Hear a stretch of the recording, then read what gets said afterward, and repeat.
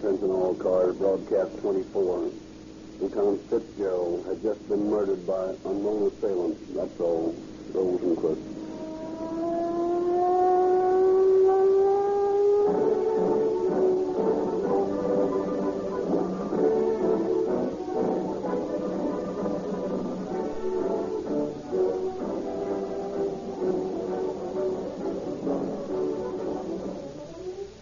Ladies and gentlemen, if you read your newspapers carefully, last week you saw an article with this caption: Award made on gasoline.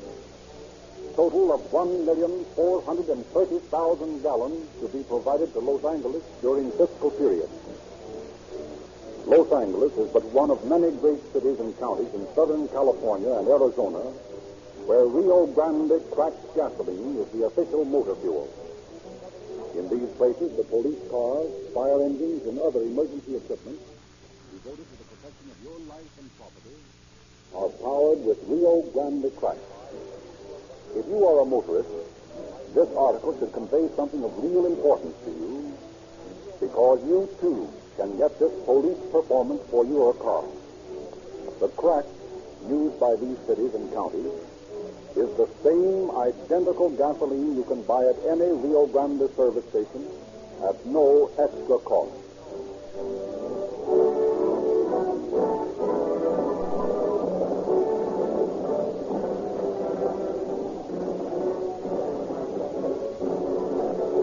At this time, we are pleased to present Chief James E. Davis of the Los Angeles Police Department. Chief Davis. Good evening, friends. Every so often, too often, for the peace of our citizens and the dignity and respect due its peacetime army, an enemy of society kills a policeman and gets away with it, but does not escape his punishment forever. In the Canadian Northwest, the mounted police have built up a reputation respected throughout the world for always getting their man.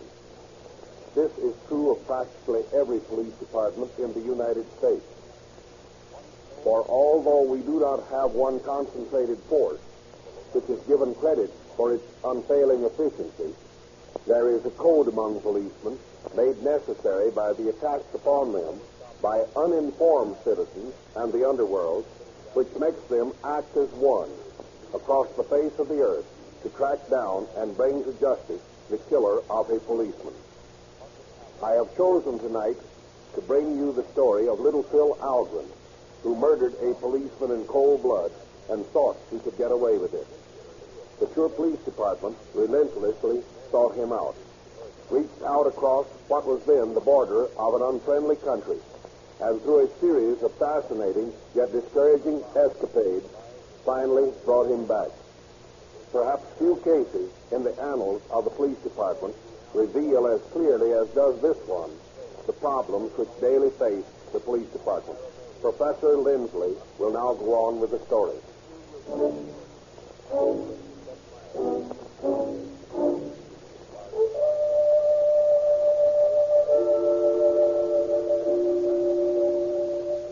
On June 18, 1921, Detectives Fitzgerald and O'Brien make a raid on the house of a man named Farley and round up 7 characters wanted on charges ranging from possession of narcotics to grand larceny.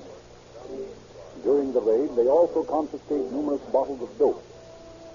After booking the prisoners, the detectives, accompanied by Eddie Dalton, special agent for a downtown bank, return to the Farley home to make a search for further evidence. Well, right, Tom. I guess Mrs. Farley hasn't skipped out.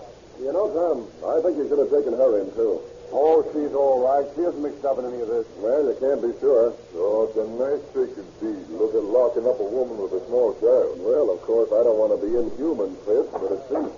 Oh, good evening, Mrs. Farley. We've come back. Where's my husband? Is he all right? Is he safe? He's safe enough, Mrs. Farley. She's not going to get away from the place she is now. We want to look around a little bit more, ma'am. May we come in? Well, I don't know. That is... There's somebody in there. No, I'm all alone. Miss Farley, we're coming in. You can't. Oh, look there. No, you don't. Stop where you are, or I'll let you have it. What does it matter? Tom, think it's a hurry to get away. You want to talk to you? Who are you? You know who we are. Police officers. What's your name? We're going Charlie. You're lying. It's Medrano. This is another bird we've been looking for some time, Eddie. You guys aren't doing bad today. No, sometimes we have lucky days, and this is one of them. You're under arrest, Medrano. Yeah, but what for? I have done nothing. You've done enough for our purposes. But you cannot do this. Sit down, Medrano. Take it easy. Sit down.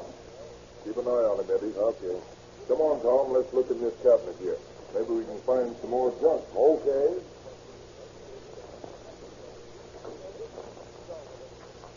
Well, there's nothing on these shelves.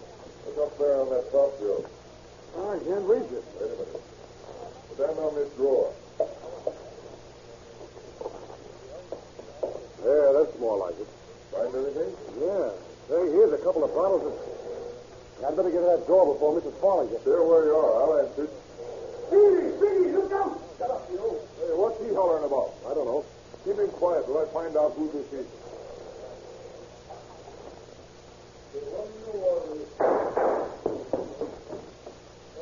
What's the matter, Eddie? Fitz entered the door. There was a shot, and he ran outside. Well, come on. There's somebody over there with the steps next door. Oh, yes. Oh, it's Fitz. What's the matter, Fitz? He got me. Oh, done. Call an ambulance quick, Eddie. She's hurt bad.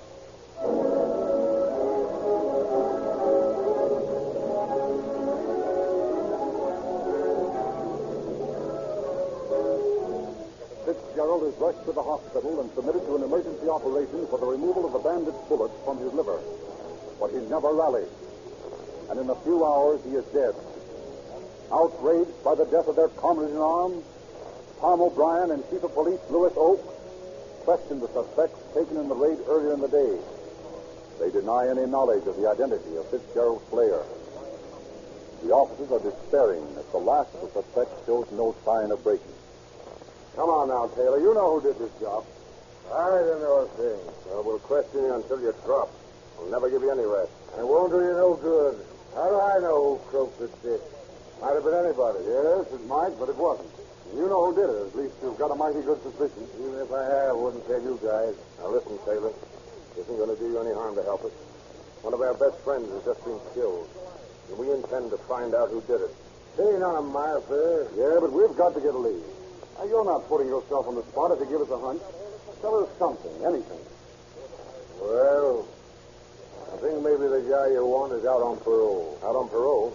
What else? Listen, that's all you're going to get out of me. Thanks, Taylor. That's all we need. Tom, get Langham, the state patrol officer down here. Put Langham, the state patrol officer down here. But it's 2 a.m., Officer Chief. I don't care what time it is. Get him out of bed. And get him down here as soon as possible.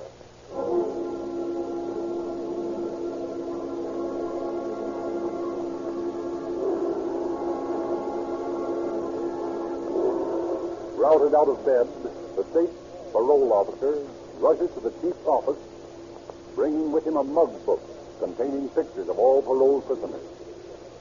Chief Oak calls Medrano into his office, and placing the mug book on his lap, turns it slowly, page by page, as a circle of hawk-eyed detectives watch the criminal's face for the slightest change of expression.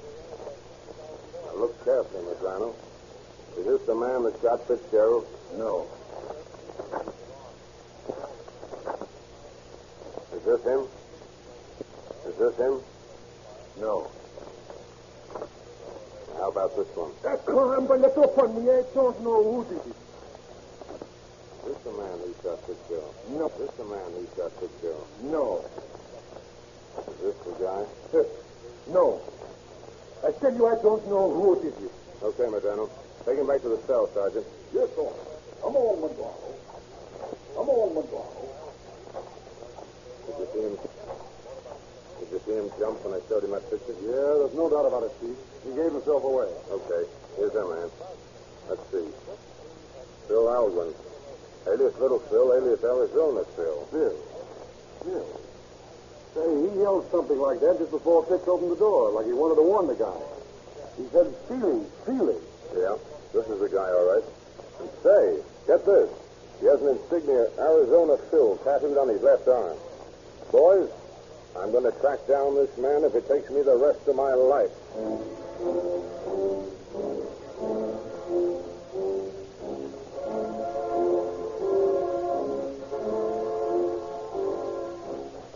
Chief Oak proceeds to make good his oath.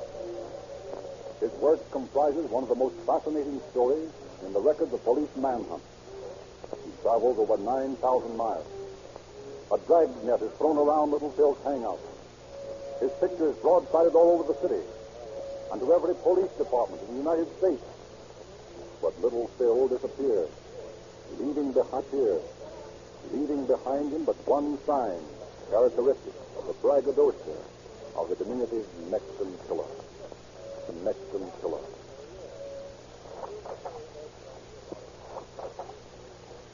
You want to see me, Chief? Yeah. Anything new on Little Hill? No.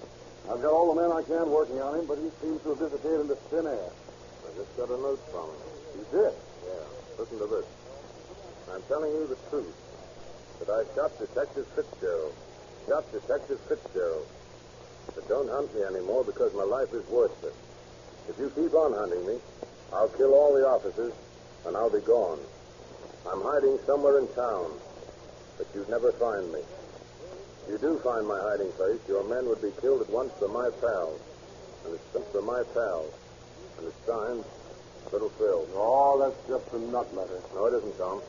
I checked the handwriting. Little Phil, all right. He's got a lot of nerve asking us to come and get him. And that's just what we're going to do.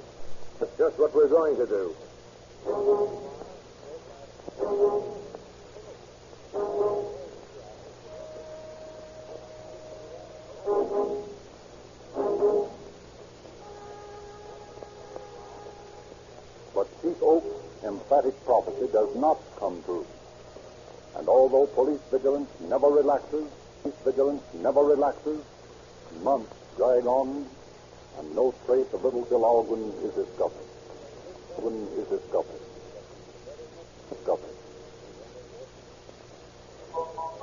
then one day, outside the main ring of a circus playing in a small town in Idaho, two clowns are arguing just before they go on with their act. Now listen, Dallas. If you sneak me up again on the run-in, you'll get what's coming to me. What's eating you, Pedro? Just a laugh, doesn't it? I'll not stand any more, I warned you. Pipe down. Here we go.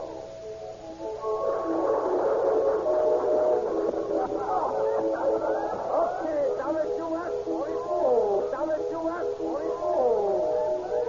You'll never sleep anyone else. One of the funniest clown acts I ever saw. That guy, they sure are a vow. Look at that same fight there.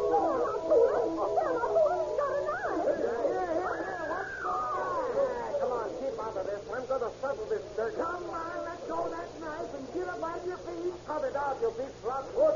You're tearing my sleeve off. I'll tear your arm off if you don't stop this fight. What's this? A tattoo mark. Arizona Phil. Hey, let go of me. You'll never get me. None of you fools. Please stop that man. Stop that fellow. He's running for murder.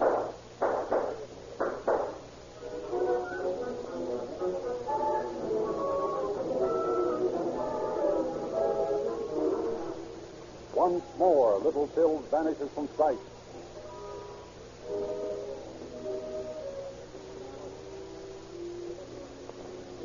In the fall of 1922, more than a year after the murder of Detective Fitzgerald, three shadowy figures wade across the Rio Grande River 2 miles south of El Paso.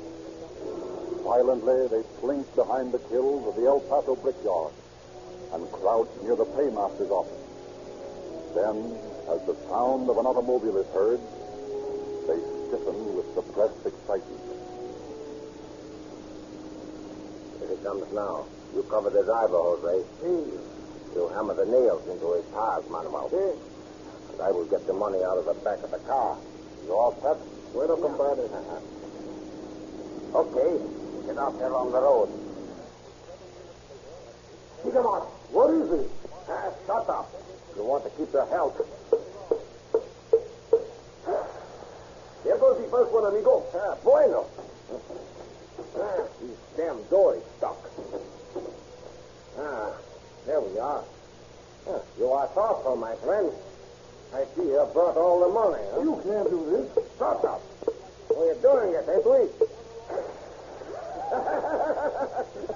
It's good enough. We can't get far with the two flat tires. Come on, amigos. Adios, senor.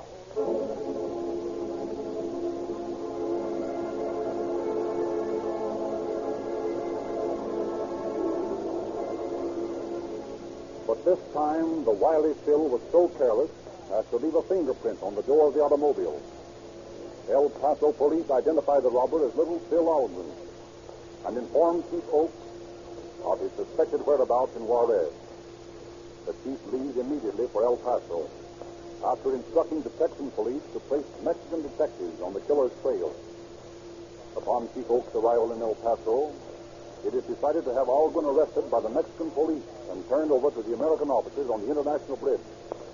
Chief Oakes accompanies the Mexican detectives to a cantina frequented by Alquin to witness the arrest. Alquin, you are under arrest. What for? Vagrancy. Vagrancy? That's a good one. You think I'm not? Who's the gringo with you? That is of no matter. Will you come peaceably or will I have to handcuff you? Oh, I'll come peaceably. Let's go. Now, what's the idea of the car? We can walk to the jail. I prefer that we ride. Okay, pal. Your gringo friend riding with you? Seguro? I thought so. Well, let's go.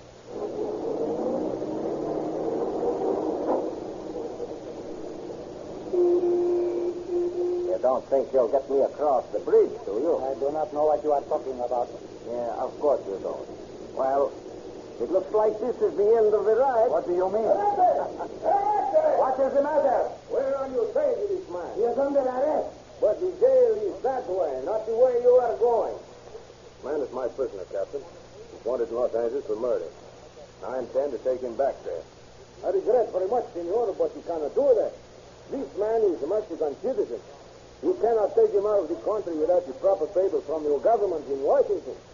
But the American government doesn't recognize the President's government in Mexico. I couldn't get extradition papers. That, senor, is not my problem. It is yours. Come on, Felipe. You are not under the arrest. What did I tell you guys? You can't touch me.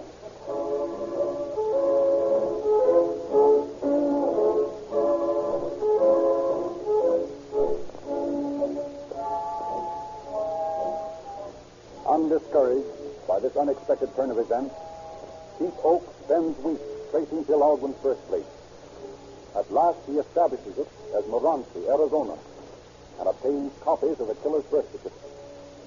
Now he must attempt to get Alquin deported from Mexico as an undesirable alien.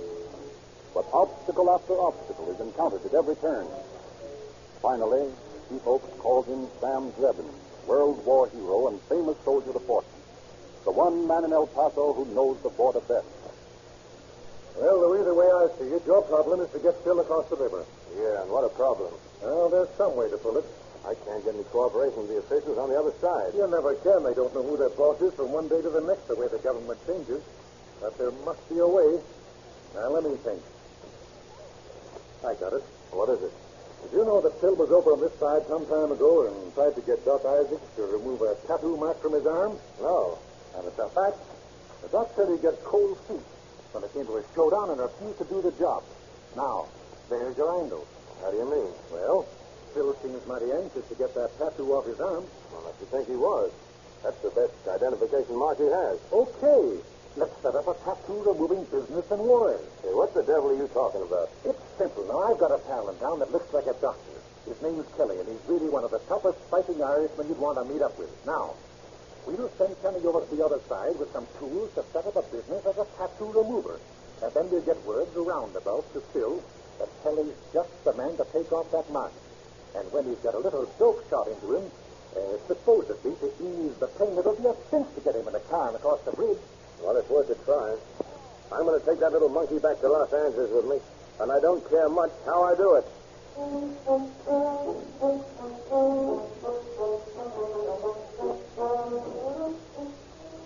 The trap is laid, and little Phil falls for the bait.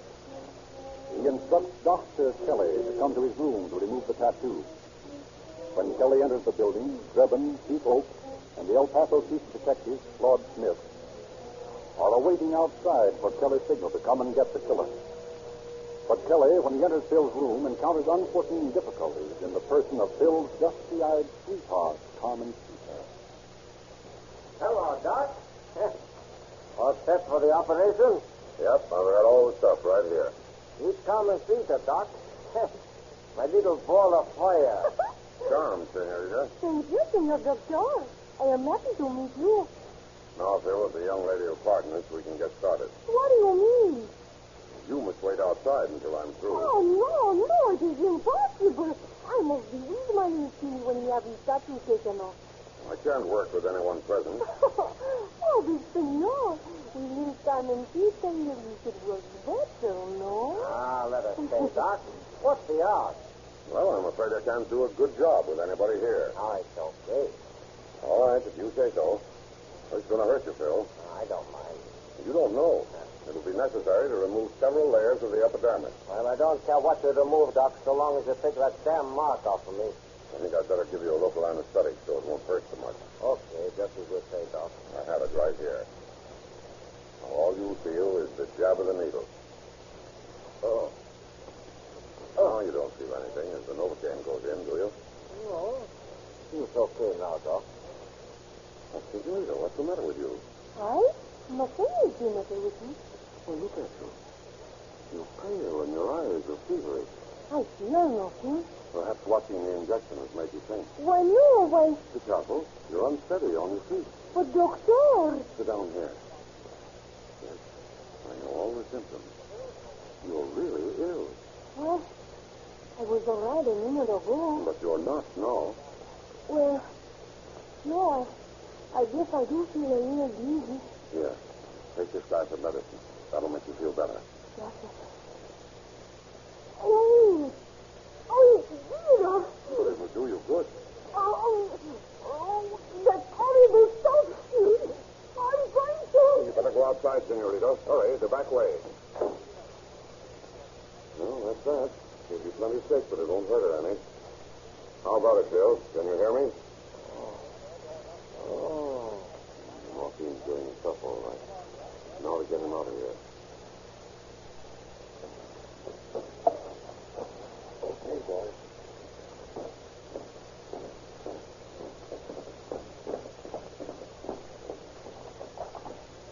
I've given him all the dope I dare to. He's groggy, but he isn't out yet. All right, you take him this way. Come on, Louise. You grab his feet. Okay.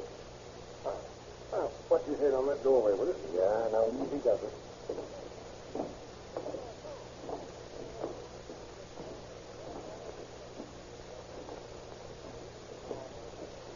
Now get him into the car, quick. Look out, he's coming too. Kelly. Mufflin, he's coming out of it. Lenny, amigo! The gringos are kidnapping me! They will kill me! Get him into the car. Get him into the car. Jump him in anyway. Give me that driver's seat, Harvey. Get going, boys!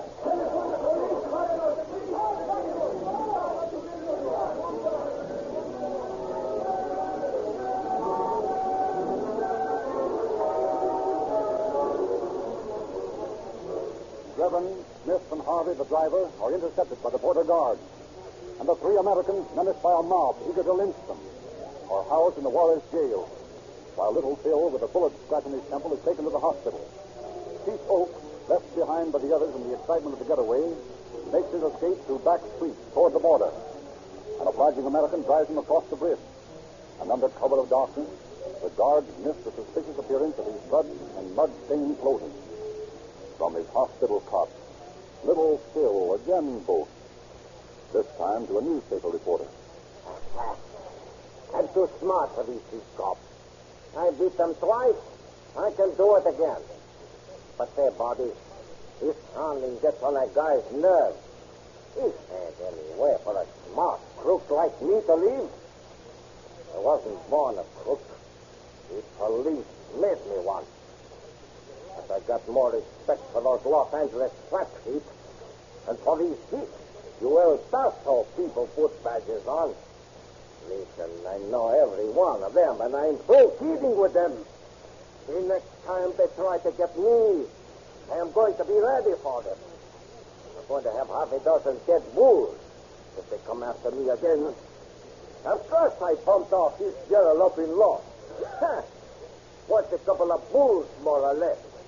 I'll bump off every bull that gets in my way from now on.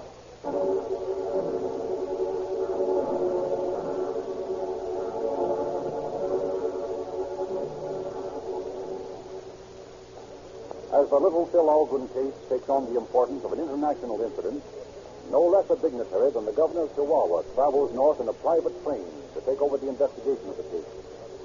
Chief Oaks is awaiting him at the hotel in El Paso when a Mexican druggist asks to see him. Yes, sir. What can I do for you? I am Tomas. I am Boticario. A druggist. Yeah? See, I have here a prescription for a patient at the Libertad Hospital in Juarez. His name is Alquin. Felipe Alquin. You know him, no? Yeah, I know him. Oh, he is no good, this Alquin. Look, I have here a great power in this prescription. Senor, if you say the word, I shall make this prescription like it should be. What do you mean? I mean I will put poison into this prescription. This malombre Alquin will die. No one shall know. No, thanks so much. I've had offers like that before, but I'd rather take him back alive. But, senor, it's the easy way to settle the whole thing. One little pinch of the right powder and poof. He's out of the way forever. Very kind of you, Tomas. I want to help, but I'm afraid I can't accept your offer. Very well, senor, but I think you make a big mistake.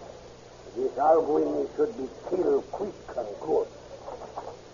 The governor of Chihuahua to see you, senor. Show him in, please. Si, senor. Now, you'll pardon me, Tomas, but I have a very important interview. Good, senor.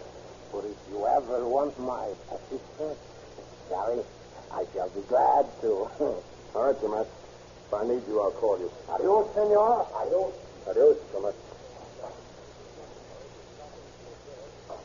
Come in, Governor. Come in. Buenos dias, senor. Good day. May I introduce myself, Governor? I'm Lou Yokes of the Los Angeles Police Department. It is a pleasure to make your acquaintance. Well, thank you. You were very kind to come see me. Not at all, senor. I have heard much of the fine police work you and your department perform. Well, it's good of you to say so, Governor, but let's get down to business. As you say, senor? Governor, I want you to deport Philip Alquin. I want him for murder. Yes, I understand that, senor. But as he is a Mexican citizen, and your country unhappily does not recognize mine, I do not see... I've heard that explanation before, Governor, but it isn't so. Alquin is an American citizen. It has never been proved, senor. Here's the proof. Here's his birth certificate. Born in Arizona. Look yourself. It does seem to be so. It is so, Governor. And now, since he's a known and confessed murderer, an American citizen, it follows that he's an undesirable alien in your country. There is something in what you say. And being an undesirable alien, he should be deported. You place him across the international bridge, and my men will be there to arrest him. That seems to be perfectly regular. Then you will do it? Si, senor. When? I will deliver him into your hands tomorrow morning at 9 o'clock.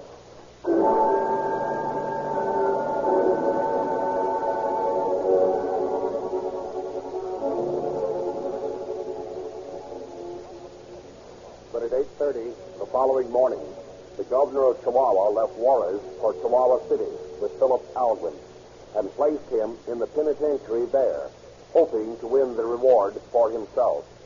Great pressure was brought to bear through interested Los Angeles newspapers on President Obregon of Mexico.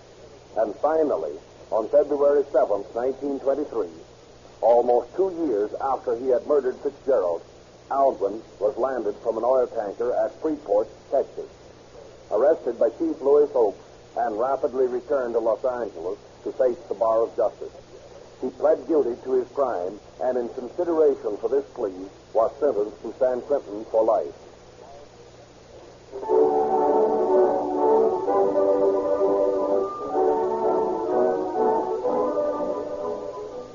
Ladies and gentlemen, when you are buying a new car, you don't just take the word of the advertisement, do you? Of course not. In fact, you insist on taking rides in the various cars. You are not satisfied with claims alone. You want absolute proof. Why not decide on your brand of gasoline in this same manner? Let proof and not mere claims decide for you. All advertising for Rio Grande cracked with tetraethyl is based on proved facts, not high-sounding and confusing claims. Rio Grande cracked has just recently started its second consecutive year as the official fuel of Los Angeles. It has come through nobly in the grueling test of thousands upon thousands of miles in police cars, ambulances, fire engines, and other emergency equipment. Before you purchase your next tank full of gasoline, consider this statement of fact. More police cars, fire engines, ambulances, motorcycles, and other emergency equipment in Southern California and Arizona are powered with Rio Grande crack than all other brands combined. And for finer lubrication, try famous Sinclair Opaline motor oil.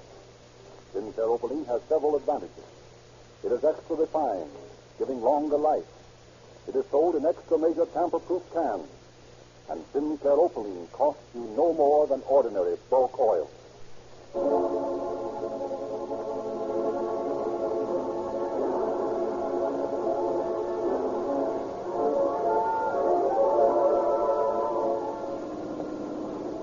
Los Angeles Police calling all cars, attention all cars, cancellation broadcast 24.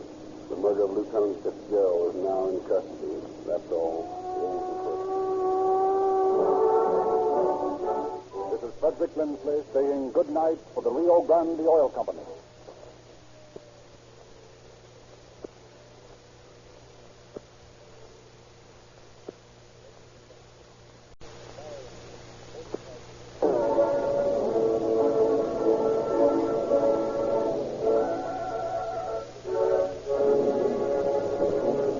Before we begin the dramatization of the Gettle kidnapping case, it is our great pleasure to present a man who played an important role in the peace army which tracked down and captured the Gettle kidnappers. Ladies and gentlemen of America, a message from Chief James E. Davis of the Los Angeles Police Department.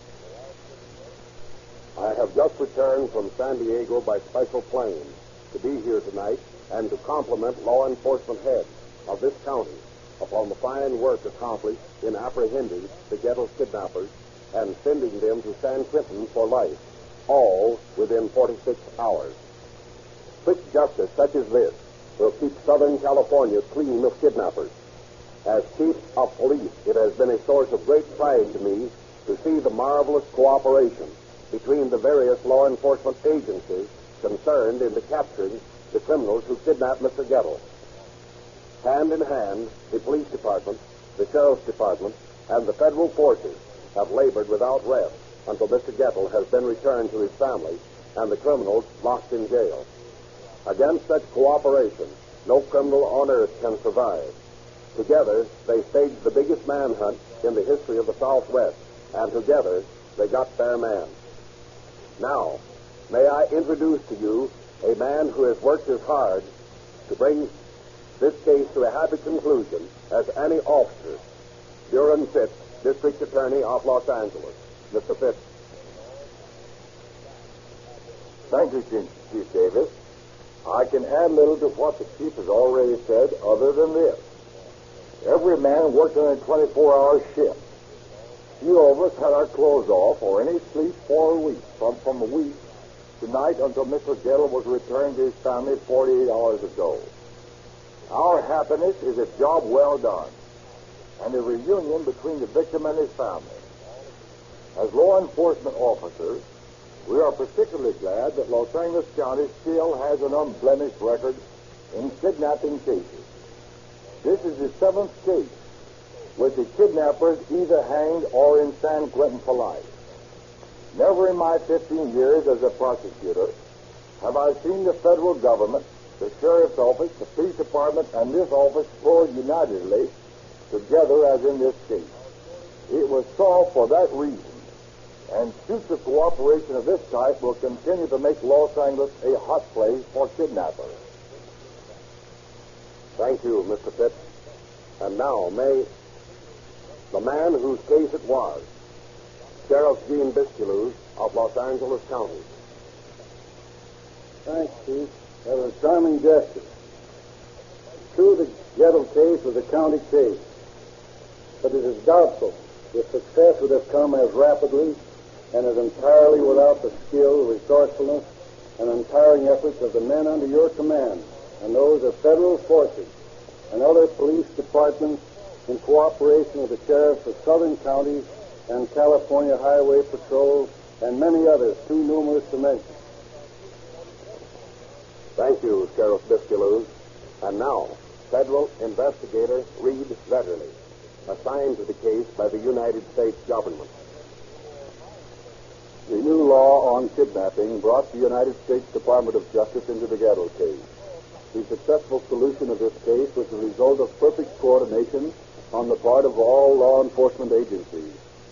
With proper coordination, crime cannot flourish in any community, and it shall be the purpose of our department to continue such cooperation. Thank you. And now, friends, you've heard the men who directed the hunt for Mr. Gettle and his captors. Later in the program, you will hear Mr. Gettle himself and his faithful friend, Attorney Ernest Noon. But first,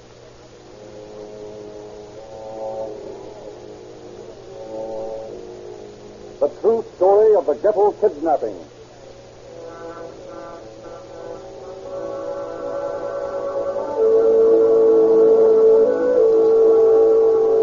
It is just a week ago tonight. A warm midnight breeze caresses the lacy green leaves of the pepper trees and rattles the stiff fronds of the tall palms. The lazy song of a night bird drifts across the lovely garden of the Gettle Estate in Arcadia, a suburb of Los Angeles. The guests who have spent a pleasant evening at bridge have all retired, all but one, James P. Wolfe, who has joined his host for a cigarette in the recreation house behind the mansion. Certainly is a lovely place you have here, Bill. Yes, I've dreamed of building this house for years, and finally it's all completed, even to the swimming pool. You're going to enjoy that if this hot weather keeps up. I'll say I will. But it's the kids that will get the most out of it. Yes. Certainly have a paradise to play in here. That's tremendously important, Jim, to give the kids a safe place to play. You know, ever since the Lindbergh kidnapping, I've been worried about those kids of mine. Yes. That was a terrible thing. That's the reason for the barbed wire on top of the concrete wall around the place. That's the reason for the electrically operated gate. I want this place to be safe for my kids. Well, you've done a pretty good job, Bill. Yes, I think I have. Well, it's getting late. Almost 12. Shall we go in? Okay. Well, I'm pretty tired, too. This way, Jim. It's shorter. Pick 'em up, gentlemen. Hey, what is it? Keep quiet. Can't you see this gun? Now put your hands up. Over your heads. Walk over toward the wall. This ain't a hide, it's a snatch. Listen, boys. My wife's back there in the house. She's sick. Come on back there with me. I've got a lot of money in the safe. I've got $100 or more in my pocketbook. Take it and get out, will you? Listen, fella.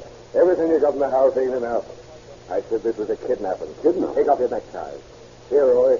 Tie this guy. I'll set up Mr. Gettle. Right. There.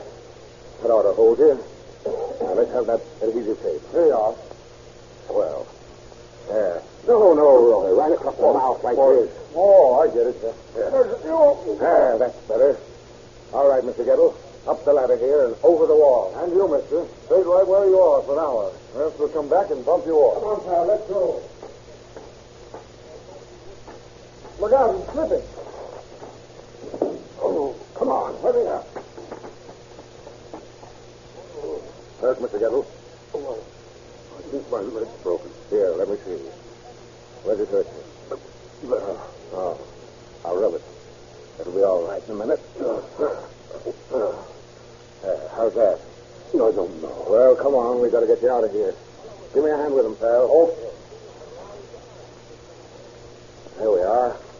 All right, lean on my shoulder. We'll get you over to the car.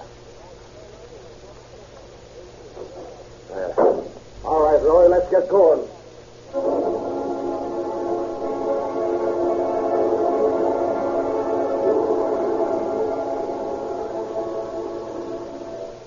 Los Angeles Police calling all cars, attention all cars, the sheriff's office. William F. Gettle had been kidnapped from his home in Arcadia. by two men, described as Americans, 5 feet 9 or 10 inches, weighing about 160 pounds. The victim was attired in gray flannel trousers, a light tan shirt, tennis shoes. He wore gold-rimmed glasses. Go get 'em, boys. That's all. Rolls and first. All about the millionaire kidnapping. All about the millionaire kidnapping.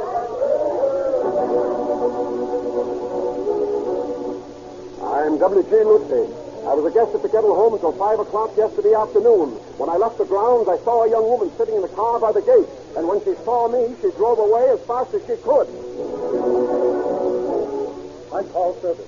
I live across the way from Gettle's place. Last night at 9 o'clock, I heard a shot. I'm Loretta Turnbull, the outboard motorboat champion. Yesterday, I too received a kidnap threat. I'm carrying a gun. I'm S.E. Lost. Several times last week, I saw an automobile bearing an Illinois license plate pass the Gettle home. I'm a citizen of Arcadia. I heard a man screaming at midnight last night. I'm a man in the street. I think the Gettle kidnapping is the work of the Dillinger gang. I'm a housewife, and I believe the criminals who kidnapped Mr. Gettle are the same thieves that kidnapped that poor Robles baby over in Tucson. I'm Ernest Noon, and I've been authorized by Mrs. Gettle to act as intermediary. I will deal with the kidnappers independently. Owing to the serious condition of Mrs. Gettle, who has been ill for a considerable time, I ask that the kidnappers do not unnecessarily delay reaching me. This is the only official statement from Mrs. Gettle. She has made no statement herself. I'm Boron Fitz. I'm the district attorney of Los Angeles. I've ordered every man connected with my office to get on the job 24 hours a day. With my office as the clearinghouse for information, I'm asking every citizen who might observe a suspicious movement to call it to our attention. We believe that we're in a position to conduct a search for the kidnappers, which will be as widespread and ultimately as successful as the search for that other notorious kidnapper, Eddie Hickman. Such are the rumors, statements, garbled welter of evidence, and clear-cut expression of legal policy which developed in the first 12 hours after the abduction of Mr. Gettle. Then, as Reed Fetterly, federal agent, arrives from San Francisco, as Chief Davis offers the complete facilities of the Los Angeles Police Department, Sheriff Gene Biscaluse of Los Angeles County summons police chiefs from more than 40 Southern California cities to his office for a council of war. Boys, Gettle's safety is our paramount consideration. We are running down obvious clues and checking suspicious characters, of course, but we are making no attempt to interfere with ransom negotiations. You've heard Mr. Noon's request. Though we have promised not to interfere with the ransom negotiations, we can intensify our activities on all stakeouts and investigations now being conducted. In other words, gentlemen, until we deliver Gettle back to his family, no one is above suspicion.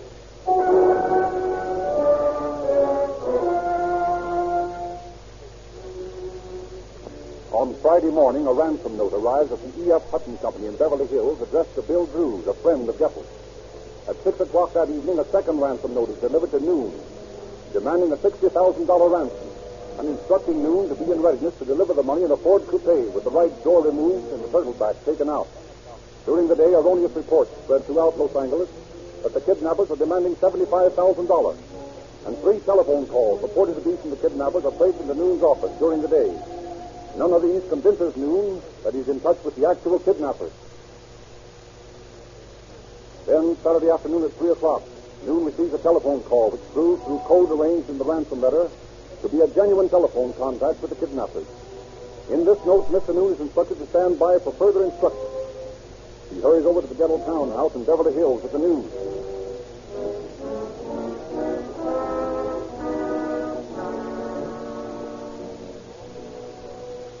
In the sun-filled garden of the Gettle mansion, the 4 children of the kidnapped millionaire, Billy and Betty, the twins, aged 8, Bobby 6, and Jimmy 4, are playing, all unmindful of the horrible plight of their father. In the darkened room on the first floor, Mrs. Gettle receives Mr. Noon. Oh, Mr. Noon, Is there any news? Yes, Mrs. Gettle. I've just received a call from a man who calls himself Percy. And that's the way the ransom note I got last night said the message would be delivered. What did he say? Well, he said to hold myself at readiness for further instructions. Oh, Mr. Noon. Oh, do you think he's all right? I have every confidence that he'll be back soon. Oh, I hope so. Oh, I'm sure he will. But Mrs. Gettle, you have no right being up. You should be in bed. Oh, no, I'm all right. Oh, if only those terrible people would stay away. Who? The sightseers? Yes. Well, there's little you can do about them. They have no feeling. All day long, autos have driven past the house. All day long, those crowds on the lawn. Yes, and there are quite a few police here today. Yes, but they've been so good. They've not interfered with our attempts. Well, I'm glad to know that. Oh, how thoughtfully of me. Those poor officers out there in the sun. Hilda. Yes, Mrs. Gettle. Hilda, take some lemonade to the officers out in the patio, please. Yes, Mrs. Gettle, right away. Mama, I want my daddy. Where's Daddy? Now, Billy, run out and play with your little brothers and sisters. Where's Daddy, Mama? Your daddy's gone away for a few days on business. When will he be back, Mama? Why, he should be back. Any day now.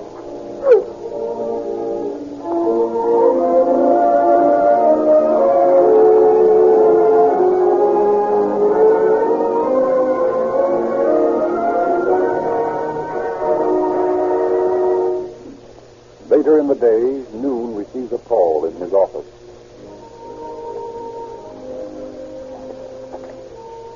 This is Percy. You got the money? Yes, but I'm not satisfied with the signature. Well, what do you want me to do about that? Now, look here, if you're really on the level, and you are holding Bill Gettle, ask him these questions. First, what did I play with on my one and only trip to the ranch? And second, who was in the automobile on that trip? Okay, I'll call you back.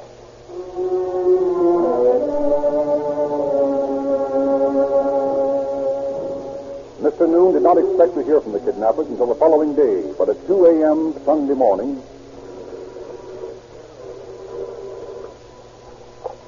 Hello. This is Percy. The answer to the first question is the green parrot. The answer to the second question is Lucy Richards, Gettle, yourself, and another man were in that car. All right. I'm convinced you're the man to deal with. Okay, I'll call you tomorrow afternoon at your office.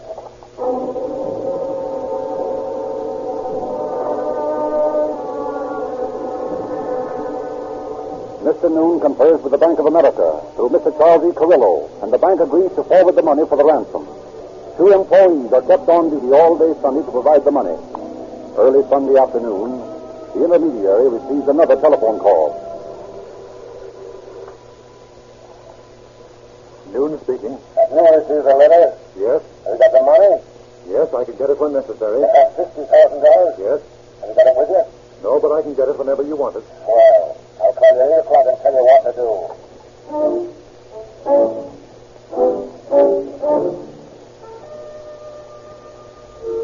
Mr. Noon remains steadfastly at his post during the hot Sunday afternoon. Late in the day, Chief Detective Joe Taylor calls on him. Good afternoon, Mr. Noon. Good afternoon, Chief. Well, what do you know? Anything new? No, nothing much. Listen, Mr. Noon, don't you think it's about time to let this truce go and start after these birds? No, not yet. But why not? Nothing has happened. Why, Chief Davis and Sheriff Biscuits have got an organization worked out that'll sweep Southern California like a swarm of locusts. They couldn't escape our Dragnet. Yes, and Bill Gettle would never get out of it alive. How do you know he is still alive? Well, I feel sure he is. Come on, Mr. Noon. Something's happened. What is it? Well, I may as well tell you, Chief. I'm waiting for definite orders from the kidnappers. They've agreed to $60,000, and they're to call me at 8 o'clock. They have? Yes. Pardon me a moment. Certainly.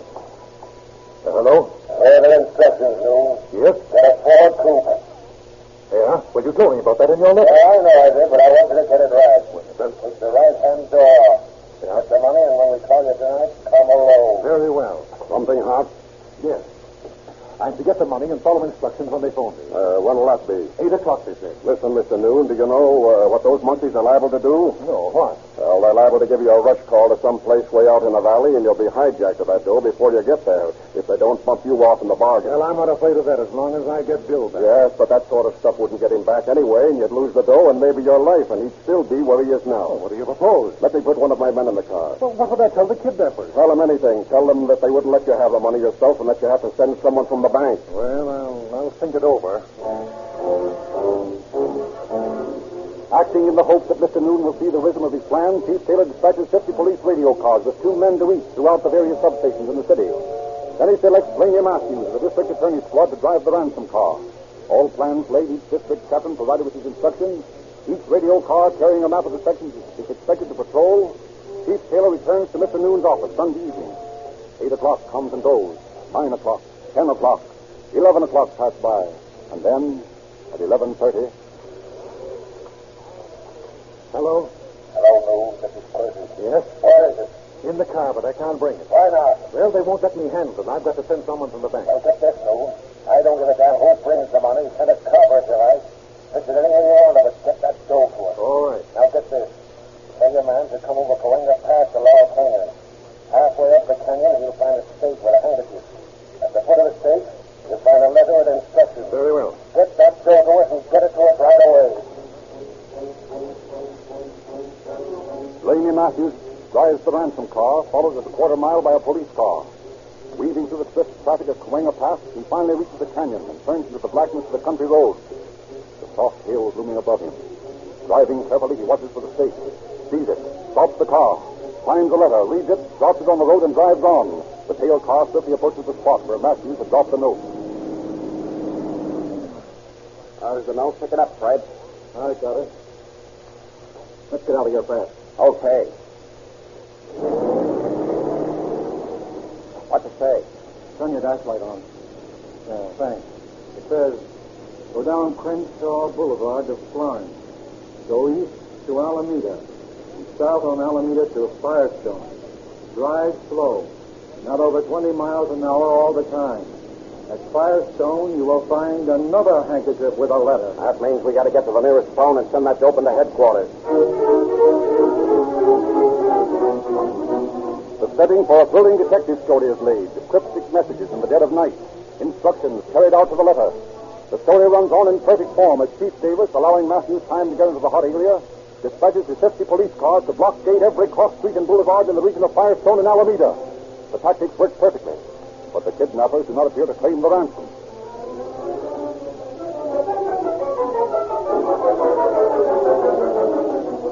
Discouraged, the strategists of the peace force are required to develop a new line of attack, but at this point the story takes an unexpected turn. For several weeks, Chief Taylor has had a dictaphone planted in the apartment of a gang of suspected bank robbers. From the adjoining apartment, Detective Lieutenants H.C. Gerhardt and W.C. Burris, after their patient vigil, at last hear a snatch of significant conversation. I bet you're scared about that phone call. Oh, nothing. They can't trace the call from a payphone. Well, from the newspapers, it looks like the police are laying off. I don't think so. But it ain't the phone call that worries me. I just got a hunch this place is getting hot. We better scrap. Get that, Bill. We'd better knock them over. Yeah, I'd like to get all this from off, but if they're going to highball on us, we better take what we can get. Come on.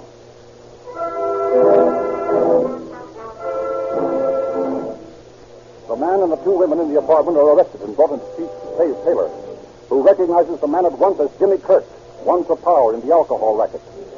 A search of the man's person reveals nothing of interest with the exception of a card on the back of which is scrawled a license number and an address. Chief Taylor, fingering this card, faces Kirk across the desk in his office. 3S9267, 723 Linden Avenue. Do you know whose address and license number this is, Jimmy? Yeah, Gettle. How come you to have it? Oh, I just read in the papers about the kidnapping, so I drove by the house in Beverly Hills.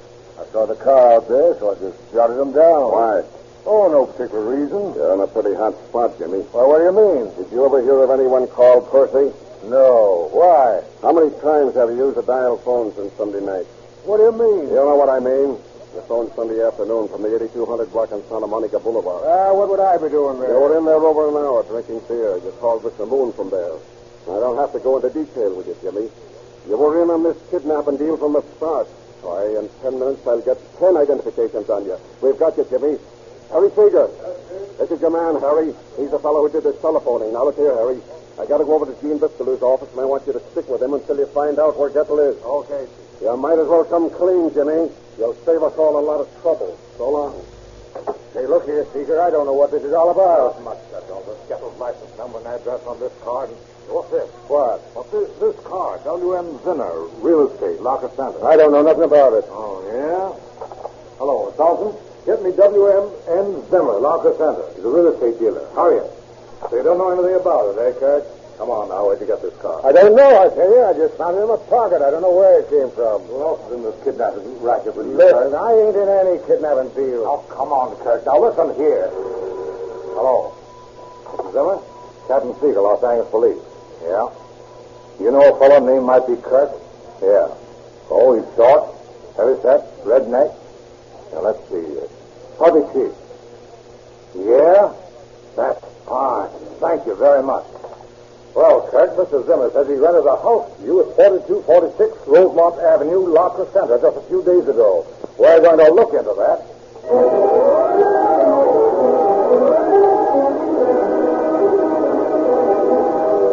Captain Sigurd turns over his momentous information to Sheriff Biscalou.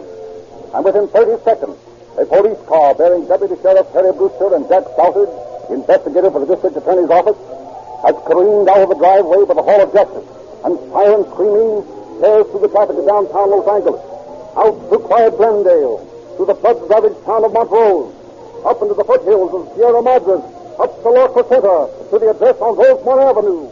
The two men leap out of the car and rush up the front steps of the house. Get around the back, Jim. Yes, sir. Come on, Brewster, let's push it in. Oh, come on, let's go. Hey, there goes the guy through the window. Get him, Jim. I got it, sir. But another one got away. Where? Off the back way.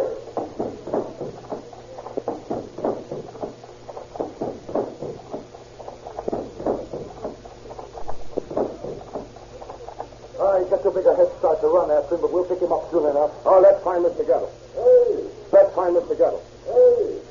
Hey there. Hey, he's in here. He's in here. He's in here. He's in here. Well, Mr. Gettle, you don't know how glad we are to see you. Boys, you don't know how glad I am to see you. I'll bet. Here, wait till I cut these ropes through here. Here, wait till I cut these ropes through here. Here, wait till I cut these ropes through here. There. Well, we got two of your kidnapping friends, sir, and it won't be long until we get the third. Good. And now can we go? Can I go back to my family? My family? To my family? My family?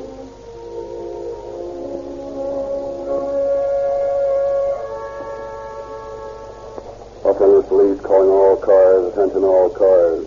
Attention all cars. Attention all cars to Sheriff's Office. Pick up Larry Kerrigan, wanted for Gettle kidnapping. Described as 28 or 30 years of age. 5 feet 9 inches tall. Has reddish hair. Sallow complexion. Slender. Bring him in. That's all. That's all. Rosenquist. That's all. Rosenquist. That's all. Rosenquist.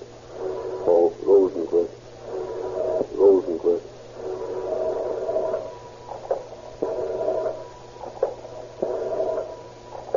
Detective Bureau, Captain Stensman talking. No, Kerrigan, don't you? Do I? I'll say I do. Where is it? Over here on North Broadway.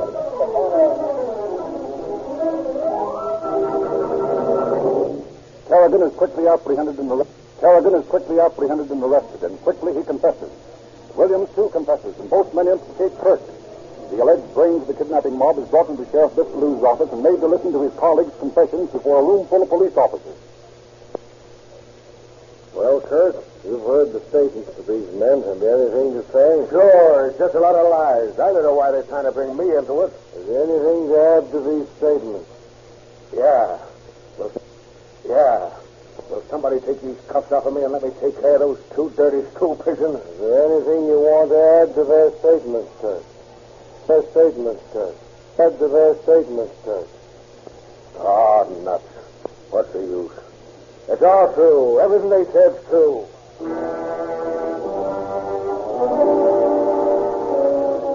Just 24 hours ago, the grand jury returned an indictment accusing Kirk, Williams, and Kerrigan of kidnapping Mr. Gettle. And Kerrigan of kidnapping Mr. Gettle. Kerrigan of kidnapping Mr. Gettle. 14 minutes later, the three men stand before Judge Fricky. He reads the indictment to them and then pronounces judgment. Judgment. Roy Williams, Jimmy Fredkirk, Larry Kerrigan.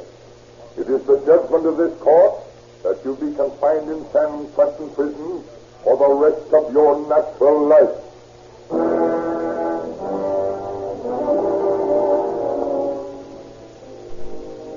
And at this moment, the three kidnappers are speeding north to prison. The greatest manhunt in the history of California is at a successful end. And California's reputation is still spotless. For never has a kidnapper in California successfully escaped the penitentiary.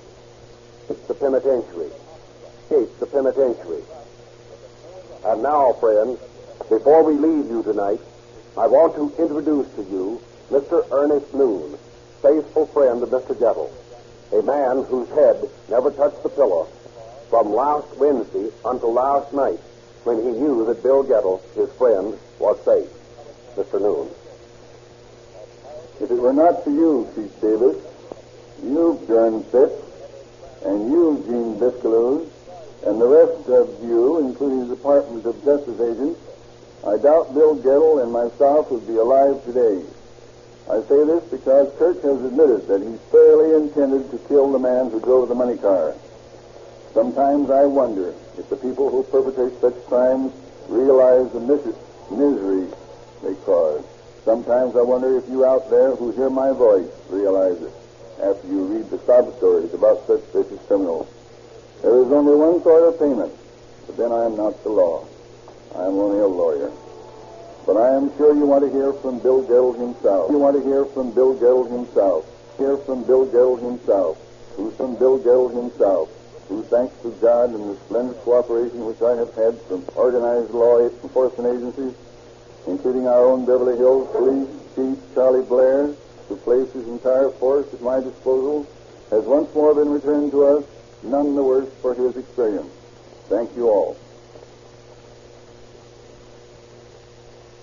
You'll have to pardon me, as I'm still a little weak and rather not talk about the last few days. I've only come down here tonight because I want to publicly thank everyone who at the greater part of my life, the opportunity to return to my family. I also hope this purpose will give others the same admiration for the forces of the law. I have gained in this rather awful affair. It's been a little like a dream that I have this broadcasting studio tonight to go home again and thank you. And thank you, Mr. Gettle, Chief Davis, District Attorney Fitz, Sheriff Biscaloon, and all you other kind people who have given of your time to make this momentous broadcast possible.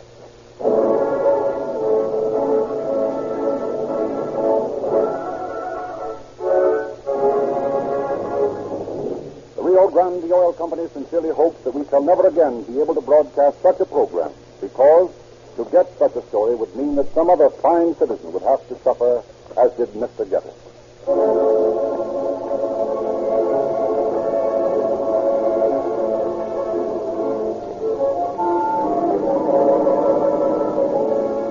Los Angeles Police calling all cars, attention all cars, cancellation broadcast 25 regarding a kidnapping. Suspects in this case are now in custody. That's all. Rosenquist. This special episode of Calling All Cars was written and produced by William N. Robeson, who worked unceasingly for 36 hours to make tonight's timely broadcast possible. This is Frederick Lindsley saying good night for the Rio Grande Oil Company.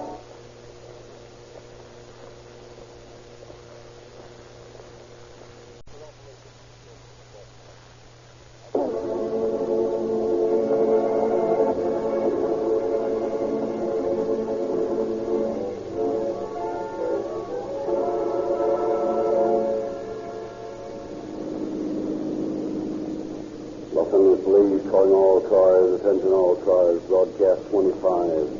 A shooting on Echo Park Avenue. That's all. Rose and Crooks.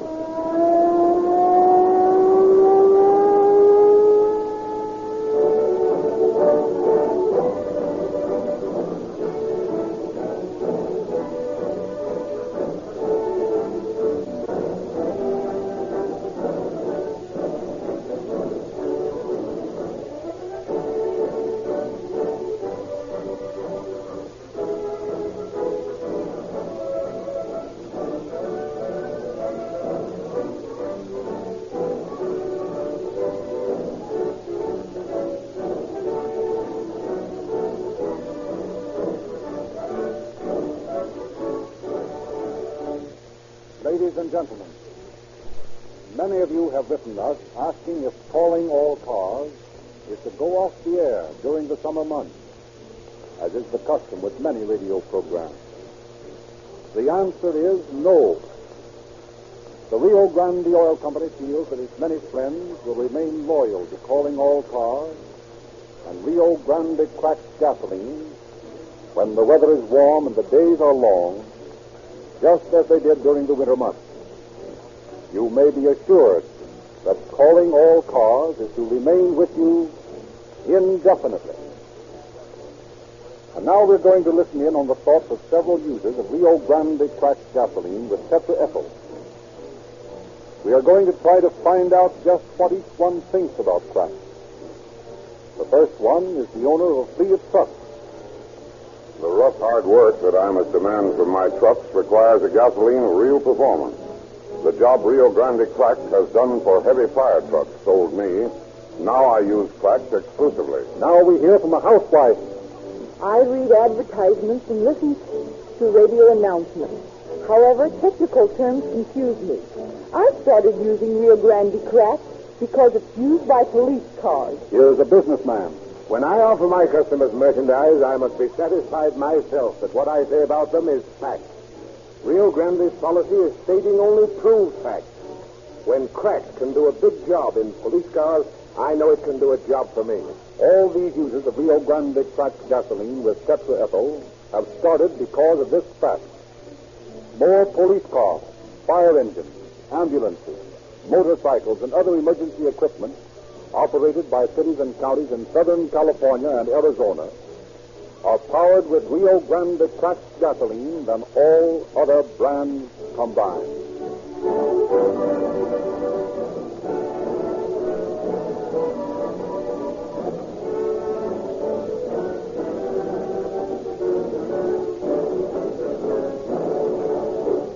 And now we present Chief James E. Davis of the Los Angeles Police Department, through whose cooperation these authentic police dramas are brought to you. Chief Davis. The entire civilized world, and more particularly thoughtful citizens of Los Angeles, who appreciate that they live under the protection of an efficient peacetime army, are today, in many ways, honoring the policemen who uncovered the gang, who brought about the Gettle kidnapping, and brought its members to swift justice. Although their work was highly commendable, not a day passes when men doing the routine duties of police officers accomplish equally as commendable work in connection with the solution of crime and the arrest and conviction of its perpetrators. Tonight, I bring to you an extremely interesting case, the dramatization of which will picture to you how the everyday routine of police work, the extraordinary training of men who toil unsung in the Identification Bureau of the Police Department, which makes possible the efficiency of this great branch of government.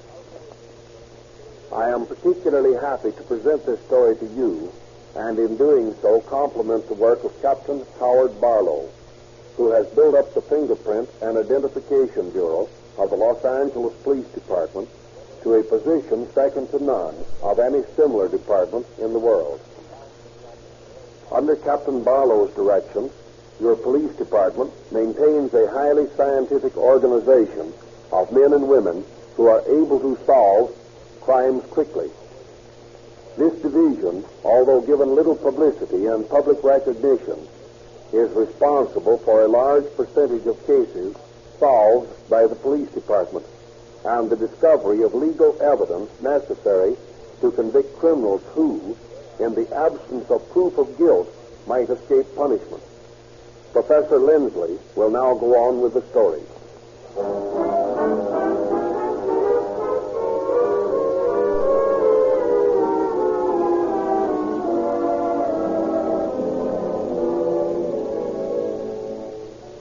On the evening of April 9th, 1927, Melvin Hatch dropped around to the Lonesome Dance Club, which is owned and managed by his parents.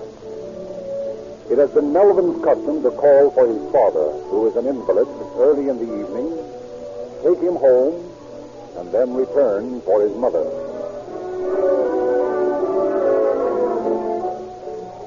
Hello, Mother. Hello, son. Oh, hello, Dad. How are you feeling this evening? Not bad, Melvin. A little better than yesterday. Oh, that's fine. It's a nice crowd tonight, Mother. Yes, we've had a good night so far, taking in over $200. Gee, that's great. You'll make $1 million out of this place yet. Oh, hardly that. Well, maybe not.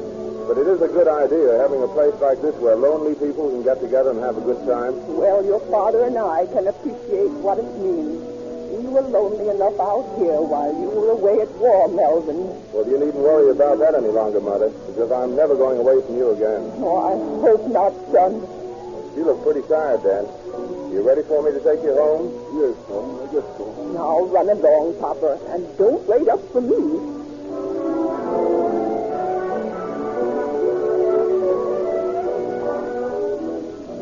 Melvin drives his father home and returns to the dance hall. A few moments after he has entered the house, Dr. Hatch hears the doorbell ring.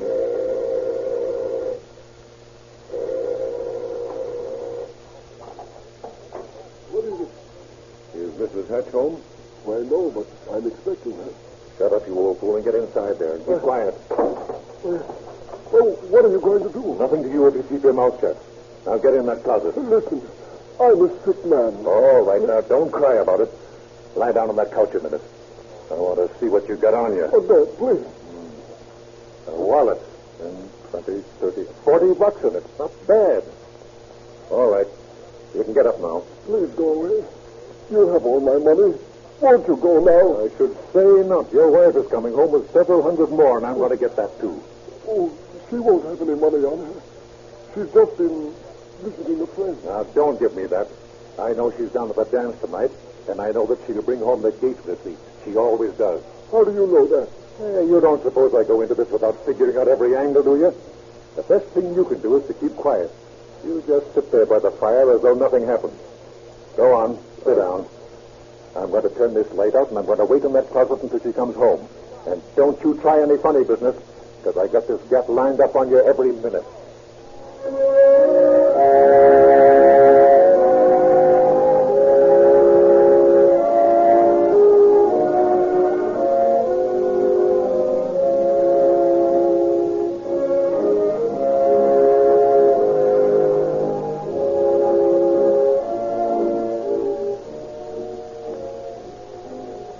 There's the last dance, Mother. We better get ready to go home. Yes, Melvin, as soon as I finish counting the last of this money.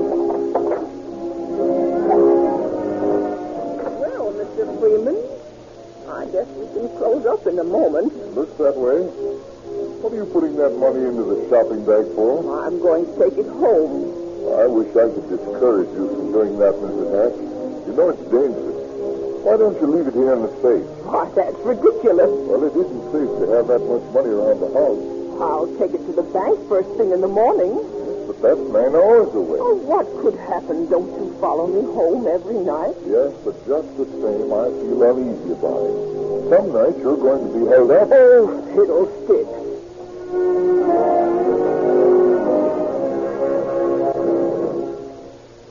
Arriving at the Hatch home at midnight, Melvin locks the garage, and proceeding to his own home, he walks to the porch with his mother. Don't bother coming in with me, son. I can handle these packages. Oh, it's no trouble, Mother? No, you're tired. Now run along. All right, Mother. Good night. Good night. Well, I declare the key is not under the mat.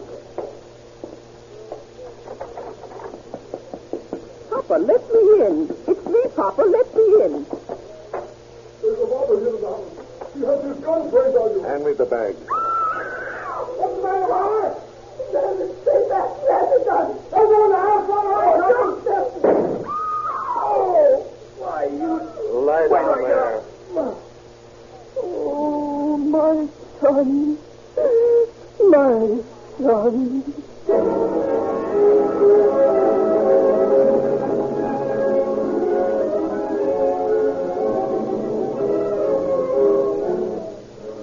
Within 3 minutes, Officers Hamilton and Tucker are on the scene.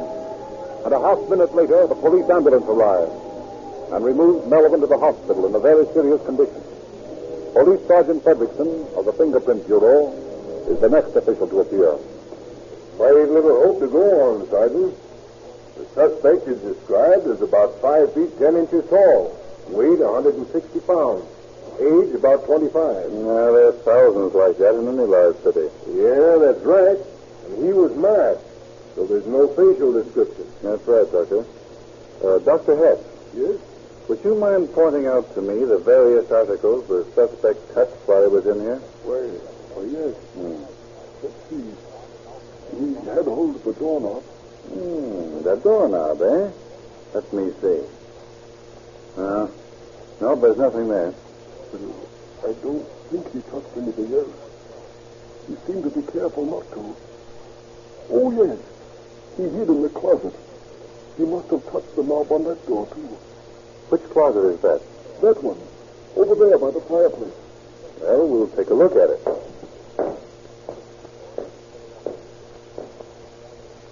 No, nothing on the knob. Looks pretty hopeless. Oh, wait a minute. Here's a smudge on the edge of the door. I'll just dust that. Bring out the marks, huh? This is what you call a latent fingerprint. When you put this powder on it, you can make it out. See? Yeah. Say, that's pretty swell. You know, fingerprinting always interested me. You ought to come around the bureau sometime. Lieutenant Barlow, our boss, is one of the smartest fingerprint men in the country. Is that a fact? Yes, sir. Now, Tucker, if you'll hold this door steady, I'll just photograph this baby. There. Perfect print. Yeah, but look, Sergeant. That's only the print of one finger. That's right. The index finger. That isn't any good for identification, is it? Well, it wouldn't be in most places, but Barlow will know what to do with it. He has a whole file of single fingerprints. Yeah? Sure. There are only 3 others like it in the world. One at Wichita, Kansas, one at Berkeley, California, and the other in Scotland Yard. Well, I'll be darned. This is some outfit we belong to, isn't it?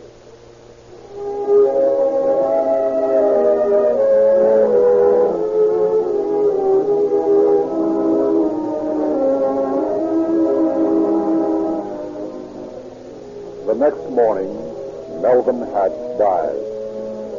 His assailant is now a murderer. Lieutenant Barlow classifies the single fingerprint found at the scene of the crime as W3C4. The letter W meaning a whorl. The number 3 indicating a core formation with a circular spiral to the right. The C standing for an inclination sloping to the left. And the 4 indicating the count between the core and the nearest delta. This lone fingerprint is filed with the prints of wanted men, as it does not correspond to any of the other thousands of prints on file at police headquarters. Meanwhile, other means are being used to identify the murderer.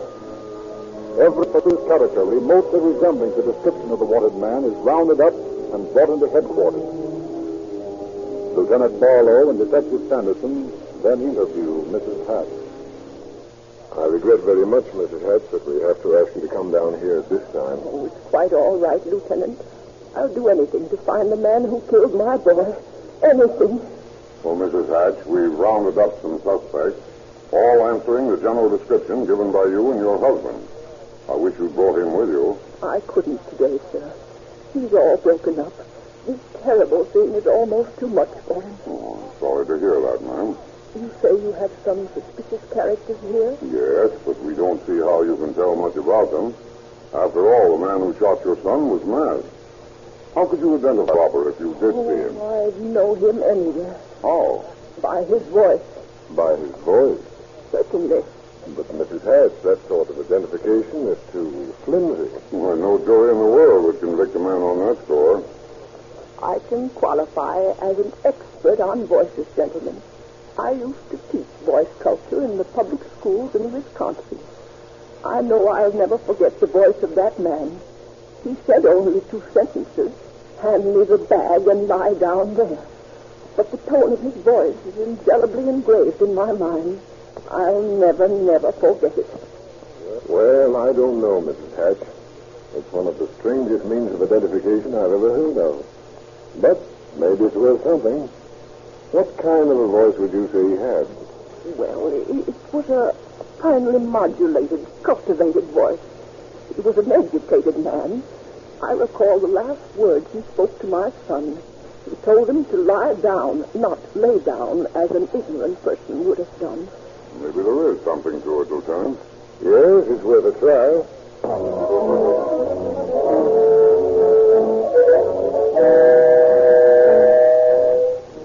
Lieutenant Barlow and Detective Sanderson lead the distraught mother into the show-off room.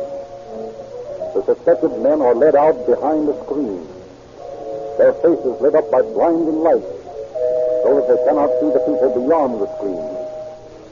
Lieutenant Barlow addresses them. Now, I want you men to repeat these words. Hand me the bag and lie down there. Start with the man on the left. Hand me the bag. Lie down there. Next. Hand me the bag. Lay down there. Next man. Hand me the bag. Lie down there. Let me hear him say it again. Repeat that, will you? Hand me the bag. Lie down there. No, that isn't the voice. Go on, Lieutenant. All right, the last man. Hand me the bag. Lie down there. Okay, that's all. Take him back, Sergeant. Well, Mrs. Hatch? No, none of these men was the man who killed my son.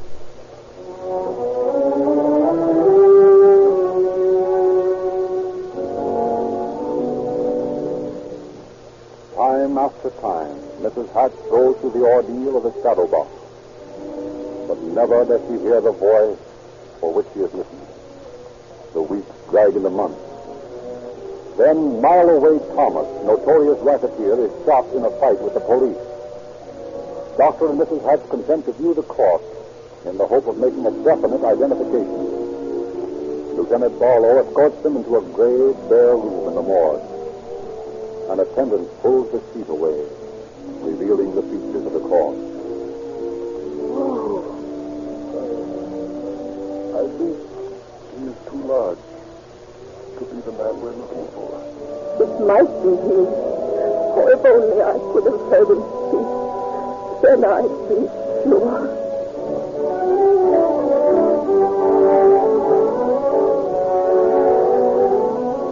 Many officers in the police department are of the opinion that the murder of Melvin Hatch was another of Mile Away Thomas's crimes, and so considered the case closed. But to Lieutenant Barlow, who constantly pores over his precious fingerprint file, no case is closed until he gets a positive identification. And the fingerprints of Mile Away Thomas do not match the single print that he received from the door of the Hatch home.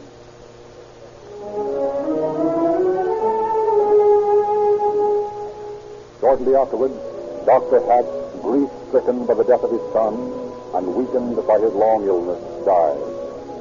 The possibilities of identification are thereby lessened to Mrs. Hatch's recognition of a voice, uttering 7 short words, and to Lieutenant Barlow's matching a single fingerprint. 3 years pass. And then another crime is shrieked across the front pages of Los Angeles newspapers.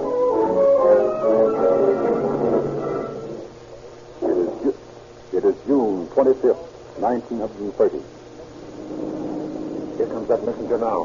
Where did he come from? Well, he's just turning the corner of First Street. Now, take it easy. See that open place there beyond the truck? Sure, I Well, gauge your speed so that you'll pull in there just as he's walking past. All right, I got it. Okay, swing in. Give me that bag. Hey, what's this? See this, Get? Give it to me, or else. Give it to me.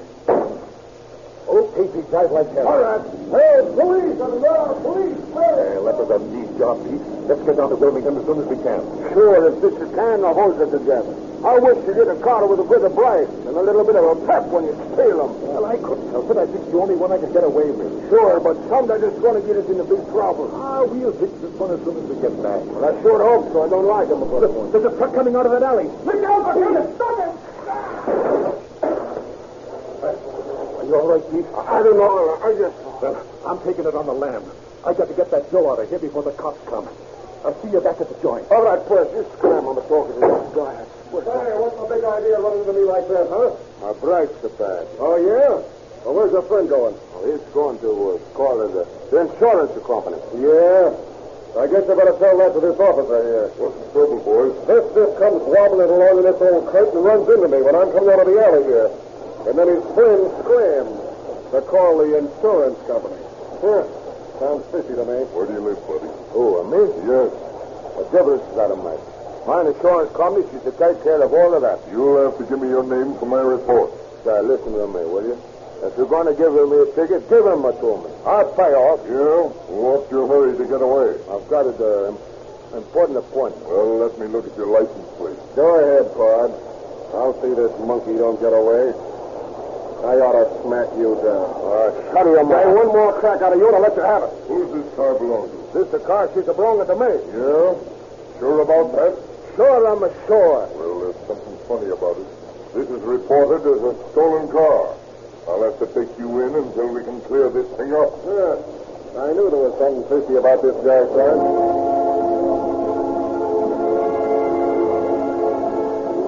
Although Solano steadfastly refuses to talk, police discover several addresses on his person. Running these down, bring them at last to a house in Wilmington.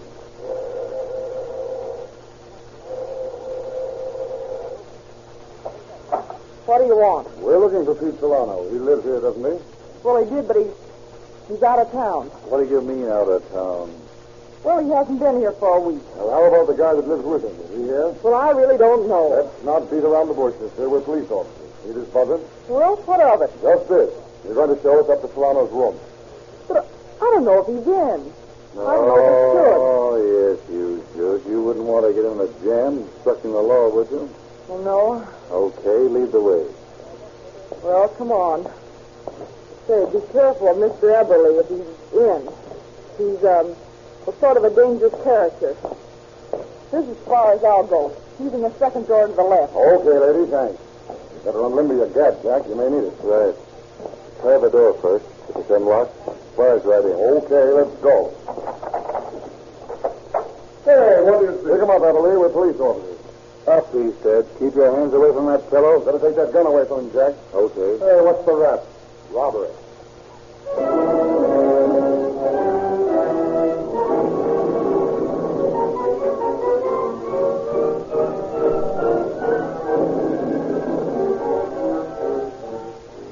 Eberly is brought in, fingerprinted, indicted, and speedily sentenced to prison on 4 counts of robbery. As he waits in county jail to be transported to San Quentin, Lieutenant Barlow is in his office making one of his customary checks on the fingerprint files against the prints found at the scene of the unsolved crime. Well, what are you up to this afternoon? Oh, just making a check back on the old unsolved crime. A lot of work, isn't it? It sure is when you have 230,000 sets of prints on file. That many? Yeah, but it isn't as bad as it sounds. Because the code classifications cut down the number of sets you have to go through to check any particular print thing. It's a lot of fun. You never know what you might find. Now, take this print here, W334. Does that mean anything to you? Not a thing. Remember Mrs. Hatch? Oh, yeah, the little old lady whose son was killed, and she said she could identify the murderer by the sound of his voice. Yeah, that's the one. Well, W334 is the code of the single fingerprint we found at the scene of the crime. They never found anything on that, did they? But every now and then I check over the files just in case. Let's look at that now. Sure. Now, let's see. Here's the W file. Now, we'll see how many W3s there are. Quite a few. See? Then we'll eliminate everything but the W3Cs. Only 3 of them. Well, I'll be doggone. What is it? Why, here's the same print, W3C4. Yeah? Who is it? Let's see. Percy Eberly, convicted on 4 counts of robbery. Look at the comparison of these prints. Identical. I can see 20 points of similarity. And you don't need more than 7 to convict, do you? No, sir. Sanderson, we've run down another unsolved crime.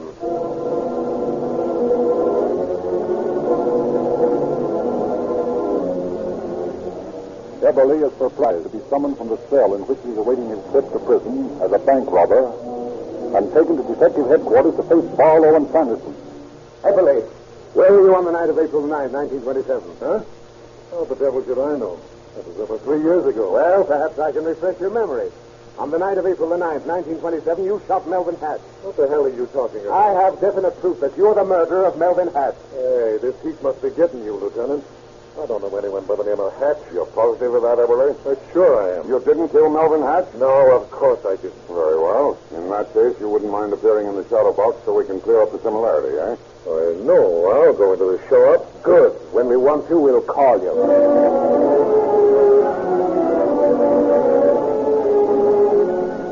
Mrs. Hatch is hastily summoned to police headquarters and arrives breathlessly eager to find what news the officers have.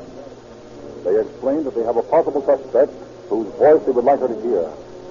Once more, as she had been so many times before, she is led into the darkened show-up room. I hate to ask you down here, Mrs. Hatch.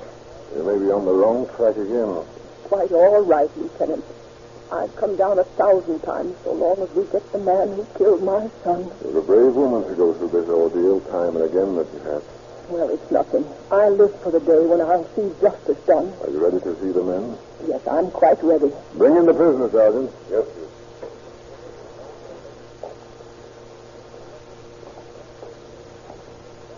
Does that look like him, Mrs. Hatch? Oh, I can't be sure. Ask him to say those words. Eberly, I want you to repeat these sentences. Hand me the bag and lie down there. Hand me the bag. Lie down there. That's he. I'd know that voice anywhere. It is the man who murdered my boy.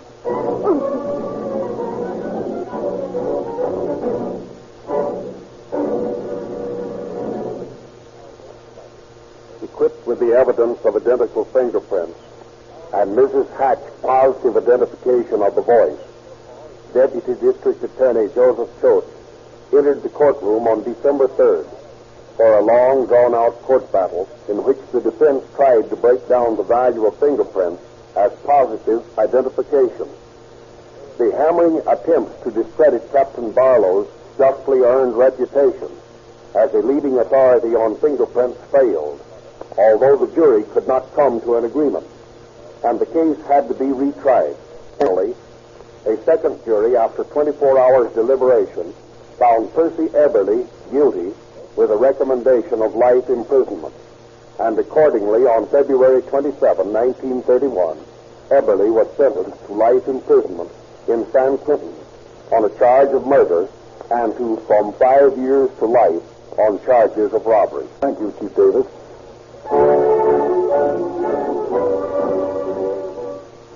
Ladies and gentlemen, every year police cars, fire engines, ambulances, motorcycles, and other emergency equipment travel millions of miles in their daily jobs of protecting the lives and property of citizens living in Southern California and Arizona.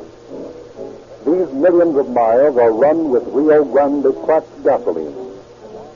No motorist will ever require from his car the results demanded by police and fire departments. Results delivered by Rio Grande cracked with tetraethyl. But why not get this extra performance? Rio Grande cracked with tetraethyl costs you no more. And when you try Rio Grande cracked, why not try its famous companion product, Sinclair Pennsylvania and Sinclair Opaline Motor Oil? These famous oils give longer life because they are extra refined. Also, you are positively guaranteed against substitution because both are sold only in extra measure tamper-proof cans. With all their advantages, it is surprising that Sinclair Pennsylvania and Sinclair Opaline cost no more than ordinary oil.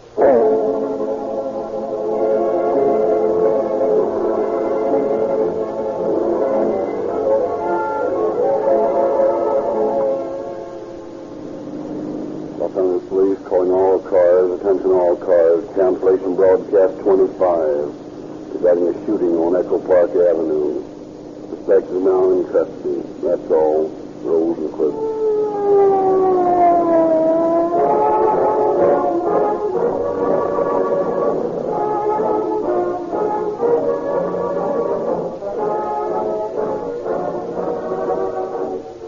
Calling All Cars is written and produced by William N. Robeson.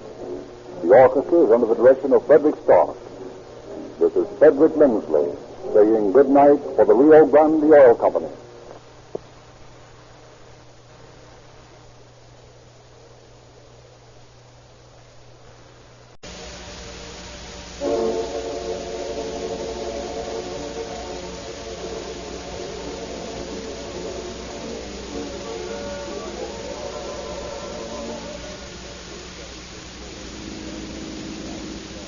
Police calling all cars, attention all cars, broadcast 27, a robbery.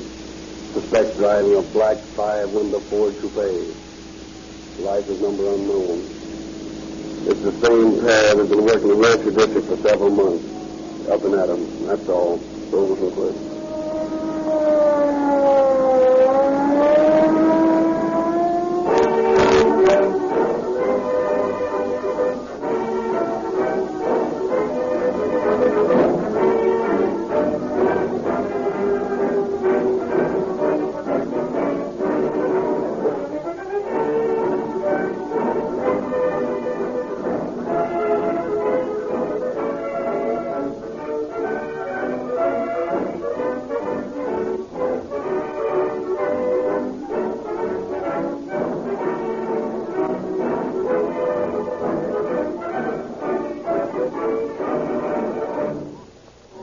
Ladies and gentlemen, the process by which Rio Grande cracked gasoline is made is a very costly one.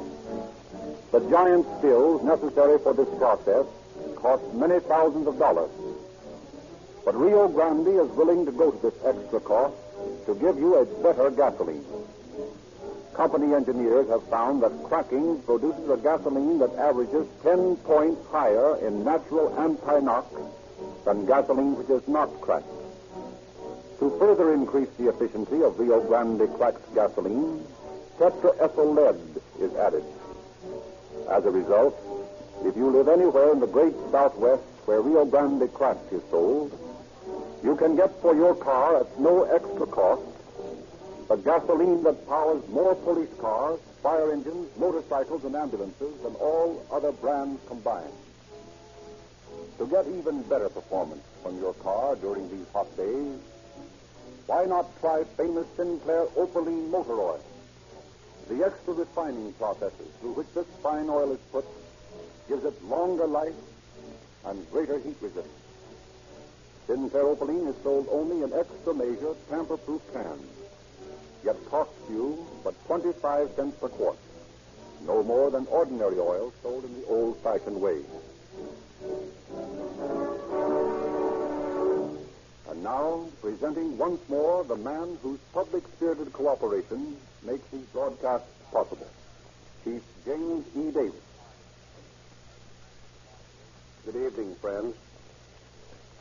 There was a time in the history of our law enforcement agencies when investigations of crimes and criminals depended entirely upon the not always accurate memories of old-timers. Criminal types were in those days mentally classified. It was necessary for police departments to be made up of men who specialized in the investigation of particular types of crimes and criminals. And because of this obviously faulty system, many criminals were unpunished. there was no one to identify their peculiarities and definitely connect them with crimes committed. Today, however, the modern police department has a Bureau of Identification, the files of which are filled with statistics, records, fingerprints, and other similar valuable clues, ready and available for use by not only specialists, but every policeman and woman protecting your life and your property. The Los Angeles Police Department is internationally recognized as a pioneer in this field. The story I bring you this evening might have been woven around the members of your own household, for it portrays the operation of a gang of dinner party bandits who ruthlessly disrupted the sanctity of many homes. If it were not for the record department, which makes possible a quick classification of these criminals and their peculiar type of crime, they might have escaped and might still be terrorizing our community. Professor Lindsley will go on with the story.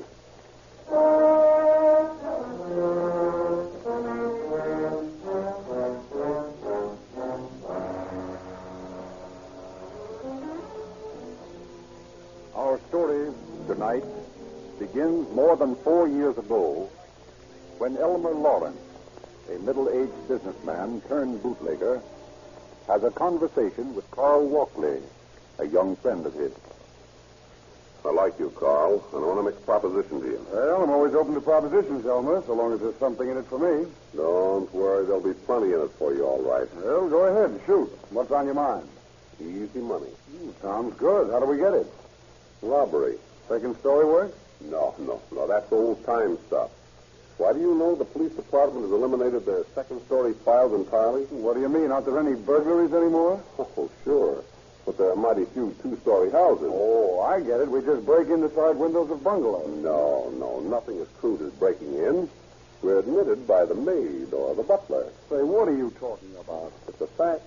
The simplest way in the world to pull a job.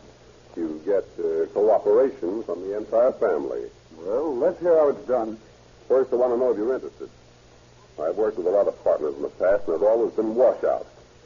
But I like you, and I think we can work well together. No, I do, too. Now, how's it done? Well, it's like taking candy from a baby. First, you get the lowdown.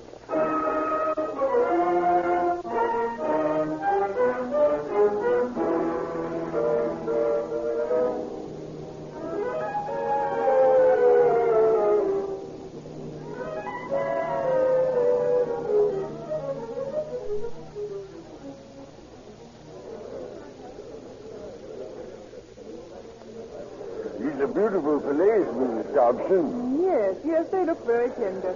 It's a treat to see you down here, Mum. We don't get a chance to serve you personally very often. Well, I'm quite busy. I see. Club work and then my charities, you know. Oh, When I'm having friends to dinner, I like to shop for myself. having quite a party, are you? No, just a few special friends. Well, if they don't think this is the finest steak they ever tasted, you tell me about it. No, indeed I will, Mr. Let Harris. me see now. That'll be $2.80. Let me see. 280. Here you are. Thank you, Mrs. Thompson. Here, Johnson, carry these to the car. Get that. She's our customer. What did it be, gentlemen? Oh, give me a pound of hamburger for the dog. Yes, sir. Carl, you see those diamonds she was wearing? Having a party for a few friends. That's just where we want to be. And she shops with her chauffeur. That sounds like so, too. She must have about $2,000 in ice on her right now. Just about. Say, while I'm paying off this butcher, follow her out and get the license number of a car, will you? What for? So we can trace her address. Oh, I see.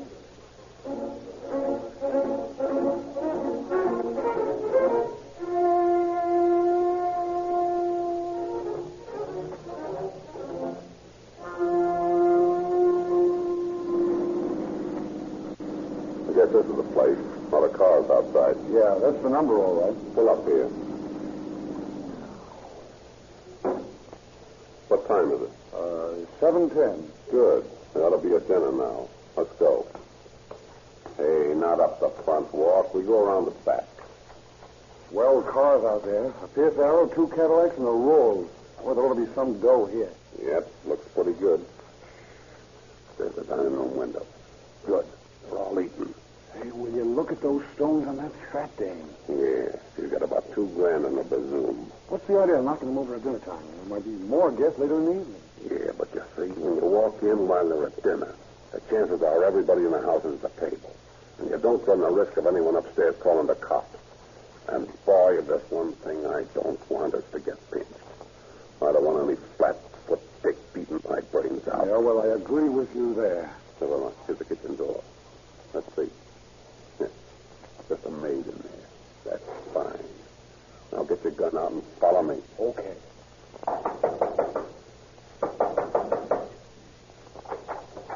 Yeah, what do you want? Keep quiet. Quiet, I said. If you don't make any noise, nothing will happen to you. Mister, please don't use that gun. Please don't. If you don't make any noise, I won't. All right, I do anything you say. All right, I do anything you say. I be good. That's sensible. Now, you walk ahead of us and lead us into the dining room. All right, you come. All right, you come. All right, you come this way. And remember, I've got... This way. And remember, I've got... This way. And remember, I've got... This way. And remember, I've got... This way. And remember, I've got this gun pointed right at your back. Got this gun pointed right at your back. Got this gun pointed right at your back. Got this gun pointed right at your back. Got this gun pointed right at your back. Got this gun pointed right at your back. Got this gun pointed right at your back. Leave it quiet. Now lead the way. Now lead the way. Now lead the way.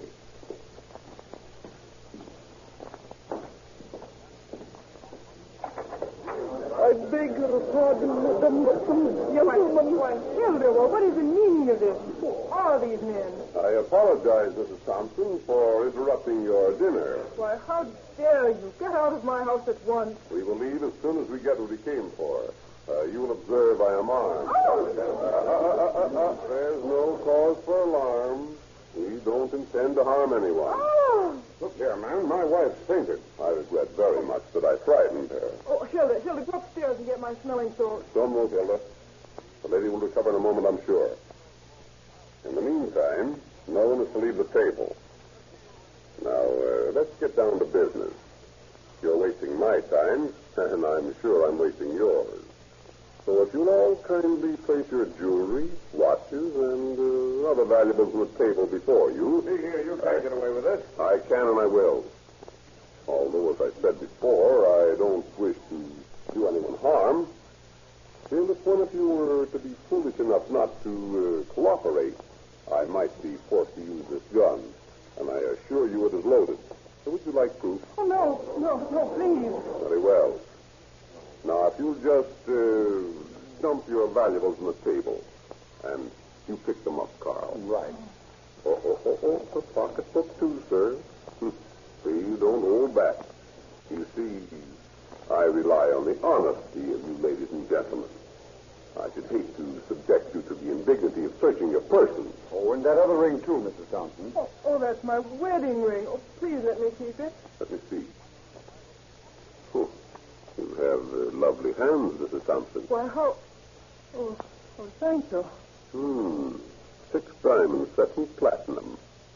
You're asking quite a bit when you ask to keep such a splendid piece as this. I'm afraid that I would have to... Oh, no. It hasn't been off my finger since I was married. Do you love your husband, Mrs. Thompson?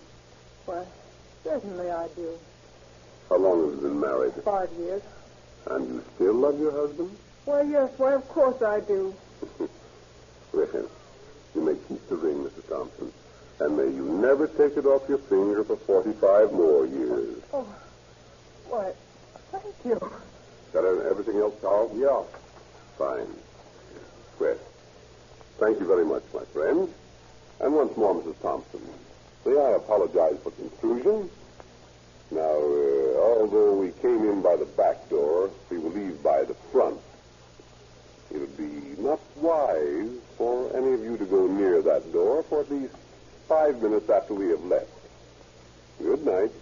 And once more, many thanks. Come on, Carl. Well, never in my life have I been held up so gracefully.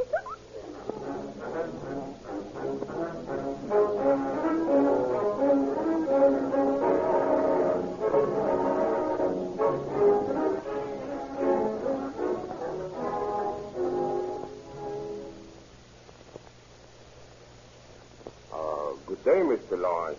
Hello, Herman. I want you to meet Carl Walkley, my partner. Another partner, Mr. Lawrence? Yeah, but this one's going to stay. How about it, Carl? That's right, if Herman gives us any sort of a deal. Oh, you can count on Herman. We've been doing the business for some time. Yeah, and we've been both making money, huh, Mr. Lawrence? Right. What have you here for me today? Some pretty nice stuff. Say, nobody will disturb us, will they? Nine. My girl is out for the lunch, all right? Good. Take a look at this. What beautiful stones. Not bad, huh? No, let me see here. Yes. But I've seen this stone here before. Which one? The center diamond in its bulge. I bought that from Hunky Davis 2 years ago. Yeah? So Mrs. Thompson isn't above buying hot stuff, eh? He probably didn't even know it. Well, when Hunky bought it in, it was in the ring. Poor Hunky. He was a great artist in his line. But the police got him for a night. He made the mistake of running in the opposite direction when he was told to stop. Those bulls. Boy, I'm telling you, they don't give you a break. That's the one thing that scares me, getting picked up. I don't want any big flat-foot beating me over the head with a piece of rubber hose. Nine, but in your Selma, you have got to be prepared always to taking the rap. The way Carl and I work, we've got better than an even chance of never being picked up. We use gloves, so there are no fingerprints. And we always hide our faces behind our lapels, so we won't be recognized. Yeah, Elmer's got a pretty good system, Herman. Looks like we ought to clean up. Well, that's all pays with me, boys. The more business you do, the more there is in it for me.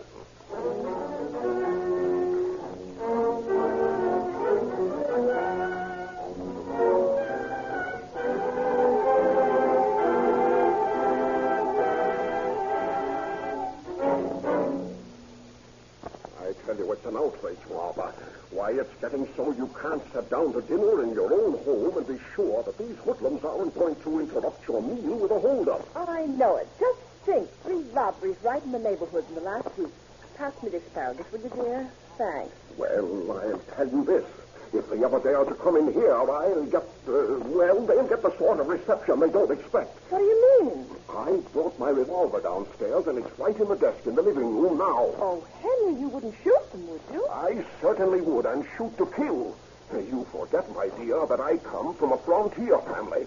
My grandfather knew how to handle such things, and so do I. I'm prepared for them. They can't scare me. What was that? Oh, nothing. The cat, probably. You know, Martha, men of the type of these so-called dinner party bandits have no courage. They're little rats. They're wrong and we are right. And right makes wrong and we are right. And right makes right, you know. There's no doubt about it. Henry, I hear someone in the kitchen. Listen. I don't hear anything. I'm sure that someone's out there. Go see, will you? What? Go see who's in the kitchen. Now, my dear, I'm sure you're imagining things. There's no necessity of my going out there, and besides, I haven't finished my dinner yet, and... Good evening. What? Who are you? No move, please. This is a holdup. Oh! Please don't shoot that gun. Please. No, don't get excited. Don't worry about it. Just do as I tell you. Carl, take a look around upstairs. Okay. Hurry up, Carl. We don't want these people's dinners to get cold. Oh, you have a nerve breaking into a person's house like this. Oh, Martha, don't antagonize the man. Antagonize him? If he didn't have that gun in his hand, I'd do worse than that. Martha, be quiet. Not have any arguments, my friend. Oh, what is it you want? Please take it and go. Just as soon as possible. Now, if you kindly hand over your pocketbook, sir, and that wristwatch. Yes. And you, ma'am, I'd like your wristwatch, too. And, that diamond ring. Thank you. My, that's a beauty. Now, have you given me everything? Yes, all I have. But there's some silverware there. Take that. Take anything, but please get out of here with that gun. Thank you, but the silver is too bulky to carry. Well, I got some more jewelry upstairs and a couple of fur coats. Okay, let's go. Good night, my friends, and many thanks. Well, Henry. The idea. The very idea. It's an outrage. That's what it is. I'll stop them. I'll get my gun. Oh, yes, do, Henry, now that they're safely out of reach. For the credit of a frontier family.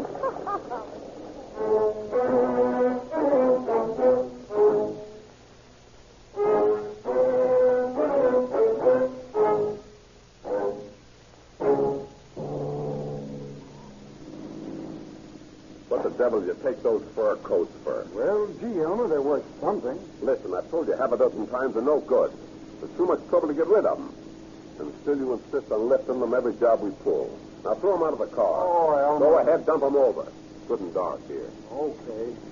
Now, there goes this swell caracal and a fox next to it. Say, Elmer, can't I keep this mink for my girl? Well, all right. But for Pete's sake, don't snatch any more furs. All right, Elmer. Here's a watch that's no good. What's the matter with it? It's got initials on it. I don't want to handle anything that can be identified. Throw it out. All right. It seems as if we throw away more stuff than we keep. No, don't worry, pal. We didn't do so badly. That diamond I got from the dame will bring us over $1,000. You kill me, Elmer, the way you put on the ritz for the customers and then talk my language when we're alone.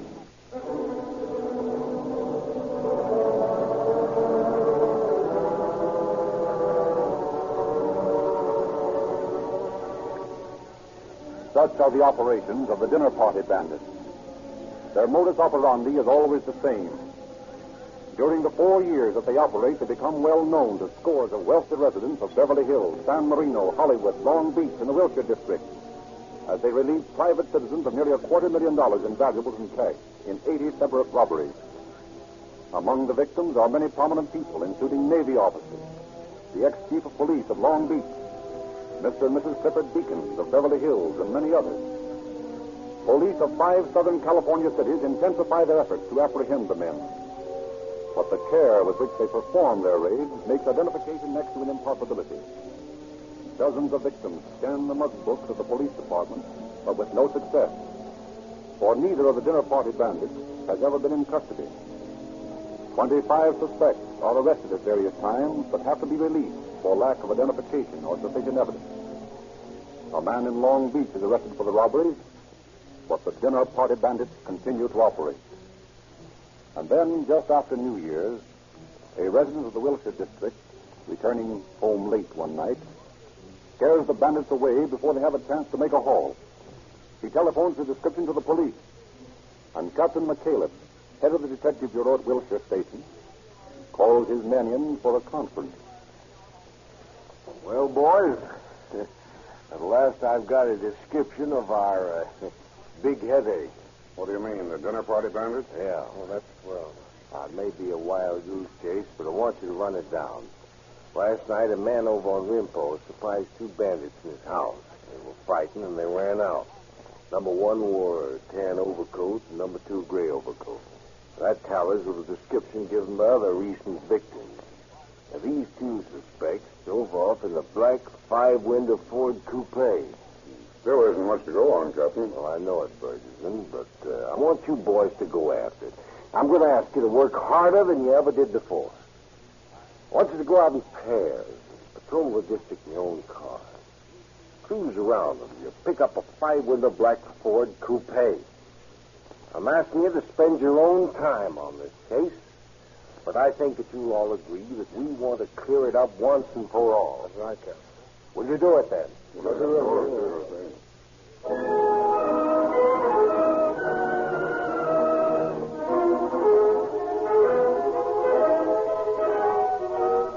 For days, the detective force at the Wilshire Station puts in long hours overtime, cruising their district, searching for the wanted bandits.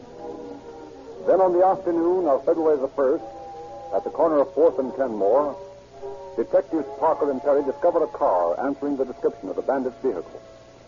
As they approach it, they find a middle-aged man and a youth working on the radio under the dashboard. Los Angeles Police calling car 71, car 71, the corner of Pico and Western, a disturbance. Seems to work all right now. Yeah. Convenient to have a police radio in your car, isn't it? What? I didn't see you standing there. Didn't suppose you did. We want to talk to you. Who are you? Police officer. You're under arrest. What for? Suspicion of robbery.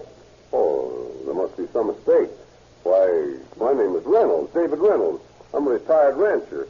I've never robbed anyone. Well, if you're okay, of course, we don't want to bother you. Well, I certainly am okay. You won't mind if we search your car? What for? Gun. Oh, go ahead.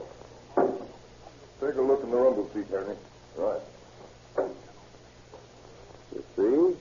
I haven't any guns. No, I can't find any.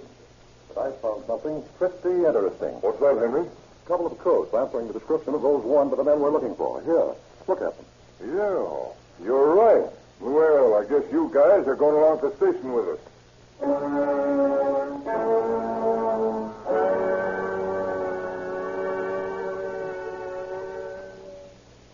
While Parker and Perry questioned Lawrence at the police station, Detectives Bergeron and Clark ride around with Lawrence's friend, George. Now, George, you can save us all a lot of time and trouble by taking us to the house of Lawrence's partner. I don't know where he lives. Now, listen, we know who he is. It's only a matter of time until we bring him in. Oh, go ahead. I'm not stopping you. Well, that's no kind of an attitude to take. Well, I'm not going to squawk on a friend, see? You're doing yourself a lot of harm, George. If you persist in this attitude, you may get into serious trouble. Yeah? What do you mean? You're withholding from the police important information, which, as a citizen, you should be willing to give. We haven't anything on you. We know you're not mixed up in this. But we do know who Lawrence's partner is, and we want you to take us to him. Yeah? Well, I don't want to be a heel. You're not being a heel in helping us. We know who he is anyway. Oh, well, all right then. I'll show you where he lives. Fine. That's more like it. Which way? Turn left, the next block. That's it. The white apartment house in the middle of the block. Fine. Pull in behind this red coupe car. That's his car, I think. Swell. Hey, the motor's running in that car. All set for a getaway, eh? Say, here he comes out of the apartment house now. Okay, let's take it. You're under arrest, mister. Oh, so you caught up with me, eh? Well, that's the top. Still afraid, were you? Yeah. I saw you pinch my pal, so I figured I'm leaving town.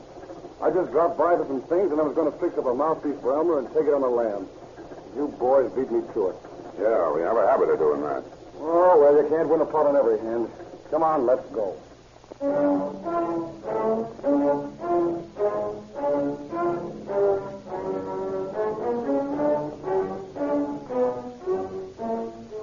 Fully aided by the suave and self-possessed bandits, the police are enabled to trace much of the stolen property through an elaborate system of fences to ultimate purchases in all parts of the country. Lawrence and Walkley readily confess to their long string of robberies and furnish the police with minute details of each job. They are quite philosophical about it. Well, we've had a lot of fun these last 4 years. Now I guess it's time for you boys to have your fun. Well, I can tell you this, Lawrence. You know, we're mighty glad to get you two. We used to call you our headache around here. Yeah, I can imagine. We sure had you guys guessing for a long time. Yeah, but you know, you can't play your game and win forever. Sure, we realize that. But it was fun while it lasted. Oh, and say, Captain, there's one matter Elmer and I want you to fix up. Well, what's that? Well, we found out that you're holding some poor guy over at the county jail for some Long Beach jobs. And we pulled every one he's accused of. Oh. Just a case of mistaken identity. You'll let him go, won't you? Well, sure we will. But he's innocent. Oh, he's innocent, all right. And Carl and I don't want to see anyone else taking the rap for us. Oh, okay. I'll take it up right away. Say, I want to thank you, boys, for the way that you've worked with us. It's okay, Captain. You know, Carl and I had a horror of being arrested. We figured you bulls were all blackjack swinging bums.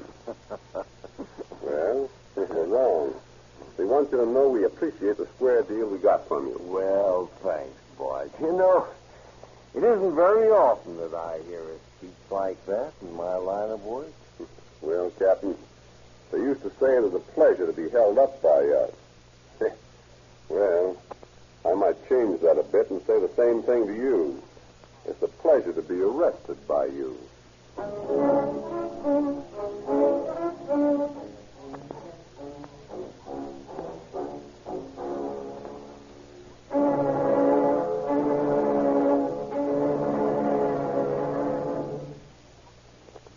Lawrence and Walkley both pled guilty. They were tried before Judge Durand, and on April 5th, Both were sentenced to San Quentin for from 14 years to life on 2 counts of first-degree robbery. These 2 men represent a type of criminal that is relatively rare.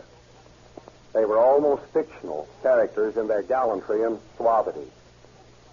They were not vicious, but nevertheless they were enemies of society. They assumed that they could take from others and give nothing in return. They broke the law.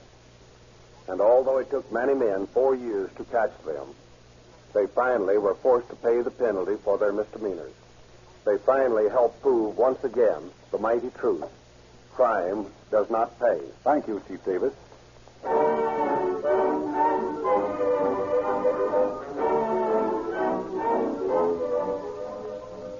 Ladies and gentlemen, for police car performance, use Rio Grande cracked gasoline with tetraethyl.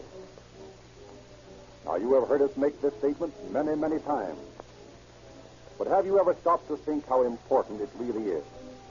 As one example, do you realize that in Los Angeles, the average police radio car travels 216 miles per day, or 78,840 miles per year? These miles are traveled under all sorts of conditions. These cars must be ready to start on a moment's notice. They must be able to travel at high speed or cruise along slowly but surely. These requirements give you an idea of the job that must be done by the gasoline selected. That is why we are so proud of the fact that in the great Southwest, where Rio Grande cracked is sold, more police cars, fire engines, ambulances, motorcycles, and other emergency equipment use Rio Grande cracked than all other brands combined. And that is why we say, for police car performance, use Rio Grande cracked with tetraethyl.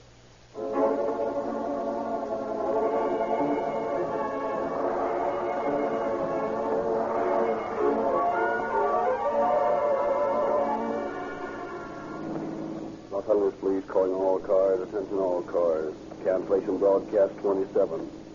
Suspect in the Wilshire District robbery is now in custody. That's all. Rosenquist.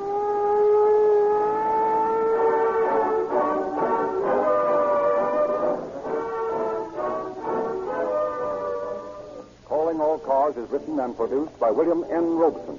This is Frederick Lindsley saying good night for the Rio Grande Oil Company.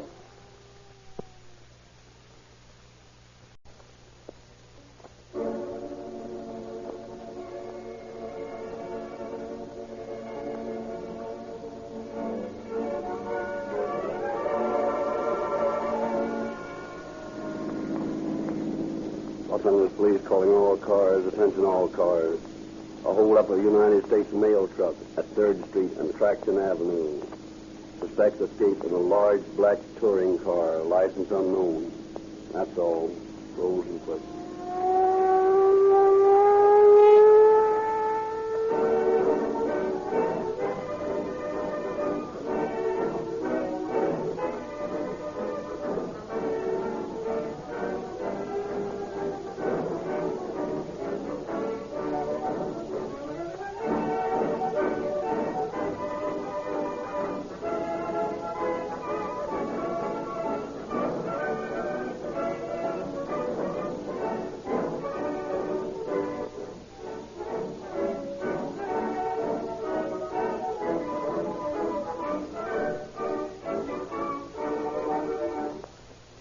Ladies and gentlemen, many people ask us where we get the name cracked for Rio Grande's great gasoline.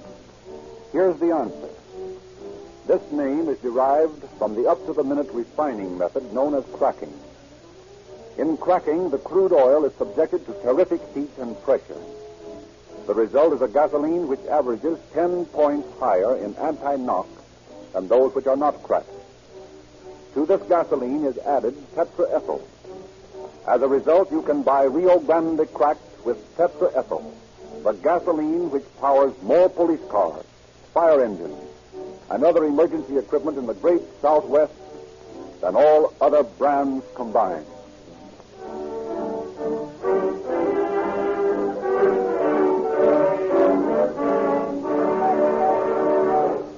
It is is now our privilege to introduce the man through whose civic-minded cooperation calling all cars is made possible. Chief James E. Davis of the Los Angeles Police Department. Chief Davis. Scotland Yard has been internationally publicized as a law enforcement agency which has never lost a case brought to it for investigation. This great branch of English government reaches across the face of the earth to bring to certain justice thousands who perpetrate crimes against the Crown. In Canada, the Northwest Mounted Police has established a world-renowned reputation, the ideal of every imaginative youth, that of always getting their man.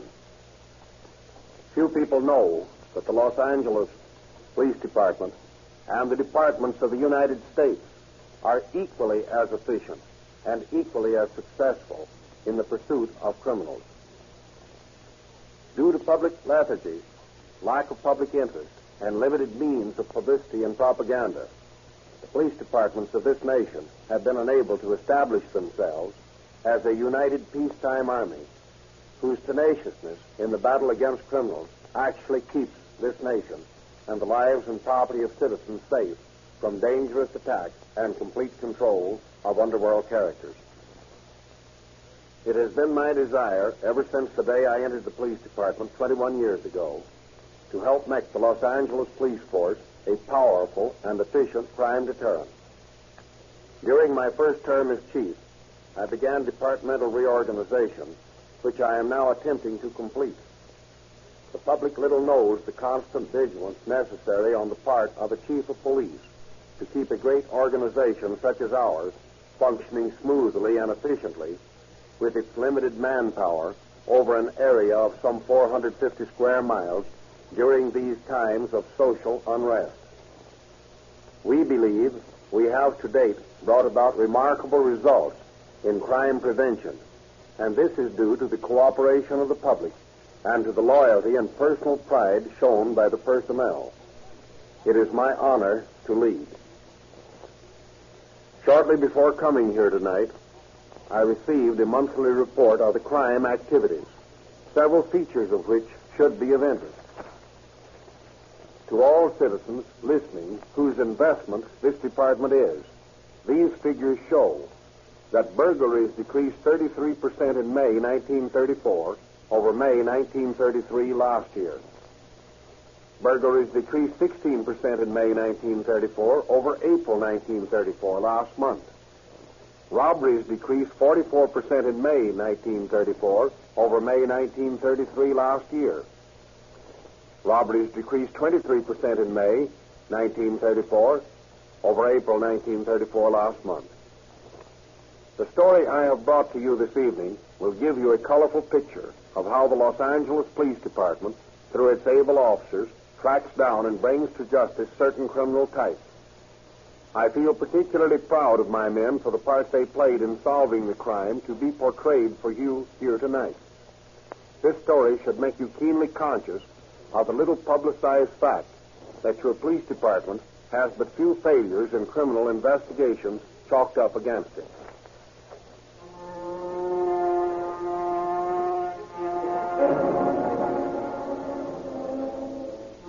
The scene is the Los Angeles County Jail. The time is the summer of 1925. The cast is comprised of Herb Wilson, ex-parson turned notorious mail robber, awaiting transfer to San Quentin to begin a life term, and Chuck Wagner and Sam Sandberg, being held under charges of robbery for the theft of $19,000 from an oil company messenger. The curtain rises on two adjacent cells, one occupied by Wilson, the other by Sandberg and Wagner, who are at this moment being readmitted to their cell by a guard. The play begins. Well, Chuck, that's well. Yeah, it won't be long now till we're out of this. Pipe down. Listen. Tap back to him. Can you hear me? Not very well. Come on up to the front of the cell. Okay. Yeah, how's this? Better. How'd you make out? Our mouthpiece is going to spring us okay. That's swell. How much, Peter? 10,000.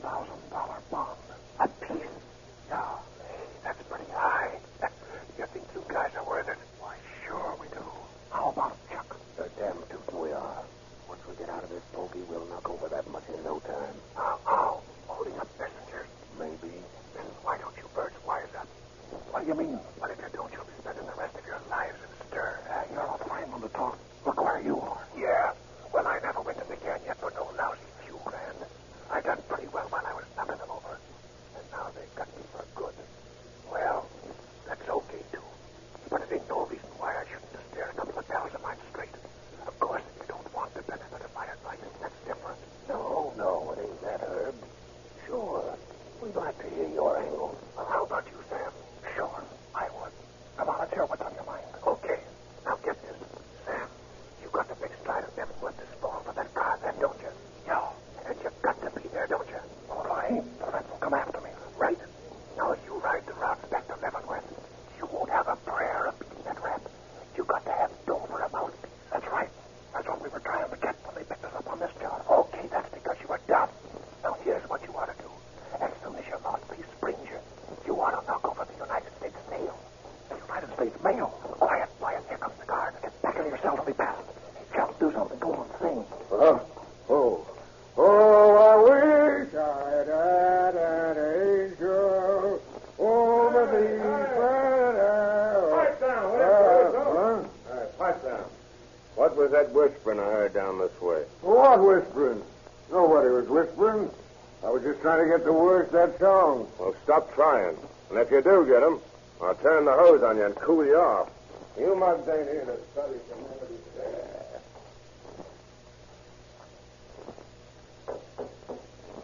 That's him, Sam. Hey, we gotta be more careful. That turnkey move us apart if he gets wise. Okay, we'll be careful. You were spewing something about holding up the mail. Yeah, but that's bad dope mixing up with federals. Well, you're mixed up with them now anyway, ain't you? Yeah, but robbing the mail, that carries an awful rap. Say, it'd be worth it to knock over enough in one job to take it on the land for good, wouldn't it? Yeah, what's the matter with you? Ain't you got no guts? Sure, I got guts. Okay. Now, there's some tricks about robbing the mail that you ought to know. For instance, it ain't no good knocking over the regular mail trucks. All they carry is love letters, advertisements, and magazines. You want the registered mail. Yeah, but how do you know the difference? Well, in the first place, you got to hold up the trucks. It's no good walking into a post office. Let the postal clerks do your work for you. How do you mean? Well, when the mail leaves the downtown post office from the railroad station, it's divided. Straight mail goes in one truck and registered mail in another. Well, how do you tell the difference? I was coming to that. Regular mail is guarded by the driver alone. The registered mail truck carries a driver, a guard, and a postal clerk. Knock over the truck with 3 guys in it and let the other one go by. Say, that's simple. Sure it is. But now sometimes the registered mail truck carries some sacks of regular mail, and you don't want to bother with that. Well, how do you know the difference? It's a cinch. The locks of the sacks are different. The lock on a registered mail sack.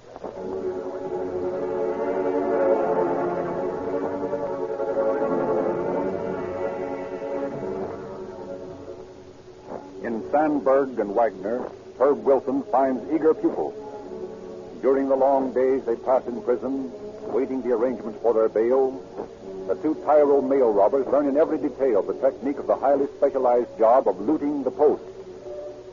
Then, as soon as they're released on $10,000 bonds, they propose the mail job to their confederates, Dago Frank Pesciona, Jack Davidson, and Harry Burke. Plans are carefully laid. And at 9:20 on the night of October the 7th, 1925, Wagner, Pesciona, and Sandberg are loitering in the shadows along 3rd Street. Herb tells me the truck leaves the arcade station at 9:15. You ought to be along here any minute now. Guess they load onto the eastbound limited that pulls out of the Santa Fe at 9:45. Yeah, I think they do. Say, where's the jock and the kid? I thought they were going to be along, huh? No, I sent them out to steal another car. We're going to have to make a quick getaway when we pull this job.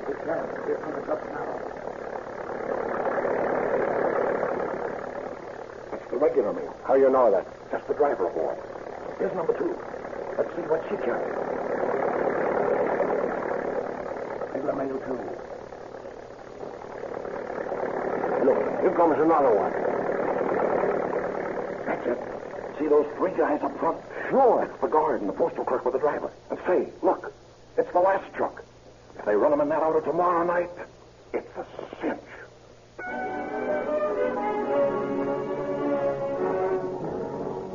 At the same time the following night, a high-powered touring car is parked motor idling at the corner of Traction Avenue and 3rd Street.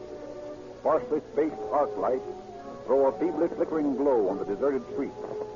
A busy mart of trade by day. At night, this quarter of the city furnishes a splendid setting for the crime. Oh, the picture is perfect. 6 desperate criminals, armed with sawed-off shotguns, lurking in the shadow of a warehouse, waiting to rob the mail. It's the mail. It sounds like the dream of a dime novel author, but it's a fact. This is what happened. Ought to be along any minute now. Everybody know what he's to do? Sure. Chuck and me, we hold the guns on him. Right, Jack's right. And don't let that motor down. Oh, don't worry, I won't. And the kid and I cover him from the car. Yeah, and I throw the spot on him. All right, now hold everything. Here they come. That's regular mail. Here comes the next one. Come on, on your toes, boys. Number 2. That's regular mail, too. That's a break. One classic. And here she comes. All right, boys. Let's go, Jack. Okay.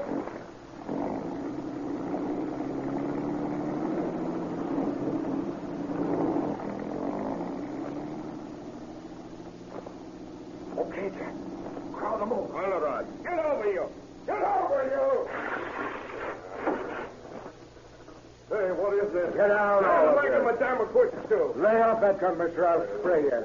Take them gaps away from him, Frank. Hold on, Adam. Now climb into this car and keep your trap shut. Hey, what are you getting me in for, Sam? I thought you wanted me to help on a hijacking Well, job. what's the difference? Yeah, but this is the mail. Well, it's still hijacking. You're an officer. Shut up. Come on, you guys. Get in there. Okay, Chuck, you drive it. All right, come on, Frank. Follow us, boys.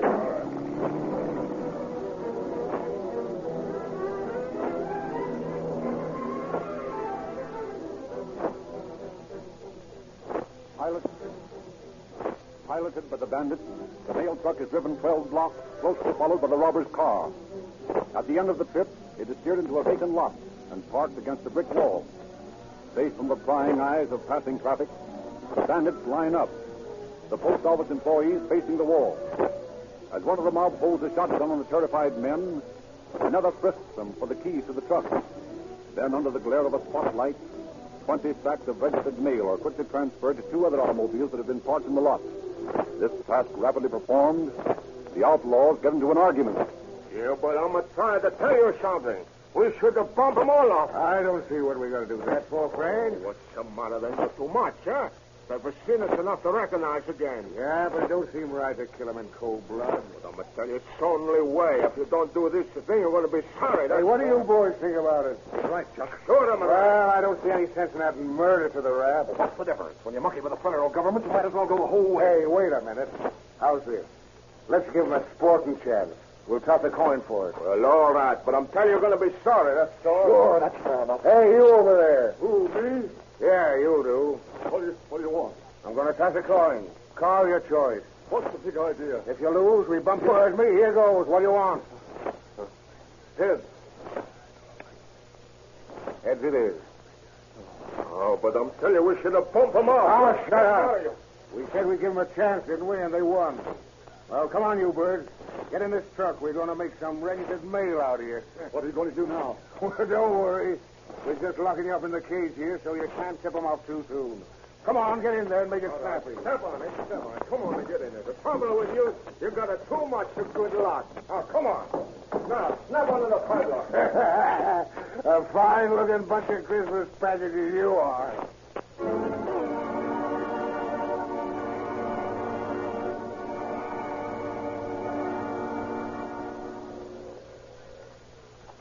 Robbery detail, Captain Cato speaking. What? Yes, right away. Hey, boys, it's a holdup, United States Mail. 13 Claxton. Wallace, you and Hamlin come along with me. Make it snappy.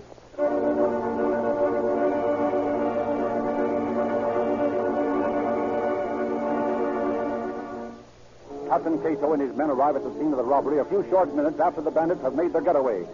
They release the frightened post office employees, and from their excited and garbled accounts, they reconstruct the crime. However, everything has happened so quickly, and there's been so little light, that none of the men can help the police with a very adequate identification of the robbers.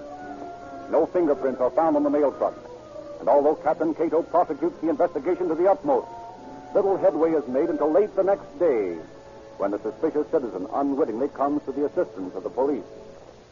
Yes, sir. What can I do for you? Listen, I've been all over this place, and finally they sent me to you. Yes, well, what is it? Well, I shouldn't want to cause any trouble, but I got my suspicions. Suspicions about what? About this $20 bill here. Well, what about it? No, a fellow owed me $20, see? And he paid me back today, and he says, this ain't counterfeit, but don't take it to the bank. And so I got my suspicions. I ain't going to be done out of no money, and I want you to tell me if this money's good or they ain't it. Well, where'd you get it? I'm telling you where I got it. Yes, but what was the name of the man who gave it to you? Robert Cargo is his name. Where does he live? I don't know. Know where he works? Sure, in the garage by Victor Boulevard. But would you telling me if this money is any good? Well, I can't tell you tonight. Our money expert isn't here. But I'll tell you what I'll do. What will you do? I'll give you two $10 bills for that 20. Ruth? Mr. Yamashuga? What do you want it for? Well, I can't tell whether it's counterfeit or not. And you want to be sure. So I'll give you good money for it. Why should you be taking a chance like that? Listen, do you want good money or not? I'm doing you a favor. Well, I should be turning down good money. All right, so I'll take it. Good. Here you are. Thank you, mister. You're welcome. Good night. No, good night. Send Wallace in here. You want to see me, Captain? Yes. You got the serial numbers of that dough lost in the mail robbery? Yes, right here. Let me see it. Uh-huh. Here it is. What's that? One of the bills stolen from the mail truck last night. We're looking up a mechanic by the name of Cargo in the morning.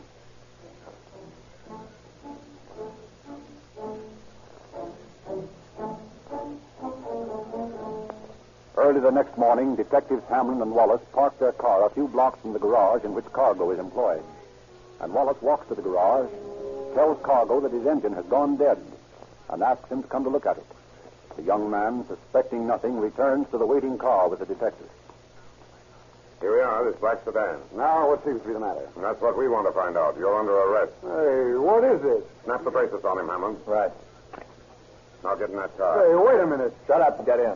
I'll drive. Now, Cargo, what do you know about that mail robbery the other night? What mail robbery? I don't know nothing. Oh, yes, you do. Well, I tell you, I don't. You know plenty about it, Cargo, and you're going to tell us everything you know.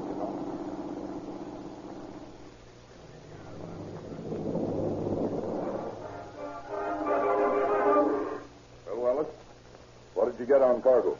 Nothing, Captain. He denies everything, but he's guilty as the devil. Well, I've been checking up on his acquaintances. His girlfriend got $600 from him this morning. Yeah? Yeah. We just bought her in. She says that he told her that he had gotten it from a sale of some property back east. She looks innocent enough. Well, in that case, I can see a way to make him talk. He's just next door. Let's bring him in. Okay. Come on in here, Cargo. Sit down. Where'd you get that $600 you gave your girl this morning? What? You heard me. Where'd you get that dough? Oh, I never gave no one $600. Oh, yes, you did. You gave it to your girl. Well, I haven't got a girl. Yes, you have. Her name's Betty Park. How did you find out? She's under arrest right now. Under arrest? Yes, under arrest. Now, where'd you get that money you gave her? Well, I got it from the sale of some property in Chicago. That's a lie. No, it isn't. It's a lie, Cargo. You got that money from mail robbery. No, I did not. Yes, you did, and you gave the money to your girl, and she's going to the penitentiary for receiving stolen goods. What? To the penitentiary for receiving stolen goods. No, wait a minute. You can't do that. She hasn't done anything. She thought I got that dough from the east. But you didn't. No, that is... All right, Cargo. Come clean. Listen, if I do, will you lay off Betty? Well, I think that should be arranged if you'll tell us what you know. Okay. In the first place, I didn't know we were going to knock over the mail. Chuck had propositioned me to go into a hijacking deal with him. Who's Chuck? Chuck Wagner. Go ahead. Well, I didn't know any of the other guys. Never met them until the night we pulled the job. What were their names? I don't remember. Honest, I don't. All right. What happened? Well, we started off at the corner of 3rd and Traction, and we got there...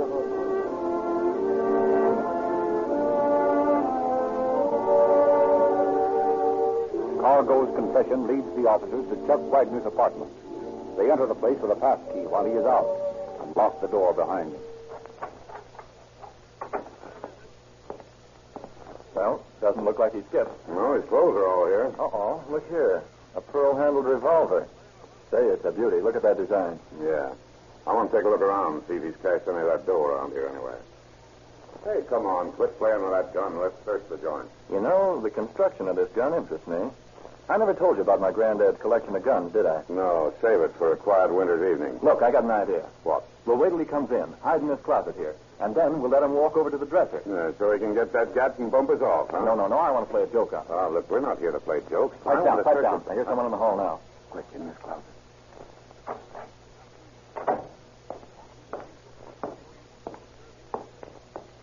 You're under arrest, Wagner. What? Why, you're dirty. What's the matter with this kid? It's no use, Wagner. I took out the firing pin. My granddad had a gun just like that. Okay. I guess you got me. Stick your arms out, Wagner. There. That's just to make sure you don't run away on us. What? Sure you don't run away on us. What? Sure you don't run away on us. Well, maybe you wouldn't mind telling me what the charge is. Robbing the mails. What is? Robbing the mails. What? Say, you guys are making a mistake. I run a tire repairing business. I don't know nothing about a mail robbery. I don't know nothing about a mail robbery. What mail robbery? Well, we must tell you. It was the one the other night on 3rd Street. I suppose you don't know anything about that. Well, only what I read in the newspaper. Yeah? Well, you're coming along with us for a while. Maybe the accommodations down at headquarters will help to refresh your memory.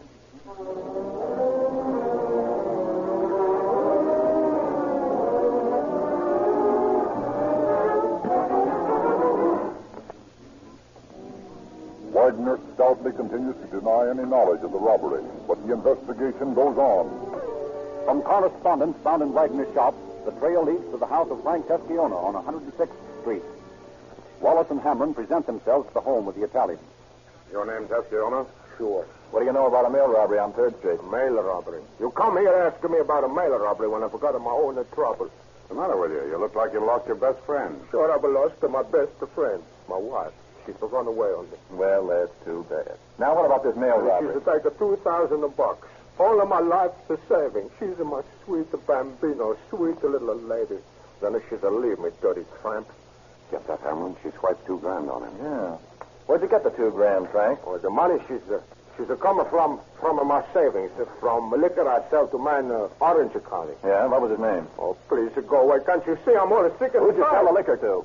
Who'd you sell the liquor to? Oh, I can't remember the name. I'm tell you, I'm all broke up. Please go away, please. Sure, we'll go away, Frank, and we'll take you with us.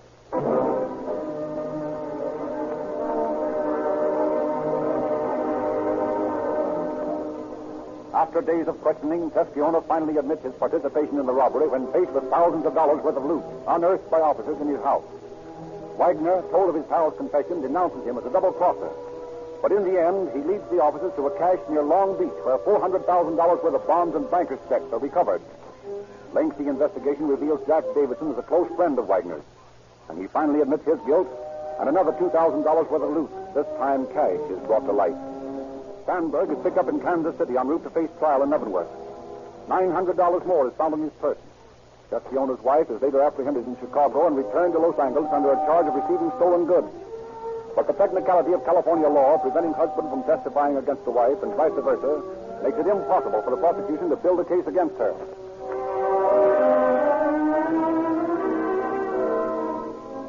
In October 1925, Cargo, Davidson, Wagner, and Sandberg go on trial. They plead guilty and are quickly sentenced to 25 years in the federal penitentiary on McNeil's Island.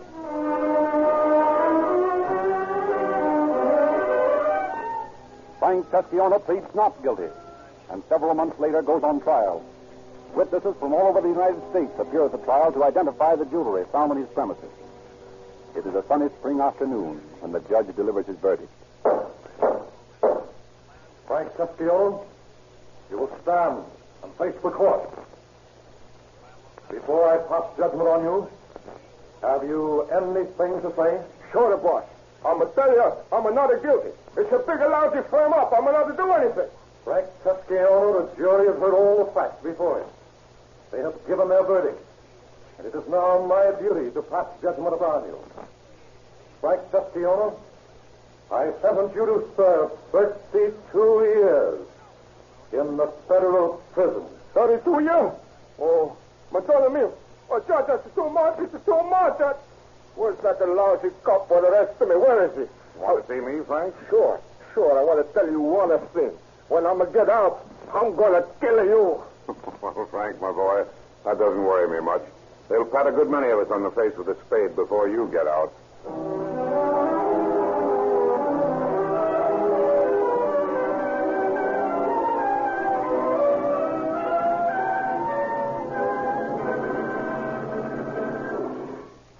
Within 3 months of the time this daring mail robbery was staged, 5 of the 6 bandits were serving time in the penitentiary. 1 man remained at large. He, Harry Burke, was sought all over the United States. In May 1926, Captain Cato received word that he was once more in Los Angeles. Lieutenants Hawtrey, Barr, and Lloyd staked for Burke, and after a wild chase and gunfight, the 6th criminal was wounded and taken into custody. Burke, it was learned, was wanted for a bank robbery in Michigan, and $35,000 worth of his loot was recovered in Los Angeles following his arrest. He pleaded guilty to the mail robbery charge and quickly followed his pals to McNeil Island to serve a term of 25 years. Too much praise cannot go to Captain Cato for the manner in which he brought this case to a speedy conclusion, and through the case he developed, secured a 100% conviction. Thank you, Chief Davis.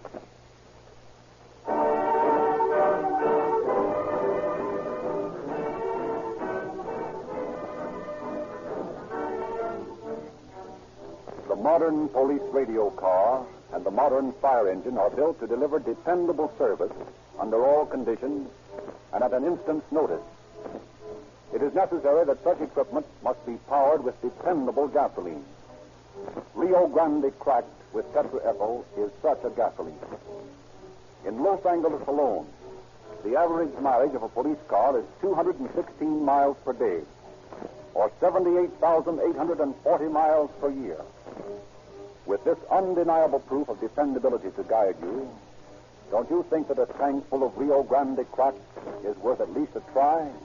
Remember, it costs no more. Now, here's a pointer on lubrication. Why not use as good oil as you use gasoline? Sinclair, Pennsylvania, and Sinclair Opaline motor oils are made by the largest independent refiner of lubricating oils in the world. They are sold only in extra-measured tamper-proof cans, thus guaranteeing you against substitution. They are extra refined, giving longer life. Yet Sinclair, Pennsylvania, and Sinclair Opaline cost no more than ordinary, often inferior oil.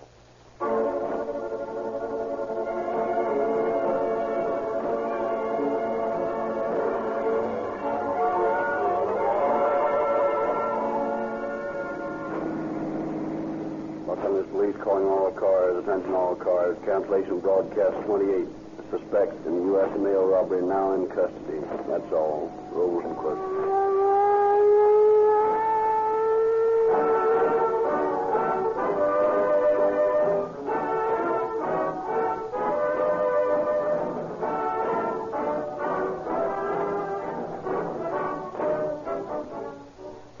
Based on the confidential files of the Los Angeles Police Department, Calling All Cars is written and produced by William N. Ropen. The orchestra is under the direction of Frederick Stark. This is Frederick Lindsley saying good night for the Rio Grande Oil Company.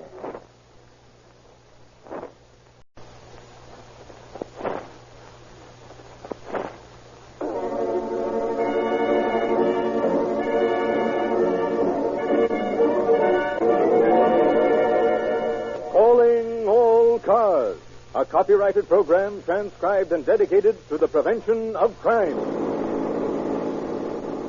Calling all cars, attention all cars, broadcast 29. A murder. Suspects unknown. That is all. Gordon.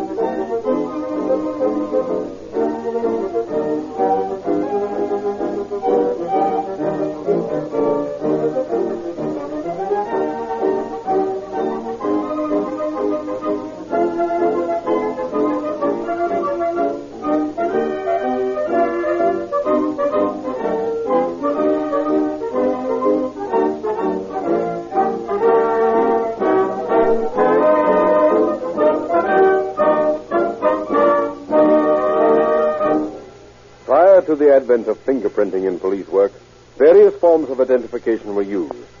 We read of the branding of criminals and slaves at a time when no other method of identification was known. Early in the 18th century, the better organized police departments of Europe employed men with good visual memories to mentally record the faces of criminals and the crimes committed by them. Today, your departments are applying modern methods to police procedure in endeavoring to give the citizens of your community the maximum protection to lives and property. And now, a true story taken from the files of law enforcement agencies. The murder of a soul.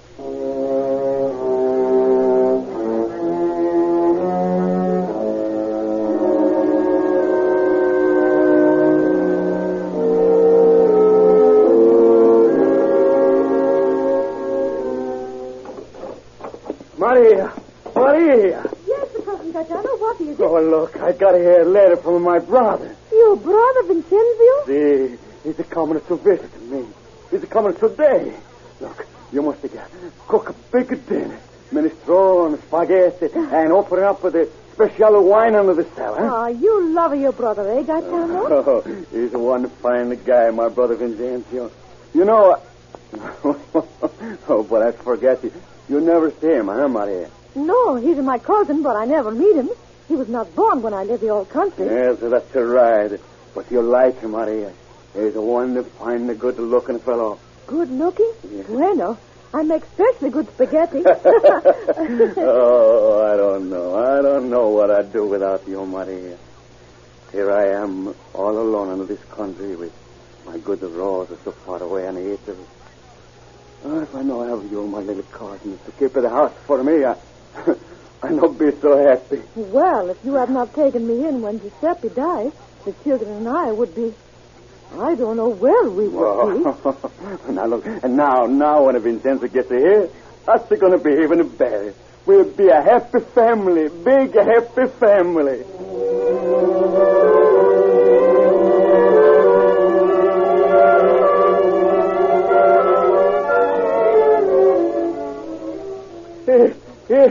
Here's Vincenzo.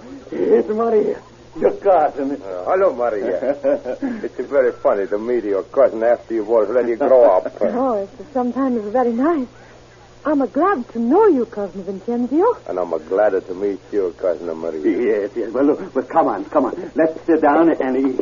Ah, Minister. I made it myself, Vincenzo. Then it will taste all of the best. Here's a glass of wine, Vincenzo. Come, Maria. Let's drink to your cousin. To Vincenzo. Salute, Vincenzo. Did you just come from the old country? Me? No.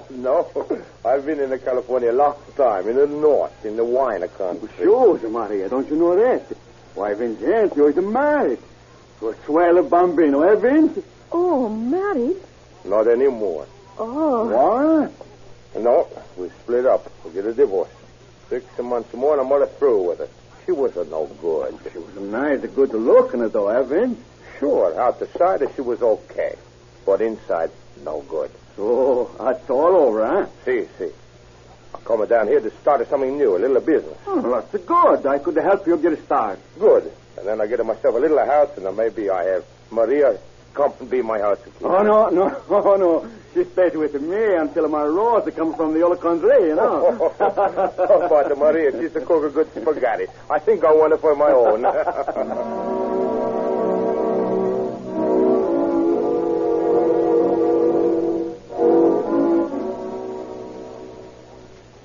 It was so nice up here on the hill, with the whole city below, Vincenzo. The lights like a jewels in the necklace of the Madonna.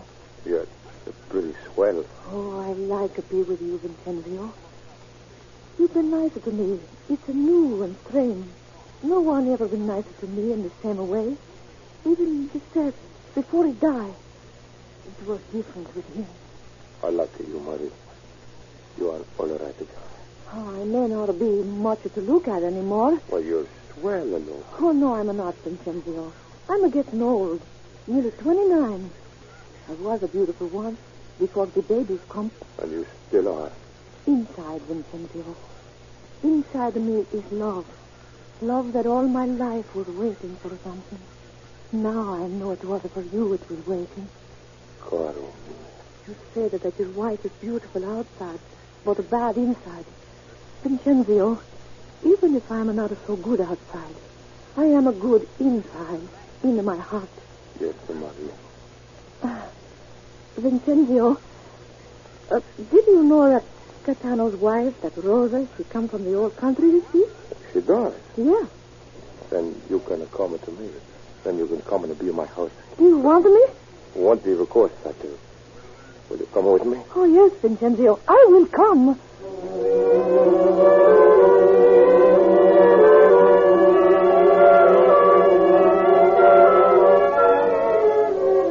And so Marie, her heart overflowing with love, goes to keep house for young Vincenzo, to await the moment of his freedom from his first wife so that she may become his second.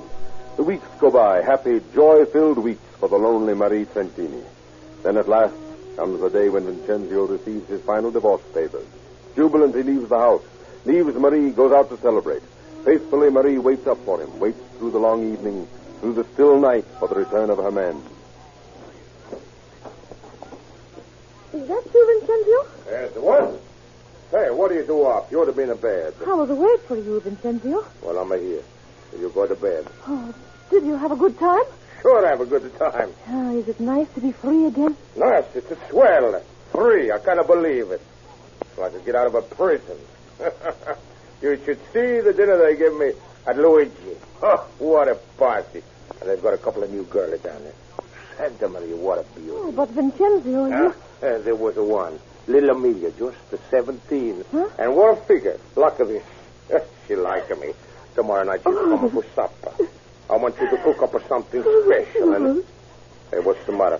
What do you cry for? Nothing. Nothing. Only I thought that you and Hey, what do you get at?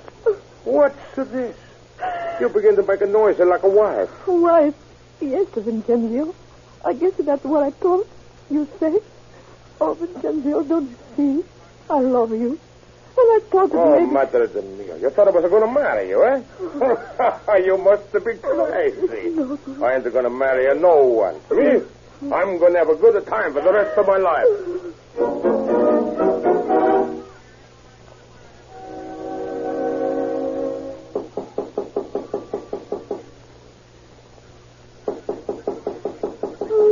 Gaetano, wake up. Come on, wake up, Gaetano. What's the matter? There's somebody knock on the door. Get up and see who it is. Somebody knock on the door. What time is it? It's 3:30. 3:30? Who is it this time of the night? Well, you better go and see. Okay. Where do I get my pants on? Well, I got a nerve after 12 o'clock to knock on the... Okay, I'm coming here.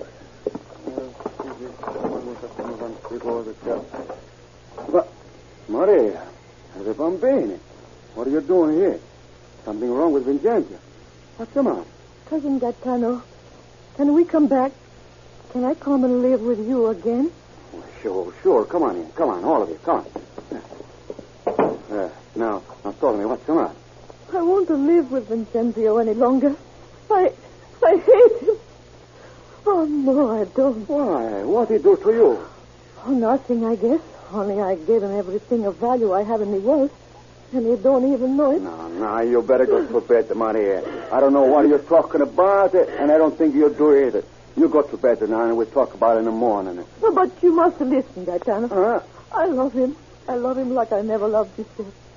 Like I never can love another man. Yes, but does he love you? He did, Gaetano. He did at first. When we first met here. He loved me. He loved me when I went to him to be his housekeeper. I thought it would never end, Gaetano. And then, tonight, he come back drunk. He boasted of some girl. He ordered me to cook a dinner for them. Well, you is a housekeeper, ain't you? Oh, Gaetano, don't you understand? I love him. Gaetano, you are his brother. You're older than him. You talk to him, huh? What should I say to him? You must make him marry me. I love him, Gaetano. Make him marry you? You, Maria. Why are you laughing? Why, Vincenzo is a young fellow. Good looking. He could get any pretty bambino he wants. Why should he marry you? I love him, Gaetano. But look at you. Look on yourself under the mirror. You get it to be old, Maria. You're fat. I was a pretty once. But you ain't anymore. Why should Vincenzo want you when he could get any girl he looks at? I love him, Gaetano. It's not fair. He made me love him. You gotta make him marry me, Gaetano. Well, I won't. He'd be a big fool to marry you. Gaetano. Oh, now, listen, Maria. Now, look. If you want to get married, that's okay. Look, I got a friend, and I could find a fellow. He's to come over from Italy. He's got a one bambino of his own. And, well, his poor wife should die. You marry him, Maria. Marry somebody I don't know, I don't love? What do you think I am? You think I'm for anybody? I'm for Vincenzo. I belong to Vincenzo. You, Maria. Oh, that's a good joke.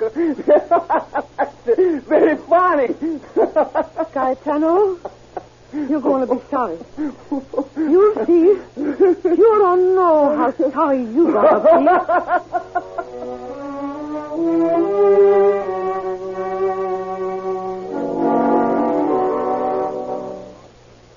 For weeks, this short Marie Trentini broods over the fickleness of Vincenzo and the brutal frankness of Gaetano. For weeks, behind her impassive, saddened face, her brain is in a turmoil, trying to adjust herself to the wrong she feels has been done her. And then finally, on August 7th, as Marie lies tossing sleeplessly in her bed, something in her brain snaps. The turmoil of thought and counterthought lines up into one straight, clear path of action. Marie slips from her bed, tiptoes into the front room, takes Gaetano's shotgun from the closet, and silently walks toward the bedroom in which her cousin and his wife are sleeping. I love him, Gaetano. You could make him marry me. I would make him a good wife. You could have done this for me. But you wouldn't, Gaetano. You laughed at me. And you told me I was old and fat. But I had a soul. I had feelings. You don't know about that. You don't know that you have killed me. You've killed my soul. But see, Gaetano, my body's not yet dead. My body can still kill you, Gaetano. Yes. You kill my soul, I kill your body. You see how my body still lives, cousin Gaetano? How it lifts this gun to my shoulder. How it puts my finger on the trigger. How it...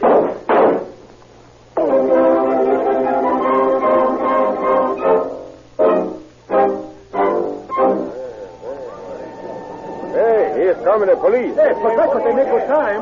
You think maybe so he may arrest somebody? Yeah, they arrest for you, Charlie. You get in the way. Oh, I go.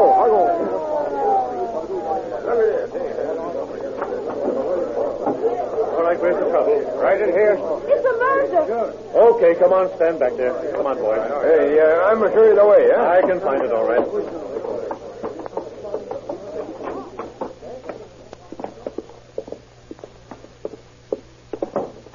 Well, where are the bodies? In here, in the bedroom. Well, he's dead, all right. Buckshot. Hey, but this woman is still alive. Hickey. Yes, Frank? Call the ambulance. This woman is still breathing. Okay. Now, anyone here know anything about this? Sure. All right. Now, don't all talk at once. Who lives here? I live here. What's your name? Mary Trentini. Who is this man here? He's my cousin, Gaetano Trentini. I live with him and his wife, Rosa. Is this his wife who's wounded here? Yes. Well, what do you know about it? A few minutes ago, I wake and see a man standing over my bed. He had a flashlight, and he say, "Keep quiet." And I say, "What are you doing here?" And he say, "You too pretty to kill. You be quiet, and no harm come to you." He think I'm pretty. All right. I got that part. Now, go ahead. While he stood by the door of my room, 3 other men go into the middle room and pull things out of the dresser. And then I hear a gun go off, and the man run out. And I go into Gaetano's room, and I find this. Oh. Hey, get us some water, somebody. Here, I'm going to get it right away. Now, this is what he was killed with, Frank. Well, 12-gauge shotgun. Both shells discharged. Whose gun is this, Marie? Gaetano's. Long time ago, 4 men come see my cousin. 2 Japanese, 2 Americans. They say Guy steal it from them. Gaetano, he say no. And Americans say you bring back stuff by tomorrow night or we kill you. I think these same people coming here tonight. Same voice. I think they murdered Gaetano. Okay, we'll run that down. Hickey? Yes, Frank? Call the photographer and have him take 2 or 3 shots of the body and then call the wagon and take it to the morgue. Corsini. Yes, sir. Now, you speak Italian. Get these people out of here and tell them if anyone touches anything in this house, he'll be tried for murder. Howard Barlow, the fingerprint expert, goes over the murder house for prints while other officers round up the American and Japanese accused by Marie. Condeffer and Corsini discuss the crime as they await the arrival of the suspect. Well, Corsini, what does it look like to you? The story sounds straight enough. You know how these racket murders go. Somebody hijacks somebody else, the next day they find a body along a lonely road. Yeah, that's true enough. Now, look here, Corsini. You understand these Italians a lot better than I do. Do you think Marie is telling us everything? Well, as a matter of fact, I had the feeling that she was holding something back. They're funny people, my countrymen. They suspect everyone but their own kind. Yeah, that's what I figured. Now, I want you to talk to her. Maybe you can get more out of her than any of the rest of us. Well, I won't promise anything, but I'll try. I got these suspects outside, Frank. Bring him in. Okay. Come on, you guys. All right, don't shove. You men know Guy Trentini? Yeah, we know him. Did you know he was murdered tonight? What?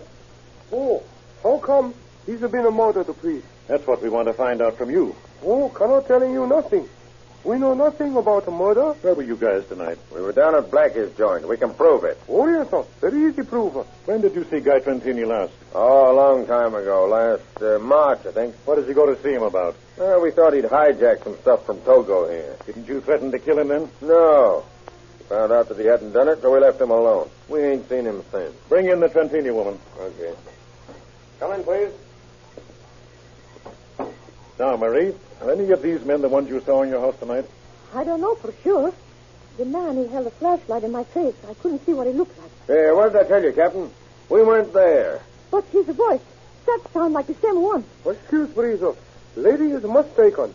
You will find we were at a Brackie. Well, that isn't a very good identification, Marie. Now, aren't you any more sure than that? No. As I say, I couldn't see his face. The flashlight blinded me. Okay, Hickey, take these men over to Barlow's office and have them fingerprinted. Oh, now look here, Captain. You ain't got anything on us. What's the idea of fingerprinting? Just for elimination. If you're innocent, naturally, we don't want to hold you any longer than is necessary.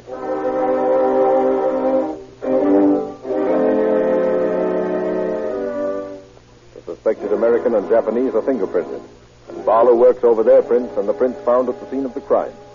After several hours, he reports to Acting Captain Condeffer. Well, Barlow? No similarity in the prints at all. Not the slightest? Not the slightest. I don't believe these men had anything to do with the crime. Well, we better hold them anyway until we're sure. And then you and I can go out there right away and scare up some more fingerprints. Now, according to Marie, these men came in through this rare screen door here. Did you examine it? Yes, I already have it. Well, I'll do it over again. Say, Frank, did she tell you the men broke in here? Why, sure. You can see where they pushed in the screen to get at the hook. Yeah? Well, this screen was ripped open from the inside. What? Sure. Look here. Look through this magnifying glass. Well, I'll be a... The wires are bent toward the outside, see?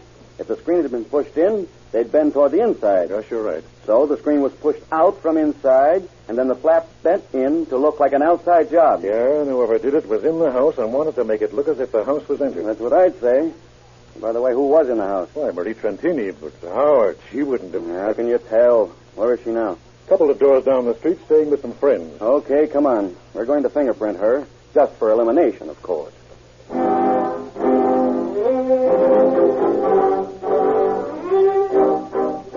And so Marie Trentini is fingerprinted, and Barlow retires to his office to compare her prints with those on the murder weapon.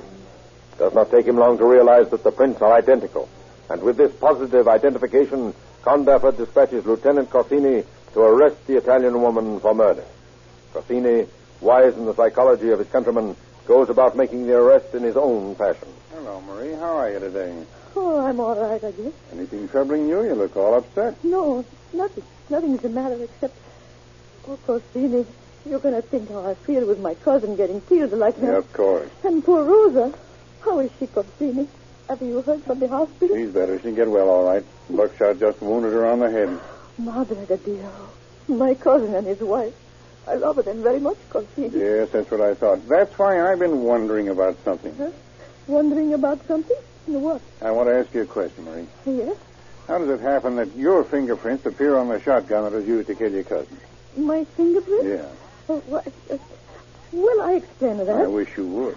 It's easy to explain. Just after it happened, I screamed. The neighbors were coming. I pick up the gun. I show how Gaetano get the kill. Show me, will you, Marie? Show me how you picked up the gun. Here, take this broom. Now pretend it's the gun and pick it up the same way you picked up the gun. Well, I picked up like that. Yeah, but Marie, your fingerprints are on the stock of the gun and on the trigger. Now look, as if you held it like this. Oh, now, Marie, try to calm yourself. I'm just asking you questions so I can get to the bottom of this thing. I'm not accusing you. If you didn't do it, you got nothing to worry about. All right. Come on, Marie. Put on your hat and let's go to the station so you can tell the captain your story. All right. You get to my children. They play in the yard. You put them into the car. I want to wash my face first. Okay, but hurry. Hey, Tony. Come on, get your sister. We're going for a ride. Where are we going, Corsini? Down to the police station for a while. We going to ride in the police car? Yep. Gee, let's go. Just as soon as your mother comes out. Will you blow the siren all the way? Sure. And can we listen to the police radio? Yep. Gee, that'll be swell. Hey, will you go down the street this way so all the kids can see me? Yes, I guess so. Wonder what's keeping your mother, Tony. Guess I better go see. I'll come along with you. All right.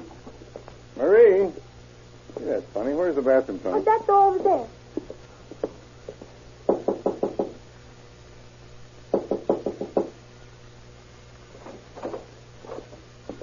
Good Lord. Mama. She cut her throat.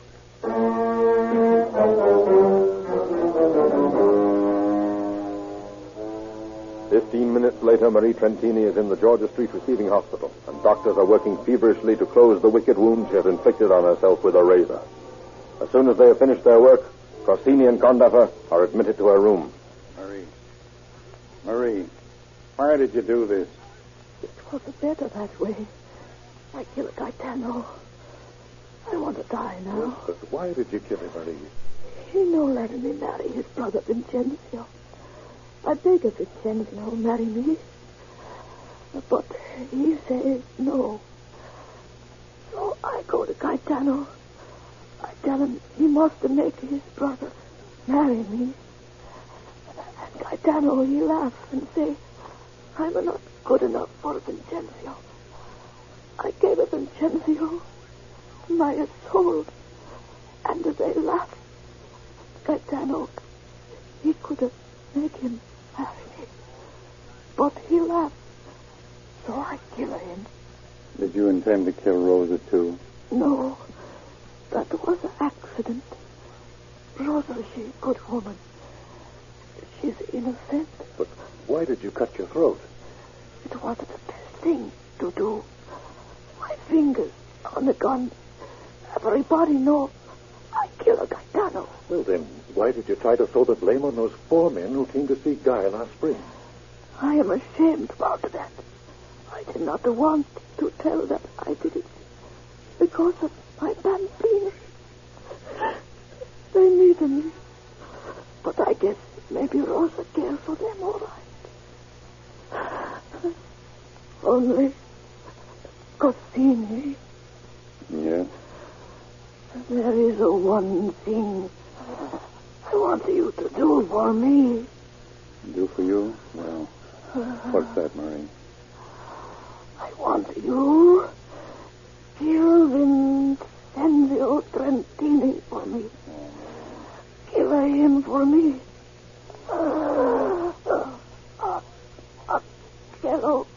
Chiarato.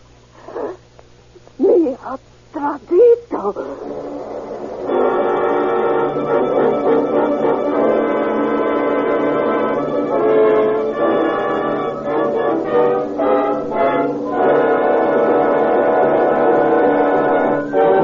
In just a moment, you will hear what happened to Marie Trentini.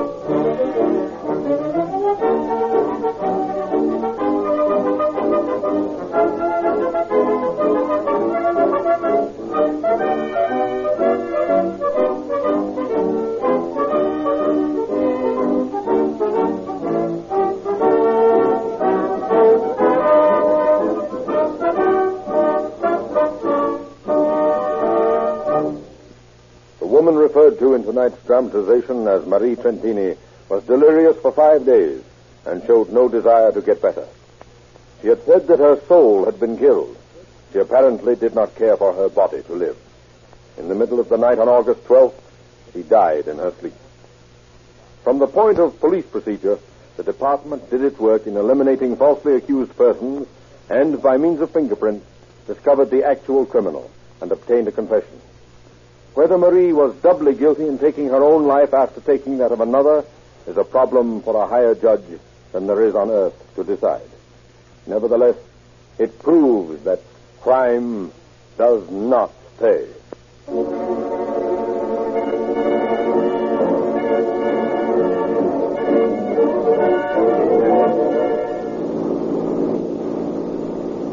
Calling all cars, attention all cars, cancellation broadcast 29. Suspect has committed suicide. That is all.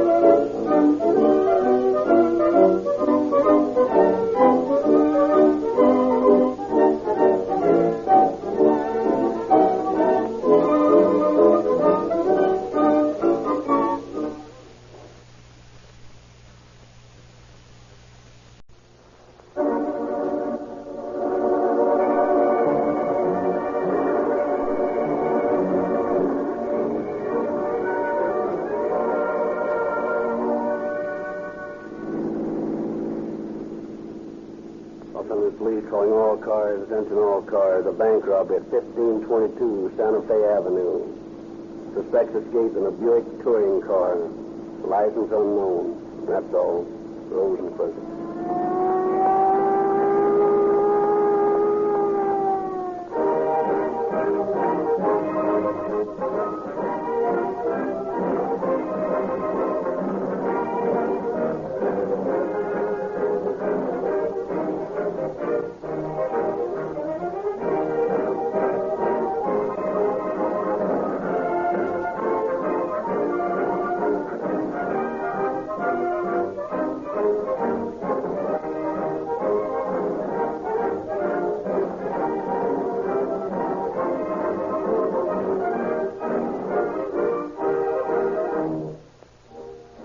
One of the most vital things to public safety is the perfect performance of police cars, fire engines, and other equipment of this type.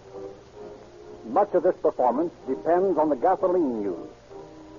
Such equipment cannot use a gasoline unless it is absolutely dependable. It must have qualities of quick starting. It must have surging power. There is a gasoline that you can absolutely depend on. That gasoline is Rio Grande cracked with tetraethyl. It has proved its case in the fact that throughout the great Southwest, where Rio Grande products are sold, more police cars, fire engines, motorcycles, ambulances, and other emergency equipment are powered with Rio Grande cracked with tetraethyl than all other brands combined.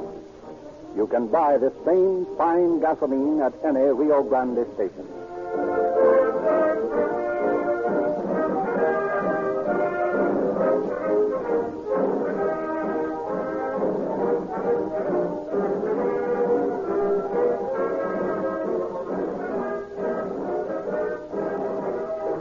And now we hear from Chief James E. Davis of the Los Angeles Police Department. Chief Davis. Good evening, friends. How many times have you resented the man on the beat who told you to move along because you were parking in front of a fire plug? How many times have you personally taken a belligerent attitude against the police officer who, doing his duty, drove up beside you and gave you a ticket because you sped through a safety zone or drove pell-mell through busy traffic as if you were going to a third alarm fire and the burning house was your own?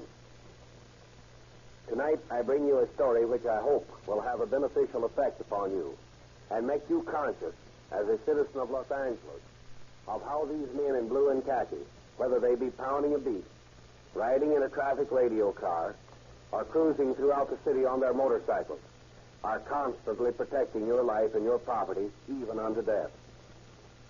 Tonight's story should teach you two great fundamental truths. First, that the men under my command are fearless and courageous, alert to do their duty and unselfish in placing their lives on the altar of duty. Secondly, that your police department has made and means to keep this city clean of eastern gangsters and vicious criminal types. Written into this story is the grim death of a traffic officer who fell mortally wounded because he was part of this great law enforcement body dedicated to a 24-hour-a-day warfare against crime. Likewise, this story discloses the heroism of a motorcycle officer too faithful to his trust of protecting the public to flinch even when his body was riddled with enough bullets to frighten the average criminal to death. Listen intently. Let this thrilling story impress you that it is your job as a citizen to cooperate with your police department in order that its routine work can be made easier and that it can concentrate upon the great forces of evil. Professor Lindsley will go on with the story.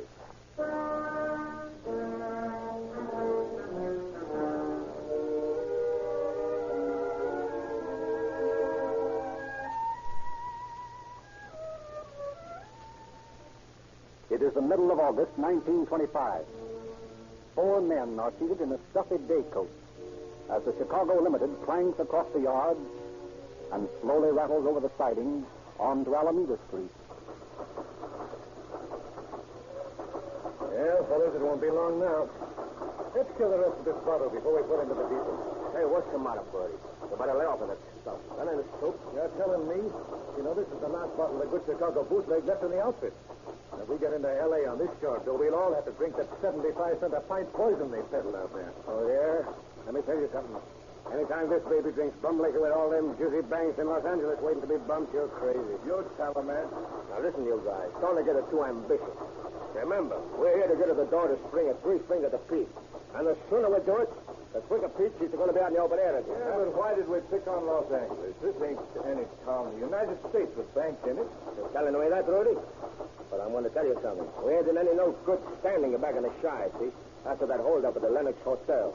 And this suburb ain't nothing but overgrown a village with a bunch of moving the picture cops. It's going to be a pipe. Yeah? So you think the L.A. cops is easy, huh? Sure they're easy. They ain't never bucked up against any real guys like us from the East. It's going to be like taking a candy from a kid.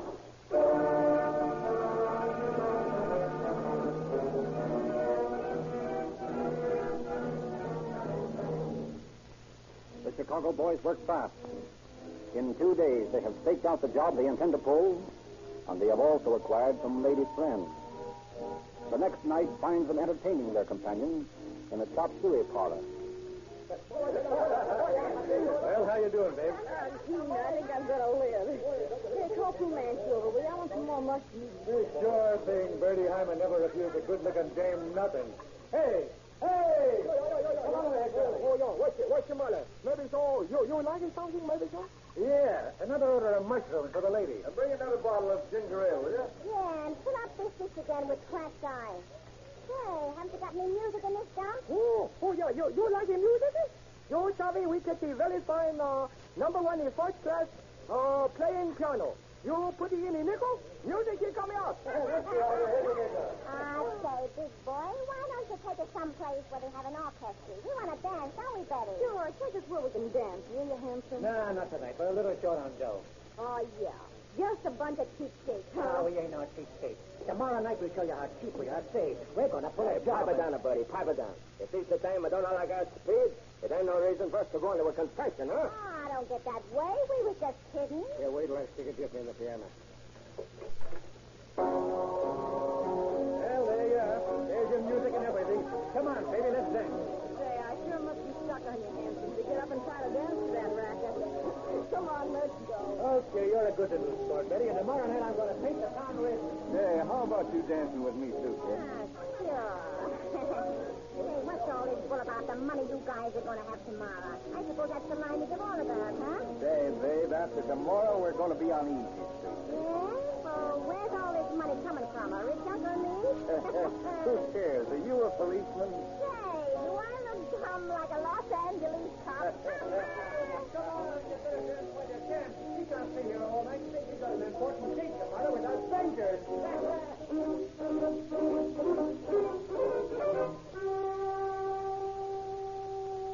It is 11 o'clock on the morning of August 22nd, 1925.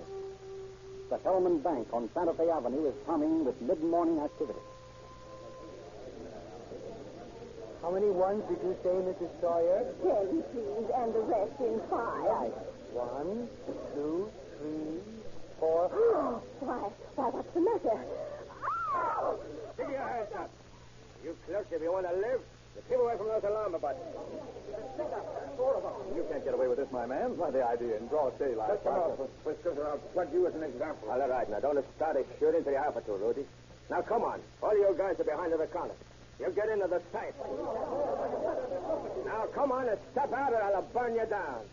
Now, Bertie, you get those customer down on the floor. And you pick up at the door. Okay. Down on the floor, all of them. Me too. Yes, you too. Hey, you there in the brown suit, don't you try to pull nothing. Flat on the floor, all of you. All right, Ed. You keep your guns on the rest of them, huh? Oh, don't shoot. Don't point. That's going to be. I'm going to say. All right. You do anything but shut your mouth. Hey, Bertie, is that at the door? Yeah, I got everything up to. Now we're leaving. Everybody stay put till we get out of the door or we'll blast you. Come on, guys. All right. All right, the pilot. I'm going to take the wheel. What'd I tell you? Just like you're taking a candy from a kid.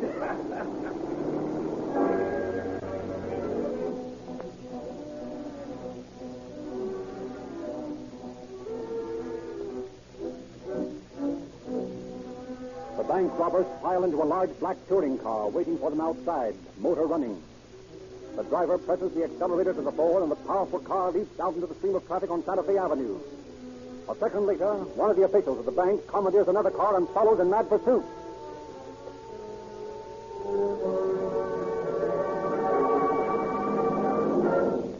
Several blocks away at Santa Fe and 8, Officer Oscar Bayer, seated on his motorcycle, passes the time of day with a friend. What are you doing down this end of town, Oscar? Nothing ever happens down here, and the traffic's too dense for speeding. Yeah, I guess you're right, Mac, but orders are orders. I sure wish something would happen to break the monotony, though. Will you get your race, lad? Look at that madman weaving through the traffic. Huh? He's as good as got a ticket right now. Well, you better hurry. That bird's moving. I'll get him at a traffic signal. And there's another one. Go get him, Oscar. Just watch me.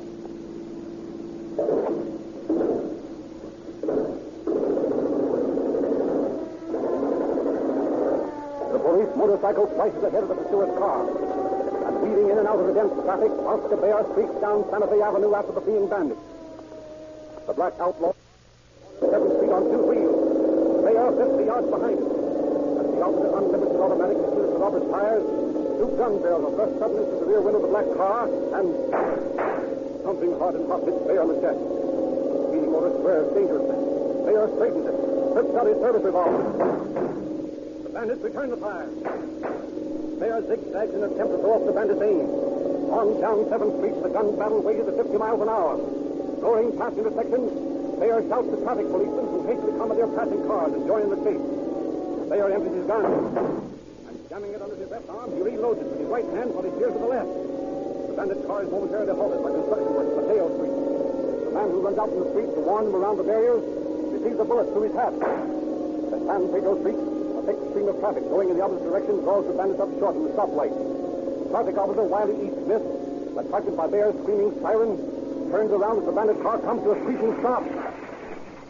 Before Bayer can shout a warning to him, a shotgun spits death from the bandit car.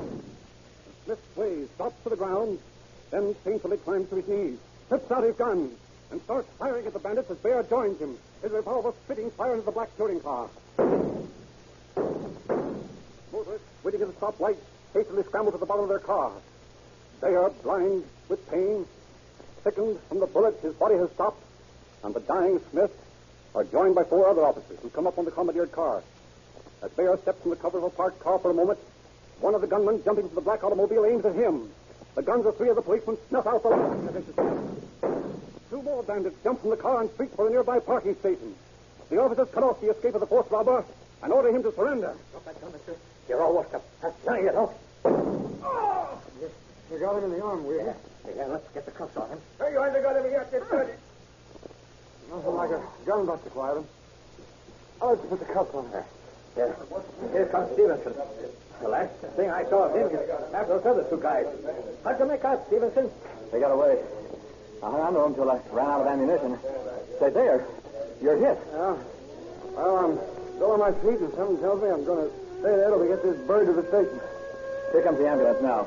There, you better get in, too. No, sir. I'm going to the hospital under my own power.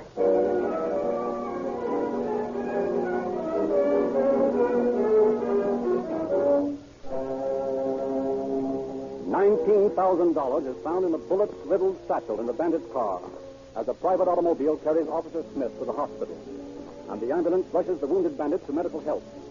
Inspector Finlinson, attempting to get coherent statements of the case from the excited officers, meets Oscar Bayer in the hospital corridor. Oh, here you are, Bear. I've been looking every place for you. Oh, I've been right here, Inspector. I'm waiting for word about Wiley. Have you heard anything? He's pretty bad, Oscar. Shot through the lung. He's losing blood fast. Oh, poor Wiley. The dirty rat shooted him down in cold blood. How's the guy we brought in? Never mind him. I want to know how you are. Oh, I'm okay. I just got a few little scratches. You should have reported to the doctor before this. Oh, I'm all right, Inspector, honestly. Well, I want the doctor's assurance of that. Yeah, but it's silly, sir. It doesn't look silly from the size of that blood stain on your side. Where? Oh, that. I hadn't noticed that before. All right, that settles it. You're seeing the doctor with me right now. Come on. He's in here. Here's Bear, Doctor. He seems to think he's a human target. Look him over, will you? Certainly. All right, young man. Right over here. Slip your uniform off. Yes, sir. Oh! Just a scratch, Bear. Here. Let me, Bear. Here. Let me help you, boy. Oh. Easy. There we are. Now, let's get a look at you. Well, young fellow, you must have been born under a lucky star. What do you mean? One bullet headed for your heart was stopped by your bag. Look at this. And another, if it could have killed you, is embedded in your notebook here. See that? Yeah, that was close. You know, I remember now feeling that hit me. It sort of knocked the wind out of me for a moment. Now, let me see. 1, 2, 3 flesh wounds. I'll get a dressing on them. Are they serious, Doctor? No, but it's certainly a miracle that they only chink the flesh. Any one of them would have killed him if they'd have been an inch nearer the center of his body. Well, there you are, Doctor. I can't get rid of him. Only the good die young. Doctor, while you're bandaging Bear, I want to talk to this wounded man. That is, if he's well enough to talk. Yes, I think he'll be all right, Inspector. He's in the next room, right through that door. Thanks. And, Doctor, see the Bear here does what you tell him. If you don't make him go to bed, he'll be out riding his beat this afternoon. Well, don't worry. I'll see that doesn't happen. Well, young fellow, how are you? What's it to you? Who are you anyhow? Who do you suppose? Dick. Well, yes, that is a police officer. Yeah? Well, what do you want? What's your name? Smith. John Smith. Rather unusual name, isn't it? Well, don't make a smart attack, Cop. What do you want? Well, I want to find out who your partners were on your little deal this morning. Mama don't know. You don't know, eh? That's what I say. I'm only met him in the Pershing Square yesterday. I don't know what he's doing. Very, very interesting. Oh, yeah? Well, that's to the fact. They make a date to meet me this morning near the bank. I don't know that he was going to make him stick up until shit happened. You ought to be a little more careful about the companions you take. They may get you into trouble sometime. Oh, yeah. You're the wise guy, aren't you, huh? Remains to be seen. But I can tell you this, John Smith. Our fingerprint man will be over here in a half hour, and it won't be long until we find out just how wise a guy you are.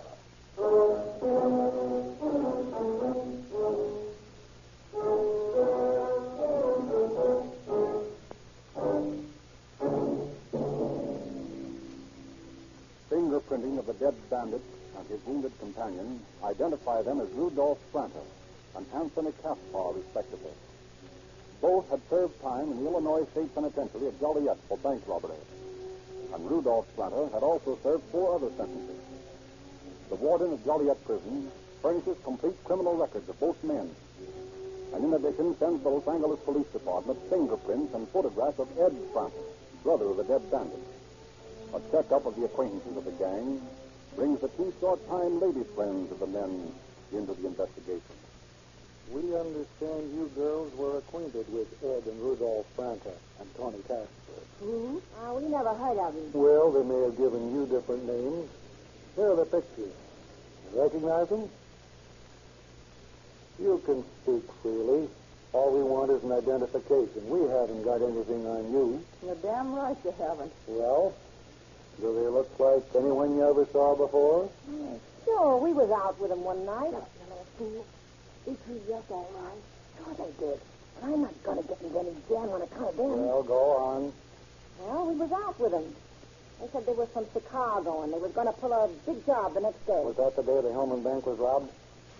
Yeah, I guess it was. See, that's right, Ella. Remember one of them made a crack about having a date with his banker the next morning? I don't know anything about it. I'm through with you. Spilling Augusta copper. You got us all wrong, sister. All we want is a corroborative identification. Well, I don't care what you want. You're a copper, and you ain't going to get nothing out of me.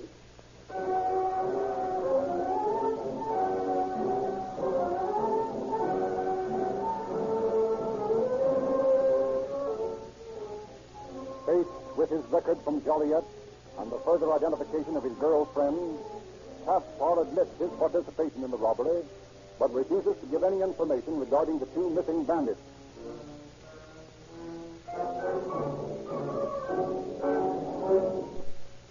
Pictures and fingerprints of Ed Franta are printed by the thousands and sent to every police station and sheriff's office in the United States. More than 2 months pass. And then one November afternoon at a busy corner of the Loop in Chicago, Patrolman Frank Griffin, off duty and in plain clothes, recognizes a man answering the description of Ed Franta talking to two other men. As Griffin approaches the group, the two men flee. But Franta reaches for a gun in his hip pocket. Griffin seizes Franta, pinning his arms to his body. Don't be a sap, fella. Look at that crowd. Don't start anything. Well, what's the big idea? Quiet. Listen.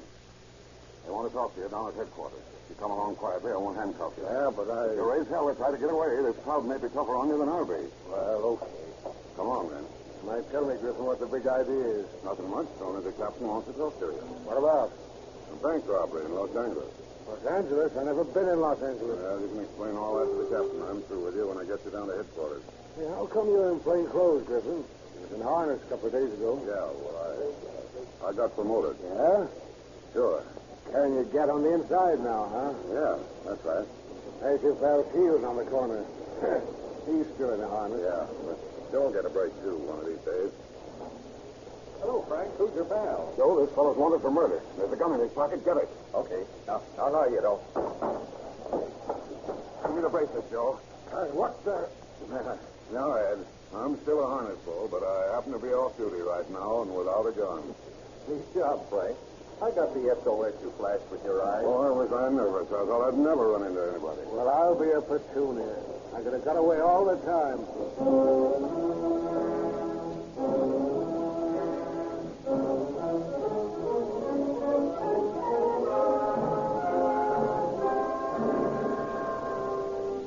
Oscar Bayer, now promoted to the detective force, accompanies Captain James Bean to Chicago. And the two officers bring Edward Franta back to Los Angeles to face trial on charges of first-degree murder and robbery.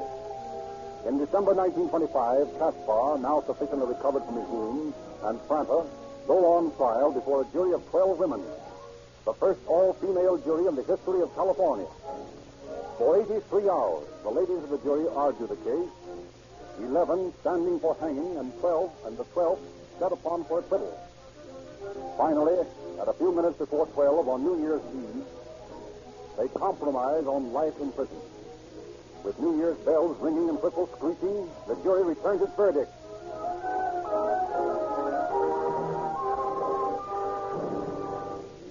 The attorney for the defense leaps to his feet. Your Honor, this is a miscarriage of justice. I will appeal this decision. I wish you would. I believe that a second trial would result in these men getting what they actually deserve. They should be sentenced to hang. Well, in that case, will the court permit me a moment to speak to my client? Yes, certainly. Your Honor, upon further consideration, I and my clients are prepared to accept the verdict of the jury and the sentence of the court.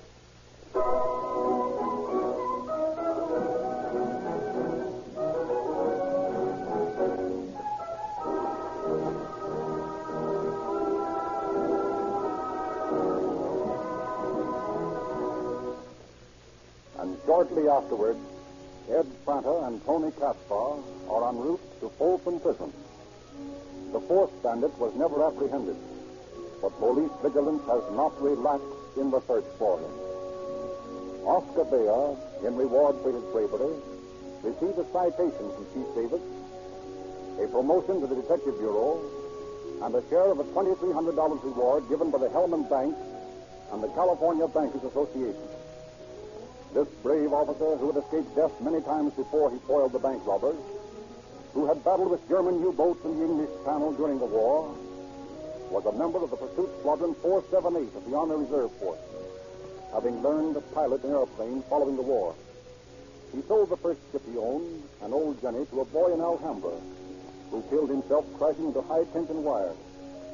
Bayer's second ship ran out of gas over the downtown police station and crashed at Vermont and 3rd. Bayer escaped with a few scratches. Unafraid, Bayer buys a monocoupe. And one bright, sunshiny day in 1929, he takes off from Rogers Airport, accompanied by Officer's Pussenger, for a short hop to Clover Field in Santa Monica.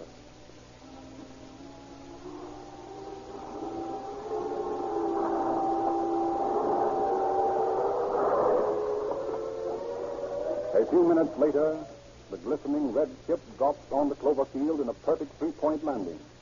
And Bayer is greeted by a friend whom he has been teaching to fly. Hello, Johnson. Hello, Oscar. 12 days of flying, huh? Yeah. You know my pal, Pussenger? Oh, hello. Well, what about it, Johnson? You want to take another lesson? Sure. You know, Pussenger, this guy can teach me more about handling a stick in 5 minutes than any of these other birds can in a day. Yeah, Oscar knows his stuff, all right. Come on, you guys. This battery's going to my head. Come on, let's go, Johnson. Okay. So long, Puss. Be back in a little while. Okay, Oscar. So long.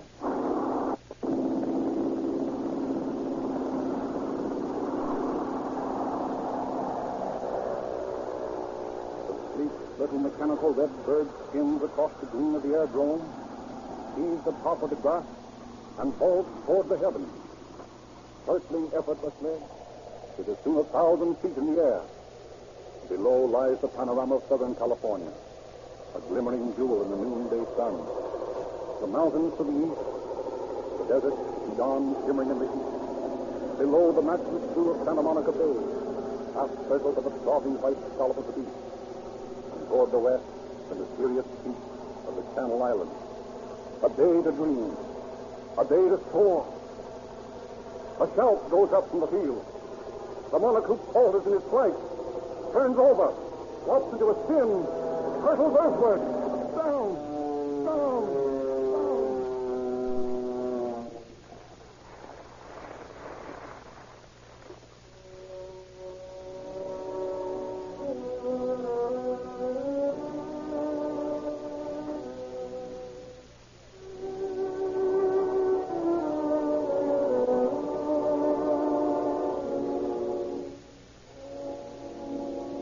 Oscar Bayer 2 days later. 116 motorcycle policemen from all over Los Angeles County accompanied the procession. Aeroplanes flew overhead. We fired 3 volleys above the grave, and the planes swooped low, dropping wreaths of flowers on the last we saw of Oscar Bayer, an officer and a gentleman, a fearless enemy, a faithful friend, truly one of the finest. Thank you, Chief Davis.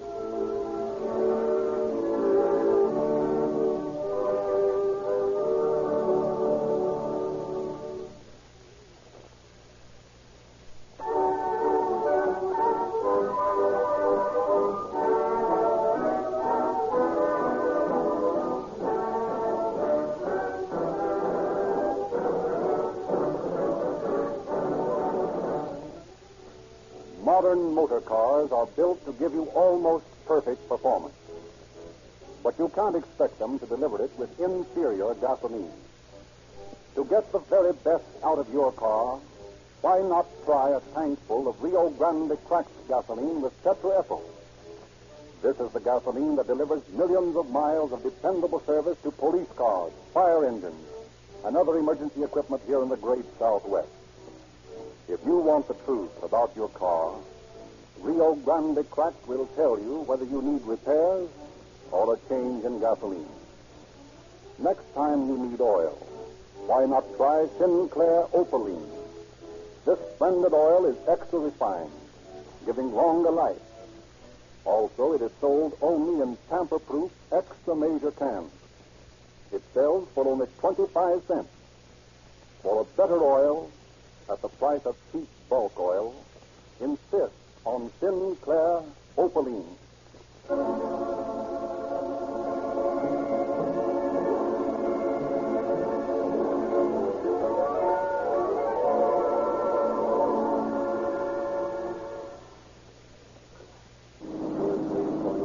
Attention all cars. Cancellation broadcast 30 regarding a holdup.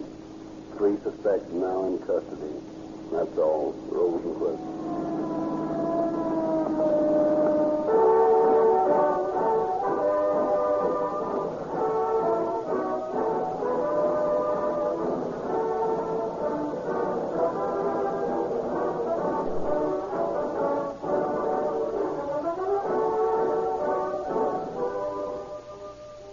This episode of Calling All Cars was obtained from the official police records by Madeline Kelly and was adapted for radio and produced by William N. Robeson. This is Frederick Lindsley saying good night for the Rio Grande Oil Company.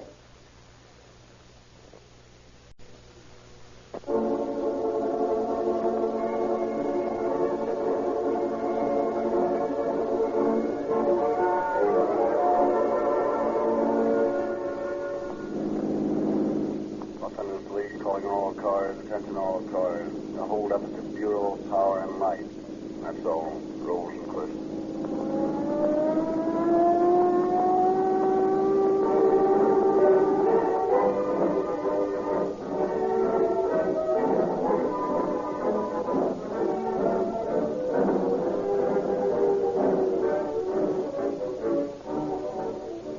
Refining methods make a great deal of difference in the quality of a gasoline.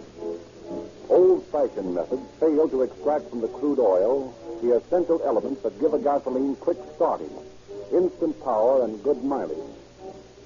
Rio Grande Cracked gasoline with tetraethyl is made by the up-to-the-minute method known as the cracking process. This refining method places the crude oil under terrific heat and pressure. This heat and pressure literally cracks the molecules of gas into millions and millions of even smaller particles. It is this breaking up of the molecules that gives Rio Grande Cracked gasoline its smooth, effortless power. Also, its average of 10 points higher anti-knock rating over gasolines which are not cracked. Give Rio Grande Cracked a fair trial. It costs no more than other non-premium gasolines, but you will notice the difference. And now tonight, Chief Davis has sent as his representative Inspector F.T. Hawtrey, who will now address you. Good evening, friends. I have come here this evening at the request of Chief of Police James E. Davis to bring you a story of vital importance to the citizens of this city. During the past year, economic stress has placed upon the citizenry burdens of immeasurable weight, affecting the lives of all persons paying taxes toward the support of our government. We feel that the story about to be portrayed for you over the radio is particularly interesting at this time because of its human interest and of particular interest to the tax-paying public. It concerns the theft of public funds from the Water and Power Department by a faithless employee and his gangster friends. During the long period of investigation, the entire machinery of the police department was kept in motion. This story gives you insight into the dramatic activities of this law enforcement agency. It will reveal to you how intelligent methods, rather than the widely publicized third-degree methods, prevail in modern police work. Professor Lindsley will now go on with the story.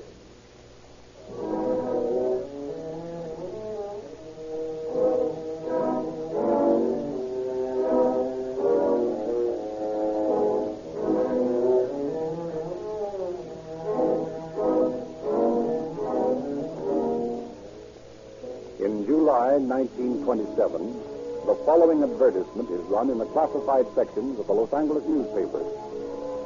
Big money for man with plenty of nerve and good head.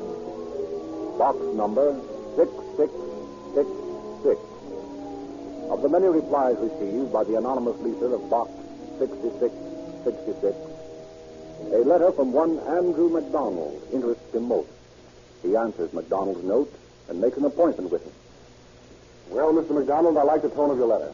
And I like the tone of your advertisement. Are you interested in a job that demands the qualifications of my advertisement? I'm interested, Mr. Peters, in anything that'll pay off. What do you mean, pay off? Anything that's worth the risk it requires. And I don't care what the risk is, so long as the job pays off in big money. Oh, I see. Well, would you consider $10,000 big money? 10 grand? Sure, that's a lot of dough.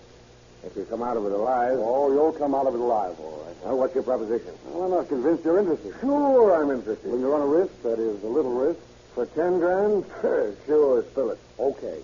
It's a payroll holdup. Sounds good. How big's the payroll? What do you care? 10 grand's your cut. Yeah, but listen. What's the matter? Isn't 10 grand enough? Sure. But what's it all about? And the less you know, the better off you are. I'm running all the risks. Okay. That's fair enough. All right. Now, I'll draw you a diagram of the layout. Here's Hill Street, see? Yeah. And here's Broadway. Uh-huh. All right. Now, at 7 a.m. on the morning the payroll goes out, we come in the Hill Street entrance here. Then we go upstairs and walk over to the Broadway side and down to the second floor landing, which is here, see? Yeah, go ahead. All right. Now, we got green isinglass eye shades on like we were clerks. Yeah. We wait on this second floor landing till we see the cashier come in. Then we go down to the clerk's desk and pretend we're working. Yeah. And when we see the cashier open the safe to get out the payroll, we stick 'em up. Get it? Hey, how do you know so much about this layout? Well, I ought to know. I work down there.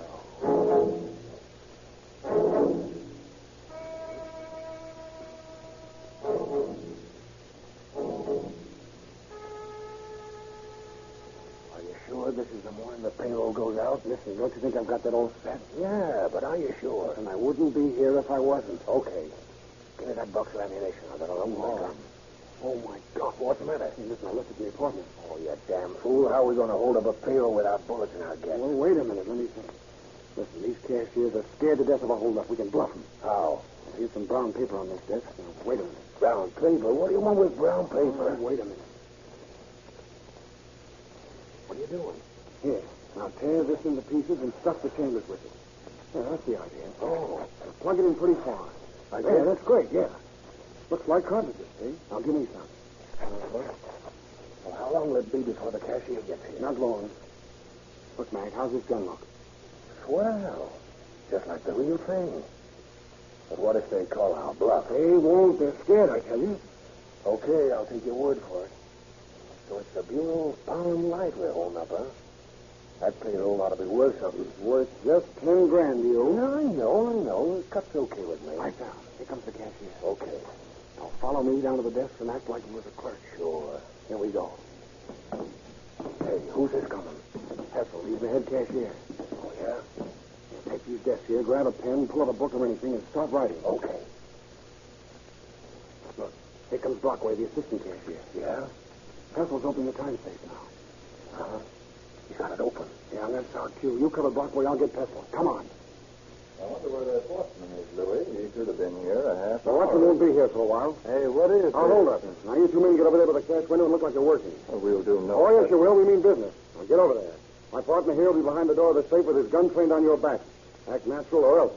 Keep your eye on him, pal. Sure. I'm going to clear out this safe. Hey, you. Cut out that noise. You want your head blown off? What's the matter?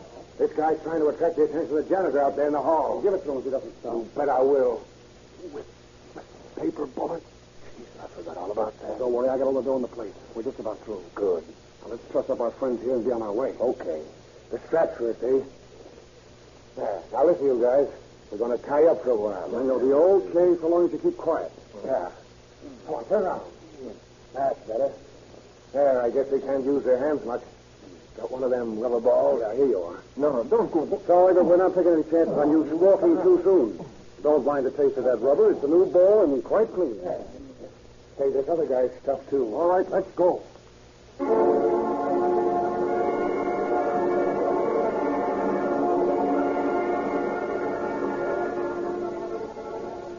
Within a few moments, the bound cashiers are discovered and untied by employees arriving for the day's work. The police are notified, and Detective Lieutenants Pruitt, Garrett, and Kopicek are detailed to investigate the scene of the crime. They question the victims closely. Now, Mr. Pessel, will you kindly tell us just what happened? Well, I came in at 7:30 to get the payroll ready, and I passed two men at that desk over there. That one by the cashier's cage? Yes, that's the one. Go on. Well, they both wore eye shades. They were bending over some papers, so I didn't pay any attention to them. I just thought they were a couple of night clerks finishing up their work. And then what happened? Well, when I got the safe opened and Rockaway here came in to help me with the payroll, these two men walked through the cage and held us up. They made us go over to the window there, like we were working. And I tried to signal the janitor by jingling a letter spike, and the one with his gun on us threatened to blow my brains out. Who were you trying to signal? The janitor. He was out there in the hall cleaning up the drinking fountains. He was only about 10 feet away all during the time it was happening. Where is the janitor? Here I is, mister. I'm right here. What do you know about this? I don't know nothing, mister. Didn't you see anybody in here? No, sir. I see these two gentlemen here, and then I looked up and I didn't see them. I don't know nothing else. And you didn't hear anything? No, sir. I didn't hear nothing. Well, how come? It seems strange you wouldn't notice anything unusual. I don't know, mister, but I got my own troubles, you know. I got misery, I have. I got misery in my back and pains me something foul, you know. The doctor... Okay, but don't go away. I may want to talk to you again. Yeah, sir. I ain't going no place. I got a lot of stuff between to clean around here. Now I'll be right here in the general facility. Now, Mr. Pessel, what do these men look like? Well, they wore old clothes, sort of shabby. And they both had green eye shades. One of them had adhesive tape over the bridge of his nose. He seemed to be the boss. Yes, and he was about medium height and slender. And he had sort of a hollow face, wouldn't you say, Pesson? Yes, I guess that's right. And, oh, yes, he wore a wig, a black wig. I noticed it when he was tying me up. How about the other man? He's the one that tied me up. He was older and fuller faced. He had black hair. Did he wear a wig? Well, I don't know. Not much to go on. Hey, Jim. Here's the gags they used. Oh, yes. We threw them down on the desk when they untied us. Rubber balls. Yes, they forced them into our mouths and taped them in. Pretty effective gags, all right. And, Jim, I found out that the payroll guard hasn't shown up yet. That's right. He wasn't here when I came in this morning. Who is he? His name's Hank Schaefer.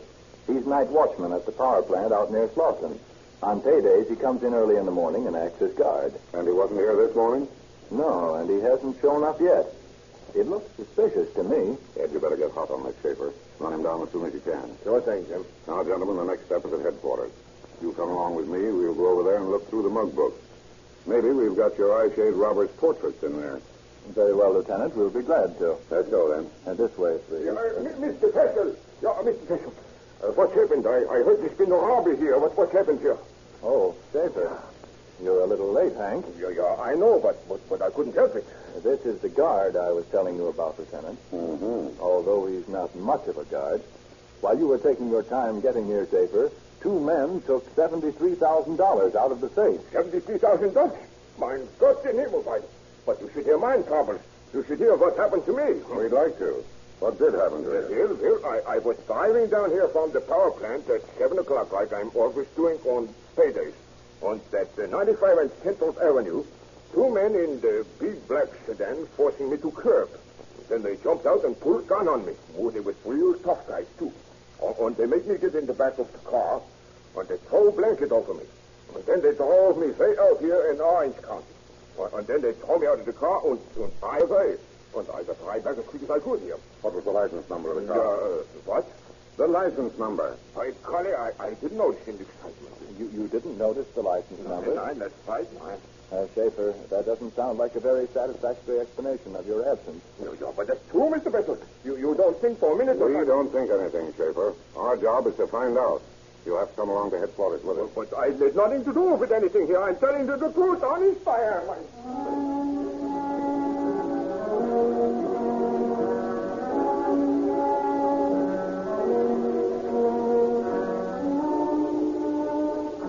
The watchman Schaefer is naturally the object of great suspicion, but an intensive search of his background failed to result in the discovery of any criminal record. Repeated questioning always results in the same story. And finally, for lack of any proof to the contrary, Schaefer is placed beyond suspicion. Cecil and Brockway scan the mug books for pictures of the men who held them up, but their search is in vain. Underworld characters and even employees of the Bureau of Power and Light are kept under surveillance to determine whether they make any large deposits of money or any unusual purchases. Circulars bearing the meager description of the bandits and pictures of the paraphernalia used to assist identifications by means of modus operandi in case of future crimes elsewhere are distributed over the entire United States. But in spite of all this police activity, 4 months passed without the slightest clue to the identity of the robbers. The opinion goes around headquarters that the job was pulled by Eastern gangsters who had left town immediately after the robbery. Then, on January 20th, 1928, a matter of routine police work comes to the attention of Lieutenant Kopitek that is destined to play an important part in unraveling the snarls of this baffling case. Detective Bureau, Lieutenant Kopitek. I want to speak to someone about something mighty suspicious. What is it, ma'am? Well, about a month ago, a young fellow rented a house next to me. Yeah? Well, he's acting mighty funny. What's he been doing? Well, yesterday, I saw him out of the kitchen window changing the license plates on his car. Well, that's nothing suspicious. Lots of people are changing their 27 plates to new plates at this time of the year. Now, wait a minute, young man, until I've finished. Oh, I beg your pardon. Go ahead. Well, yesterday, he took off the 27 plate and put on the 28 plate. Yes? And today, he took off his 28 plate and put on another pair. Well, that does sound a little funny. Well, I think you'd better look into it. We will, right away. Now, if you'll kindly give me the address.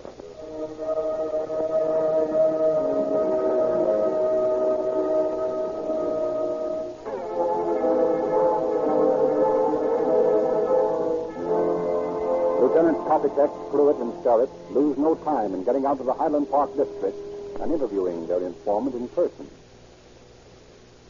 Now, you understand, Lieutenant, I don't want to be mixed up in this thing. I'm just doing my duty as I see it.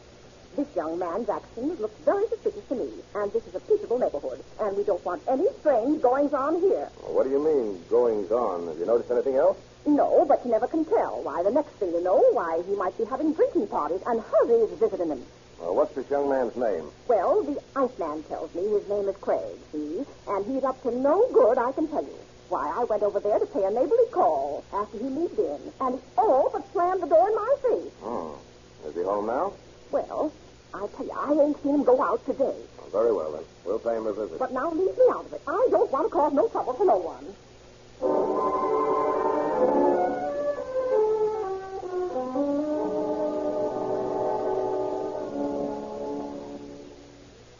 Pruitt, you guard the back way.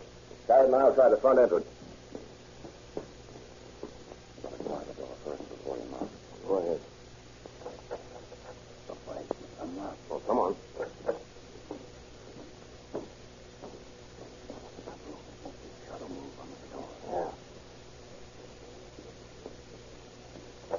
Hey, what do you want? Well, I'll be. Look at the money, Jim. Hey, you've got no right breaking into my house. We didn't break in. We walked in. Who are you? Police officers. Police? Oh, what do you want here? Looks like we want you. Yeah, but what for? Well, we'll see about that. What do you do with all this money laid out on the carpet and the stove going full blast? Oh, I'm drying it out. It got wet. Yeah, where'd you get this money? It's my money. Where did you get it? Well, I sold some property up in Colorado a couple of months ago, and this is the money I got it for. Oh, yeah? Look at this, Ed. Bureau of Power and Light wrappings on this package of bills. Bureau of Power and Light? Oh, so you're the guy that pulled that job. Listen, I don't know what you're talking about. I got this money from a ranch I sold in Colorado. Oh, yeah? Come on, Starrett. Let's take this kid down to headquarters.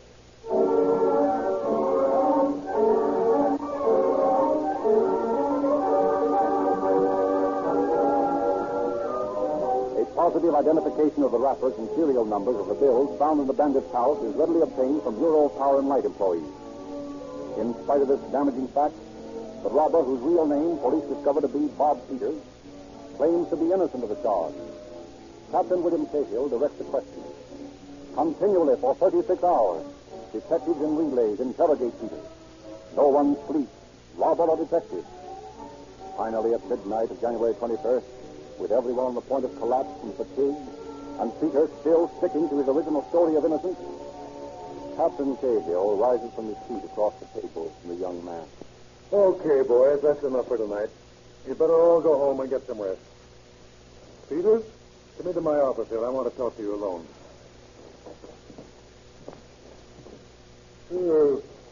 Sit down. No, take that chair over there. It's more comfortable. Here. Have a cigarette? Yeah, thanks. A light? Thanks. You're tired, aren't you? Oh, sure am. Well, you can get some rest soon. Listen, you might as well let me go to bed now. You can't get anything out of me because I've got nothing to tell. I don't know a thing about this. Yes, Bob, I heard you repeat that over and over, but I don't believe you. Now, look here. The money found in your possession has been identified by the Bureau of Power and Light by the wrappers on it. And the insurance company has identified it by its serial numbers. But even if you walked out of here tonight a free man, you'd never be able to spend $1 of that money. Now, we know you took that dough. And the best thing you can do to help yourself is to make a clean breast of the whole thing. Well, I sure would if I knew anything about it. Well, let's look at it this way then, Bob. If somebody stole all your clothes and the police got him and he confessed to his crime and returned those clothes to you, how would you feel toward him? Would you be more lenient than if he had denied the theft and we had proof of it? Well, of course I'd feel lenient towards him. Well, now, that's the way for you to help yourself. Confess this whole thing now. Oh, I sure would, Captain, if I'd stolen the money. I'd tell you about it this minute. You love your mother, don't you, Bob? Of course I do. Now, think what this is going to mean to her. For even if you plead not guilty, we've got enough evidence to send you away for some little time. Now, don't you think you owe it to her to shorten your time away from her, to shorten her period of grief as much as possible, to take advantage of the leniency that your plea of guilty will give you? Yes, Captain, all you say is true, but I didn't do it. Well, how about your fiancée? You deny having told her that you'd buy her a diamond ring? Oh, of course I do. It isn't true. Why do you keep lying, Peters? Now, look here. Come in, Miss Campbell. I want Bob to hear from you or your lips the truth that he denies. Now, what about that diamond ring, Miss Campbell? Well, Bob told me he bought a diamond ring for me and that he was going to give it to me. Thank you, Miss Campbell. That's all for the present. Boy, you didn't have to bring her into this. I couldn't help it, Bob. We've got to get to the bottom of it. And that's nothing to what she'll suffer if you go on the stand and try to prove innocence against the evidence that we've got on you. Think what the publicity will do. Think how the whole town will talk about her. You know what they'll call her? They'll call her a bandit's moll. Now, is that the sort of a thing to do to a sweet girl like that? A girl who has loved you and had faith in you? Because you made a mistake, Bob. Do you think it's fair to drag her name through the mud? Now, do you? Okay, Captain. You win. I'll confess. I'll plead guilty. I'll do anything you want me to.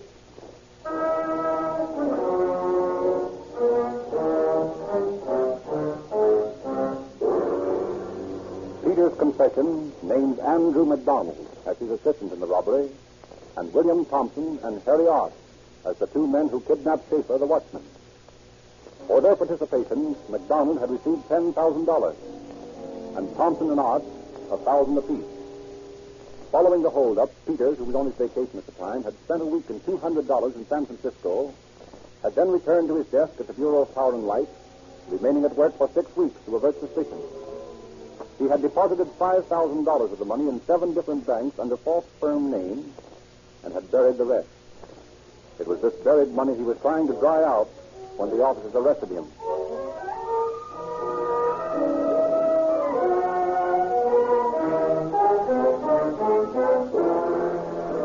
As soon as the police learned their names, Captains Slayton and Cahill speed to Thompson's and Art's homes and place them under arrest.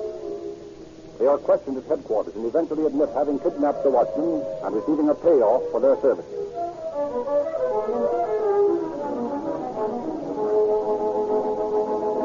Meanwhile, a Los Angeles police car, bearing Lieutenant Stewart and Starrett, screams through heavy coastline fog south to San Isidro, where, according to replies to their statewide teletype, McDonald is publishing a newspaper.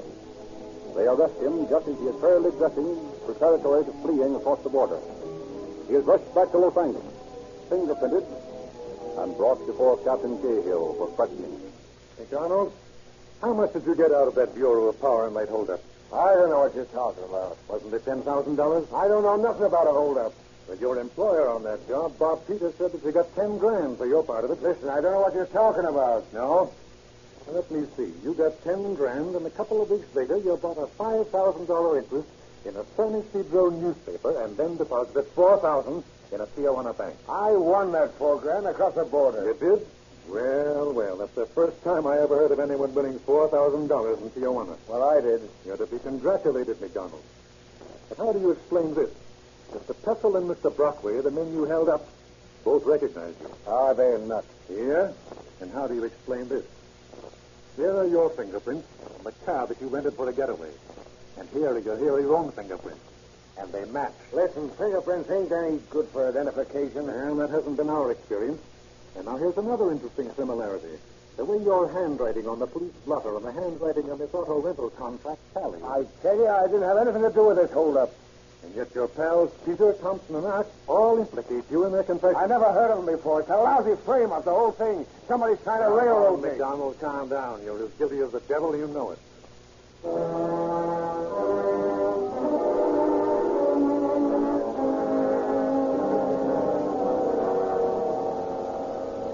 But McDonald insists on his innocence. He refuses to cooperate with the police in the restitution of the stolen money, and when charged with his crime, he pleads not guilty. Peters, Thompson, and Art, on the other hand, cooperate to the fullest with the police. As a result of the $73,000 stolen, $48,000 in cash and $5,000 in property was returned. Peters, Thompson, and Art, pleading guilty, are charged with second-degree robbery, and McDonald is charged with first-degree robbery. After the testimony, the men file into the courtroom to receive the sentence of the judge. Robert Peters, William Thompson, and Harry Art, stand and face the court. You men have been found guilty of second-degree robbery, and it is now my duty to sentence you. But your cooperation with the authorities following your arrest has been commendable.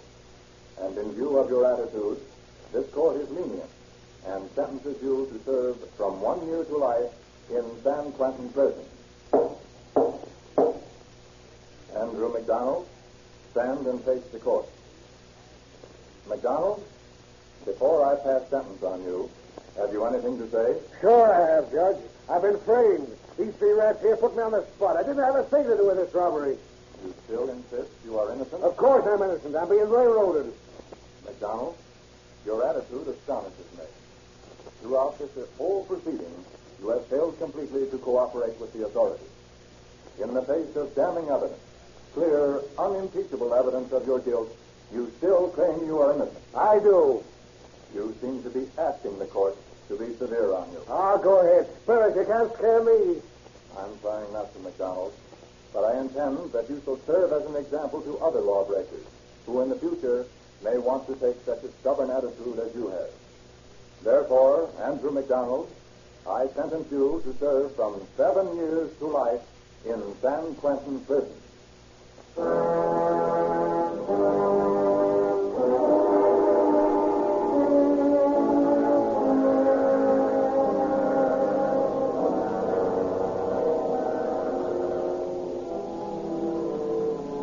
This case shows so clearly the inherent stupidity in the criminal. Someplace along the line, the perpetrator of the most perfect crime will make a mistake, will slacken in his vigilance, and then he is lost. These mistakes, these lack-ups of vigilance, are often, as not, born of a guilty conscience. Had Peters not been so worried about detection that he changed license plates twice in 2 days, our job in solving this crime would have been much harder. We, in the police department, have many opportunities to observe the truth of the old adage, give a man enough rope and hang himself. Thank you, Inspector Hawtrey.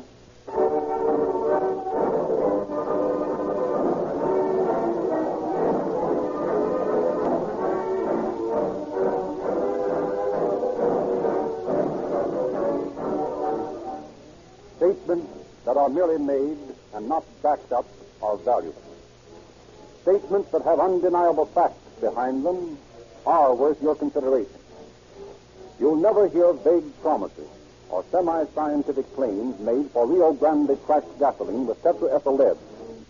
For it is the policy of the Rio Grande Oil Company to stick only to facts in that advertisement. So when you hear the statement, for police car performance, use Rio Grande cracked gasoline, you know that it is true. And here's the reason. In the great Southwest, where Rio Grande products are sold, more police cars, fire engines, ambulances, motorcycles, and other emergency equipment use Rio Grande cracked than all other brands combined. These summer days are hard on most lubricating oils. However, you need never worry about burned-out bearings. If you've got Sinclair Pennsylvania or Sinclair Opaline motor oil in your crankcase, these oils are extra refined, giving them longer life, even under terrific temperatures. They are sold only in tamper-proof, extra-major cans, yet cost no more. Rio Grande has prepared for your information a complete list of forthcoming cases to be broadcast on Calling All Cars. May we suggest that you drive into your neighborhood Rio Grande service station tomorrow and ask for the Rio Grande radio log. It's free.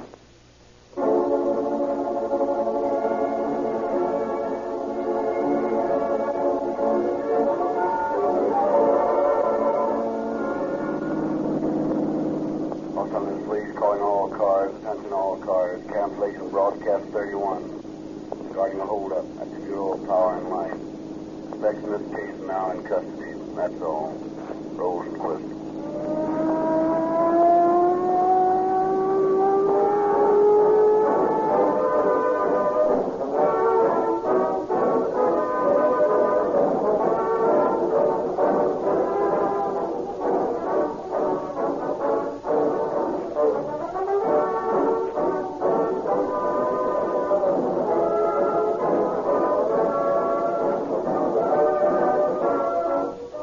This episode of Calling All Cars was prepared from the confidential police files by Madeline Kelly and adapted for radio and produced by William N. Robeson.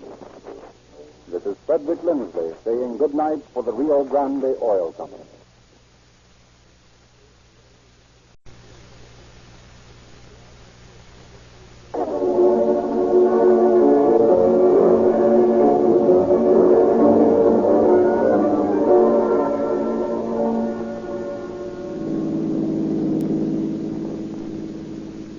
Los Angeles Police calling all cars, attention all cars. Broadcast 35. Shooting fireworks inside the city limits is a violation of city ordinance. All cars be on the lookout for such violation and stop it wherever found. That's all. Rosenquist.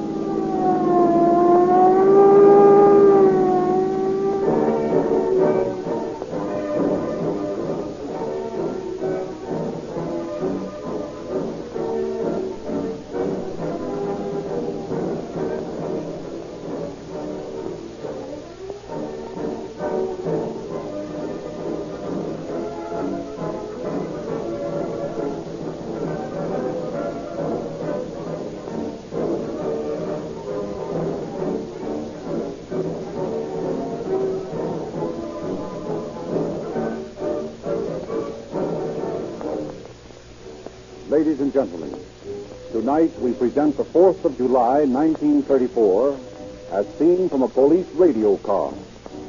And we're taking each one of you with us. Your only credentials need be a stout heart and a friendly appreciation of Rio Grande cracked gasoline. So if you have listened to Calling All Cars these many months, and for some unavoidable reason have never come to know the dependability and police car performance cracked gasoline can give you, your trip tonight in a police radio car will show you what police car performance in a gasoline really means. Police cars, such as these we're going to ride in tonight, are subjected to terrific demands for speed, power, and pickup. To get the best out of police cars, the majority of them in the Southwest use one gasoline exclusively, Rio Grande cracked. So tonight, while we race down a boulevard or quietly creep up an alley, remember tomorrow to buy the same gasoline that powered us on our trip tonight, Rio Grande cracked.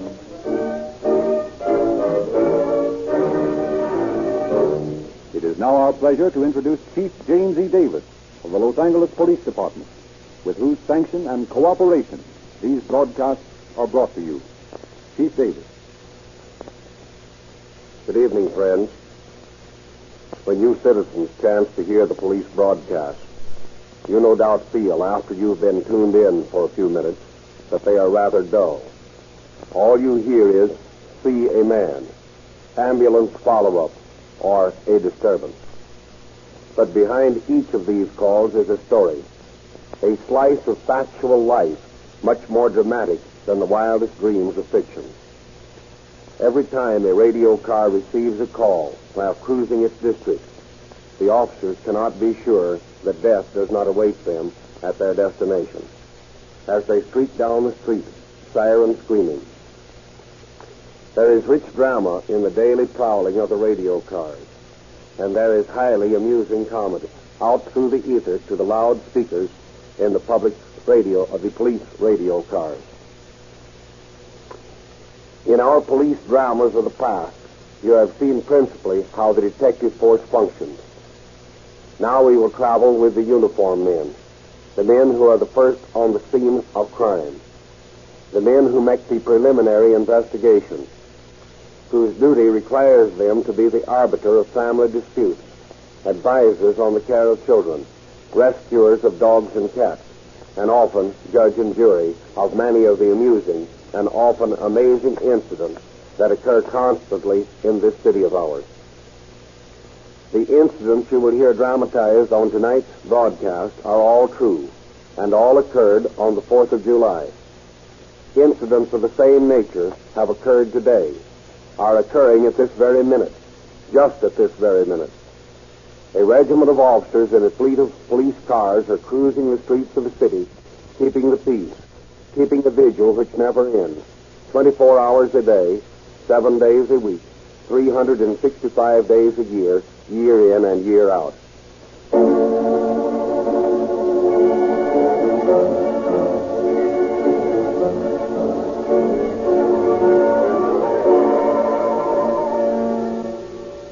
Los Angeles Police calling car 65, 65 and 290 West San Pablo Street. See a woman regarding someone abusing her. Calling car 75. Go to 290 West San Pablo Street. See a woman regarding...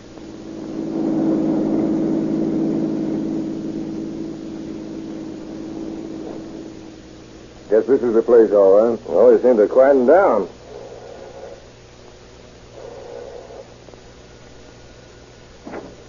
Did you call the police, ma'am? Yes, I did. Oh, what's the trouble? He was striking me. Who was striking you? My husband. Oh, where is he? I don't see anyone. There he is over on the Davenport.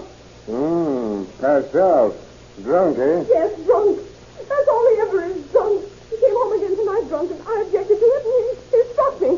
I was afraid, so I called the police. Well, everything's quiet now. What do you want us to do about it? I want you to take him to jail. That'll teach him a lesson. We haven't any evidence. Any evidence? Well, the desire of mine, isn't that evidence enough? Yeah, it is swelling a bit. Will you sign a complaint against him, ma'am? Of course I will. Well, we'll take him in then. Come on, partner. Let's get him out of here.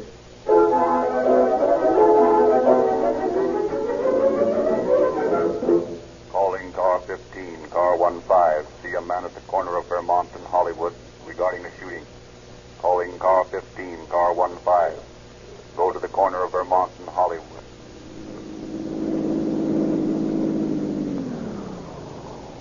You the guy that sent in that call about a shooting? Yeah. Well, where is it? Over there in the park, sounds like. There's been 3 revolver shots. There it goes again. You know what day this is? Why, sure, it's Wednesday. That ain't all. It's the 4th of July, and that shooting you hear over there is firecrackers.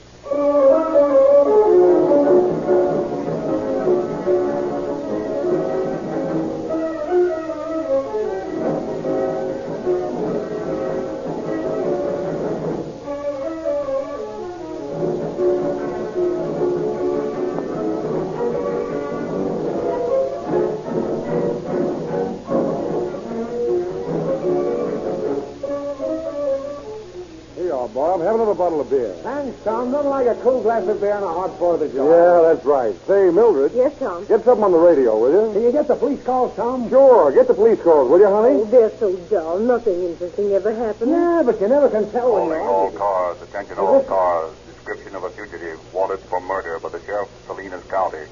Jose Lerith, Mexican, 24 years of age. Height 5 feet 6 inches. Weight 160 pounds. brown eyes, black hair. Subject shot the man twice in his back and escaped in an auto, which was found a short distance from the scene of the crime. Watch for this man. See, what did I tell you? Just from the state Mexican, that's all there is. That and ambulance follow-ups, whatever they are. Okay, get Cage data. Calling car 132. Car 132 at Normandy and Slaughter. Why, that's just some... Wait a minute, listen. An ambulance follow-up. Unidentified child hit by automobile. Unidentified... Tom, where's Junior? Why, he was out in the yard a minute ago. Tom, hurry. Go see if he's all right. Oh, there it is, down the corner. Oh, my God, don't be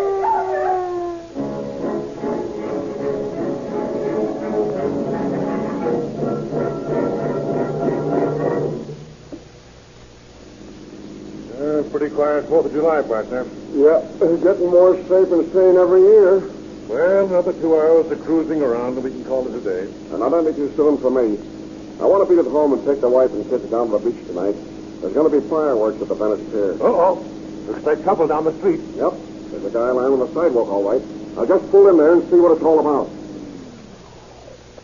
Hey, here come the cops. Yeah, I was just going to call you, boys. What's the trouble here? Well, this fellow lying on the street here was hit over the head with a bottle. Anybody call an ambulance? Yeah, a guy just did. Well, how did it happen? Anybody see it? Yeah, I saw it. What happened?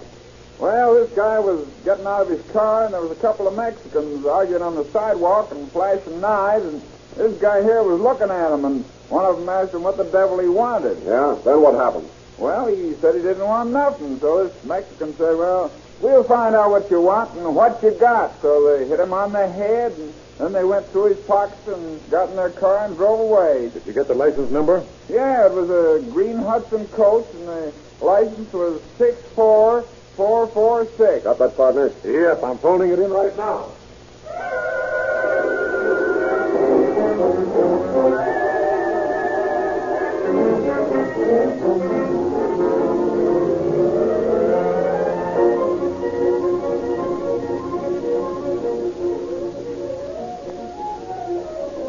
Calling all cars, attention all cars, a holdup at 2nd and Figueroa.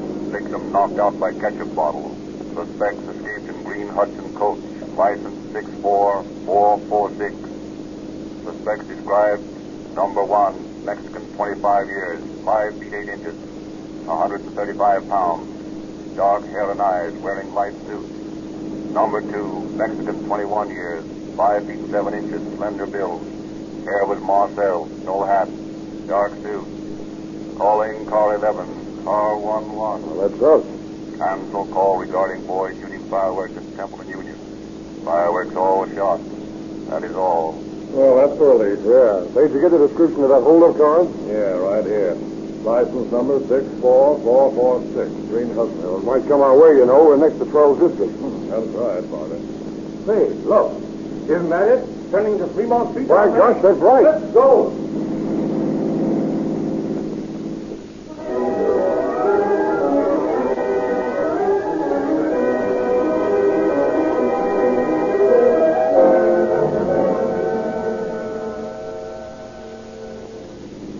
Calling car 85.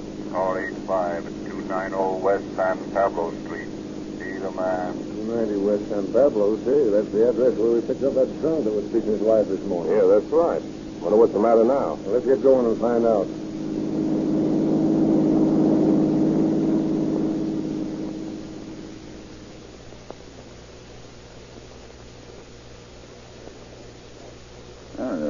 Certainly made good time, boys. That's what we're supposed to do. What's the trouble? There's a woman in here tried to commit suicide. What apartment? 110. Well, I'll be darned. The same place. My wife's with her now. You want to come in? Yeah, lead the way. Here we are. Well, ma'am, we're back again. Huh? Oh, I'm so sorry to cause all this trouble, officer. I just don't want to live anymore. Why, that's no way to talk, ma'am. Oh, I don't. I can't seem to get along with my husband. Now, your husband's all right. He's sleeping enough down at the jail. He'll be as good as new in the morning. How do you feel, ma'am? Oh, all right. A little dizzy. Smells like gas. It was.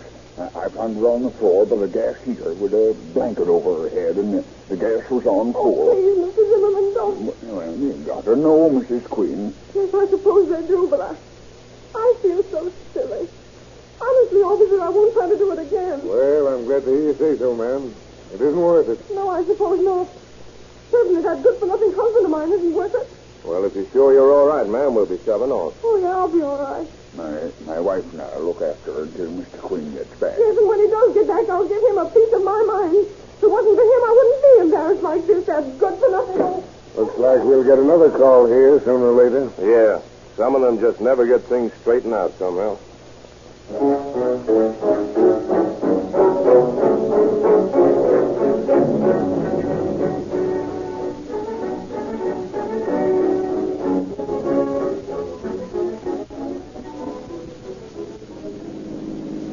Calling car 91, car 91 at the Venice Pier. An ambulance follow up.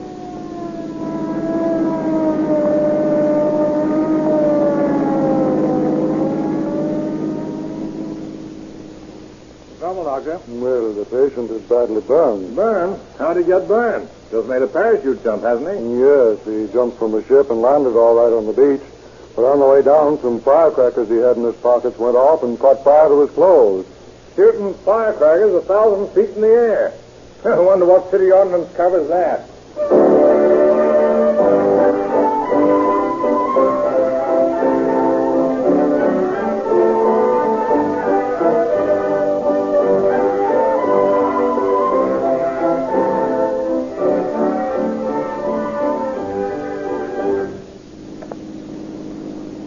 Car 66, car 66 at Franklin and Holly Drive, a prowler. Calling car 66 at Franklin and Holly Drive. Right this way, officer. I have got him in the house. Going, sir.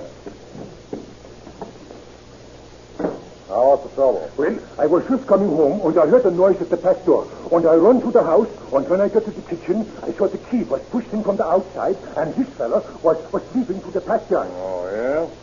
Well, what do you got to say about this? Well, sir, I was looking for a guy by the name of Jefferson. Looking for a guy by the name of Jefferson. Is that your name, mister? I should say not. My name is Schultz. You know anyone by the name of Jefferson around here? Well, I have owned this house, and I have paid taxes on it for 15 years, and I have never known anyone named Jackson in the whole street. Yeah, well, doggone, you know, maybe I got the wrong street. Say, who is this Jefferson? He's a friend of mine. Friend of yours? You know him well enough to try to break in his back door? Your story sounds fishy to me. What's your name? My name? Yes, your name. Smith. I'm not surprised. Any identification? Well, Identification to prove that your name is Smith. Well, no, not exactly. Yeah? But you're coming for a ride in a radio car. And you know your friend, Mr. Jefferson, from the Hollywood station.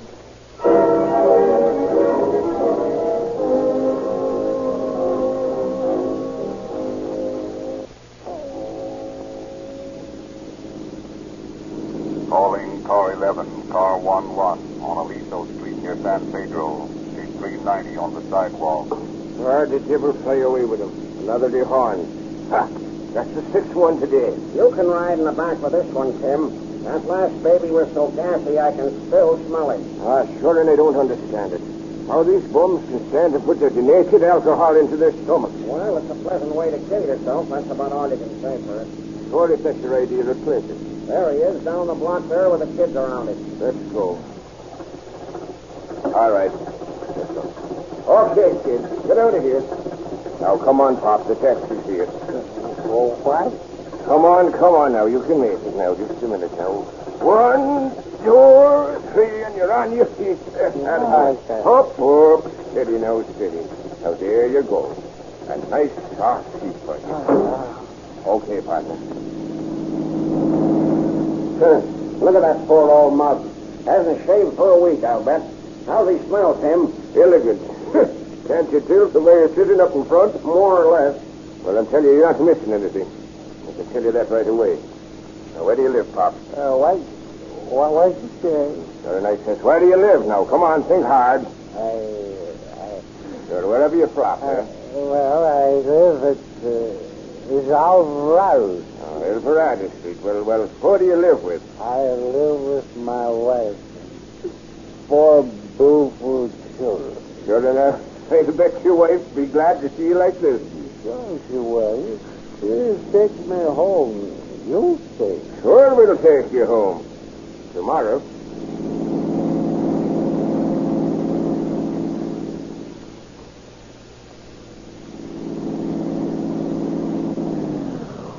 Well, here we are, Pop. Come on. The City Hotel. Nicest place in town. Clean beds and everything. My goodness, we're home already? Sure. And the sergeant's got a swell cot with your name on it. Now, come on. This is the end of the line.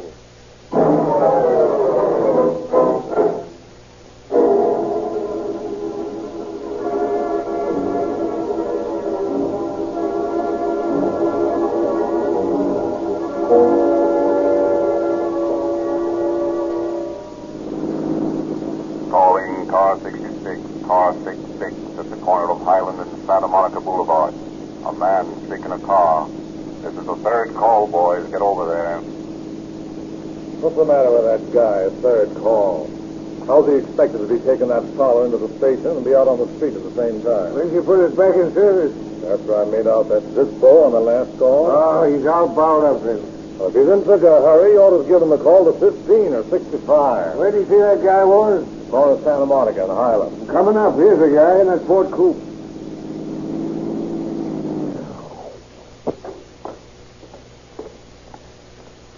What's the matter, buddy? Not feel so good? What? Been drinking, huh? No, I haven't been drinking. What's the matter with you? Nothing. Go ahead and let me alone. Here's what's the matter, Ted. This empty bottle. What was in it? Bichloride of mercury. Ah, trying to commit suicide, eh? You gotta get him to the hospital fast.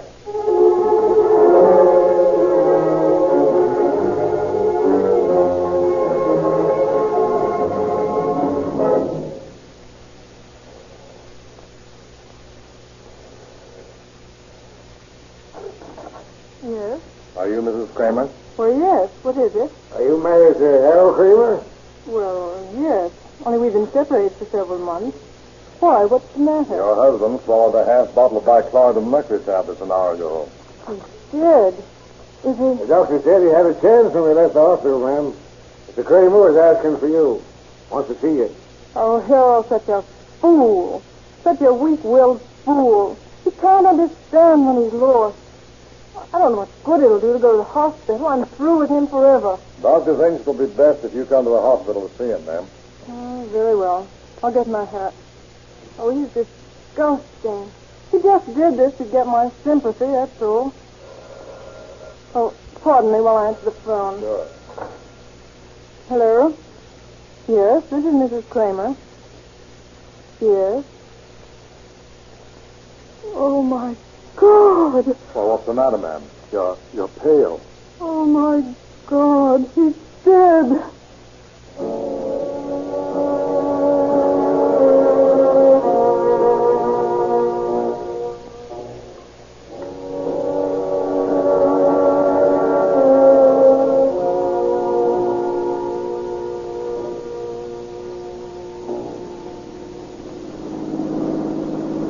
Calling car 82, car 82 at 1825 West 28th Street.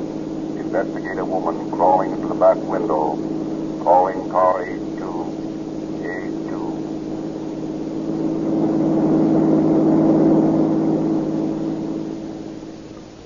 Hey, come out of there. What are you doing back there? What's that you say? What are you doing climbing into this window? And why shouldn't I climb into this window? Who are you and what's your name? What's my name? Why, you impudent young nutter-sight. Listen, lady, I got a report someone was trying to break into this house, and I find you climbing in the window.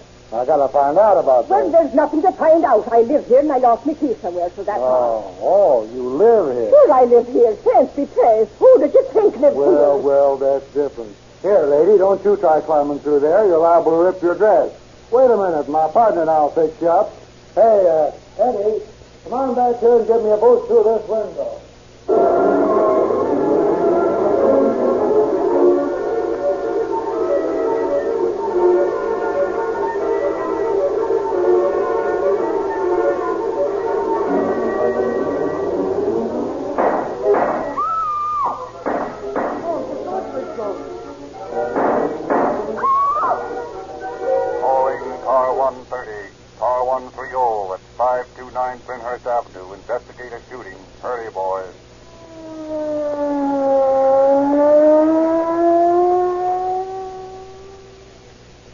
officer, thank heaven you've come. What's the trouble? Oh, it's terrible. It's simply awful. Come right this way. Poor Mrs. Clark. Poor Mr. Clark. Oh, it's awful. Here they are. Shot, huh? Both dead. I'm afraid so. Murdered, huh? Who are these people? Mr. and Mrs. Clark. They lived here. And who are you? My name is Erwin Liner. I board with the Clarks. When did this happen? Just a few moments ago. Who did it? Well, I don't know.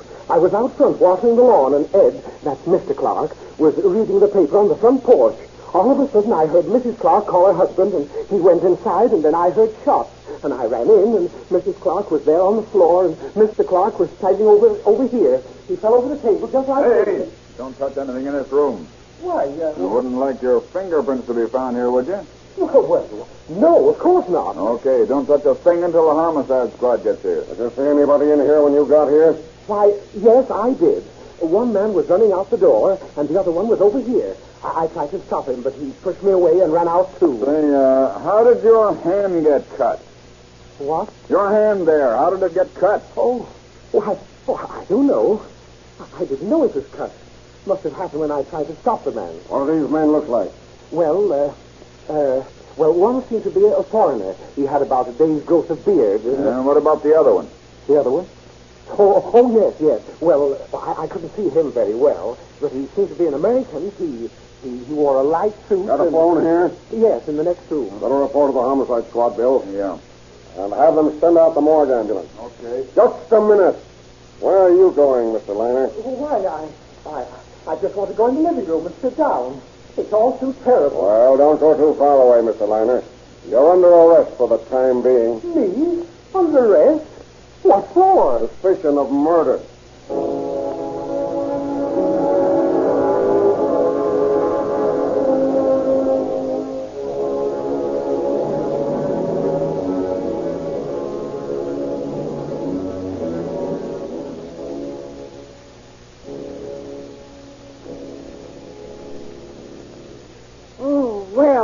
Picnic certainly did me in. I'm ready for bed. How about you, Henry? Not yet. I thought I'd stay up a while and read the paper and listen to the police calls. Listen to them police calls. What do you want to do that for? Oh, you never can tell when you hear something interesting. You know, like the night they were directing the radio cars to search for the Gettle kidnappers. Well, it's all a waste of time, if you ask me. Wait a minute. Here comes a call now. Let's see what Los Angeles Police calling car 9595. At the corner of Pico and La Brea, some boys shooting firecrackers. That is all. There. What did I tell you? Boys shooting firecrackers. That is all. Yes, and that's about all the police have been doing all day. Chasing little hoodlums with firecrackers. Oh, Henry, come on to bed. Oh, wait a minute, Mother. Here's another call. Maybe this one's a holdup. KGTL testing. 10:45 p.m.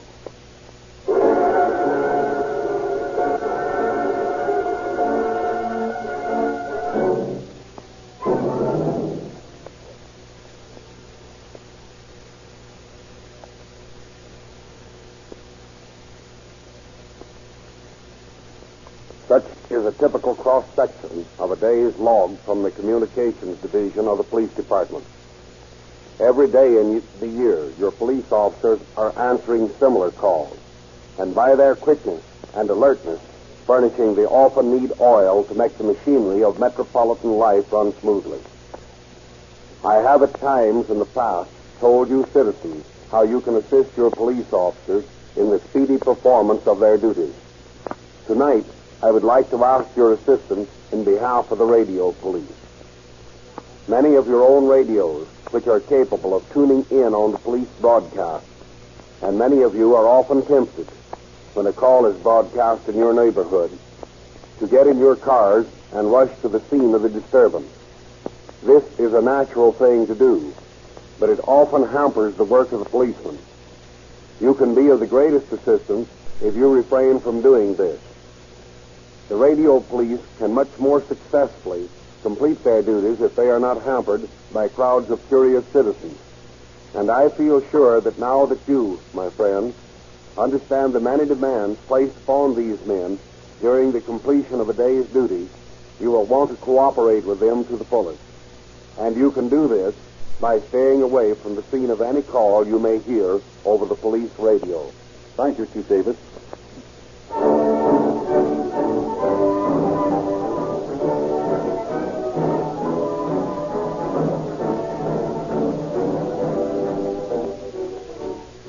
Ladies and gentlemen, tonight Chief Davis has given you an intimate picture of a day in the life of a police combat car.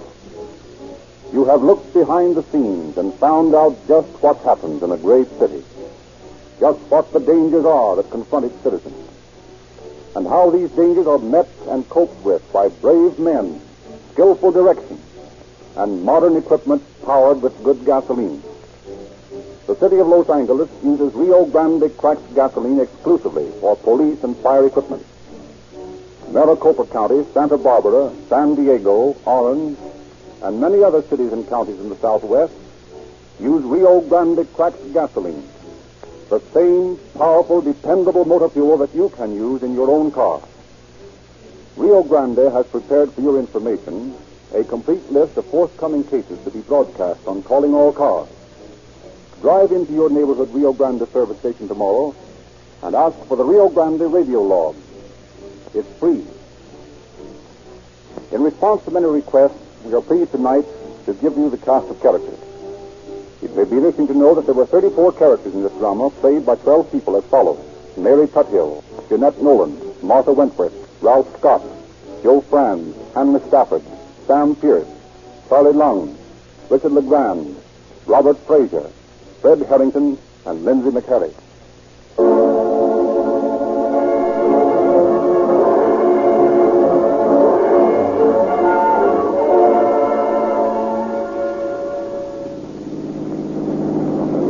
Calling all cars, attention all cars, cancellation broadcast 35. That's all. Rosencliff.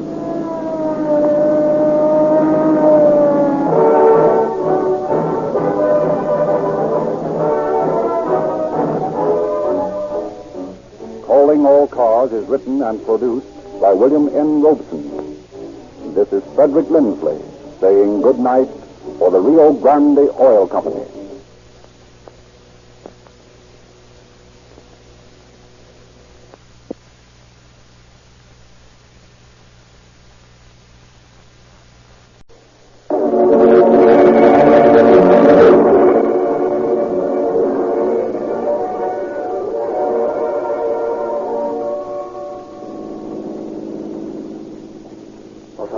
Calling all cars, attention all cars, broadcast 33, a shooting. Officer Rodewald, badge number 734, held up, shot, and robbed by two men who escaped on the Hudson coast. License number unknown. That's all. Rosencliff.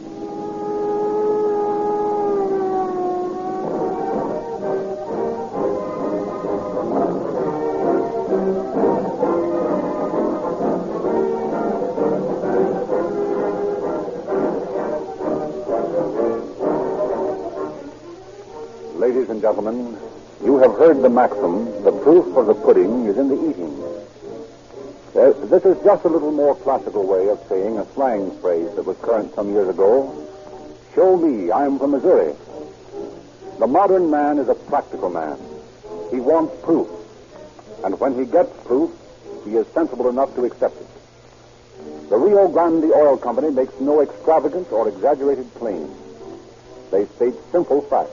Listen. 1. Rio Grande cracked gasoline is made by the most efficient process known to the oil industry, the cracking process. 2. To this cracked gasoline, tetraethyl lead is added. 3. This gasoline averages 10 points higher in natural anti-knock rating than gasolines that are not cracked. Is it any wonder that Rio Grande crack is demanded by police cars, fire engines, and other emergency equipment here in the great Southwest? Is it any wonder that more and more motorists are swinging to crack?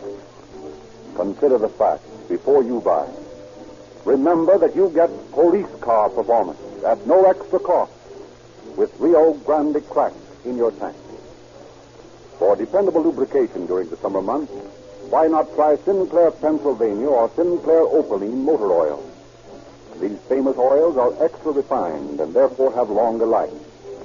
You are guaranteed against substitution because they are sold only in tamper-proof extra major cans. Give either Sinclair Pennsylvania or Sinclair Opaline a fair trial. They cost no more than most bulk oils.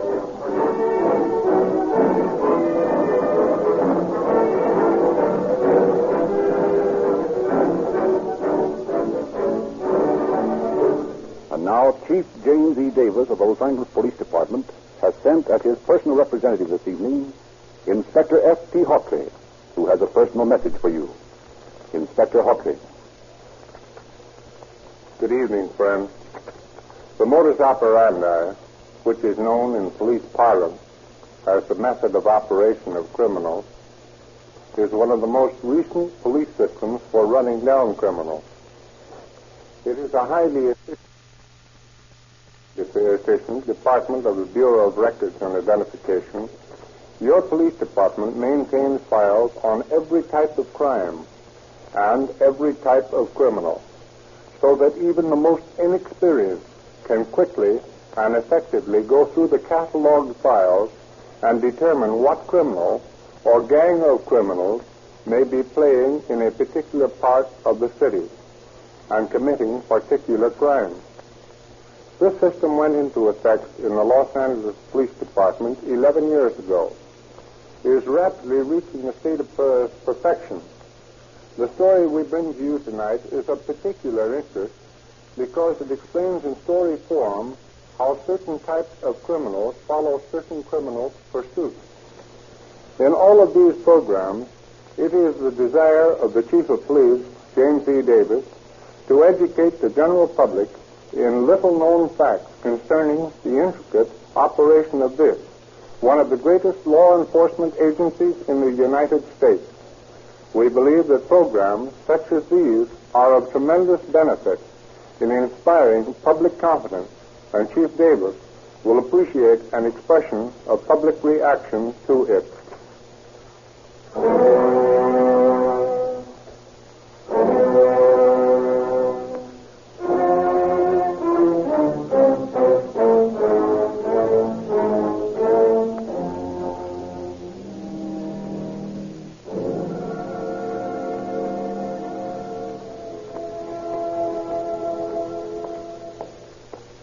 That was pretty good show, Sam. Yeah.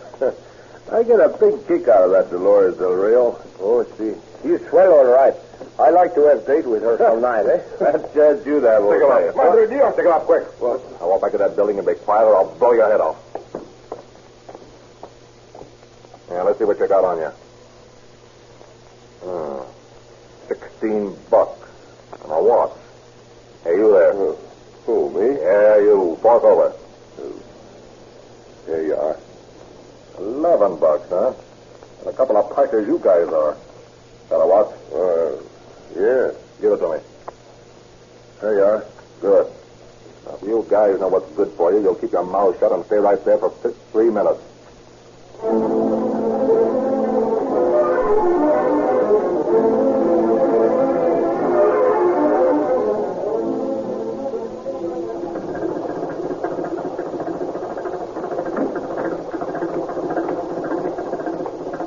To you before you go in the house. What? You heard me. How's the gas station business? What are you talking about? You know what I'm talking about. I know you've been collecting the day's receipts for the Servio gas stations, and I know you got the take in that briefcase. What of it? See this gas? That's one of it. Give me that bag. Why, look here. Give it to me or I'll push daylight through you. Okay, Jack, let's go.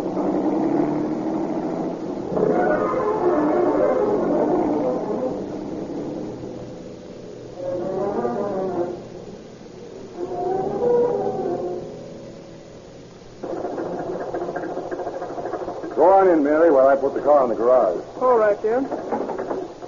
Hurry up. I've got to take the doorbell. Yes, I know.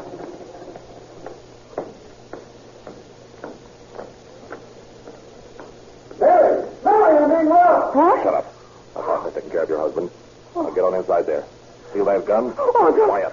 I'll kill you. Give me those rings. No, please. Okay, I'll yank them off. Oh, no, There. don't. And the other hand. Come on. No. Oh, help, police, robbers. Quiet, you fool. Okay, Jack, let that guy go. I got the dame's ring. Come on.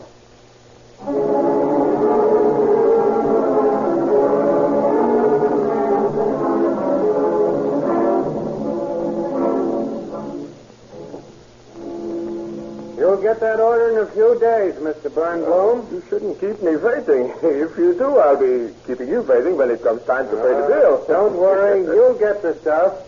But I think you're making a big mistake not to order those gold-filled Masonic emblems and that new line of wristwatches we're featuring. Oh, no. Mr. Dory, I couldn't be using any more stuff. I ain't in business for your help, you know. No, that's right. Well, I'll be back to see you next month. Okay, Mr. Dory, then. Goodbye. So long. So long, Mr. Burnbloom.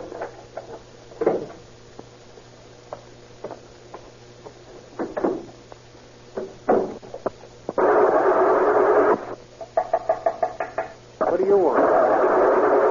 Well, what's the matter? This gun's the matter. Open up. This is a stick-up. Oh. Now get going and don't make any noise. Where do you want me to go? Drive north on Alvarado up into the hills. If you try to wreck the car, I'll kill you. Put that rear vision mirror up. My pal's following it. I want you to see him. But I need that rear vision mirror. I'll have an accident if I don't use it. Put it up. Oh, but it's dark. I couldn't make out your partner's license number anyway. Okay, then. But don't try any monkey business.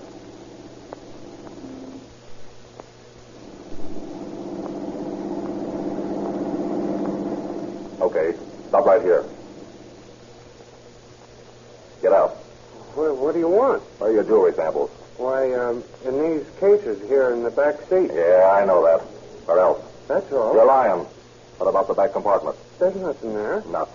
Come on, you're opening that up, too. I tell you... Shut up. Get out. And open up that back compartment.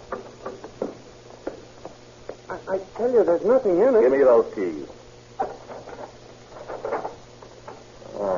Nothing in it, huh? Think I didn't know what you was carrying. What are you going to do now? Nothing to you if you're a wise guy and keep quiet. I'm taking this car of yours and meeting my pal. We'll leave it for you down on Glendale Boulevard, and everything will be okie-dokie if you're smart enough to lay low for the next half hour. If you're not, well, I ain't guaranteeing nothing. Oh, I nearly forgot something. What's that? Your pocketbook. Hand it over. Thanks. Got a watch? No. Come on, hand it over. Geez, you're not to be trusted.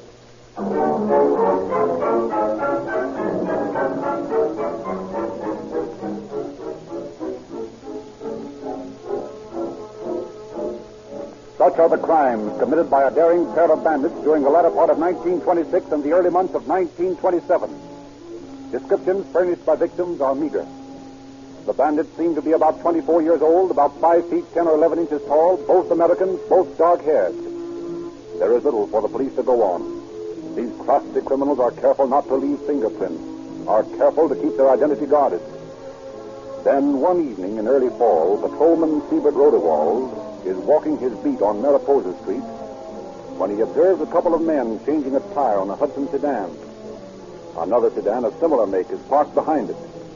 Rodewald approaches the two cars. Hello, boys. Having some trouble? Yeah. What seems to be the matter? Can't you see?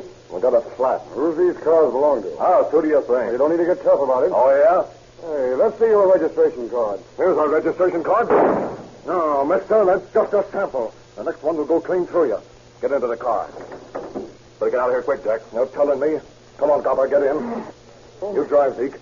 Keep stick on this mug of the rod. Okay. Now listen here, Bull. You keep your face down there and don't look at me, thing, or I'll bump you off. I ain't gonna have you identifying me and no show-up. You better get his badge and his gat, Johnny. Okay. Don't mind if I frisk you, do you, pal? Just a matter of form in our business. Shut up. I'm not gonna fool with you. I don't like cops, savvy? I'd just as soon plug you right now or sit on this seat beside you.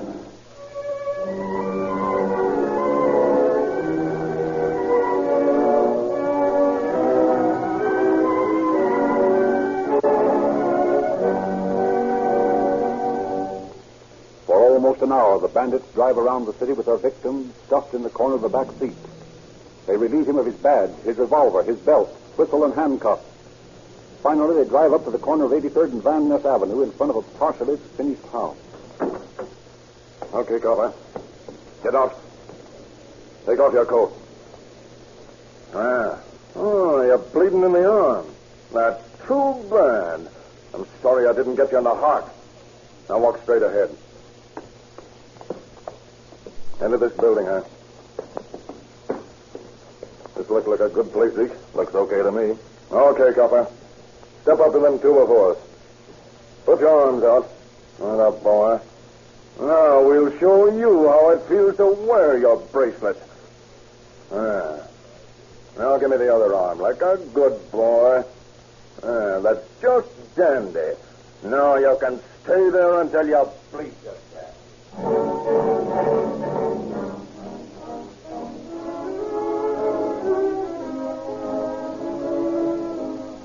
But the bandits fail to fasten the handcuffs securely, and Officer Rodewald manages to work his hand loose. Bleeding profusely, he makes his way to the nearest house and reports the shooting. Still, there is little positive identification. Then the next day, an abandoned Hudson coach is found in Long Beach. The upholstery is splattered with blood. And Officer Rodewald's cap, bearing the number 734, is on the floor. Howard Barlow, the police department fingerprint expert, searches the car for latent fingerprints, discovers several, photographs them, and running through his file for identification, he makes several astounding discoveries. He loses no time in reporting to Chief Davis. Well, Lieutenant, did you make anyone on those prints? Did I? I'll say I did, Chief. Jack Hawkins is one of them. Hawkins? Yeah. You remember I reported to you about 10 days ago about identifying a latent print from one of those robbery jobs as belonging to Hawkins? All right. Yeah, of course I do. Well, Hawkins is an escape from the St. Louis County jail. I got in touch with St. Louis, and they sent me his mug and prints, along with those of Zeke Hayes, the man he escaped with. And I've just identified 2 latent prints from that abandoned Hudson as belonging to Hayes and Hawkins. So they're the boys we're after, eh? That's right, Chief. Why, look at those prints. More than 20 points of similarity. Here are the pictures and descriptions. That's great work, Lieutenant. Now that we know who we're after, I'm going to throw a traffic blockade all over this town. Men of this type must be made an example of. No one can shoot a police officer in Los Angeles and get away with it. Send my secretary in, will you, Lieutenant? Yes, sir. Keep walking, Miss Bowler. Sit down, Miss Bowler. Take this order. To all division and detective commanders. Beginning tonight and every other night until further notice, place a blockade at the important intersections in your district. Stop all cars and detain all suspicious characters. Arrest one Zeke Hayes, alias Robert N. Hayes, alias Robert Albert Williams, and one John Neville Hawkins, alias James Elmer Fox, alias John Neville Wright. Hayes is described as American, 30 years of age, height 5 feet 6.5 inches, weight 165 pounds, black hair, brown eyes. Hawkins, an American, 23 years old, height 5 feet 11.5 inches, weight 170 pounds, brown hair, brown eyes. Tomorrow's police bulletin will carry pictures of these men, but I want you to start looking for them at once. These men held up, shot, kidnapped Officer Siebert Rodewald. I want you to bring them in. That'll be all. Get it out right away. Yes, sir.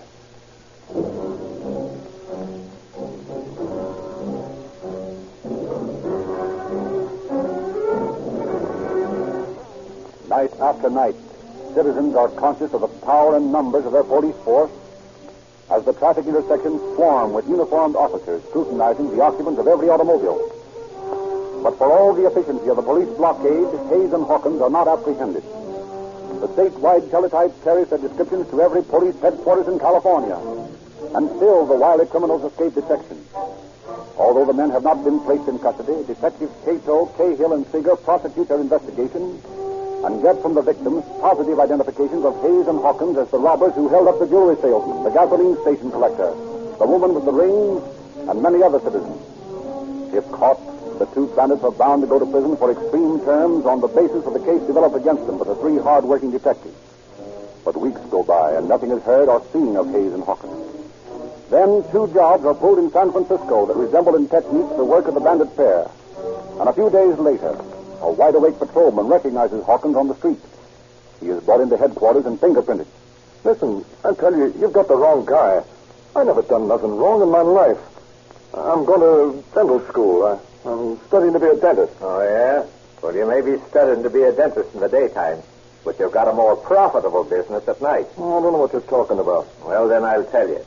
You're John Neville Hawkins, and you're wanted both here and in Los Angeles for robbery. Listen, that's all wrong, I tell you. Well, I don't think so. These fingerprints don't lie. You're Hawkins, all right. Did you see this, Inspector? What's that? It's a receipt for a water bill made out to Alfred Nelson at an address on Columbus Avenue. Alfred Nelson, eh? Another alias, huh, Hawkins? Listen, you're all wrong. Well, we'll see about that. Hold this man on suspicion of robbery, Frank, while I check on that address.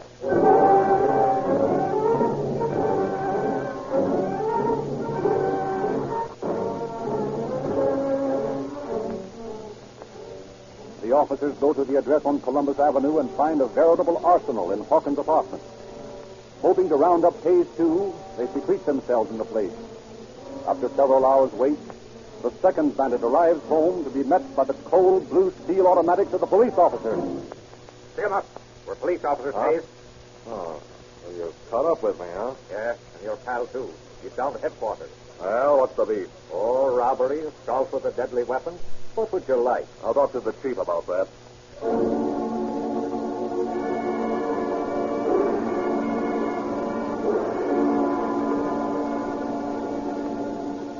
Hayes and Hawkins insist on an interview with Chief Dan O'Brien of the San Francisco Police Department.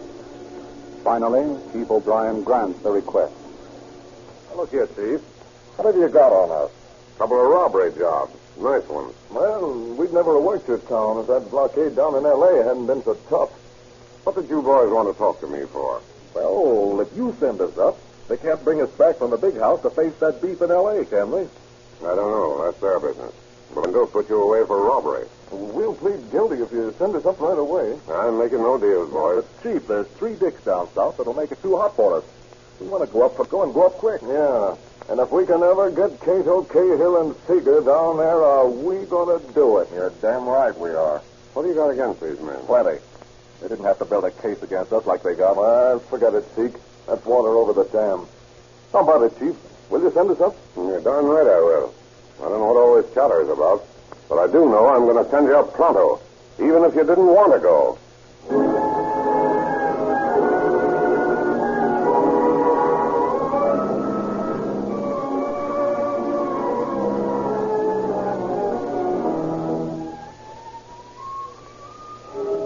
Hayes and Hawkins are quickly sentenced to from 5 years to life in Folsom Penitentiary on one count of first-degree robbery.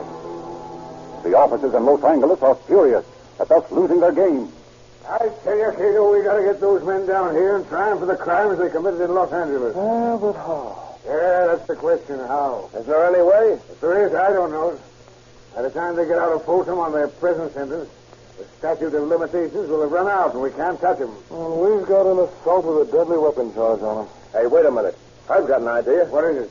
We'll get the grand jury to indict them. What good that'll do? We can't get them out? Yes, we can.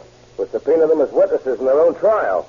Well, I never heard of anything like that before. Neither did I, but I don't see why it wouldn't work. Oh, it's worth a try at any rate.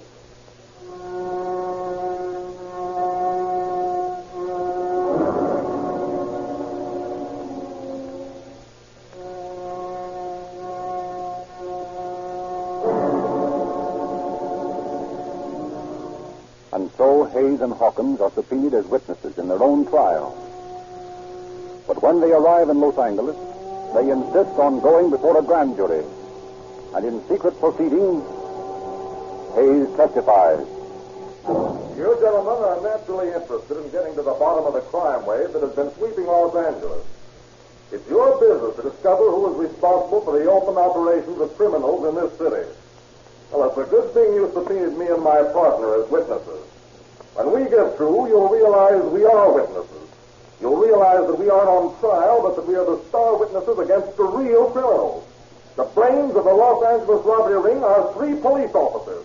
Captain Cato, Captain Cahill, and acting Captain Seeger.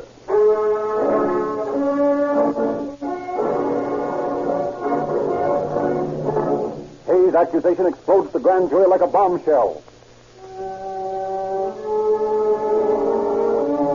An investigation is ordered. And although the prosecution tries again and again to bring Hayes and Hawkins to trial in Superior Court, each attempt is met with an order of postponement to permit the grand jury more time in its investigation. News of the charges leaks out, and the 3 police officers are publicly suspected. In the meantime, Hayes and Hawkins, as guests of the county jail, hugely enjoy the trouble they are causing. What's written at fixing up those 3 dicks? Well, they won't have a friend in this town when we're through with them. Yeah, but how long can it go on? Well, can't prove anything. What of it? This is better than Folsom, ain't it? We don't have no work to do here. Just lay around and smoke all day.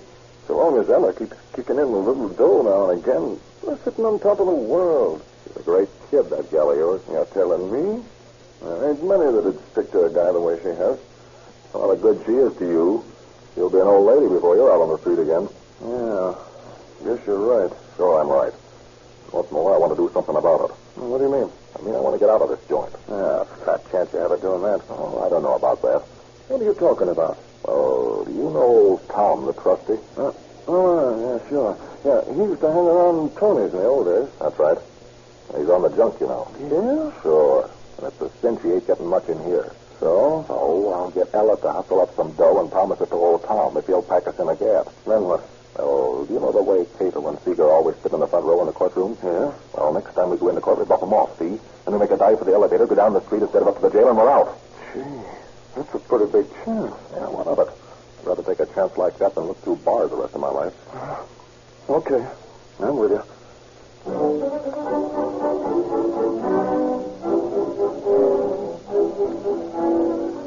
Hayes and Hawkins offer old Tom enough money to supply himself with plenty of cocaine if he'll get them a gun. Then on the next visiting day, Hayes whispers his plot through the screen to Ella in the visitor's room. Oh, Zeke, you're taking an awful chance. Now, what of it? Better than this, ain't it? Yes, I guess that's right. Now, look, honey. I want you to be in the courtroom when the bailiff brings us in. You nod your head if Cato and Seeger are there, okay? Of course, there's no doubt about them being there. They always have been. Then when I start shooting, you wait till all the excitement is over before you leave. I'll meet you back at your apartment. Oh, Zeke, I'm afraid for you. Don't worry, babe. We're the same. And Brooks. Bye, honey. Oh, goodbye, Zeke. And be careful.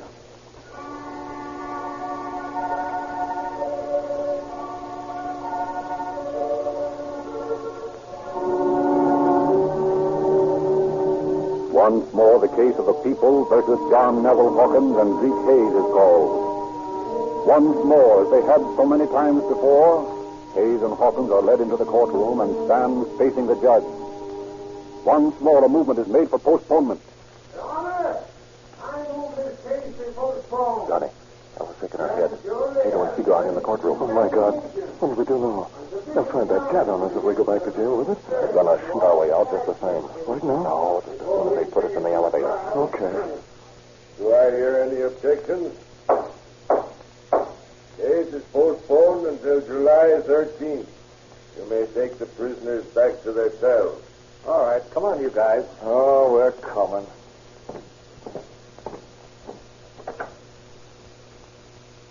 You're lucky, guys, always getting your trial postponed. Yeah. Guess you sort of like our jail for this time, huh? Yeah, just love it. Here's the elevator. Let's go. Gals and gentlemen, going up. Attaboy, Sam. Up to the jail. Okay, Johnny, let him have it. Hey, what the... Hey, got that gun. Hush, you cop. Oh. Shoot my partner, will you? You hurt bad, Casey? I'm all right. Well, you're bleeding. Get us downstairs, Sam. We've got to get Casey to the hospital. Yeah, but how about me? I'm hit too, and so's my pal. Oh, your pal's not hit. He's dead. Look at him. Dead as a doornail. And that's the way I wish you was. Shooting my partner in the back, you rat.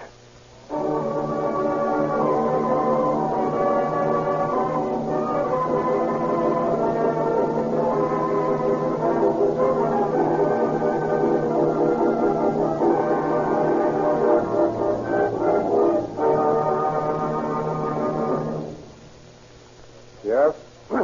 John Neville Hawkins was dead. Dead as a doornail, as Deputy Sheriff Tom Higgins put it. Captains Cahill, and Seeger were, of course, clear of the preposterous charges made against them by the two criminals. and Zeke Hayes eventually went to trial before the Superior Court. And although he originally entered a plea of not guilty, the testimony of his girlfriend, who turned state's evidence, was so damaging that he changed his plea to straight guilty and was sentenced to Folsom Prison for life as an habitual criminal. Recently, his sentence was reversed, making Hayes eligible for parole. But it is to be hoped that the State Parole Board will realize its duty to the citizens of California and not release such a dangerous criminal into civil life, a criminal who has 3 times proven his inability to go straight. For such incorrigibles, there is only one place, and that is the state penitentiary. Thank you, Inspector Hortley.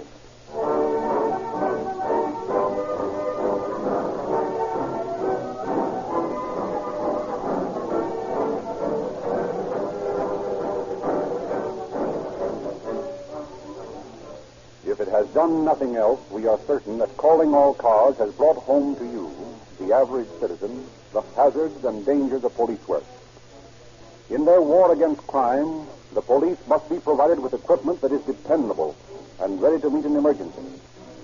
The officers in a police car must be armed with the latest of weapons. Their ammunition must be the best. Their car must be mechanically perfect. And the gasoline in the tank must be able to meet instantly any requirement of power, quick starting, and speed.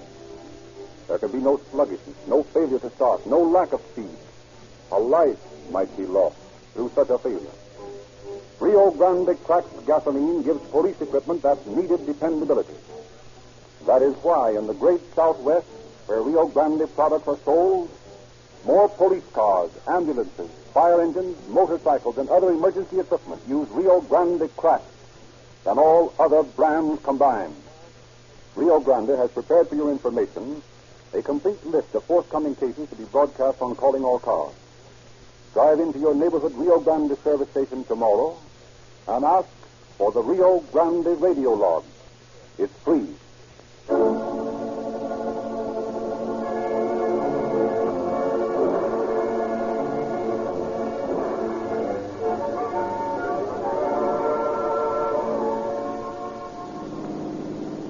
Los Angeles Police calling all cars, attention all cars, cancellation broadcast 33. The shooting of police officers. Suspects in this case are now in custody. That's all. Rolls and clips.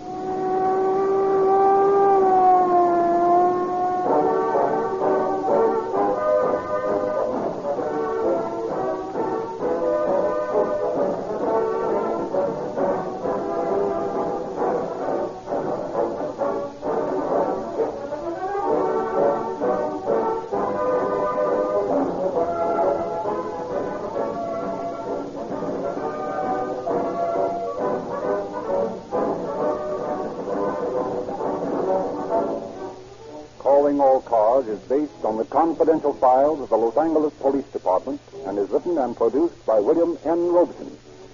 This is Frederick Lindsley saying good night for the Rio Grande Oil Company.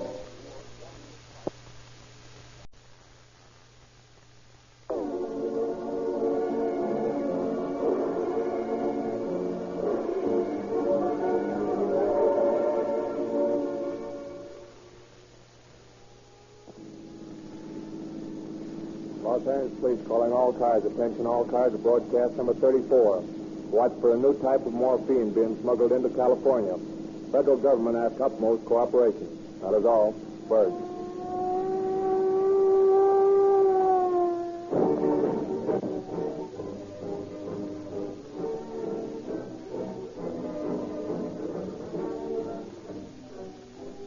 Ladies and gentlemen, a recent article in a national advertising publication reported a meeting of advertising men. At this meeting, many nationally known advertising executives stated that the wild, unfounded claims which many advertisers demanded in their advertising has caused the public to react against this type of selling. The Rio Grande Oil Company has long felt this. That is why every advertisement or radio announcement must confine itself to actual facts. You never have heard or read, and you never will hear or read anything about a Rio Grande product which cannot be proved. Rio Grande cracked gasoline derives its name from the refining method by which it's produced.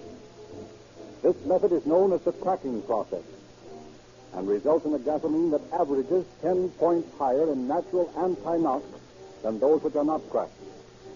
It is this up-to-the-minute refining method that gives Rio Grande crack its marvelous smoothness, its power, and quick starting.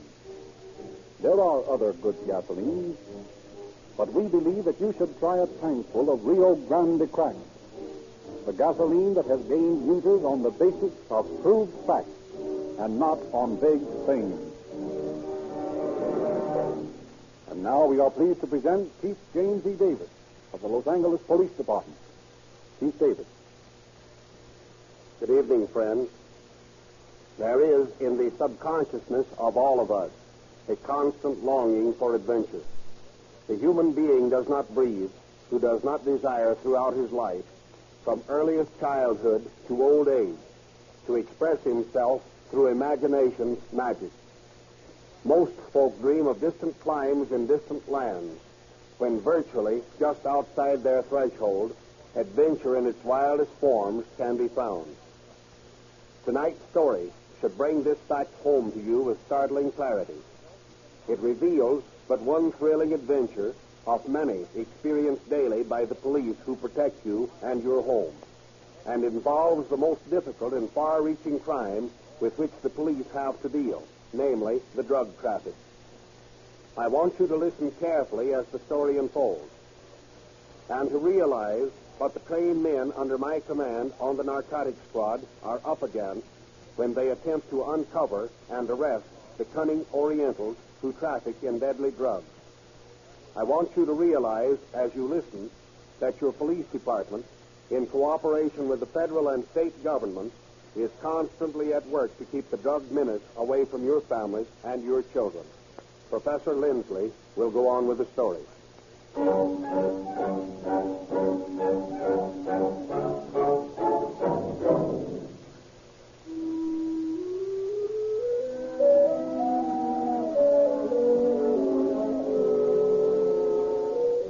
Washington, D.C., the office of Narcotic Commissioner Anslinger.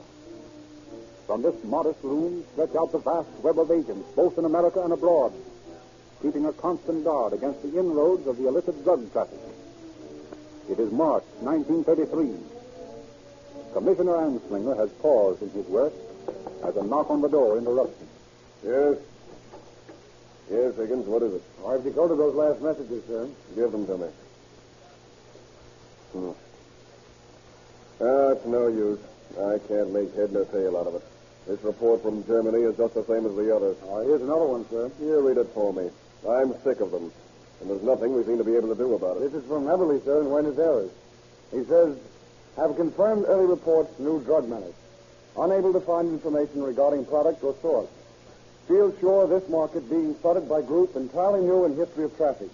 Enough, Higgins. You see, Everly finds in Buenos Aires just what Fisher has found in London, and Mola has found in Cairo, and Jason has found in Cape Hope. There must be something to it. It's amazing that no one can track down this new ring, sir. Amazing? Yes, but even more, it's a dangerous sign. We're threatened by a new and clever gang, Higgins. They've entered every big city in this country, in the world. And we don't even know what type of drug they're selling, their source of supply, their manufacturing headquarters, or anything about them.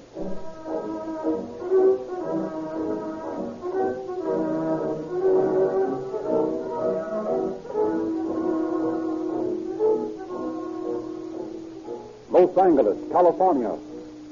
The new dope ring has forced its entrance into Southern California. The narcotic officers of the entire coast work with unceasing vigilance to stop the relentless invasion. Captain Fitchwood of the Narcotics Bureau of the Los Angeles Police takes every precaution to halt inroads of the new dope supply. But as reports continue to pile up, no one in the narcotic bureaus has been able to locate the new source. One morning, Captain Fitchwood finds Detective Lieutenant Beard awaiting him at his office. Hello, Ed. Down early this morning. Yeah, and I've been up all night. You got something online? No, I don't know whether it's what we're after, but I've got everything set to make a $2,000 purchase from a peddler by the name of Maeda. And I want you to come along and make the arrest. Maeda? Who's he? Has he got a record? Yes, he was up once before. Sells mainly to Orientals, but has a small white trade, too. That's how I got in on it. Where do we frame it? Room 47, Hotel Canton. You know, the shambles down by Aliso? Oh, yeah, sure. When do we hit him? Less than an hour. Okay. You go up and start the sale. I'll wait 5 minutes and then follow. In that neighborhood, you can't be very secretive, so get right down to business with him. I'll wait outside for your signal. When you're ready to make the pinch, cough. Cough twice.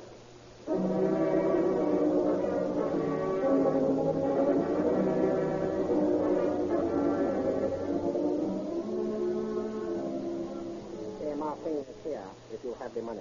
Okay, Maida. Sounds like a lot of dough to me, but count it out. Thank you. 100, 400, 300, 500, 700. That's this guy.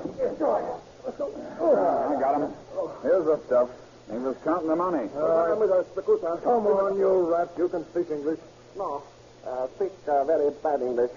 Me work very hard. I good boy. You'll be a good boy at San Quentin. Oh, no. Leave me alone. I give you very much money. Never mind that business. Have you looked at this stuff, Beard? Didn't have time, Captain. It doesn't look like he was giving you so much for $2,000. You're a bad choosler, Beard. I think he... Hey, look at this. Hey, Maida, what is this? Come on, tell me what it is. I do not know. It's morphine, Captain. Sure, it's morphine, but look at it. See how cottony, how white it is. Sure, it's morphine, but it's not the kind we're used to finding. You mean it might be the new stuff? We're going to find that out right away.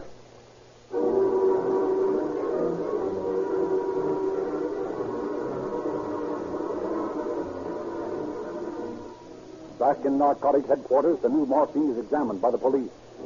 It fails to resemble any that is known on the market. It is compared with that manufactured in England, France, Persia, Turkey, with the products of all the drug centers of the world. It does not match. Although they cannot be sure, Chitwood and his men believe that they have been the first to locate some of the new drug supply that has suddenly appeared all over the world. The peddler, Maida, holds the key to the situation. But hours of intensive questioning fail to break down the taciturn Japanese. Finally, Captain Chitwood gives up and calls Lieutenant Benton. Hello, Captain. Hello, Benton. Sit down. I've got here the name of half a dozen places where this fellow Maida used to hang out. I want to find out where he got his last shipment of dope. I'm going to rent an apartment for you, and I want you to move in.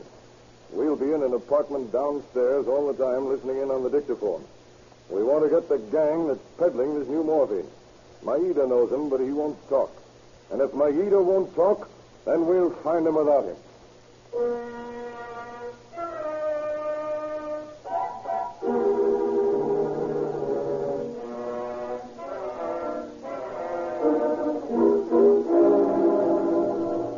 Benton, posing as a dope peddler, insinuates himself into the confidence of Kakudi, a wholesaler. He meets the Oriental in his apartment, while Chitwood listens from the apartment below. Someone coming in, Captain. Let me listen. Yeah, that's Benton. And there's someone with him. It's a Japanese.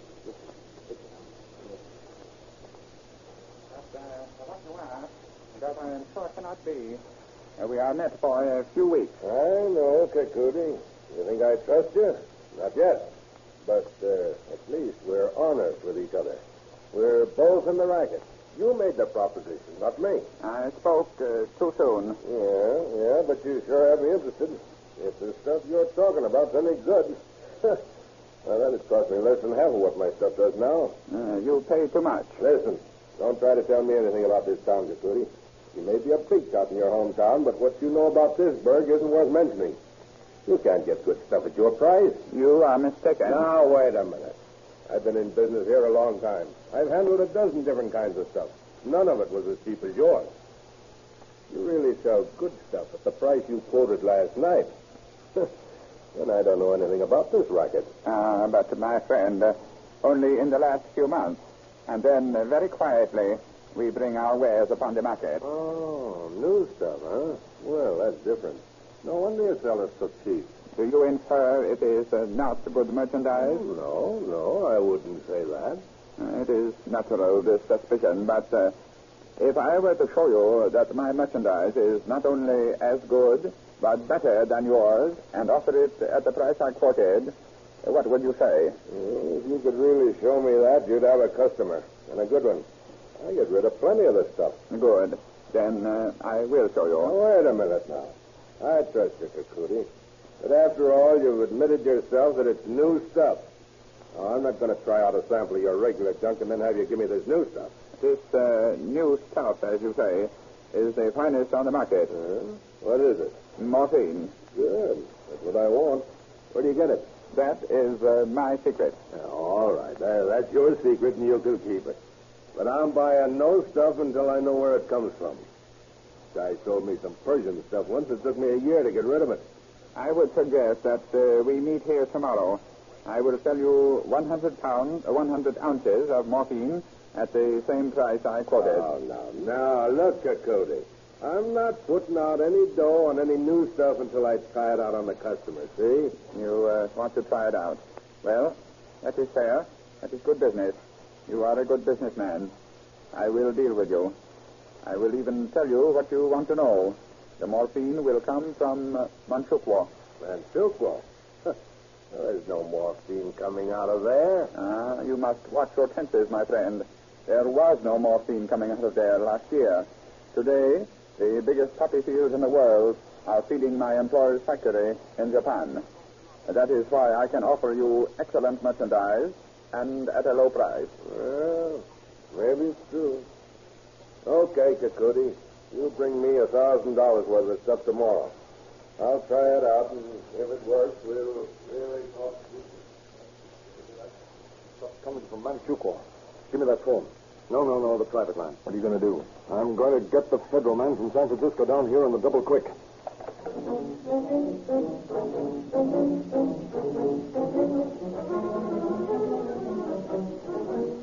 Harry Smith, federal narcotic agent for the Pacific Coast, flies south to meet with Sitwood. The two narcotic agents wire Anslinger in Washington of their discovery. He immediately replies, spare no expense in running down the dope rings. Their next step is to furnish Benton with enough money to buy Kakuti's first sample. He is also instructed to set a deal for a big shipment and to find out at all costs where the morphine is being manufactured.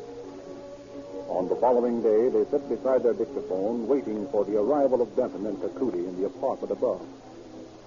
In a short time, their vigilance is rewarded. My friend, I have good news. What's that? From my most honorable employer, I have received a cable. I have explained my connection with you. He has approved. He wishes to have a regular agent in this territory, and he has left it to my poor judgment to select a man. And you are my choice. Well, that sounds fine, Kakuti. Yeah, where's the stuff? First, let us talk of larger matters. How much morphine could you use per month, providing both quality and the price were suitable to you? Well, right now I'm getting rid of about 1,000 ounces a month. You do a very big business. I do. But I do no business until I examine the merchandise. My friend, I am sorry to say that while a shipment has arrived, I cannot provide you with a sample until tomorrow evening. But I can guarantee it. Well, I believe you, Kakuti.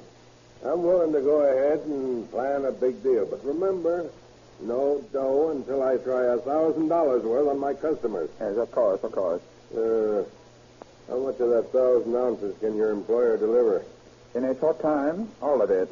Now, we are limited.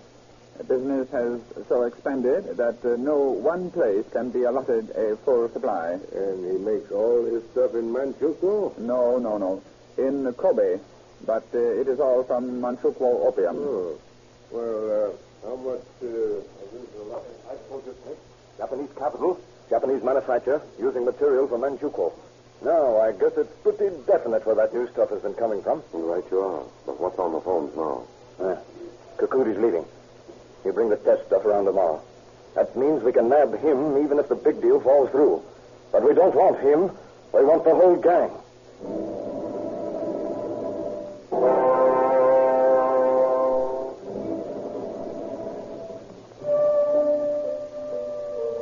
following evening, Captain Chitwood and Harry Smith again listen in on the undercover man's progress. From the window, they spot Kakudi and another Oriental coming into the building. Kakudi carries a small briefcase. Shortly afterwards, they hear them enter Benton's room above. Hello, Kakudi. Hey, who's this? My good friend, Tamacho. I don't like strangers, Kakudi. Tamacho is no stranger. He is my partner. I still don't like him. Oh, I am very sorry. Do not worry. He is with us. All right. Where's the stuff? In the briefcase, here. What is this? An old sweater.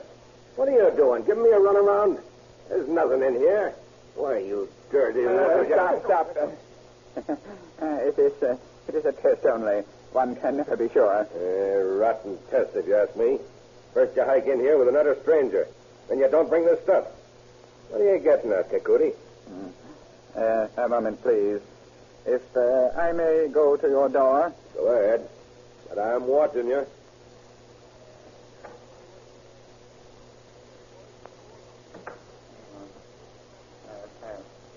If you will examine this.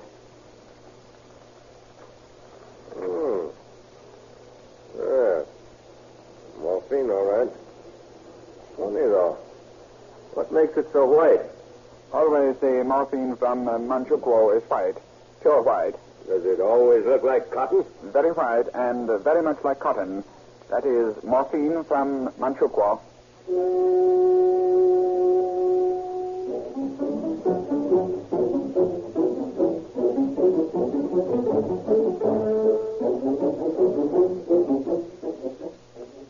The third meeting of the undercover man convinces Chitwood and Smith that beyond a doubt they have found the source of the new drug that has disturbed police officials all over the world. Benton sends the sample to headquarters, where it's at once analyzed and then sent to Washington at the request of Commissioner Anslinger. A week later, Benton calls Chitwood and tells him that Kakudi is to deliver the main shipment. The deal is for £6 at $75 an ounce, and Benton needs the money at once. Mr. Smith calls upon the Federal Narcotic Fund, and this, together with funds from the Los Angeles Narcotic Bureau, make up the desired amount. In the early evening, they meet once again at the apartment below Benton's room. Phones are dead. There's no one there yet. I wonder if Kakudi will come alone today. You can't tell. Benton tells me there's 3 of them in the gang. Probably more in league with him. But it's a cinch all 3 of them won't be here. Have you got any men around the place? Not many.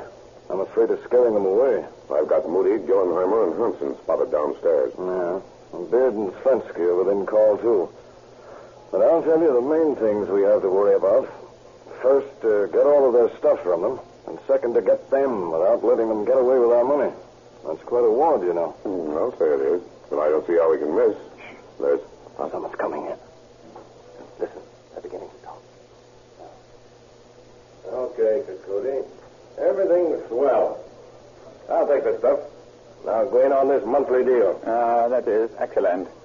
Here's your money. Wait a minute. Where's the stuff? Tamacho has it. All right, Tamacho, hand it over. Oh, yes. Yes, sir. Here, very fine merchandise. What is this, Kakudi? Another runaround? There isn't more than a pound here. And I'm buying £6. Calm yourself, my friend. True, this is but a pound. We will make delivery pound by pound. You will pay pound by pound. Why? Why do it that way? That is the way we work. We'll start thinking about working another way. I don't like that idea. It is the way we work. Listen, Kakudi, I don't have to tell you this is a risky business. You know that. But can't you see that making 6 trips to this room is going to arouse suspicion?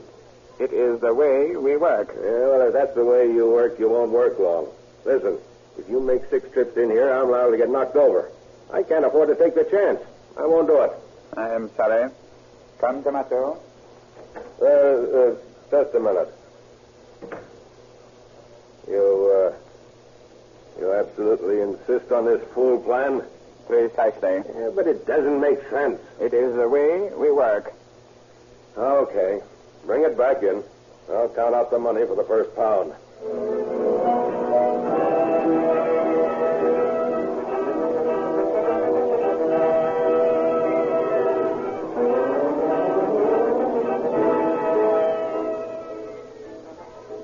Benton's apartment, Chitwood and Smith face each other, stunned by this miscarriage of their plans.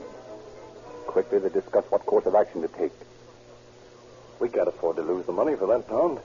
Kakudi will never bring the dough back. Well, if we do strike now, we'll never find out where the other 5 pounds of the stuff are. Well, probably not. But we'll still have our funds. We'll have 2 ringleaders of this Manchuko mob, and we'll have a pound of morphine. We can't risk losing this to try to get everything. I guess you're right. Listen to what they're saying. Yeah. Benton's counting the money. And taking it easy, too. Come on. We're going after them.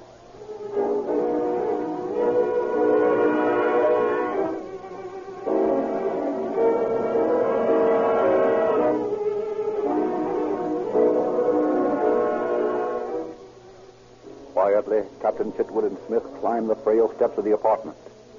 A floor above, they slipped to the door of Benton's room. Inside, Benton can be heard counting out the payment for the first pound of morphine.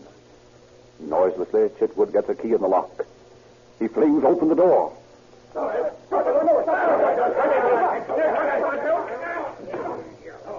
Chitwood. This chap won't move again for 10 minutes. Kakudi's all right. All right, Kakudi.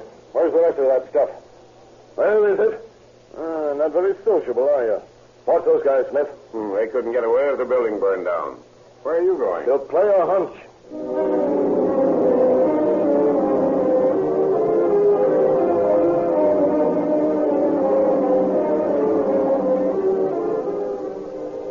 Captain Chitwood runs down the stairs of the apartment. He crosses to a small restaurant where he joins Moody, Hanson, and Flensky. He directs one to watch the buildings of the restaurant, the other 2 to search the streets south, looking for Orientals. He himself walks north. 100 yards up the street, he sees a parked car. In the driver's seat is a Japanese. Crossing the street to a point where the Oriental cannot observe him, he drops low, races to the car, wrenches the door open. Get out of there. Come on, get out. Me do nothing. Me good boy. No. Stop. What are you doing here? Me wait till my girl. Yeah, for your girl, Yes, eh? sir. Hey, don't try to get away from me. Now, hold still. Hold still. Why did you hide it? No such luck that it'd be in the car. No. Say, what's under those newspapers? Nothing. Old newspaper. Just the newspaper. Yeah? Well, I'll see about that. No. Just papers, huh? Yes, sir. And 5 pounds of morphine, just as pretty as a picture. Yes. You're coming along with me. No.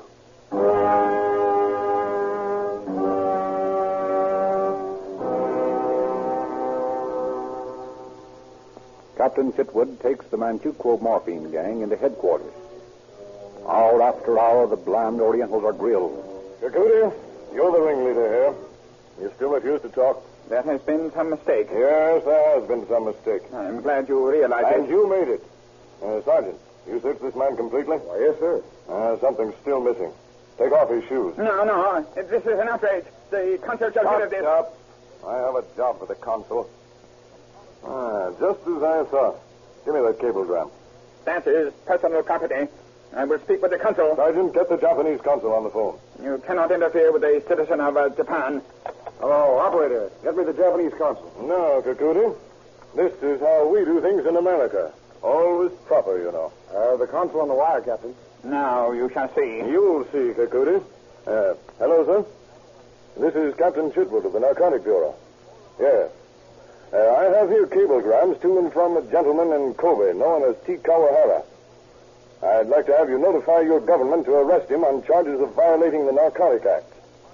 He's now running an illicit drug factory in Kobe, receiving raw materials from Manchuko. I'll forward our proof and charges immediately. Yes, that's the name, Kawahara. You will? Well, that's fine. Thank you a lot. Thanks. Kakudi, my friend, you're not the only one that's going to the big house. 10,000 miles away, your honorable employer will be in the Japanese Bastille.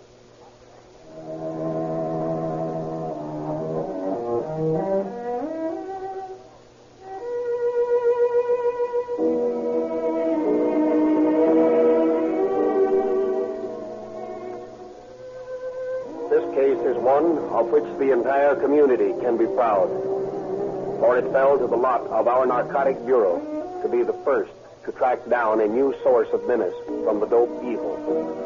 The splendid operation of the federal narcotic officers and the courage and resourcefulness of Captain Chitwood and his men succeeded not only in tracing the new influx of morphine, but of breaking up both the distributing ring in this country and the manufacturing center in Japan. It was a fine piece of work. The 6 pounds of morphine seized was enough to make addicts of 4,600 of our citizens here in Los Angeles, and sufficient to provide the harmful shots to nearly 46,000 of our people. But an even more serious situation, which was overcome by this action of the police force, was the quick end made to a nefarious scheme to make Los Angeles a distributing center for narcotics to the entire nation. The Manchuko ring planned to bring narcotics into this city and smuggle them east from here, while Los Angeles maintains the proud record of being more free of the dope people than any major city in the nation, possibly in the world. Such narcotics as were smuggled in have invariably come overland from eastern ports. Hence, this scheme to bring dope in direct and send it east would have created a dangerous and terrible situation in our community and would have imperiled the health and happiness of our children, our friends, and our families. Thank you, Chief Davis.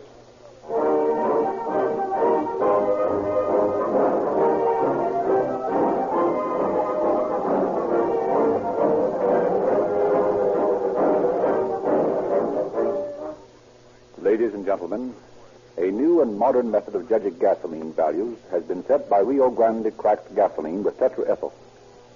No longer is it sufficient for a gasoline to deliver better mileage alone, or merely quick starting or just power. Before you purchase gasoline again, ask yourself this important question. Will this brand of gasoline give me the all-around performance demanded by police and fire departments? When you consider carefully this question, you will realize what a gasoline must do to fulfill the requirements for equipment used in the daily protection of your life and property. Rio Grande cracked with tetraethyl gives you police car performance. This is proved by the fact that in the great Southwest, where Rio Grande products are sold, more police cars, ambulances, fire engines, motorcycles, and other emergency equipment are powered with Rio Grande cracked than with all other brands combined. Rio Grande has prepared for your information a complete list of forthcoming cases to be broadcast on Calling All Cars. Drive into your neighborhood Rio Grande service station tomorrow and ask for the Rio Grande radio log. It's free.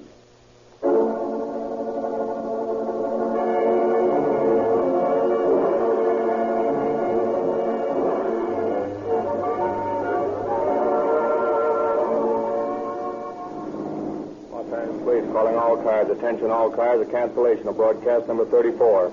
The new morphine has turned out to be from Manchuko. Peddlers are now in custody. That is all. Bird.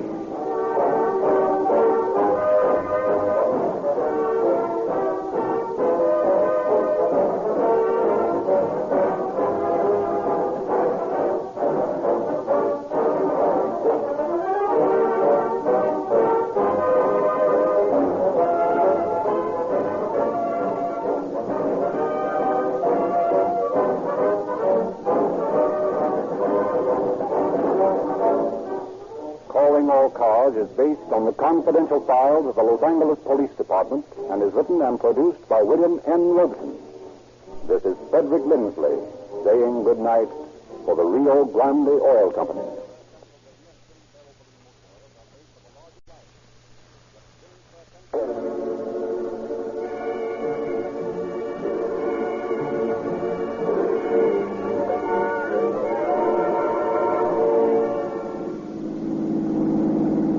Chicago Police calling all cars. Attention all cars. Broadcast 35.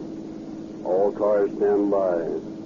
Federal agents are staking out on John Dillinger. That's all.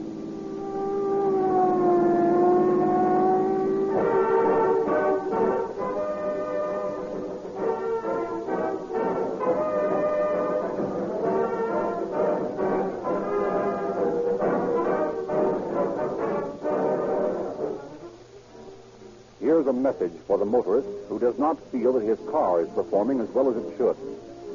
It may sputter and jerk at starting. It may buck when you step down hard on the accelerator. It may be logy on the hill. Now, it is possible that you may need the services of a mechanic. But before you consult him, make this test. Fill your tank with Rio Grande cracked with tetraethyl, the dependable performance of which is responsible for its demand by police and fire departments. Then put your car through its paces. You may be surprised to find out that the fault has been the gasoline you've been using and not the mechanical condition of your car. Rio Grande cracked will bring out the best in your car. If it will not perform with Rio Grande cracked, we suggest that you take it at once to a reputable mechanic. But make the above test first. You may save money and also discover the qualities of Rio Grande cracked gasoline. This time of year, you should be particularly careful about lubrication. Bearings and other moving parts are expensive, and it requires dependable oil to protect them. Be certain by using either Sinclair Pennsylvania or Sinclair Opaline motor oil. These oils have longer life because they are extra refined. Also, you are guarded against substitution because these famous oils are sold only in patented, extra-measure, tamper-proof cans. Drain and fill your crankcase with either Sinclair Pennsylvania or Sinclair Opaline at a cost no more than bulk oil.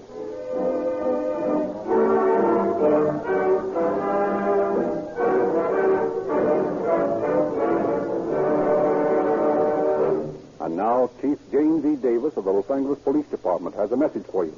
Good evening, Chief Davis. Good evening, friends. Just 4 months ago, it was my privilege to bring to you from Tucson, our sister city of the Southwest, a dramatization of the excellent police work of Chief Wallard and his men in capturing the Dillinger gang. On that occasion, I remarked that the next time Dillinger met an officer of the law, that officer might shoot first and talk afterwards. That is exactly what happened in Chicago just 72 hours ago at this time. Tonight, I wish to express not only for myself and my brother officers, but for the people of the Southwest, our admiration and gratitude to the police officers and federal investigators under Melvin Purvis, who Sunday night rid the nation of its public enemy number one. And in this radio recreation of the Dillinger saga, to salute every peace officer who risked his life in the long battle to crush the Dillinger mob.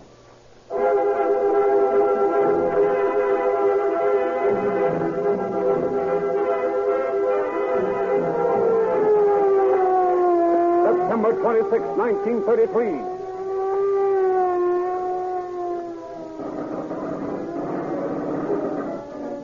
Under a hail of machine gun bullets, Charles Makeley, Harry Pierpont, and Russell Clark, accompanied by 7 other convicts, successfully escaped from the Indiana State Penitentiary.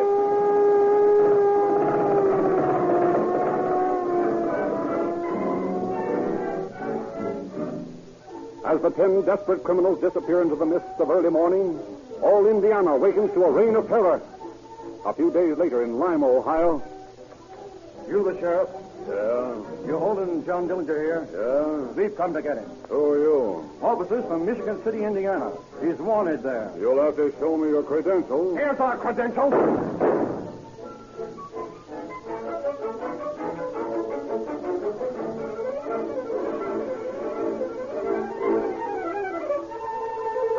Terror spreads throughout the Middle West. Hysterical fear mounts. Not since the days when Jesse James rode the prairies have respectable citizens lived in mortal dread of ruthless outlaws. Dillinger is loose. Indianapolis, $21,000 taken from the Massachusetts Avenue Bank. New Carlisle, Ohio. Bandits take $53,000 from New Carlisle Bank in daring daylight robbery. Carroll, Pennsylvania. Hold up a Faro Bank. Lost $24,000. Daleville, Indiana. Hold up and lost $3,500. Mount Pelier, Indiana. $12,000 fall from the Mount Pelier Bank.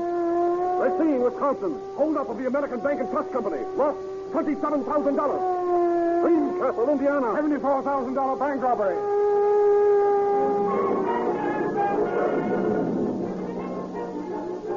Such is the list of crimes attributed to the Dillinger mob in their 2.5 months of gun-mad freedom, when they ride the plains of the Middle West like avenging scourges of evil. careful traps set for them are lashed away in a hail of bullets from the gangsters' guns, which claimed the lives of Police Sergeant W.T. Shanley of Chicago and Indiana State Patrolman Eugene Teague. Outraged public opinion is demanding the lives of these mad messengers of doom when, like a screaming flock of harpies, they descend on East Chicago, Indiana in early January. Each with the latest model submachine gun hooked under his arm, Dillinger, Makeley, Pierpont, and Clark burst into the First National Bank of East Chicago.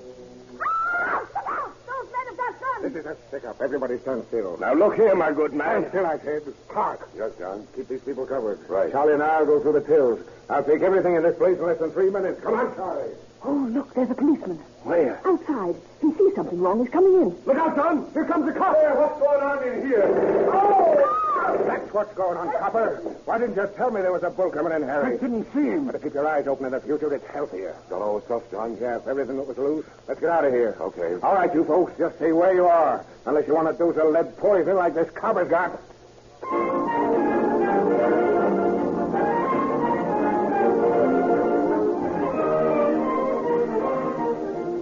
With 3 policemen murders to the mob's credit, federal officers combined forces of local and state police.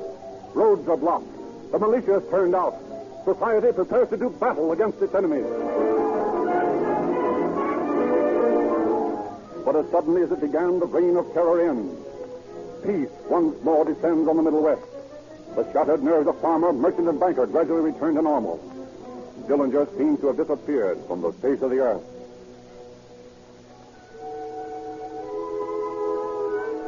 A pale desert moon casts its transparent coverlet over the jagged crest of Mount Lemmon. From a sandy wash, a coyote howls at the silent squall that broods above him, thrusting its spiny arms toward the star-speckled velvet dome overhead. Across this scene of beautiful desolation comes a discordant note, a tinny popular song, played by a 3-piece orchestra in a desert roadhouse. The place is a few miles from Tucson, Arizona. It is the night of January 24th, 1934. A couple of traveling salesmen at the bar scrape up an acquaintance with a drunken gentleman from Chicago who claims he's a racketeer. The 2 salesmen, kidding him, claim that they are safecrackers. Taking them at face value, the gentleman from Chicago invites them to go to his house for a drink. Sure, things got a little hot back east, so I came out here with a couple of pals for the tools off. You figuring any stick-ups out here? No, are you? You never can tell. You're a damn fool to try it. Why? Say, there are only 2 roads out of Arizona. Every Indian on the reservation knows the country better than you do. You could never make a getaway. Yeah, maybe you're right. Hey, I got some new equipment here. Like to see it? Yeah, sure. Just a minute till I open up this girl. Say, will you look at that? Yeah, It's the real thing, all right. it is the new super caliber machine gun. Takes a 35.1. Gee, that's quite a weapon, isn't it? Weapon? I'll say it is. This baby's dynamite. Rip a hole in you big enough to drive a truck through. Well, I think we better be getting to bed. It's pretty late. What's the hurry? Charlie will be in soon. Who's Charlie? He's my partner. You ought to see him handle a sawed-off shotgun. No, I think we better go to bed. Glad to meet you, pal. Yeah, sure. Oh, so long. So long. Well, I'll be a lot expensive. Listen, Harry, that guy's the real thing. You isn't kidding. You're selling me? Listen, I think we better report him to the police. Yeah, but that's taking a chance. If he isn't somebody they're looking for, he might put us on the spot. Yeah, if he is, and he wakes up tomorrow morning and remembers what he told us, he might put us on the spot anyway. Maybe you're right, Harry. Let's report him to the police right now.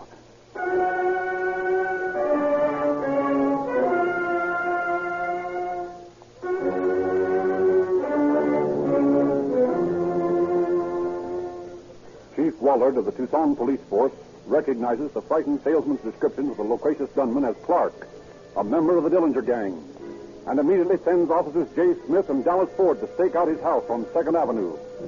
After a little wait, a man leaves the house, is arrested, brought into the chief's office, and identified as Charlie Makeley. Realizing now for certain that he's on the trail of the Dillinger mob, Chief Wallard sends officers Ford, Sherman, and Iman to watch for several hours, parked near the house, and no one appears. Then Sherman resolves on a bold plan and approaches the house.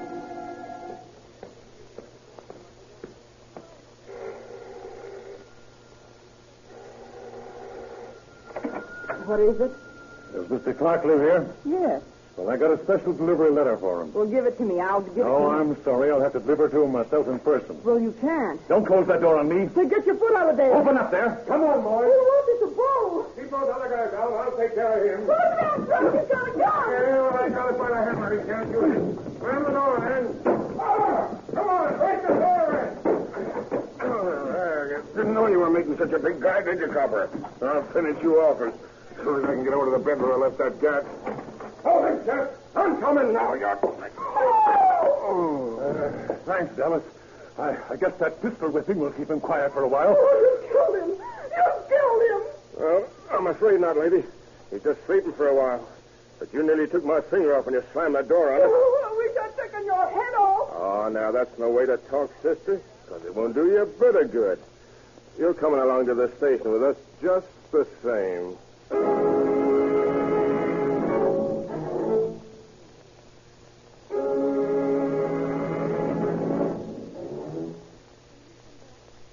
Clark, still unconscious, is taken to the police station, where his bruises are dressed, and he is identified by Mark Robbins, identification expert of the Tucson Police Department.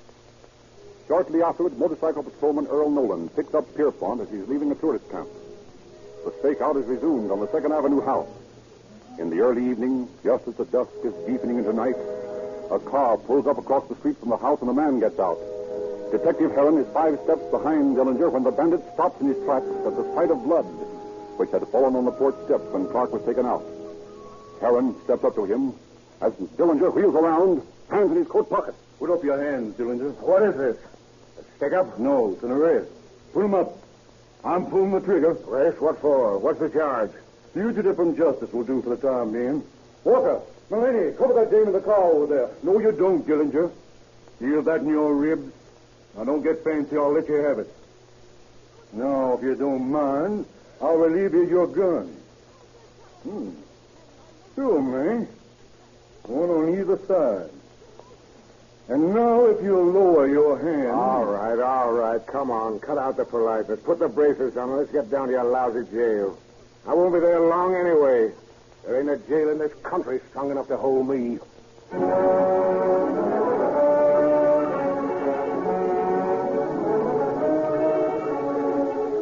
By rail and by plane, officials rush to Tucson from Wisconsin, from Indiana, from Ohio.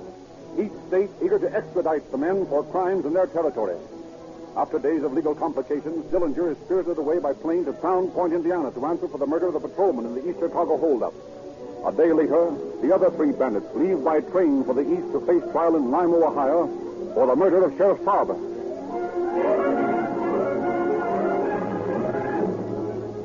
Ohio Justice is swift.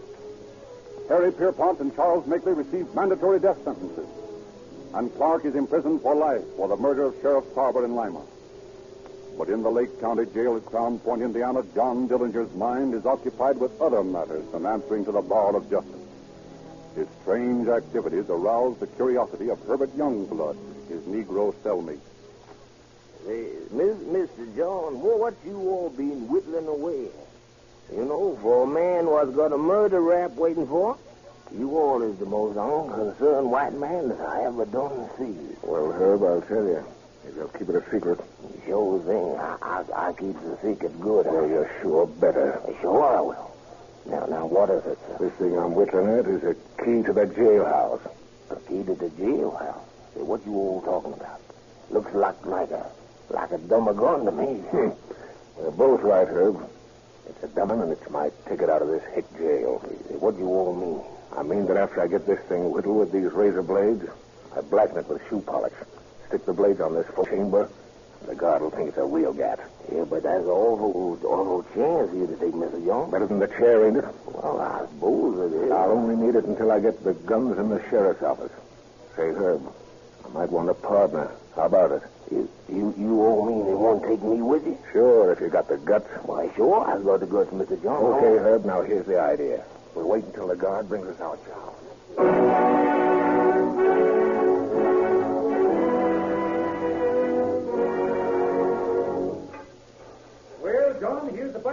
for you. Well, that's just swell, Turnkey. And now you can stick him up. Shut up. Don't shoot. Get in here quick. Grab his gun, Herb. I've got him. Please don't shoot. Okay, Turnkey. Now you stay here and keep your trap shut. Come on, Herb. Let's go. Once more the cry goes up. Dillinger, Ruth!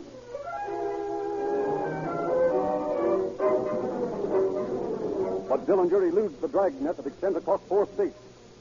Officials declare that Dillinger will be shot on sight if he sticks his head inside Chicago. And the next day, Sheriff Holly's abandoned car is found on the Chicago side street. In the Lima, Ohio jail, Clark, Makeley, and Pierpont sit up all night, awaiting their delivery at the hands of their pal John. Earl Sarber, the murdered sheriff's son, strips them to their underwear, throws floodlights on the jail, and dares Dillinger to come and get his friend.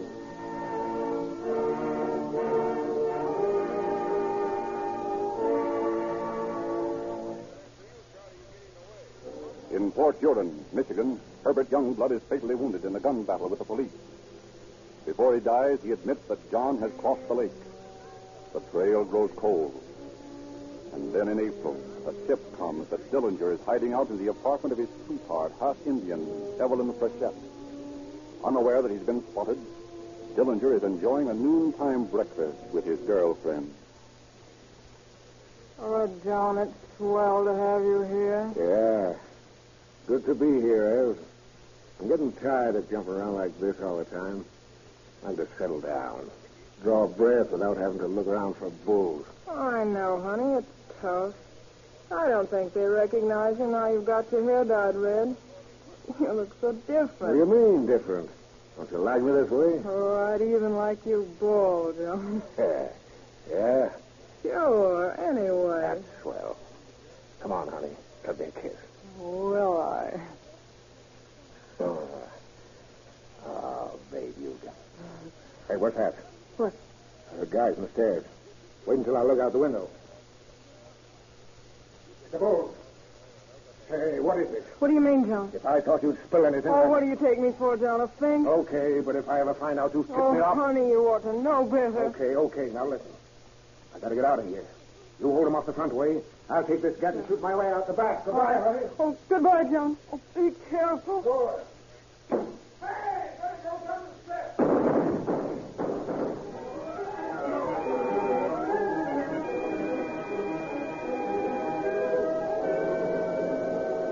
And Dillinger, once more, eludes the law.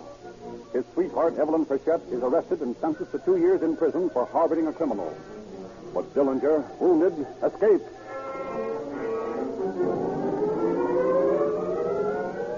Joined by John Hamilton, Tom Carroll, and Homer Van Meter, the new Dillinger gang descends on the Warsaw, Indiana police station in a midnight raid that furnishes them with bulletproof vests, guns, and plenty of ammunition.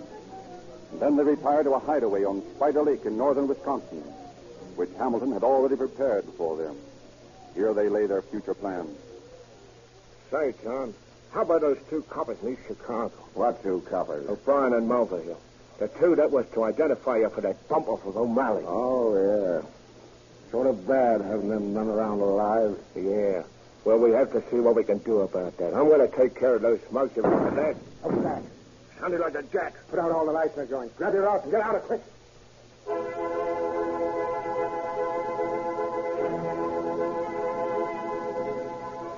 With the lights in the lake resort suddenly off, the confused federal agents who had fired at the car which refused to halt plunge into the underbrush after the fleeing figures of the Dillinger mob. Willis Baum, one of the federal men, trails 3 of the fugitives to a neighboring house. As he approaches the building, he is met by a burst of machine gun bullets. And the life of another peace officer is added to the mounting toll of murders attributed to the Dillinger mob. Attention all cars. Milwaukee police calling all cars. John Dillinger and several companions fought it out with federal officers at Spider Lake tonight and escaped. Thought to be headed toward Milwaukee. That is all. Calling all Cook County Sheriff's cars. Dillinger and several of his gang are reported traveling toward Chicago. Shoot to kill this time, boys. Detroit police calling all cars. Attention all cars. Be on the lookout for John Dillinger, reported bound for Detroit. Pick him up, boys.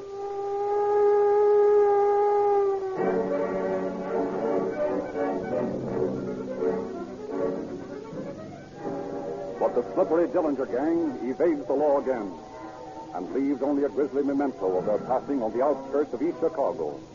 When the bullet-riddled bodies of Officers O'Brien and Mulvihill, the state's star witnesses against Dillinger, are discovered early on the morning of May 24th. This latest Dillinger crime sends Sergeant Martin Zarkovich of the East Chicago Police Force striding furiously into the office of his chief. Yes, Sergeant, what is it? Chief, O'Malley was my partner. Yes, I know that, Sergeant. And O'Brien and Mulvihill were two of my best friends. Yes? Now they're all dead, bumped off by Dillinger. So we think. And I'm convinced that he did it, and I want to even things up. What do you propose? I propose to go after Dillinger myself. That's a pretty big job, Sergeant. I know it, Chief. But I want you to let me go about it my own way, and I know I can get that guy. All right, Martin. I believe in you. Go to it.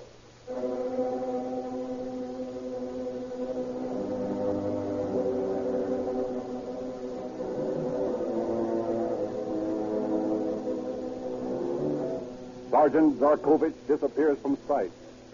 Becomes an habitué of northern Indiana and Chicago saloons. Keeps an alert ear open everywhere for news of Dillinger.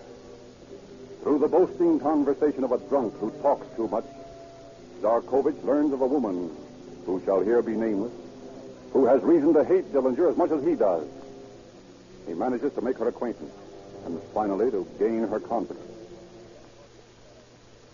Sure, I hate John. Why shouldn't I hate him? Why, if he hadn't talked Tony into joining up with him, Tony'd be alive and in my arms right now. Yeah, but I can't understand. You're seeing John all the time. Sure I am. I see him. I've hit him alone. And all the time I'm wanting to cut his throat. Well, why don't you? Because I guess I'm afraid of him. Those eyes of his. Well, they look at me and they seem to tell me that they'll haunt me forever if I do anything to him. Well, maybe his eyes wouldn't haunt you, but some of his boys might. Oh, I ain't afraid of myself. I don't care what happens to me. Of course, there's another way to do it. Yeah? How? Well, the person that turns him over to the bulls gets 15 grand. What do you think I am, a stool pigeon? No, I didn't say that. I just pointed out that 15 grand side of it. Now, look at it this way. You hate him. You want him out of the way. And if you bump him off, they'll try you for murder. That is, if the boys don't get you first. But if you turn him in, you'll have the protection of the bulls and enough dough to travel for a long time. Yeah, but that'd make me a stool pigeon. Well, what of it? That guy ought to be out of the way. Everyone knows that. I'll tell you this. If I knew where he was, I'd turn him in. Well, maybe you're right. Sure, I'm right. And now I'll tell you. You give the dope to me, and I'll see that everything's handled so you'll be protected.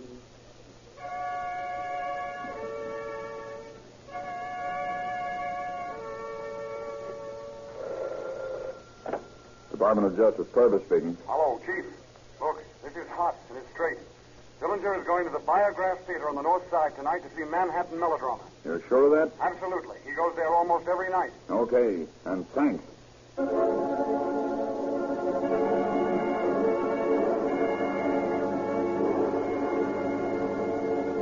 Purvis, accompanied by a score of Department of Justice operatives, stake out the Biograph Theater early Sunday evening.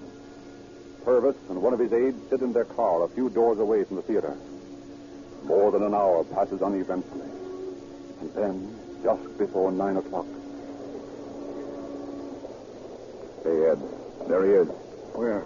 Walking up to the ticket office. I can't mistake that head. Oh, I see. Now he's turning. Yeah. That's him, all right. Look, Mel. He's dyed his hair.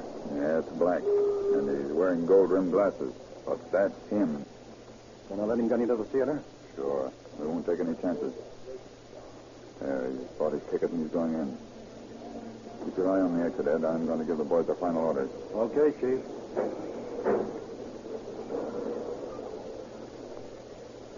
That was him, Ackerman. I thought so.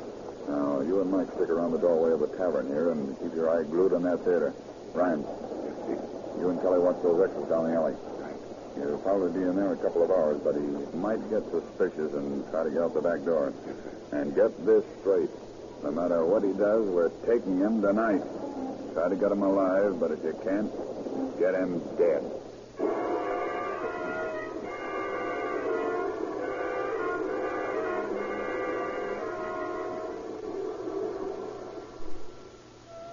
Two torturous hours are spent by the officers surrounding the theater. 2 hours and 4 minutes. And then the doors of the theater swing wide. And the shirt-sleeved audience throngs out into the sweltering summer night. Dillinger saunters onto the sidewalk, accompanied, so some reports say, by a young woman clad in red. Purvis closes in behind him. As Dillinger crosses an alley, Purvis waves his hand. 5 officers close in. Suspicious. Dillinger reaches for his target.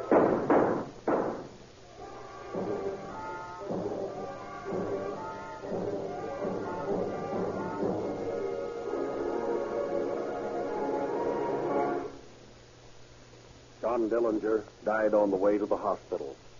The post-mortem of rumors and sob-sister conjecture is now taking place.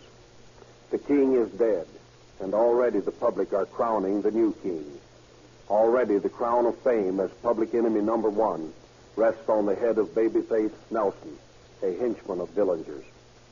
Stripped of all of this dime novel romanticism, of this crime publicity, which is only possible in this publicity-conscious nation of ours, stripped of all of the glamour, John Dillinger was just a hoodlum, a cheap criminal, whose stupidity made him appear a daring outlaw. Melvin Purvis and his men, with the help of the police, did a great job in ridding the country of him. And I am confident that this is only the beginning, that with the splendid cooperation of federal, with state and municipal peace officers, the criminal killer and racketeer will be ground completely out of existence. Thank you, Chief Davis.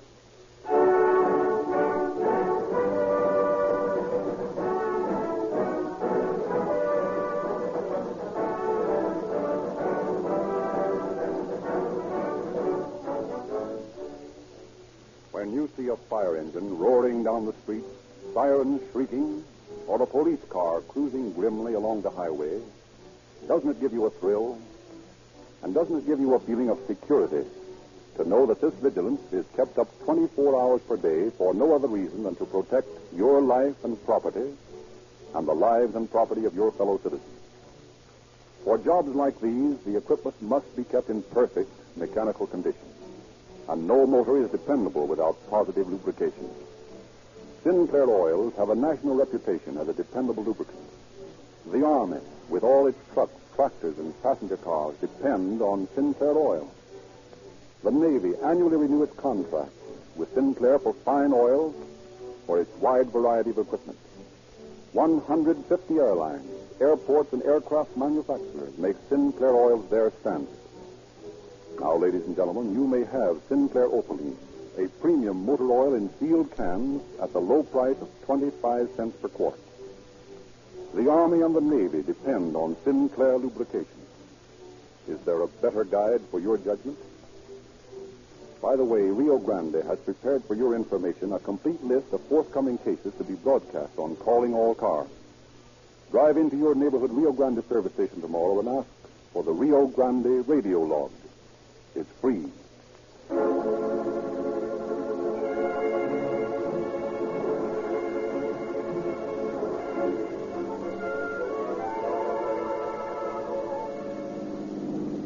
Chicago Police calling all cars, attention all cars, cancellation broadcast 35. John Dillinger was shot a few minutes ago by federal men, and that's all.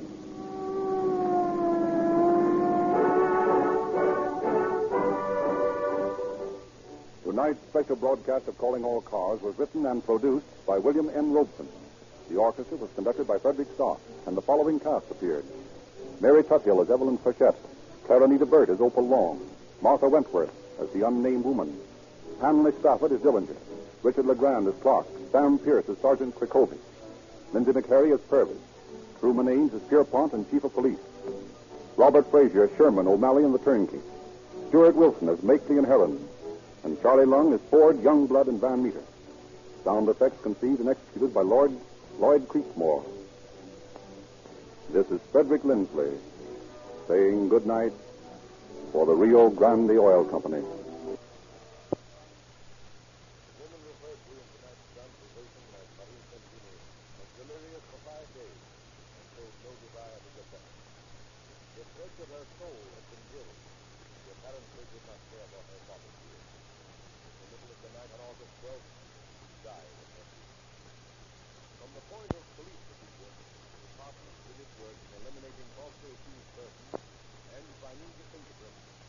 The actual criminal and obtain a confession.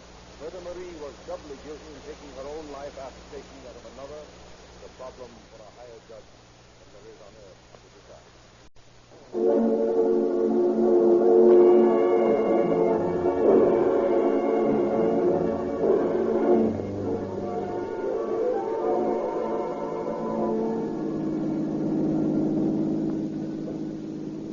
Los Angeles Police calling all cars, attention all cars. A robbery at the 5th Street department store. Safe blown by nitroglycerin.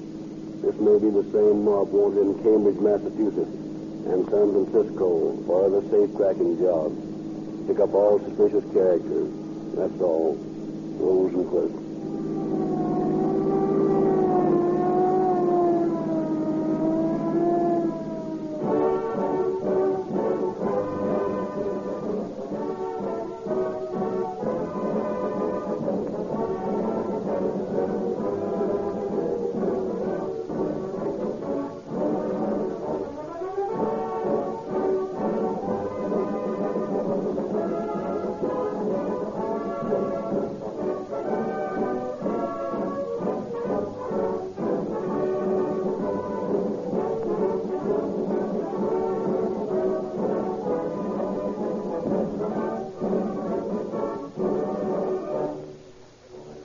Ladies and gentlemen, Rio Grande has set a new standard by which to judge gasoline value. No longer is it sufficient for you to demand gasoline that delivers only better mileage, or merely quick starting, or just power. You should demand police car performance, which includes all these qualities and many more. Do you realize that a police car is required to give 7 times the dependable service that you demand from your own car? The average Los Angeles police car, for example, travels an average of 78,840 miles per year. What a test for gasoline. Cracked gasoline fulfills these rigid requirements.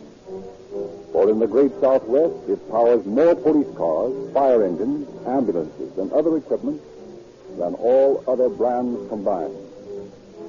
When you next buy gasoline, get police car performance for your car. And that means Rio Grande cracked with tetraethyl.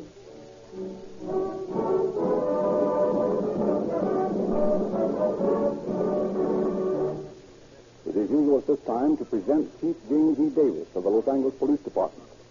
But unfortunately, Chief Davis has not been able to appear for the opening of this program. But we shall hear from him at the close of the program. We present the Nitroglycerin Pardon.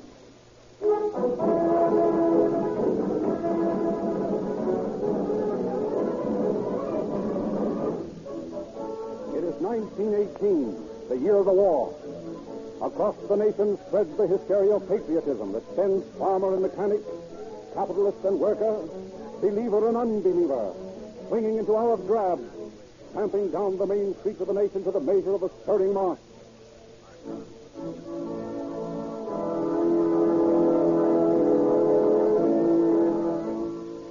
In a little white church in San Diego, the Reverend Herbert Wilson also hears the distant strains of patriotic music, feels the call to serve his fellow men at the front. In a stirring farewell, he promises his parish that he will care for their boys in war as he has cared for them in peace.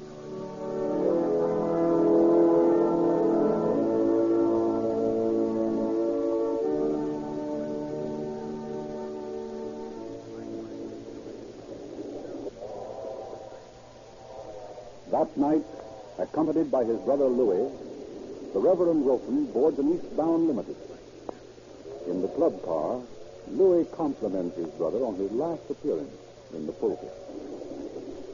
Well, Herb, you certainly made him weep in church today. You got a gift of gab, you have. Yes, I suppose I have. And they all believed it. Didn't you? Did you? Well, no, but then psalm singing isn't my line. I'm just the black sheep of the family. Sometimes I envy you that, Louis. What? Being the black sheep of the family. Just talking about her. What's got into you? I don't know. I'm sure I don't. Look here. You don't suppose it's much fun being a minister, do you? No, of course not. I'm not built that way, but A Bible pounder like you, that's your meat. I wonder. Look here, Louis. You think I'm going to join up with the chaplain, don't you? Oh, that's what you told the customers, wasn't it? Yes, that's what I told the parish. But I'm not going to do it. I'm going to see some excitement and have some fun. I'm going to enlist in the infantry. I'm going to quit being a parson for a while, and I'm going to be just plain Herb Wilson. I'm sick of baptizing babies and praying over corpses, and I'm tired of shouting the word of God in the Holy Bible when I don't believe a word of it. Do you know what you're saying? What's got into you? I don't know, Louis. There is something wrong. I'm losing faith. I don't believe anymore. And, Louis, the strange thing is, it doesn't worry me a bit. You mean that? Yes, I'm sure I do. And you want excitement? Yes, Louis, yes. And you want to be a black sheep? Yes. How would you like to do all that and make some money at the same time? What do you mean? Never mind what I mean, only we're stopping off at Toledo to see a friend of mine.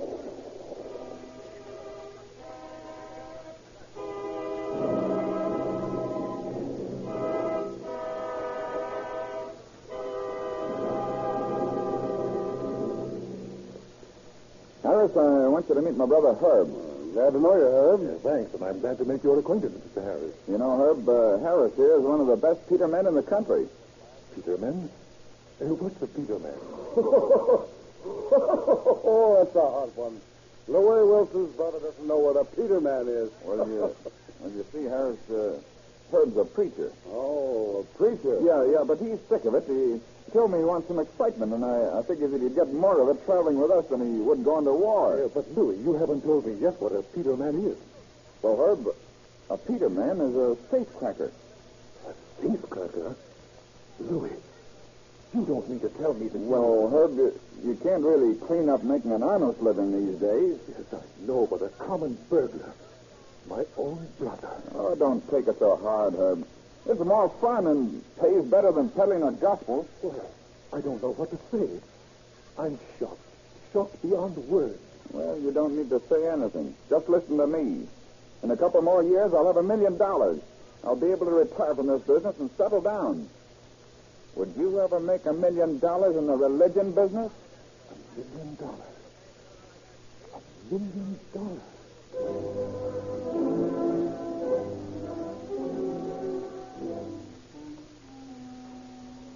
His brother and Harris draw an enticing picture of the life of a cracksman. And eventually, Herb is convinced that a career of crime has manifold advantages. After much discussion, Herb is won over. Well, it sounds like good business to me. Well, it is. How about it, Herb? You want to join up with us? Yes, I think I do. But first, I want to go into this thing thoroughly. Now, you say that you crack these safes with soup. Or rather, nitroglycerin. Yeah, that's right. An explosive powerful enough to blow a safe must make some noise, doesn't it? Oh, sure. Well, that ought to be eliminated. Eliminated? How the devil could you take the bang out of nitroglycerin? I don't know, but you boys should if you work with it. What are you getting at? We use the stuff the way it comes. Well, then you aren't doing a thorough job. Well, we ain't doing so bad. Maybe not. But I believe in knowing all about my tools before I use them. Now, take acetylene torches, for instance. What's the best type? No, I don't know anything about types. When I want to cut through a safe, I use a torch, that's all. Well, before I go into this business, I'm going to find out these things. Who's going to teach you? I don't know. But I'm going to find out.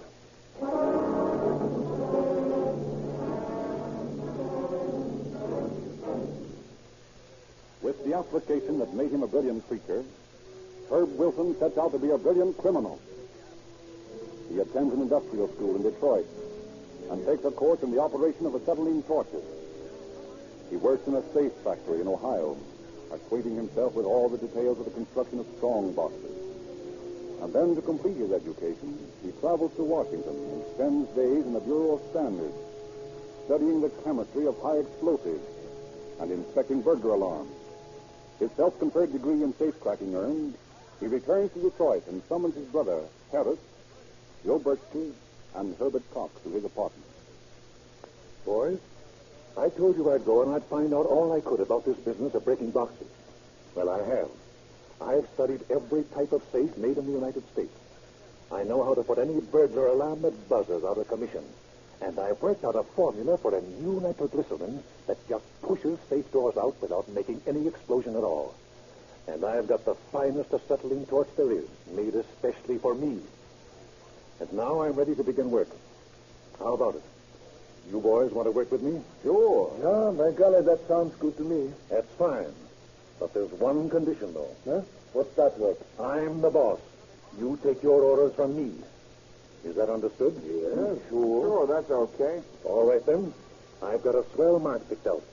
We're going to break into the headquarters of Kroger Brothers, the big chain grocers. Kroger Brothers? Well, you must be crazy, Herb. Why, that safe is absolutely bulletproof. Yeah? Yeah, sure, Herb, but foolish to tackle such a big job at first. Well, I see you boys aren't interested. Oh, no, it's not. No, it's just a ticket to the pen. But you're picking too big a job. I said that I am giving the orders.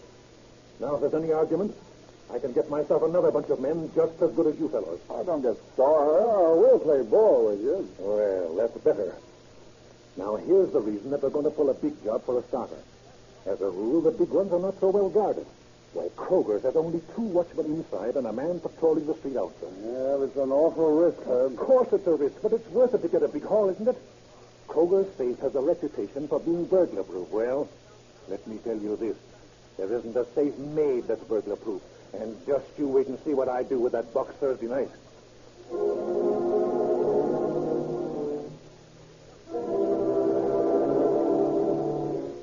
On Thursday night, a big Packard sedan creeps through the shadows of the alley behind Kroger's store. It stops beside a manhole, and several men get out of it. Here. Hoist this manhole cover. This is our entrance to the place. Okay, give me that flashlight.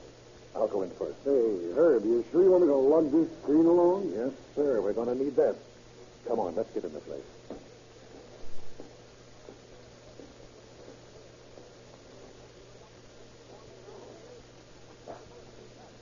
Golly, it's dark in here. Wait a minute now. Don't worry. You follow me and you won't trip over anything. You know where you're going, Herb? Do I know where I'm going? Of course I do. Well, where are we now? Well, we're in the basement of the building. Quiet now. One of the watchmen is due to come by here in a minute. Here he comes now. Pick him up and make it fast. Quiet, quiet. Frisk him, Louis. Yeah. Here's his key. Flashlight. And here's his gas. Good. Now, Louis, you keep your gun on him. And Cox, he looks about your size. You strip him and put on his uniform, and then you keep making his rounds and punching the cocks so they won't get wise that anything's wrong. Okay. Come on, Joe. We're going to get to that safe. You take that screen. Well, I'll meet you when I'm through here. The office is at the head of these stairs. Come up there. Okay.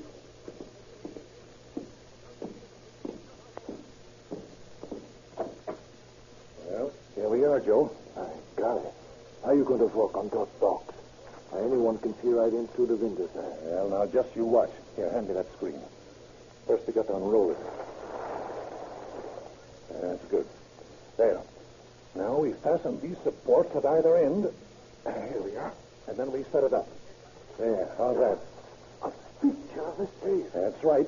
Anyone looking into this dark room from the outside will think it's the real safe. And all the time we'll be working behind it. Pretty smart, Herb. Well, I try to think of everything. Now, you get busy and short those burglar alarms while I'm laying out my stuff. This burglar-proof box is going to be a cinch.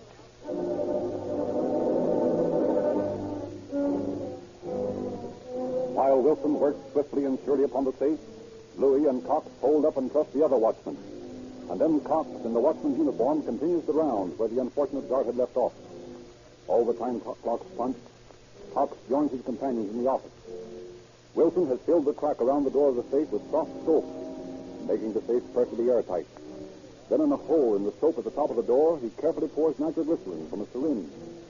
A detonating cap is placed at the bottom of the soap crack, and positive and negative wires are run from it across the room to a small flashlight battery.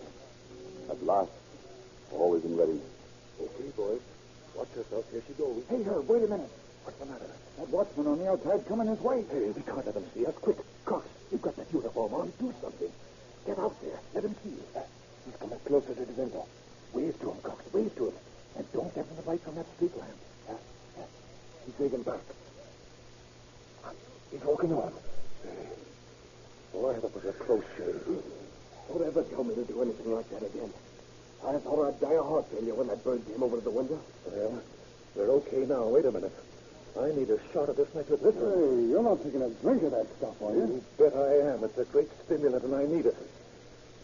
There, that's good. Well, that watchman won't be around this way for a half an hour. And we'll be out of here by that time. Now, hang on, boys. She's going this time. All set? Sure. Go ahead. Okay. Cheers. Swinging on the hinge. And hardly made a sound. Herb, I gotta take my hat off to you. Come on. Let's see what's in it. Wait till I get that inside door open. Well, there you are, boys. Gee, must be $100,000 in there. Not bad. Not bad. Yeah, but there's a lot of Liberty bonds. Yeah? Well, what can we get for them? Only about 10% of their face value. Even so, we got a nice piece of change here for one night's work. Well, how about it, Herb? Doesn't this beat sky piloting? It sure does, Louise.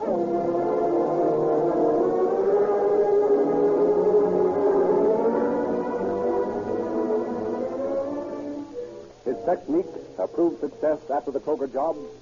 Wilson goes on an orgy of safe cracking, culminating a week later when he and the mob break open 9 safes in one Detroit office building on the same night. The police are frantic, and while they fume, Wilson and his pals laugh in their apartment hideaway. Say, boys, this is the funniest thing in a month of Sundays. What's that, Herb? Why, this newspaper story. Listen, just get a load of this. The largest police dragnet in the history of the city of Detroit was ordered today by the chief of police following the crime wave in the Stratton building last night, when 9 safes were broken open and cash and securities valued at hundreds of thousands of dollars were stolen. The police are arresting all robbery suspects and rounding up all suspicious characters in an effort to apprehend the criminals. Not a good that'll do them, rounding up suspects. Right, because we aren't suspects. I wouldn't have anyone working with me that has a police record. You sure take more care than any Peter man I ever saw. You're right, I do, and it pays, doesn't it? Why, the way we work without leaving the slightest clue, not even a fingerprint stay. We'll be on Easy Street and out of the business before anyone knows we're in it. Yeah, but we can't be retiring this minute, and we're always taking a chance, you know. Yeah, that's right. But, boys, I've got a job planned that'll get us out of this business forever. Yeah? Yeah, what is it, Ed? Well, there's a fortune in the safe of the Maccabees' national headquarters in this town. The Maccabees? Oh, you're crazy, Herb. Nobody can take that box. Yeah, that's what you think. Why, there isn't a Peterman in the country that would even try it. You're wrong there, Cox. Here's one. An awful chance. Not so awful as you think. I'm going to take plenty of time on the build-up, and when everything's set, we'll just walk in there and break that box. But, Herb, that says built like a battleship. Yeah? And there isn't an armor plate made that my acetylene torch won't cut through. Oh, going to use a torch on it. Yes, sir. We're going to do this right. It'll take time, but it's worth it. And it'll be our last job. Our last job? What do you mean, Herb? Well, we can all retire afterwards. Yeah? How come? How come? Because there's $13 million in that safe.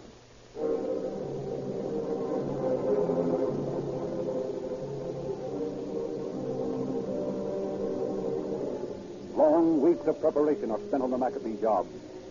One of the gang makes friends with the night watchman at the organization's headquarters and learns from him the details of the layout. Plans are made down to the last detail for the destruction of burglar alarms, and dollars are obtained on which to transport the acetylene tanks into the office. Finally, on a Saturday night, everything is in readiness. One by one, the guards are overpowered and locked up in closets. One by one, the 13 burglar alarm boxes are put out of commission. Then, all precautions taken, Wilson unwraps his equipment. The gas tank is wheeled in, and donning an asbestos apron of his own invention, the nitroglycerin Pardon lights his torch and sets to work on the massive safe. Like a knife through teeth, the hissing blue flame of the torch cuts through the thick steel box. Deeper, deeper as the hours of the night wheel on. Closer, closer to a tremendous fortune. The members of the gang crouch around the leader, watching with eyes gleaming with avarice as the hooded figure of the monster cracks and bends over his work. Finally, toward dawn, Wilson raises his hooded head. Well, only another quarter of an inch to go, boys. Hurry up, Puff. It's getting late. Well, it's just a matter of a few seconds, and then... $13 million. Yes, sir. Hey, what's this? What's this loose? I don't know. Wait till I get this mask off. Wait a minute. I want to take a look at that tank. Well, that's that, boys. We're out of gas. Out of gas? Another quarter of an inch away from $13 million. Quiet. Well, that's the way it stands. What are we going to do? Well, what can we do? We can't get gas any place at 3 a.m. on Sunday morning. We could use nitro on it. Yeah, if we had any. Oh, that's right. We didn't bring any with us. Well, it won't do any good crying about it. We've got to take it on the lam right now, boys. Come on.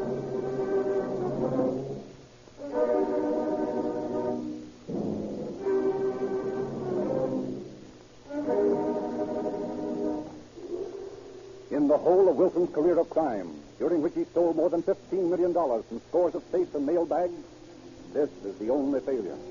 Disgusted, he goes to New York, and through a friend who is an intimate of social registrarites, he steals a fortune in jewels from the Fifth Avenue home of Mrs. Charlotte Palmer.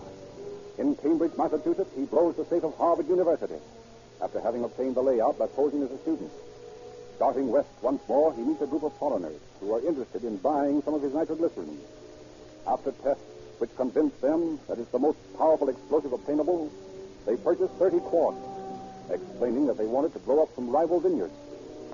Wilson never knows until after his arrest that this nitroglycerin of his own manufacture was the explosive used in the Wall Street bombing in 1920 that cost the lives of 39 men and women.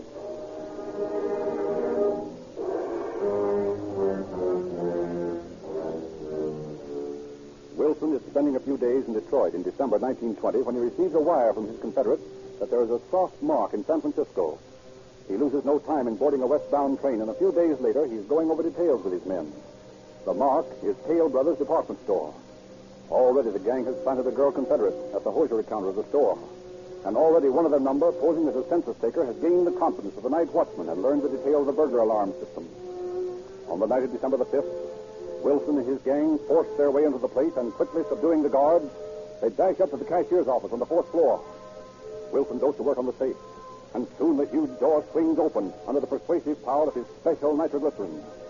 There remains only a steel partition within the safe that must be drilled with Wilson's motor drill. Herb steps inside the safe to finish the job. Herb, look out. What's the matter? That wire mat in front of the door. Looks like an alarm to me. Yeah, that was a close one. Let me see. Yeah, I guess you're right, Cox. You better go ahead and short it out, and I'll collect up the motor while you're at it. Okay. There's a light socket up there over your head. Where? Oh, yes, I see. I'll just unscrew this bulb here and plug in the motor, then we're all set. Yeah, this one's simple. Well, have you got it right? Sure thing. You can go ahead now. It won't be long.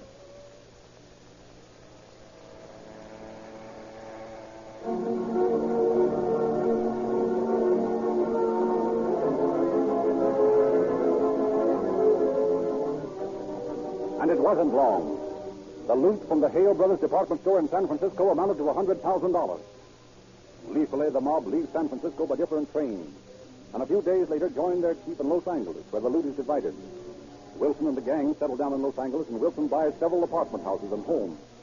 His legitimate income from his investments is nearly $4,000 a month, and in safe deposit boxes from coast to coast, he has nearly $1 million in cash. But the lure of excitement is always with him. He cannot retire from his career of safe cracking. So it is that when seated in a dentist's chair one day and seeing a safe directly across the street in the 5th Street department store, he cannot overlook the possibility of cracking. After visiting the cashier's office in the store on a fake errand, he calls Cox and tells him about it. And that evening, he and Louis Wilson and Cox are discussing the layout at their Manhattan Beach hideaway when Cox's little son runs into the house. Now, boys, it's an old box, and it'll be a cinch to break. Now, you enter from the alley, and here in the diagram is the... Look what I got. We're busy now, Jimmy. You'd better show it to your mother. But look, Daddy, we're going to greet policemen. What's that? Yeah. What have you got there? A swell star. Look. A deputy sheriff's badge. Where did you get it? I found it on the beach. On the beach, eh? Well, you better go on out and play, son. Let me have the badge, Daddy. Not now, Jimmy. I'll give it to you later. I want to look at it. Oh, hey. Here, Jimmy, here's a dime. Go on out and get yourself some ice cream. Oh, okay, Dad. Then can I play with the badge after? Yes, Jimmy, after. Go on now, beat it. All right, Dad. So long. You suppose this has been planted on us, Herb? No, I don't think so. It looks okay to me. If you ask me, it's a swell break. We can use it on this next job.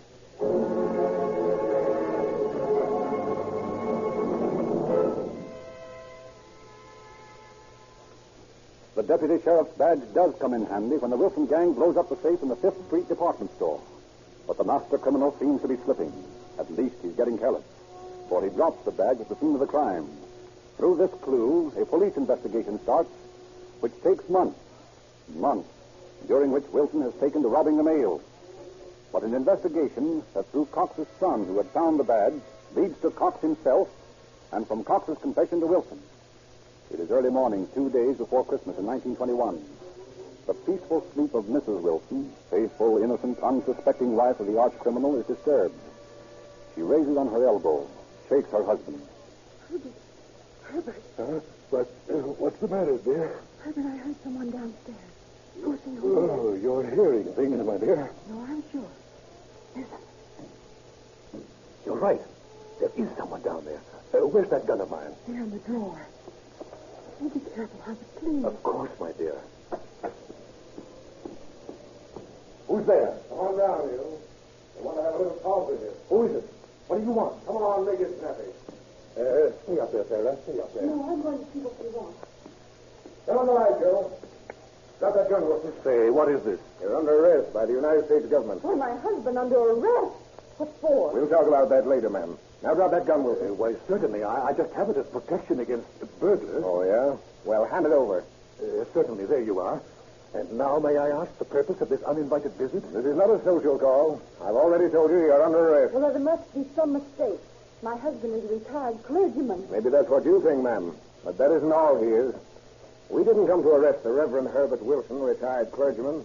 We are here to get Herb Wilson, mail robber. Mail robber?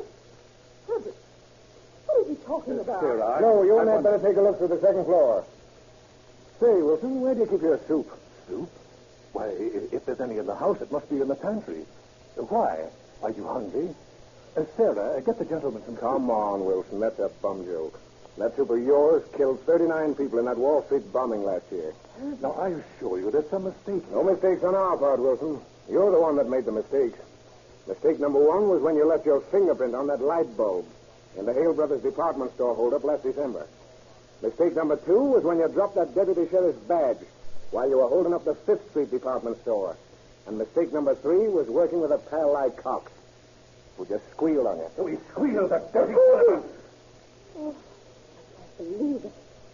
All these years, I never knew. I believed all that you told me about the investment. And all these years, I've been living with a thief. I didn't want you to know, Sarah. I was going to go straight. Honestly, I was.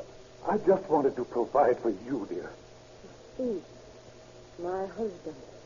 Nothing but a common thief. Not a common thief, ma'am. A mighty clever one. He's the best in the business. Or rather, he was the best in the business.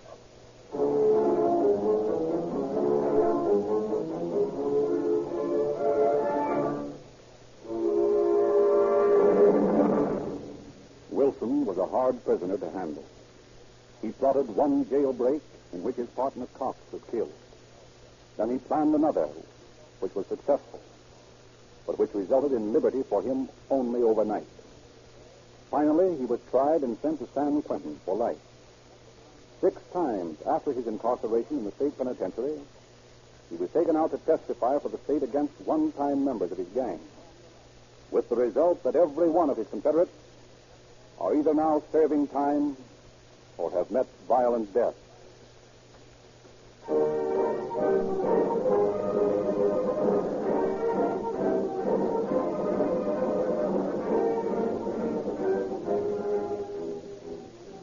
Dangerous days are ahead. Dangerous days for your car. Steep mountain grades. The temperature gauge creeps up and up. Look out. That may mean a huge repair bill. But you can avoid this grief by perfect lubrication.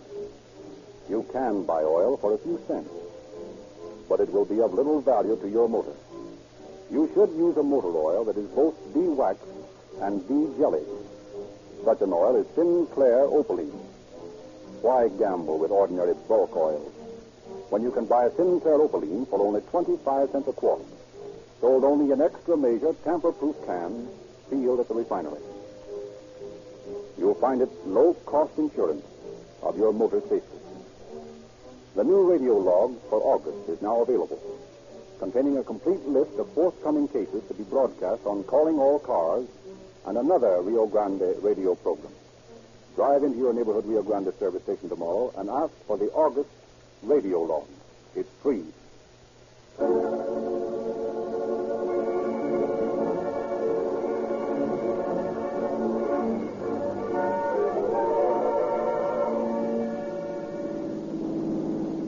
Los Angeles Police calling all cars. Attention all cars. Cancellation broadcast 36 regarding a safe cracking.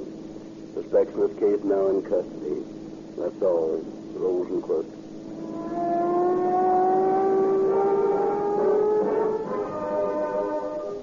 Ladies and gentlemen, we regret very much that Chief Davis was unable to appear tonight on this program.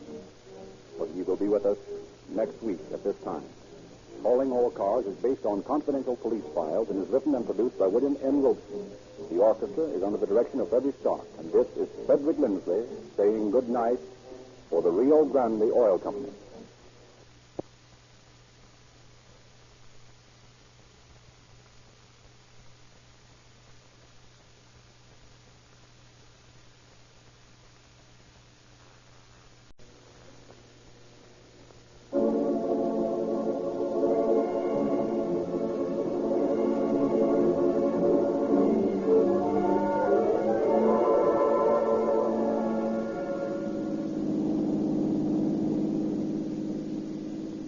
Los Angeles Police calling all cars. Attention all cars. Sheriff's car pay particular attention. A murder. The body of a young woman found in the Mojave Desert near Lancaster. That's all. Rose and Clerk.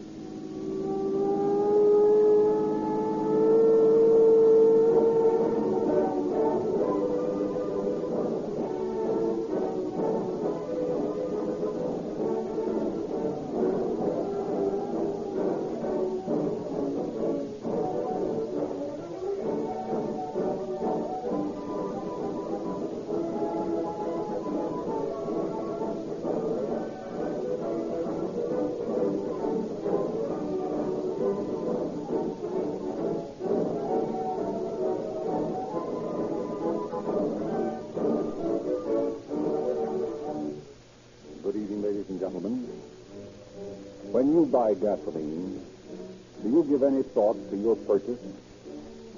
Or do you buy just any gasoline?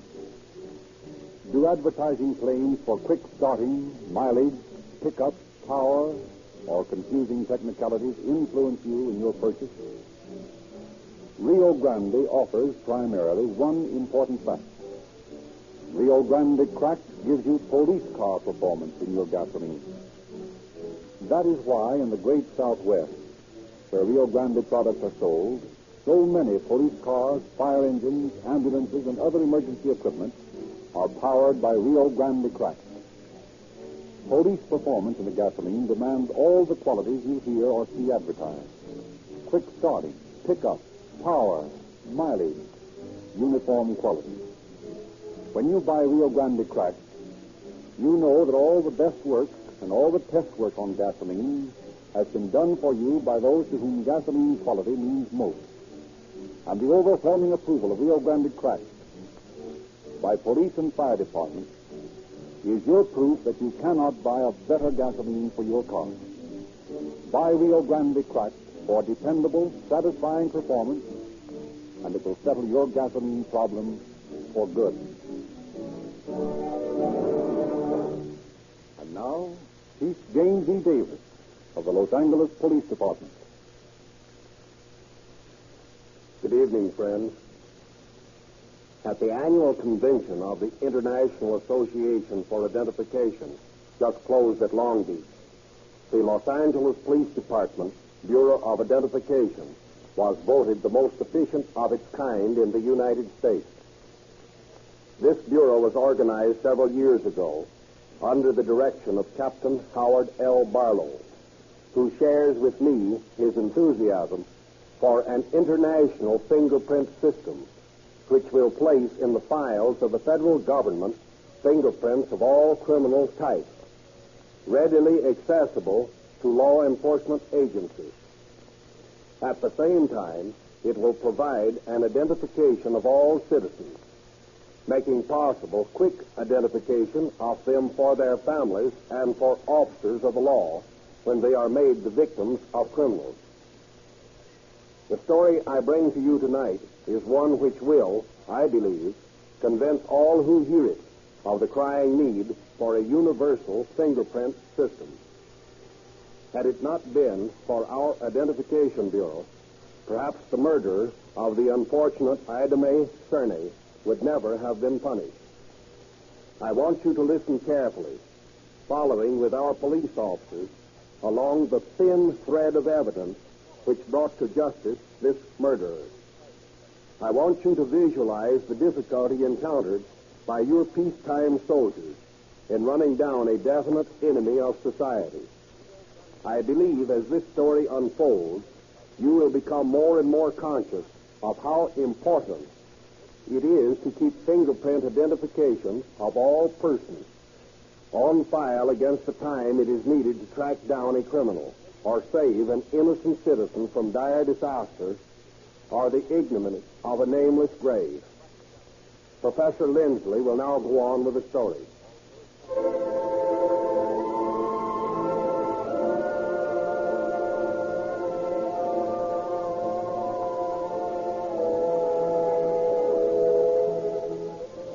It is the 22nd of October in 1932.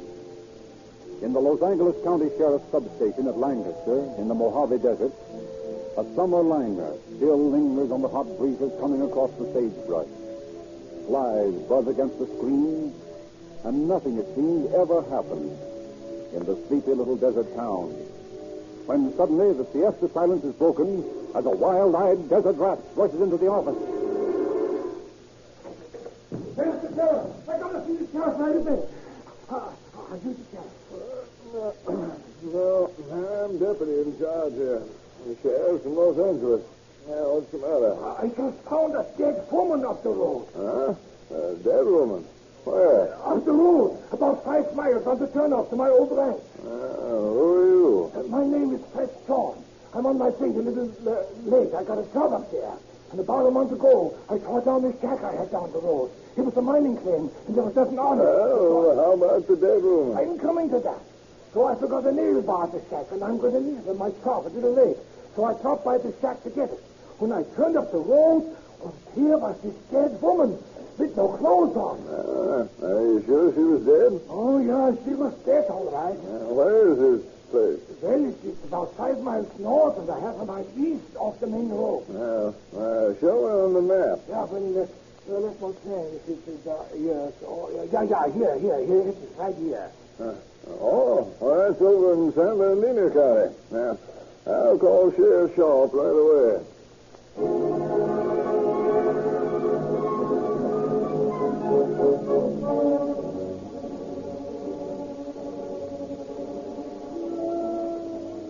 San Bernardino County officers lose no time in getting to the scene of the crime. Warren's story is found to be true, and no suspicion is cast on him regarding the murder. For murder it is found to be when Dr. Louisa Bacon of the San Bernardino County Hospital reports that the victim came to her death as the result of a multiple linear fracture at the hand of a person or persons unknown. However, there is no clue to the identity of the murdered woman, and police are momentarily stopped in their search for the murderer by their ignorance of the identity of the person murdered. The victim is totally unclothed, and the only clues found at the scene of the crime are tire marks, which, although possibly valuable in later identifications, are worthless as a beginning. There remains one meager hope on which the police rely. They fingerprint the dead woman and send the print into the Los Angeles Sheriff's Office to be checked. It isn't long before Deputy Sheriff Brewster of Los Angeles County has Sheriff Shaw of San Bernardino on the long-distance phone. Sheriff, we've identified that murder victim. Who is she? Her name is Ida Mae Cerny. Oh, she had a record, eh? No, not exactly. In 1930, we arrested her and her husband, Gus Cerny, on suspicion of robbery. Mm-hmm. They'd been friends with a guy we had for a holdup. Oh, I see. They cleared themselves okay, and we released them. Now we've located Cerny's sister and her husband here in Los Angeles. We've got his address. Mm-hmm. The sister hasn't seen either of them for 3 weeks, but here's a tip you can run down. What's that? Cerny's mother lives in San Bernardino. She does? Yeah. What's her address? Just a minute, I'll get it for you. I'm going to send one of the boys down to talk to her right away.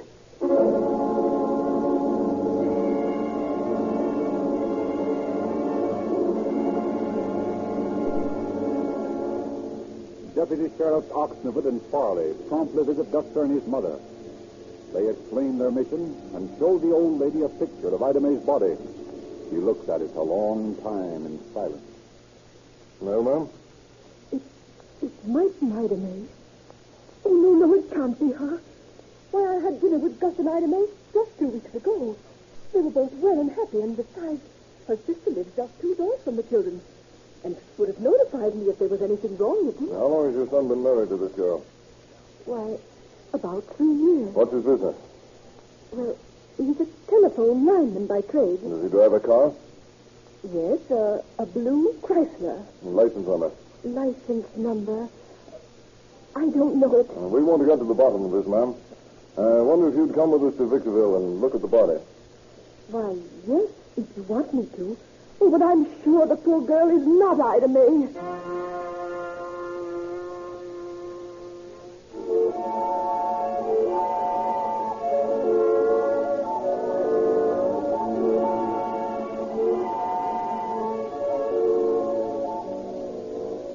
But the mother-in-law's conviction disappears in the mortuary in Victorville.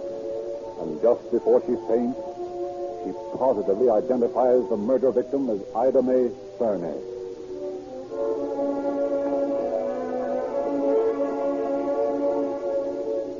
Next day, the responsibility of the investigation of the crime passes to the Los Angeles Police Department, when Deputy Sheriff William Bright, during a visit to the Cerny's home, discovers evidence that the crime was committed there.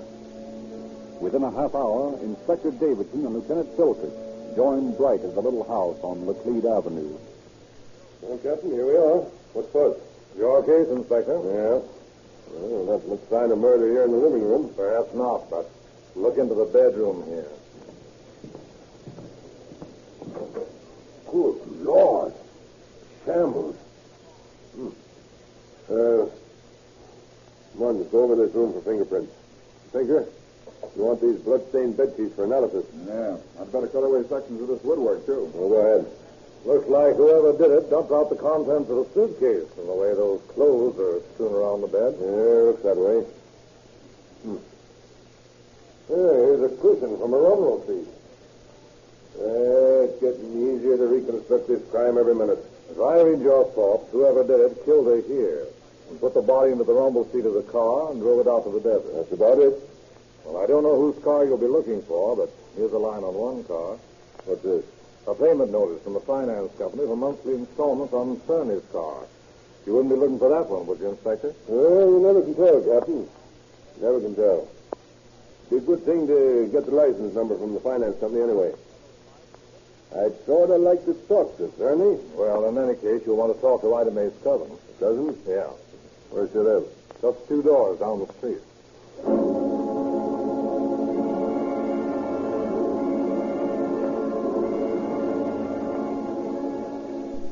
While the fingerprint expert and the photographer are taking care of the routine matters at the Cerny residence, Inspector Davidson interviews Ida May's cousin. Why, I talked to Ida May on the night of the 18th. She and Gus were getting ready to go to Palm Springs to look for work, and she wanted to borrow a cord for her electric iron. So I lent it to her, and I told her to bring it right back, but she didn't. And I needed it to make coffee this morning. Just a minute, ma'am. You didn't see her after the 18th? No. I sent a boy over after the cord, but there was no one at home, so I suppose she'd gone off to Palm Springs like she said she was going to do. Weren't you worried when you didn't hear from her? Oh, no. Gus and Ida May often went away and stayed a week without writing to anyone. Did they ever fight with each other? No. They always seemed very happy together. Oh, but I heard an argument once. Oh? Well, not really a fight, but Gus couldn't understand why Ida May didn't try to get some of the money that was coming to her from an estate or, I don't know, something. Oh, you'd inherited some money, eh? Well, yes, but, it was tied up in some way or another. And Gus thought she should try to get it right away because they were both broke. Well, of course, it's none of my business.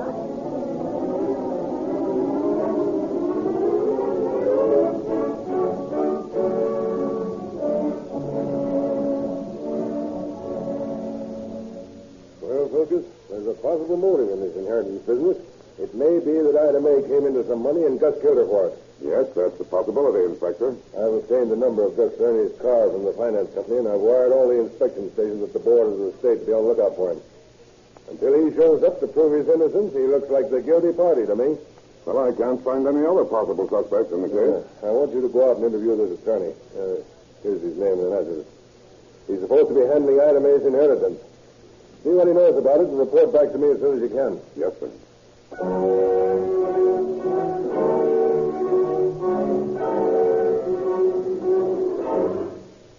Why, yes, Lieutenant, I'm handling an inheritance for Mrs. Turney.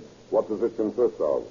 Well, an aunt of hers died some time ago in Eaton, Ohio, and left her a tidy little sum, several $1,000s, which she was to get when she became 21. Yes? Well, Mrs. Turney came to me recently and asked me to try to get her an advance of $800. 400 of this was to be put into the down payment of their car, and the remainder to be used for monthly payments. Was Mr. Turney aware of this? Oh, yes. Matter of fact, he was quite agreeable to it. That is, to the down payment, but I believe they had some argument about the use of the other 400. Is that so? Yes. It seems Cerny wanted to use it for living expenses, and Arda May insisted that he should try harder to get some work. Well, was she in possession of any large sum of money at the time of her death? No, not to my knowledge. That is, certainly not from the estate. Thank you, Mr. Shoemaker. What you've told us clears up one angle of the investigation.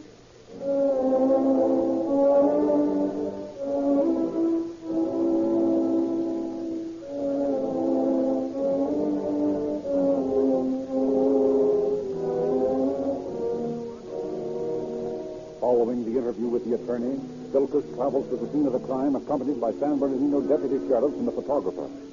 Minutely, they investigate the wheel tracks made by the murder car. There's a big difference in the tracks of these two rear tires. Notice, Sheriff, that although they're worn smooth in the center, you can see the bead at the side. See, the right rear has a sort of a knobby tread, and the left rear has a diamond-shaped line. That's right, Lieutenant. We can only find a blue Chrysler Roadster. It'll be a cinch to spot it by the tires. But why he went to such an effort to cart the body all the way out here is beyond me. Well, Lieutenant, any desert rat could tell you that. Why, what's the answer? Simple. See these prints in the sand here around the spot where the body was found? Yes. Coyote tracks. They lived north there on those low hills. The wind was fortunately coming from that direction up until the time we found the body. And then it shifted to the south, and the coyotes came. Now, if the wind had been right, the murderer of that woman would be beyond any possibility of capture. For all that would have been left here would be a pile of bones.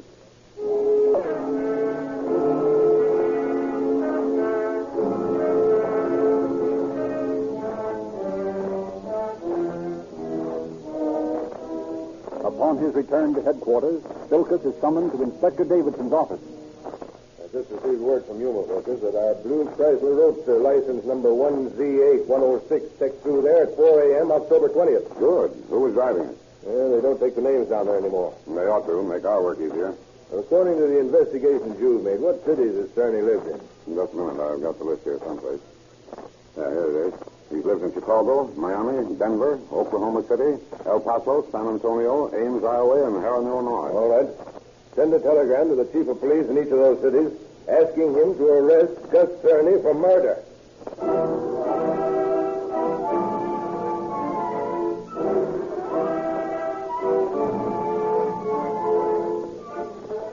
In an effort to discover more definitely what Cerny's destination might be, Silkus once more interviews Gus's brother-in-law. Well, Mr. Harris, we've gotten word that Gus's car went through Yuma on the morning of the 20th. Well, that looks bad, doesn't it? The newspaper we found in the house on McLeod Street was dated the 18th. That would seem to establish the murder around that date. 2 days later, he leaves the state. Anyway, we've asked the police in every town he's lived in to be on the lookout for him to arrest him for murder. Well, if he did this thing, I want to see him brought back and prosecuted to the fullest extent. Well, we police officers seldom meet an attitude like that, Mr. Harris. Well, what do you mean? Well, blood is thicker than water. Yes, I know. Of course, Gus is only my brother-in-law. But when I say I want to see him answer for this crime if he did it, I speak for my wife as well as Gus's other brothers. Well, that's fine, Mr. Harris, and it's going to make our job easier. Now, tell me, is there any more light you can throw on this case? Well, there's one thing that you might want to know. What's that? It's something the family had agreed to keep quiet about. Mm-hmm. Several years ago, Gus married a girl named Mary Young in Carbondale, Illinois.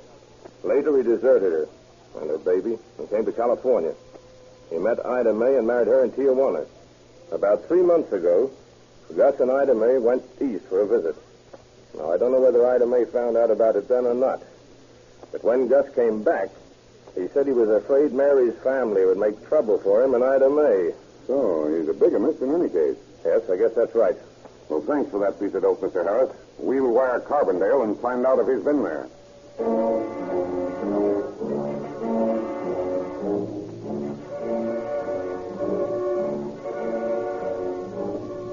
Silcook wires Carbondale authorities, and 2 days later, he excitedly enters Davidson's office. Well, Inspector, the trail's getting hot. What do you got? Telegram from the chief at Carbondale. What does it say? Gus Cerny here, October 23rd. Left same night. Believed headed for Chicago. Good. Why the Chicago police? Now, wait a minute, Inspector. They're not sure he's headed for Chicago. And anyway, we've already asked Chicago as well as those other towns to look for him. Well? I found out today that Gus Cerny borrowed $10 from a gang foreman when he couldn't get his paycheck on the 19th. He's hard up. He's going to wire his family here for money as sure as I'm a day old. Fine. Then in that case, make arrangements with Western Union to send us any telegrams addressed to any members of the Cerny family. Oh, but the family will cooperate. Mr. Harris said he'd let us know just as soon as they got word. Just the same, Filkers, we don't depend on that. Line up the Western Union and get any telegrams that are coming before they do.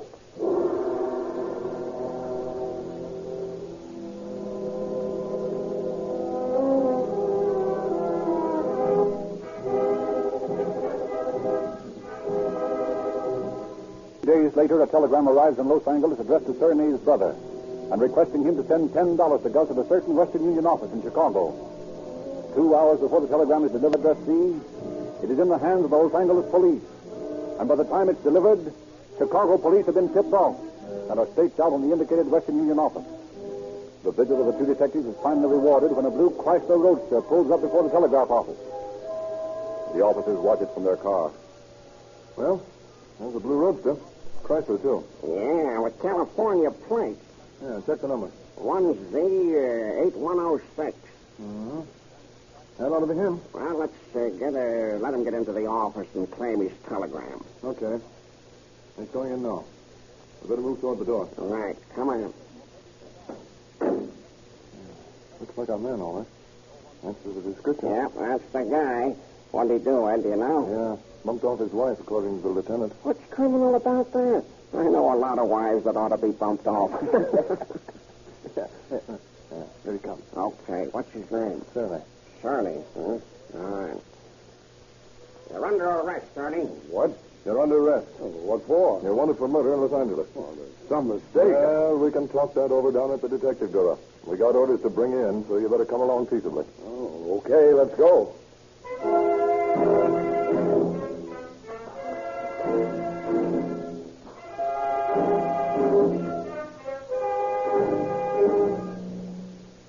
Although Gus Cerny maintains an uncommitting silence, he agrees to sign a waiver of extradition.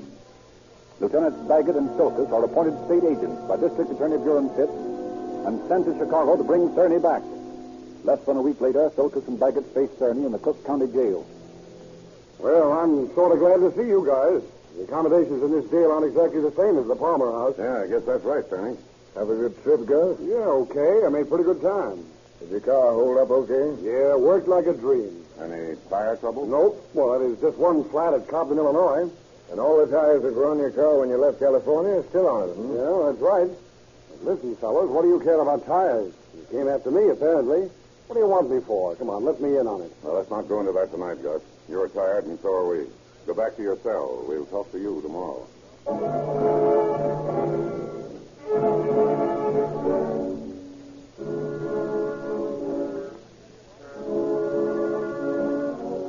Armed with Cerny's admission that the blue Chrysler carries the same tires with which it had left California, the 2 detectives investigate the car the next morning.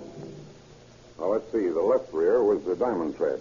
It isn't on the car. Take a look at the spare. That might be the one he changed. Yeah, here it is, diamond tread. Same as the tracks in the desert. Now about the right rear. It's got notes on it. This is the car, all right. Okay, now let's get a look at that rumble seat. Cushion's gone. Check another time. Baggett, while I'm looking around this rumble seat, see if there's a toolkit in the car. Right. Yeah, here's one in the pocket. Fine, and look what I found. What? Under the mat in the rumble seat, blood stain. Say, that guy must be nuts leaving all this evidence around. Let's see what's in that toolkit. Okay. Wrench, tire pump, screwdriver. Uh-oh. What's that? Looks like a lineman's tool. Cerny was a lineman, wasn't he? Yep. And look at it, stained with blood. That's what he killed her with. Cerny is as good as swinging right now.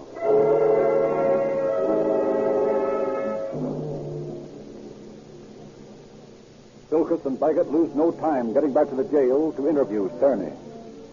Well, Gus, we're ready to talk to you now. Well, what do you want? What's it all about? We're going to question you about the disappearance of your wife, Ida May, and your sudden departure from Los Angeles at the same time. Well, what do you want to know? Well, we already know that you killed your wife as she lay in bed in the house on Laclede Street. And we know you threw the cushion out of the rumble seat of your roadster, threw her body in, and then drove out to the desert and left her body where you thought it'd never be found. Now we want the whole story, Gus, if you choose to tell us. If you don't, we've got enough to hang you anyway. Well, I guess you got me. I may as well tell you everything. You understand that whatever you say now will be used against you in court? I understand. Why did you kill her? I don't know. Did you kill her with this pair of pliers? I don't know. Maybe. I always kept a kit of tools in the kitchen. Maybe that's what I used. When did you do it? About 10 or 11 o'clock on the 18th, just after we went to bed. I was going to give myself up. I drove down to the city hall and sat outside for an hour or more, trying to get up enough guts to go in and do it. Was the body in the car then? Yeah. Why didn't you give yourself up? I don't know. What did you do after you left the city hall? Well, I drove out into the desert. I sat on the running board of the car out there for a long time, trying to figure out what to do. And finally, I took her out and left her there in the desert. Then what'd you do? I went back to San Fernando and tried to get my paycheck. And I couldn't. I borrowed $10 from the foreman, and then I went back to the house. So I packed my bag and I left for Yuma. I drove straight through and stopped in Carbondale to see Mary, my wife. When did you marry her? Who, Mary? Yeah. Oh, about 8 years ago. You ever been divorced from her? No, sir. Did you go through a marriage ceremony with Ida May in Tijuana? Yes. Knowing at the time you weren't divorced from Mary? Yes. Is it true that you feared revenge from Mary or her family because you were bigamously married to Ida May? Where did you hear that? Never mind. Is it true? You've been talking to Harris. That's what I told him. Is it true? No, Mary wouldn't do anything to me. Why, she's the sweetest girl in the world. She's been willing to take me back. Why did you kill Ida May? I don't know. Was it because you wanted to return to Mary and your child? I don't know. I tell you, I don't know. I did it and I've confessed. Now let me alone. But I don't know why I did it.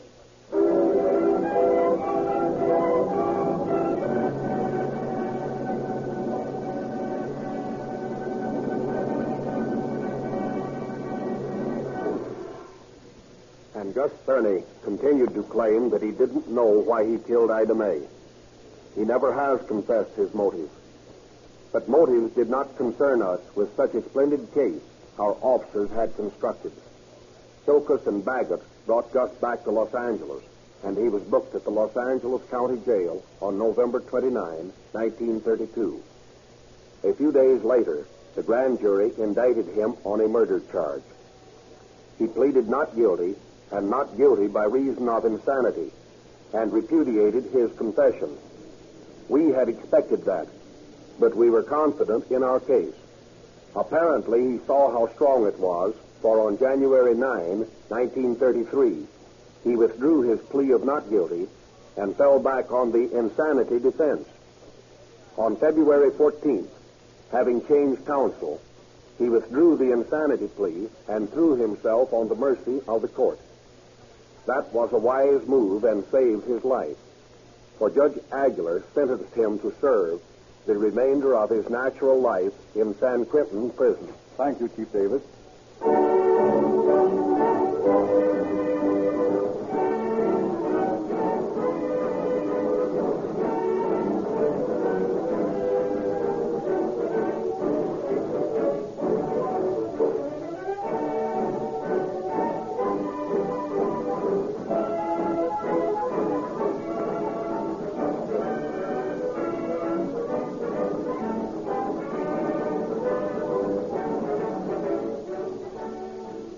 Just as police, fire, and other emergency equipment in your cities and counties depend upon Rio Grande cracked gasoline, so the internationally known Sinclair oils are used and approved by public service companies and corporations whose judgment on lubricating oils you may well respect.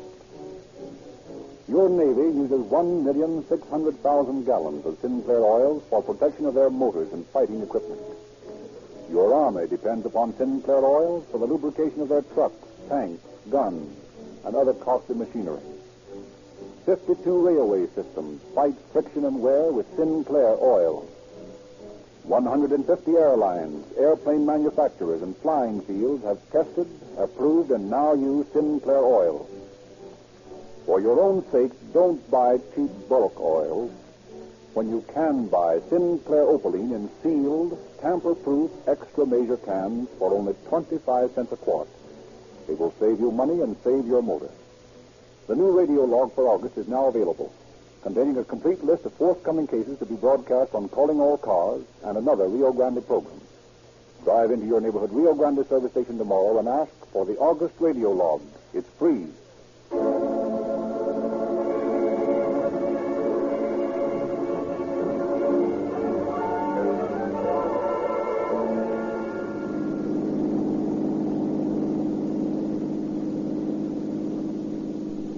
Los Angeles Police calling all cars, attention all cars. Cancellation broadcast 37 regarding a murder. Suspect in this case now in custody. That's all. Rosenquist.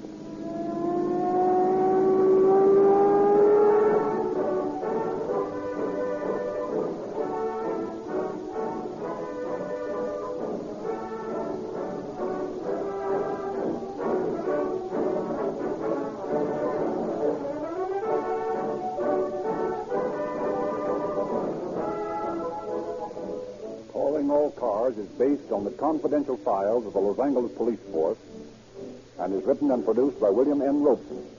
The orchestra is under the direction of Frederick Stark.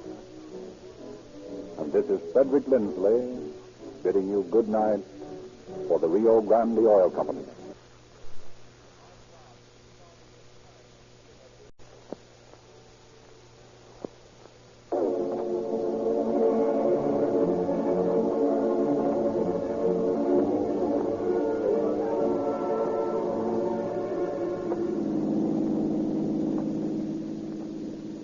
Police calling all cars, attention all cars. 1235 Stanford Avenue. An officer shot. Get over there, boys. That's all. Rosenquist.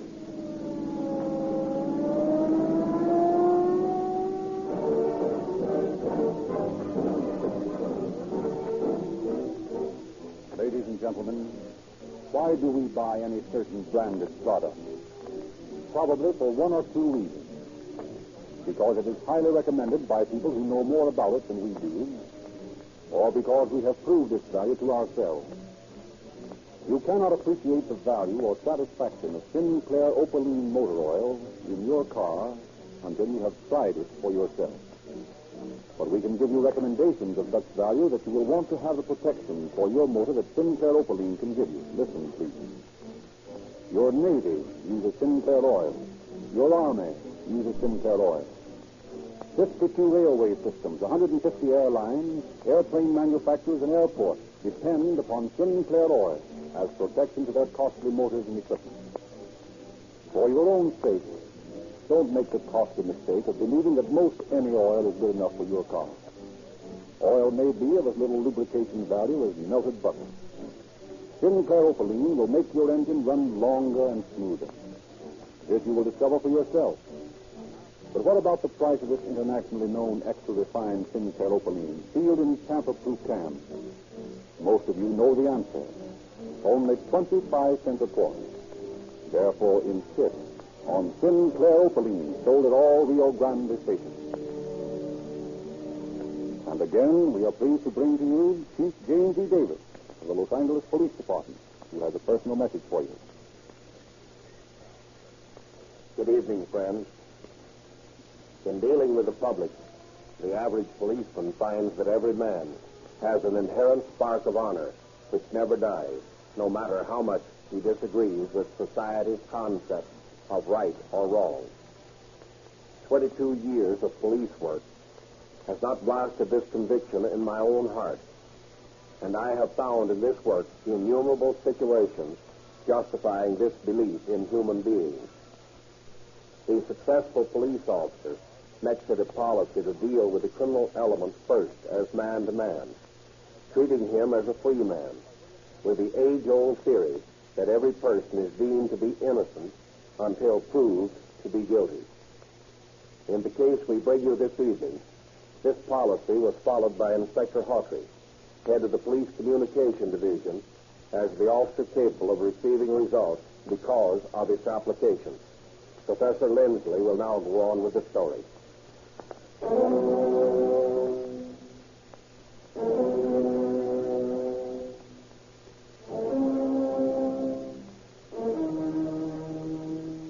Our story tonight takes us back to the historical days of Prohibition, when liquor enforcement was a large part of the policeman's duty.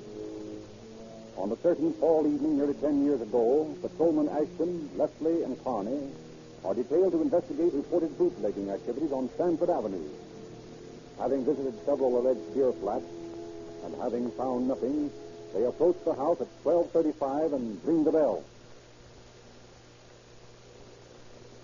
Well, this looks like a hot one. You can even smell the stuff out here. Yes, but smelling it and getting evidence are two different things. That's right. Here comes someone.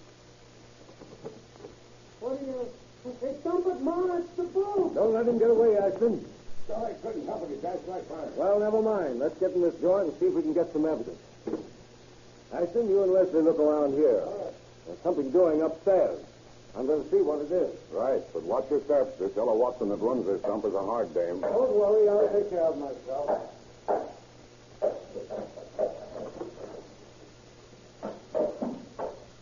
Hey, what's going on here? Oh, so you're destroying the evidence, eh? Come on, give me that bottle. Help you, copper. Come on, give it to me. Come on. Hey, let me go, will you? Help me. Come on. Come on. Well, it didn't break anyway. Hey, come back here.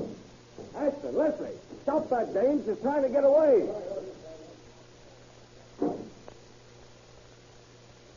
Well, how about it? Where is she? Get away, Connie. Out the back door. Yeah, what a swell score that is to us tonight. 2 birds slip out on us in as many minutes. Yeah, but look what we found. Well, what's that? 2 suitcases full of silverware, jewelry, and furs. Look at them, all hot, I'll bet. Sure. Look here, I better stay here with this stuff and stake out for that kid. You and Leslie knock over those other 2 places, then come back here for me. Okay, and don't let anybody else get away. Don't worry, it won't happen the next time.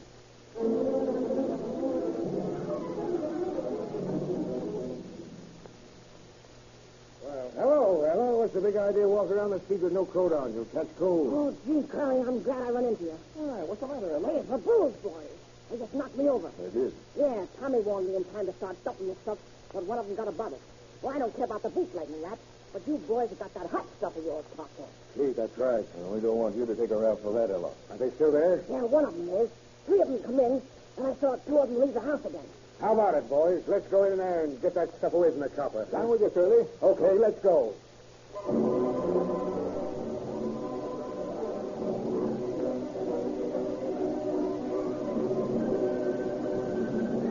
Take them out, copper. What do you want? I want you to reach for the clouds, Sally. Now get back in the house. Go on, get back. Oh, say, stop taunting me with that gun. Catch your strap, or I'll use it the way it should be used on coppers.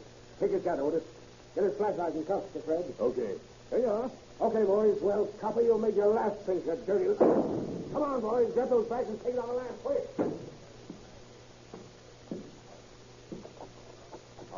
Operator. Police headquarters. Hurry. Hello? This is Carney. I've just been shot. Yes, it's 1235 Stanford Avenue. Yes, I guess you better get out here pretty quick.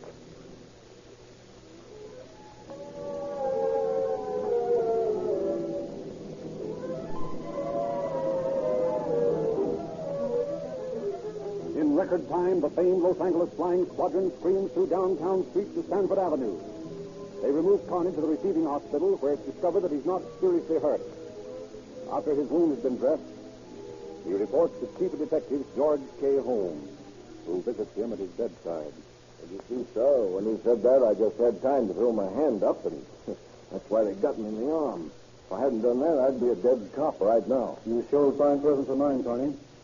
Now tell me, can you describe the man who shot you? Yes, sir. I can describe all 3 of them.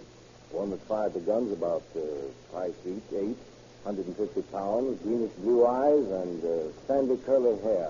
That's Curly Richards. He's just out of the pen. I've been expecting to hear from him.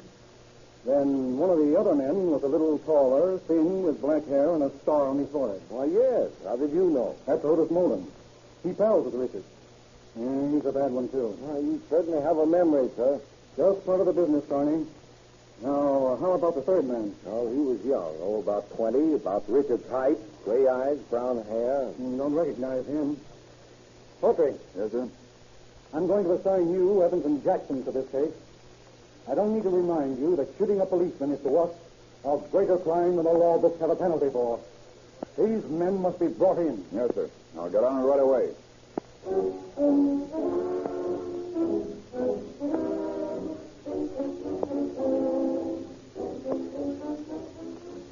A check through the files of the Bureau of Criminal Identification proves Chief Holmes' memory to be correct. Both Richards and Nolan have but recently been released from the state penitentiary. Their descriptions are printed in the police bulletin, and copies are sent all over the country. And then Detectives Hawtrey and Evans interview Ella at her establishment on Stanford Avenue.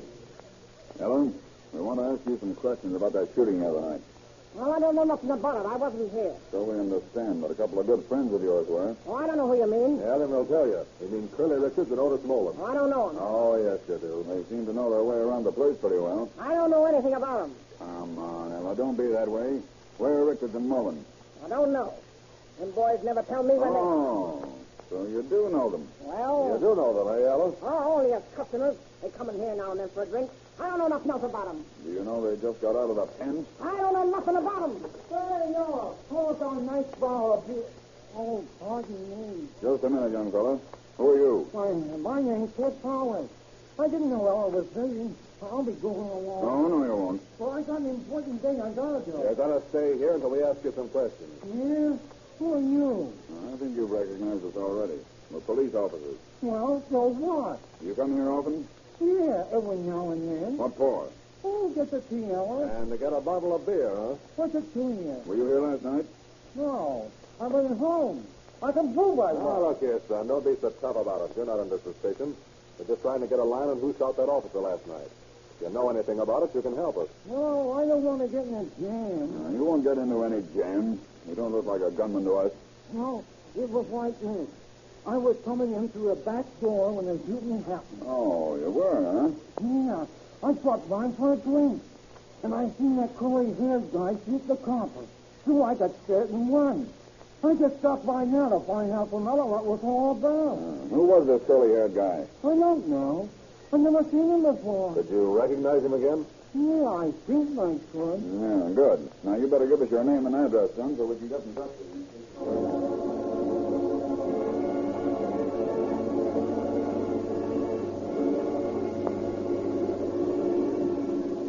For the next 12 days, Lieutenant Hawtrey and his companions searched for clues of the missing criminals. But nothing developed until the morning of December 20th, when Hawtrey received a telephone call. Central Detective Hawtrey speaking. Say, I got a suspicious car out here in my garage. What do you mean, suspicious? Well, it's a Dodge touring car, and it's all covered with mud, and there's 2 rifles and a lot of cartridges in it. Doesn't look right to me. What's the license number? It's 127348. Got the engine number? Yeah, 12D 89076613. 12D 89076613. That's right. Where's the garage located? 1320 Los Angeles Street. Okay, we'll check on it. And don't let that car out until you hear from us. Yes, sir.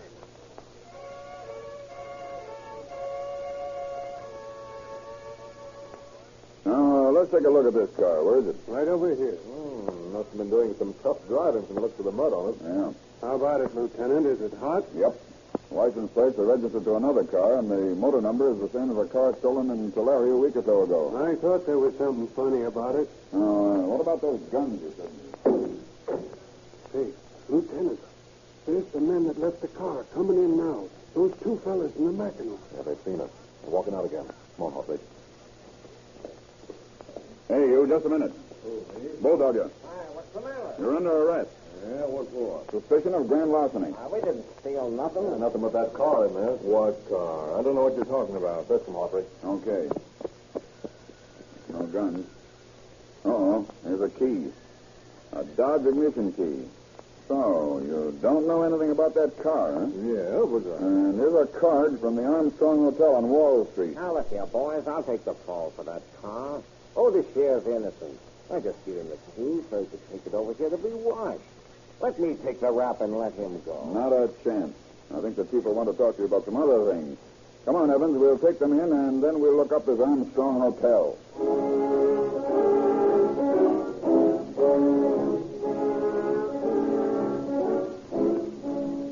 At headquarters, the two men are fingerprinted and quickly recognized as William F. Lehman and Otis Molan, both ex-convicts. Autry and Evans' next move is to show their pictures to the landlady at the Armstrong Hotel. Why, yes, I recognize them, too. Why, they had a room here until about a week ago. Anybody else live here with them? No, but they have some friends here. Some fellas in 106. They still come to see sometimes. What do these men in 106 look like? Well, now, one of them is sort of short, and he has curly, sandy hair. And then the that's other Charlie has... Richards, all right. Are they in now? No, I don't think anyone's in there. Okay, we'll just go in and wait for them.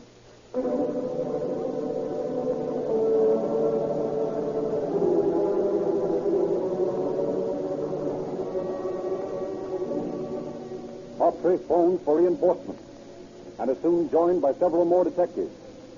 For 3 hours, the officers sit in the darkened room, not daring to speak, not daring to smoke. And then about 10 o'clock, a man enters the room, switches on the light, and turns to face a half-dozen blue steel revolvers. Well, if it isn't Frank McGandless. Say, what is this? I guess you know without us telling you. Might as well come clean. Where's Curly? Well, I don't know. I guess he'll be dragging in pretty soon, him and Fred. Fred who? Fred Johnson. He's his friend of Curly. Where's he from? I don't know. I met them both at Fulton. Just out, huh? And all three of you trying to see how quick you can get back in. Were you in on the shooting of Officer Carney? No, sir, I was not. Now, we want Curly for that shooting. I know you do, but you don't want me. I wasn't even there. What have you been doing for a living, you three? Oh, odd jobs. Odd jobs, huh? Odd burglary jobs? What do you know about that shooting? Nothing. I've shot off my mouth too much as it is. You're not going to get nothing more out of me. That's okay with us. Take him in, Mellon, and we'll talk at headquarters.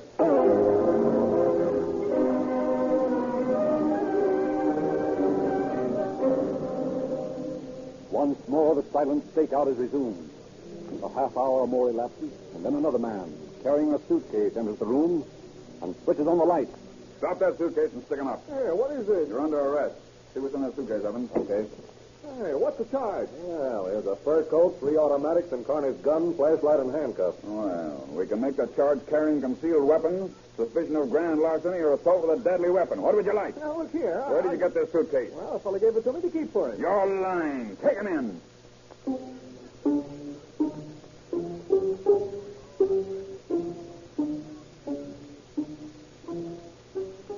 The illuminated hands of the alarm clock on the desk move toward midnight before the next visitor arrives at the room. You open it, Evans, and throw the lights at the same time. Okay. Hello, boys. Well, what's the devil? Stick him up. I haven't any cats. Frisk him, Evans. Okay. What's your name? Tommy Watson. Pretty young to be running around with a crowd like these guys. Do you live here? No. Where do you live? With my mother. What do you know about the guys that live here? Well, nothing, only they're friends of Marge. Friends of your ma's, huh? Yeah. And that'd make you Ella Watson's son, huh? Yeah, that's right. Oh. You better get over there in Stanford Avenue to Ella's, Bartley, and see if Curly's there. Oh, well, we don't live on Stanford Avenue anymore. Well, your ma's moved, huh? Yeah. Where do you live now? Over in Glendale. Where in Glendale? On Postal Avenue. What's the number? 635. Okay. Get over there, Bartley, and you'd better go with him, Jackson. We'll wait here for you in case Curly comes in.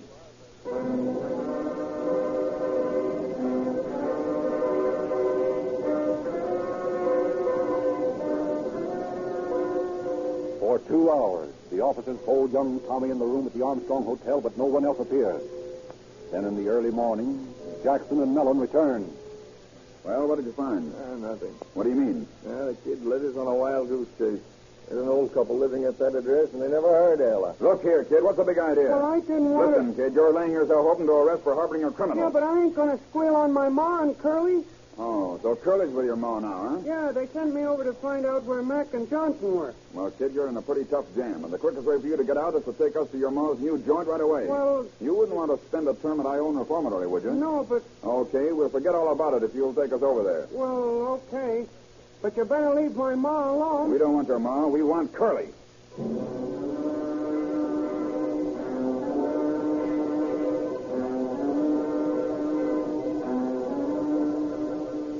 A few minutes later, Tommy leads the officers down the ill-smelling hall of a hotel on East 6th Street. Now, remember, don't give us away. Okay, I know what I'm to do. Who is it? It's me, Ma. I got the cops with me. Oh, that little double cross. Open up. Open that door. We'll break it in. Just a minute. Now, what seems to be the matter? Take that room, Evans. Jackson, you search that one. Tell me what's the big idea of bringing the cops in here, you dirty little stool I pigeon. couldn't help it, Ma. They made me, Joe. Ah, wait until I get my hand on you. I'll fix you. Hey, Hopper, here he is under the bed. Good. Now that Curly and no funny business. We got you covered.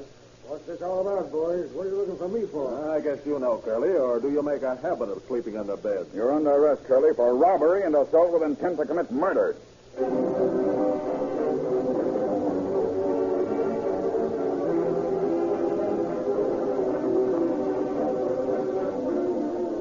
The following day, Richards, Johnson, and Mullen admit that they were the men who faced Officer Carney, and Richards admits firing the shots. Hopper carefully examines the fur coat and the silverware found in the Armstrong Hotel room and makes an interesting discovery. Evans, I found that the number in this fur coat corresponds to the one stolen from the Regal mansion in Spokane a few weeks ago. Oh, that's the job where they got away with $10,000 worth of stuff in broad daylight, isn't it? That's it. And this silverware seems to check with that. It all bears the initial R. I believe these boys that we've got upstairs pulled a lot of local jobs, too. How are we going to pin it on them? Well, I believe I can talk to them and make them come clean. Talk to them with what? A length of hose? No, I mean really talk to them. I believe you can reason with a crook just the same as anyone else. A copper can never reason with a crook. Well, we'll see. Suppose you bring Lehman down from his cell. Okay, but I think you're nuts. Well, my way is worth a try.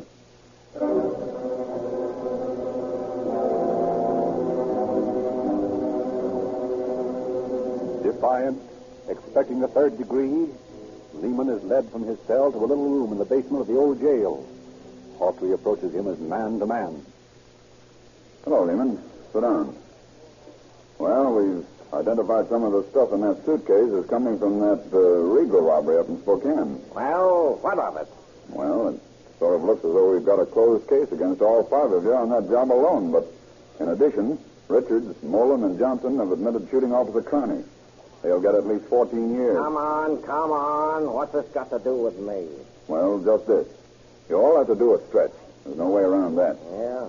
But I'm convinced that you men have pulled a lot of jobs around L.A., and, Lehman, I'd like to get your assistance in clearing them up and returning the stolen property to their owners as far as possible. Yeah, well, what do I get out of it? Nothing. We can't offer you immunity. You know that, Lehman. But I will promise you this. We won't file charges against you on any cases you clear up that we don't know about now. Well, I don't see why I should be the fall guy. Listen, Lehman. Let's understand each other. I'm making this request of you as one man to another. You're in a position to help us out and still not harm yourself. Well, what do you want to know? I want to know what part, if any, you played in the shooting of Carney. I want to know what burglaries you've committed and the addresses as far as you can remember them, what you took, and where you disposed of it. What do you say? Well, I'll tell you how I feel. When you brought me down here, I thought I was going to get the third degree. And I made up my mind I'd die before I'd tell you a thing. Gee, you're a white man, Lieutenant. I feel now as though I want to do the right thing. I'm willing to go halfway with you. That's fine, Lehman. If you'll give me a half hour with each of the boys in his own cell, I'll see if I can talk them into it. But there's one thing I want you to know right now. What's that? I'm not going to snitch on them. I'm no lousy stool pigeon like that McCandless. What do you mean? He hasn't told me anything about you boys. Don't give me that. I know that it's squealed. Oh, you're wrong there, Lehman. Now, listen, Lieutenant, I figure that you and me is on the up and up with each other, see? Now, don't go spoiling by lying to me. We all know you brought Mac down here as a blind and swung him after you got me. All right. Have it your own way. Well, how about it? You want me to talk to the boys? Yes, that'll be okay. You talk to each one of them and let me know what they have to say.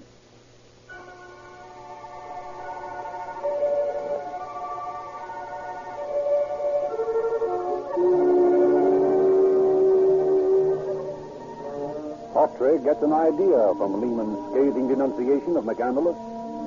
And while the latter is consulting with his companions, Hawtrey pays McCandless a visit in his cell. McCandless, We sent your picture to Spokane, and you've been identified by the gardener at the Regal estate as the man that knocked him out. Yeah, that'll have to be proved. Well, it wouldn't be so hard. You're over 6 feet tall, and all your partners are shorter. And do you think for a moment that old man's going to forget your face? No, it's a cinch he'll know me when he sees me. Okay. You'd better go to Spokane and answer to their charges. Me go to Spokane? Why should I go? Well, the strongest reason I know is that all your friends figure for a stool pigeon. They do? How's that? Search me, but I can't talk them out of it. They figure you think on them. But I didn't. No, of course not. That is, not exactly. But the point is that when they go to trial, they'll be forced to implicate you, and you'll go back to Folsom with them. And you know what happens to Sphinx in the pen. Gee, that's right. It isn't very pleasant going in with that rep. The whole place will be wise to you in 24 hours, and your life will be hell. Yeah. That's why I figure you'd be smart to take that rap for the Regal robbery and go to Washington State Pen where they don't know you. You're right, Lieutenant. Send me back to Spokane. I'll cop a plea there.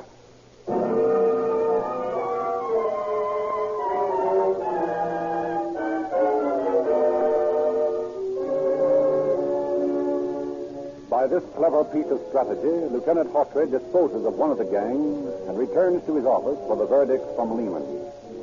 After an hour or so, Lehman reports that Curley and Fred Johnson are willing to talk, but Otis Mullen is still reticent. However, Mullen joins the other three as they enter the basement room with Evans and Hawtrey. An embarrassed silence ensues as the four criminals eye each other. Then Lehman speaks. Well, I guess I might as well start the ball rolling. I'll tell you about the jobs I worked on, but I won't mention the names of the guys that worked with me, see? Each guy will speak for himself, and no one can accuse any of us of being a stooter, you get me? Fair enough, Lehman. Go ahead. Get these notes, Sergeant. Well, when I got out of Folsom, I stayed on working on the road gang, and a friend of mine showed up and pulled me off the job. Copped a Dodge touring car in Tulare and burgled a hardware store in Pixley. Then we come to Lost and picked up 3 more men.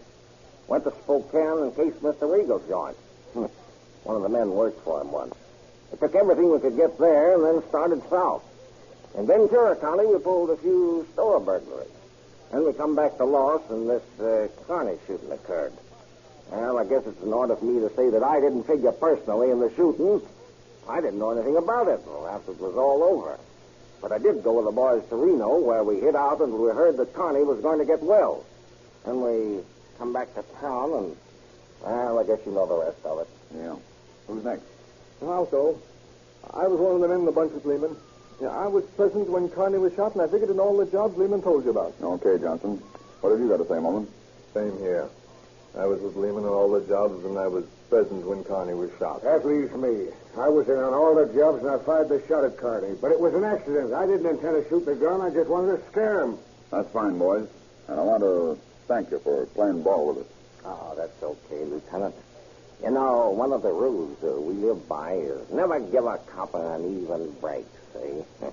When we meet a dick like you that's willing to treat us like human beings, well, it makes a big difference, see?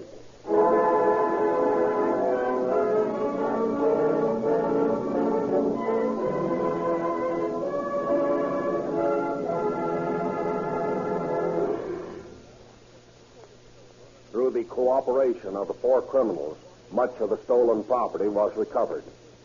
All 4 men eventually pled guilty to their crimes, and Richards, Nealon, and Johnson were sentenced to Folsom Penitentiary for 14 years each on a charge of assault with a deadly weapon with intent to commit murder. And Lehman went to Folsom for from 1 to 15 years on a charge of first-degree burglary. McAndalus, falsely accused by his pals, took a sentence of from 5 to 10 years in the Washington State Penitentiary in Walla Walla, Washington. Thank you, Chief Davis.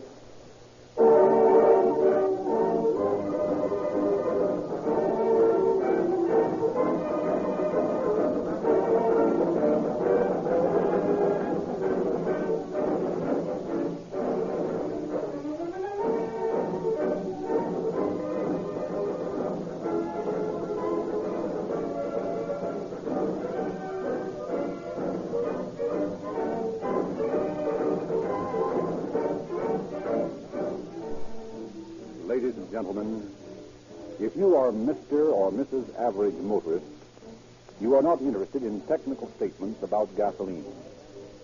But here's one that may interest you. When you hear advertising claims, not facts, about a gasoline being the highest octane leader, remember this scientific fact. Cracked gasoline averages 10 points higher in anti-knock rating than gasoline which is not cracked.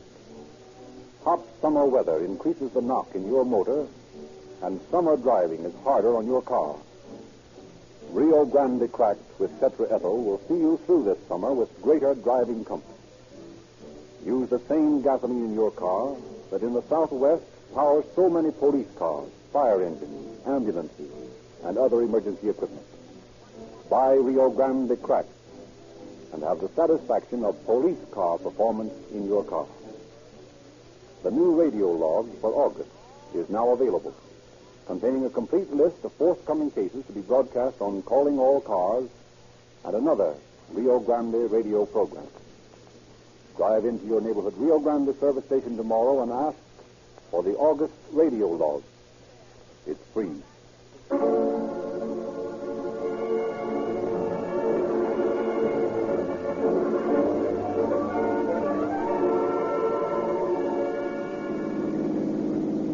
Police calling all cars, attention all cars. Cancellation broadcast 38 regarding the shooting of an officer.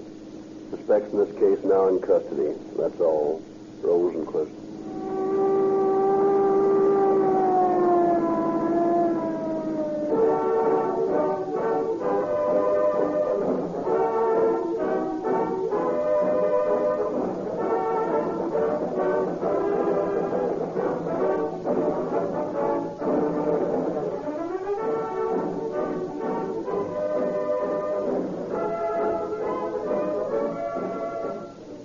This episode of Calling All Cars was obtained from the confidential files of the Los Angeles Police Department by Madeline Kelly and was adapted for radio by William N. Robeson.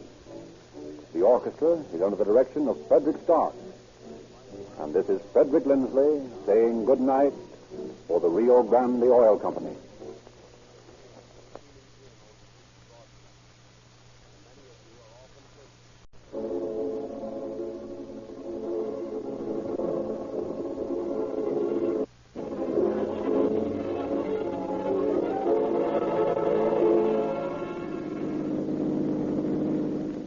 Police calling all cars, attention all cars. A bank holdup at 7th and Hoover.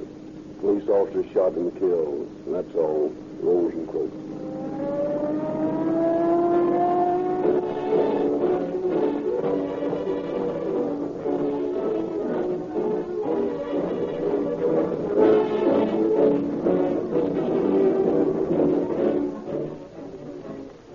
Good evening, ladies and gentlemen. Unless you have had the opportunity to get an insight into the problems of policing your cities and towns, you can never appreciate the most thankless, never-ending job your mind can conceive. Chief Davis, in his modest way, says, it takes brave men, fine equipment, and good gasoline to do a satisfactory job. You have seen and heard police cars, fire engines, motorcycles, and ambulances screaming down the street to aid someone in distress. It takes good gasoline to give them the performance they demand. You have also seen patrol cars or motorcycles driving up one street and down another, hour upon hour. Rigid economy in this branch of city government stipulates economy of operation. When you hear advertising claims of quick starting, pickup, power, mileage, anti-knock, you hope you're getting it in the gasoline you buy. Well, the police car performance you get from Rio Grande Cracked includes all these qualities. That is why in the great Southwest, so many police cars, fire engines, motorcycles, ambulances, and other emergency equipment are powered by Rio Grande Cracked.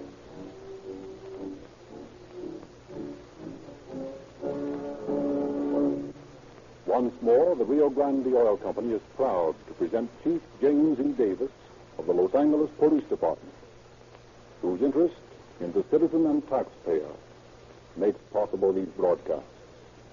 Chief Davis. Good evening, friends.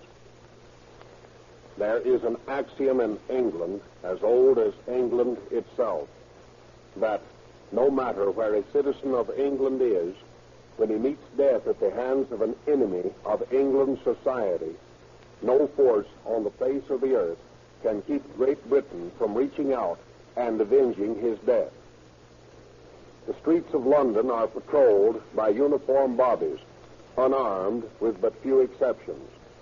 No firearms are carried by the police of England, for the citizens of that country have a hearty respect for the age-old truism which has reached into Canada, into India, into the British East Indies, into the islands of the Pacific, into Africa, in fact, into all the dominions of Great Britain, that the English police always get their man.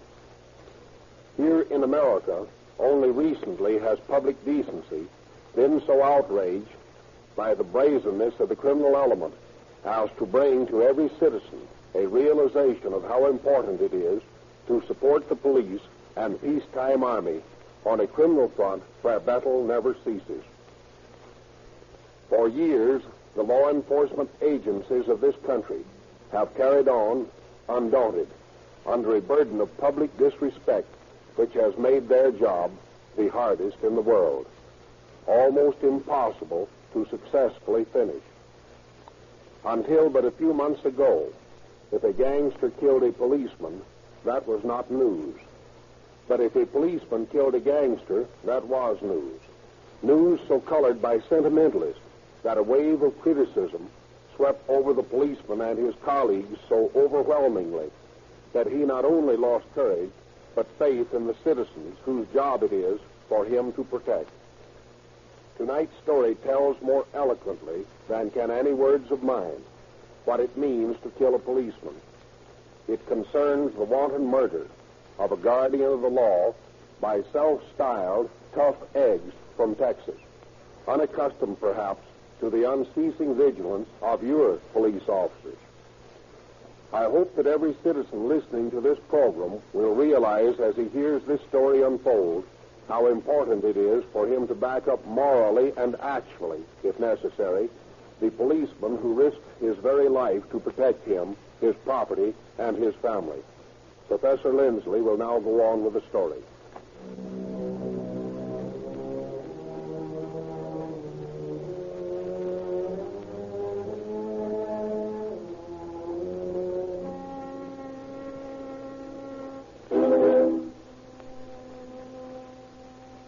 In February 1924, the police department receives a tip that the Merchants National Bank at 7th and Hoover is spotted for a holdup.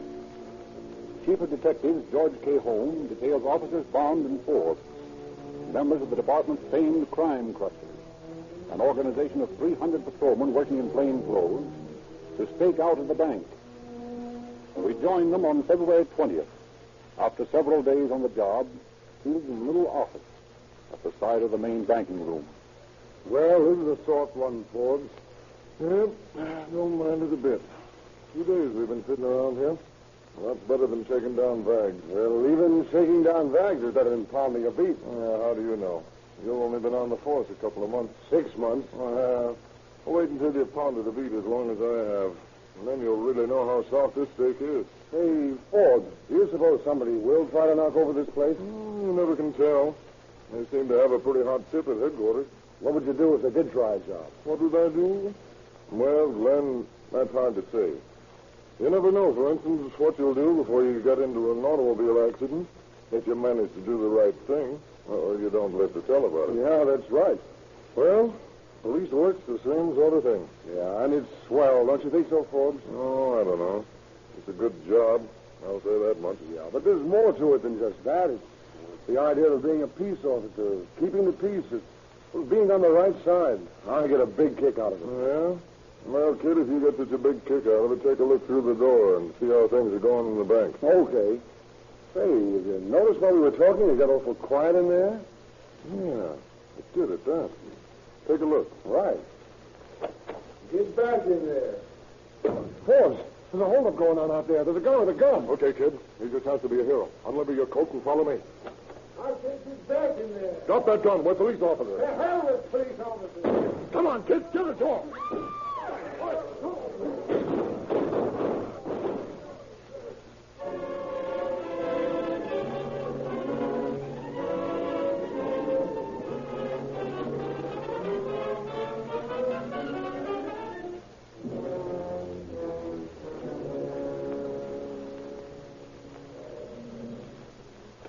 Detective Bureau.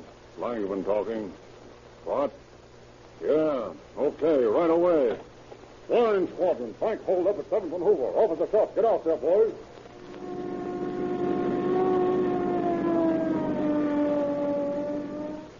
Here's the cops already. That's fast. What's the trouble here? Frank Holdup. They got away in a red suit. One was More shot. bottles. One was There shot. were 3 of them. And they're headed north on Hoover Street. One was shot. I saw him stand.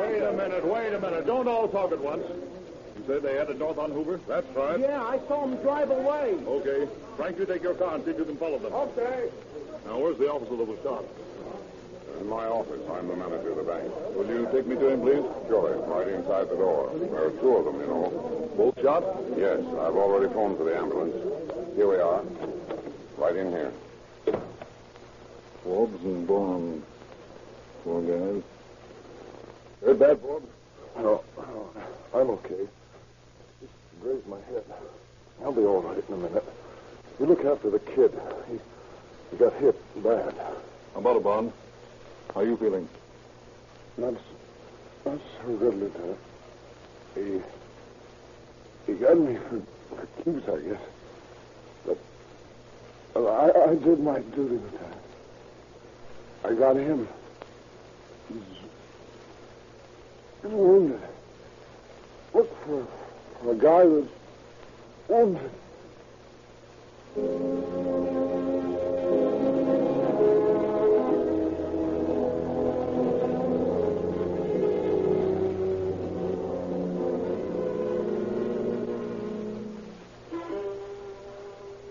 A couple of hours later, Glenn Bond, the police rookie, dies in the receiving hospital without ever regaining consciousness. And with the news of his death, the unwritten law of the police officer begins to work. There is not a man on the force but who pledges silently to himself to work unceasingly to avenge the death of his brother officer. In his office, Chief of Detectives Holmes issues orders to a group of officers. Now, from what Forbes has been able to tell us, we know that there were at least 3 and possibly 4 men in this gang. Numbers 1 and 2 entered the bank. 3 served as a lookout, and 4, if there was a 4th, drove the red Buick sport model in which the men escaped. We also know that one of them was wounded. All right. I want every red Buick sport model in Los Angeles stopped and examined for bloodstains or any other evidence that might connect it with the crime. I also want you men to check every drugstore on the west side of town for any suspicious purchases of bandages and antiseptics. Hello. This is Dr. Watkins speaking. Yes? Is that the chief of detectives? Yes. Well, I just handled a case. I feel I should report to you. Yes? What was it? A revolver wound. The patient said it was accidental, but it sounded suspicious to me. Go ahead. What were the circumstances? Well, this young fellow had a wound that would seem to indicate that the bullet passed through the lung. Yes? After I gave him first aid, I told him that he would have to be removed to the hospital, but he refused to consider it. A man that was with him, who said he was his brother, also claimed it was impossible. I warned him that the wound was serious and it should be treated properly, but the patient still refused to go to the hospital. And I told him I would be forced to report the matter to the police. What did they say to that? The patient begged me not to report it. He claimed he shot himself while he was cleaning his gun. But if the police found him, they'd try to hang something on him because he was on parole. I see. Well, that's all there is to it. I suppose it was foolish of me to waste your time about it. No, on the contrary, Doctor. I think you're helping us more than you know. Where did you treat this patient? It was at a rooming house, 522 South Olive Street. Fine. Thank you very much, Doctor. You're quite welcome, sir. Goodbye. Goodbye. What is it, Chief? Something hot? Plenty. Dalton, I want you and O'Connor to go to a rooming house at 522 South Olive Street and find a man there who's suffering from a gunshot wound. Go through the place until you get him. I think he's one of the boys we're looking for.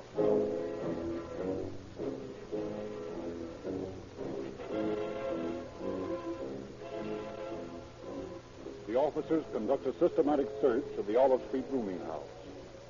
Followed by a frightened landlady, they come upon a disheveled apartment on the second floor. I hope you gentlemen will forgive the appearance of this room.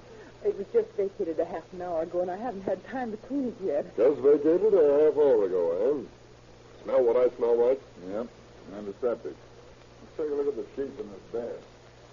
Blood. That's what it is, lady. Who rented this room? Why, two brothers. What were their names? Thomas was their name. Bill and Mark Thomas. Oh, do you suppose that one of them was hurt? I don't know. But my guess is he was shot by a dead man. What? Nothing. Where did these Thomas boys go? Well, I don't know. But they left here with another fellow in a green-top taxi. Oh, come to think of it, Mark Thomas, one of the brothers, did look a little sick. Anybody you know of that was familiar with them? Well, they didn't know many people. But there was a couple down the street that used to call on them. What was their name? McBride, I think it was. Where do they live? Why, in that hotel just 3 doors down the street. Okay, lady, and thanks. Come on, Eddie. We'll pay a visit to the McBride.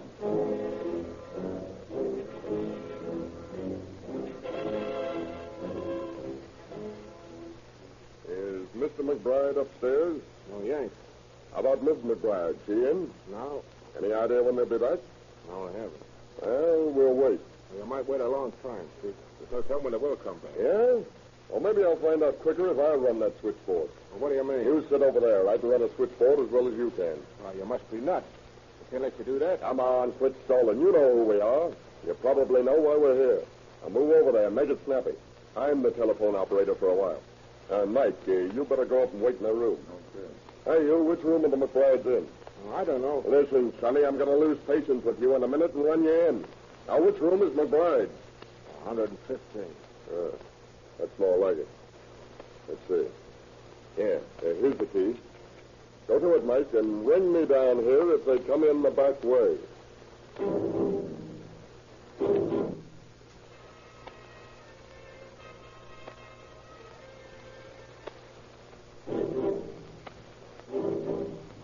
For several hours, Dalton fills the position of telephone operator, handling all the routine calls of the house, without hearing anything interesting. Then suddenly a call comes from McBride's apartment. Dalton allows a few seconds to pass, and then returns to the phone himself. Hello. Is that you, Les? Yeah. Well, this is Tom. Say, Lou is in bad shape. We got to do something for him. Well, come on up to the room and we'll talk it over. No, that's too risky. I'm afraid of the bulls. Well, let's see then. I'll tell you. I'll meet you in front of the garage at 4th and Olive in 10 minutes. Okay, I'll be there. Hello, Mike? Yeah, what's doing? Plenty. Come on down. We're going places.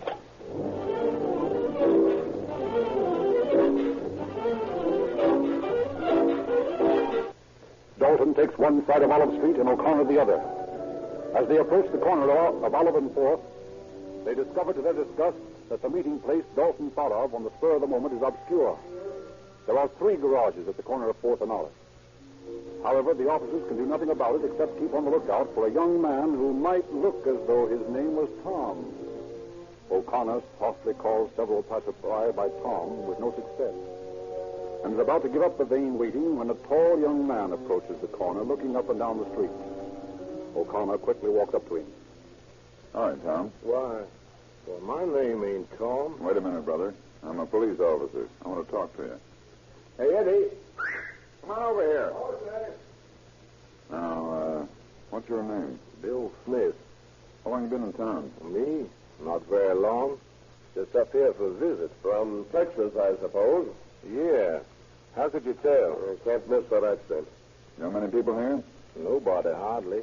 Ain't been here long enough to get acquainted. Ever hear of anyone by the name of McBride? McBride? No, I don't know anyone with that name. You, working? Not yet. I'm looking for a job, though. Well, you must be about broke. Suppose you come down to the station with us and live on the city for a few days.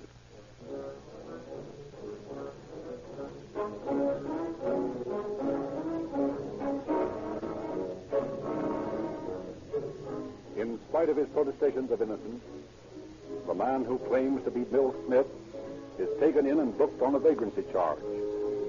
Later in the afternoon, the cab driver who took the three men from the Olive Street address is located and tells the police that he drove his fares, one of whom appeared to be sick, to the corner of East 4th and Cumming Street near Hollingbeck Park. Immediately, a force of 300 men under the command of Captains Bernard, Bean, and Wynn is thrown around the neighborhood of the park with instructions to search every apartment house and to inquire of every drugstore for purchases of bandages. Detectives Condapper and Hickey enter a drugstore opposite the park. Good afternoon, gentlemen. What could I do for you? Stolen the bandages today? What? Bandages? Oh, so why are you asking? I'm doing the asking, you're answering. Have you sold any bandages? Well, first I gotta know why you ask. Here's why. You see that? Oh, policeman, well, that's different. Now, what could I be doing for you? Do you want to know if you sold any bandages and antiseptics this afternoon? Bandages and antiseptics. Hey, just a minute till I look in my book. Yeah, here it is. To one man, I sold a roll of adhesive, a roll of gauze, a bottle of carbolic acid, and a bottle of iodine. That ought to be it. What did he look like? Look like? Well, I'll tell you. He didn't look like much of nothing. So how was he dressed? Well, he had on a cap and gray trousers. Did he drive a red Buick? Oh, no, he didn't drive anything. About 5 minutes after he bought the goods, he got on a streetcar out front. He got on the streetcar. Did he still have the packages with him? No, he didn't. Why? Then the guy we're looking for must be right close here, Frank. Come on.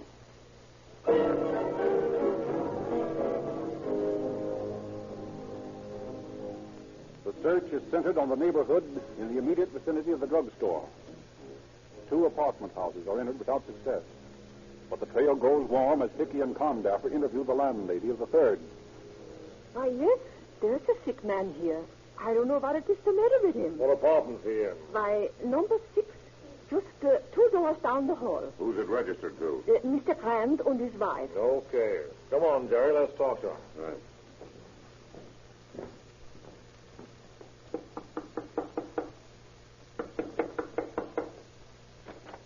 Look out, Louis, the coppers. What'd you say? Nothing. What do you want? We want to talk to you and Mr. Grant. Well, you can't come in. You slam the door in my face, will you? Come on, Frank, we're going in. Let that cat alone, fella. Put your hands out your side. Haven't you had about enough shooting for today, young fella? Oh, what's it to you? Can't I shoot myself if I want to? Sure, but not policeman. Get that gat under the pillow, Kiki. Okay. Now, what's your name, kid? I ain't done nothing. Nothing wrong, only I'm a parole violator from the state reform school. Now I'll have to go back there. We'll worry about that later. What's your name? Louis Perry. Who's this girl? She's my sister-in-law. She's been trying to fix me up. She ain't done nothing. Maybe she hasn't. We'll take it out of the station with us. What for? You haven't got anything against me. Oh, go on with them, Billy. They can't do nothing. They can't keep you. Just don't tell them anything. You got nothing to tell them anyway. I shot myself cleaning my gun. That's all. Go on with them, Billy. Oh, all right. I'll get my hat. Just a minute. I'll take a look in that closet before you do. I thought so. Look here, Jerry. 245. And a kid's coat. Nice bullet hole in it. So you shot yourself in the back cleaning your gun, eh, kid? Where are the other boys that were in this job with you? Oh, so you want to go through the trap alone, huh?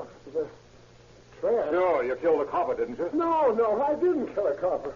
I didn't kill anybody. I swear it's the truth. I'm innocent. Innocent, I tell you. Yeah, and I'm a ballet dancer. Call the ambulance, Jerry, and we'll get this kid to the receiving hospital.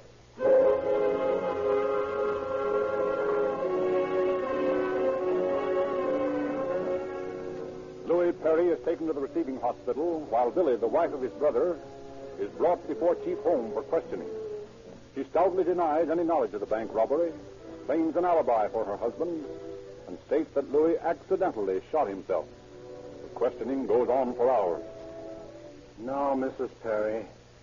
I'm informed that when you first saw the officers at the door of your apartment, you turned and warned somebody inside. Isn't it true that you were warning your husband to make a getaway? No, you're dead wrong. You know that a bank was held up today and that one of the hold-up men was shot. That man was Louis Perry, and we have reason to believe that your husband was in on the deal, too. What do you say to that? Nothing. You're doing the talking. All right. You're wearing 2 diamond rings on a wristwatch. Where did you get them? My husband gave me one of the rings and the watch. He must have a good job to be able to afford such things. Where does he work? He isn't working now. He had some money saved up before we were married, and he bought these things for me. Where did the other ring come from? That's one on you, copper. I bought it myself for $1.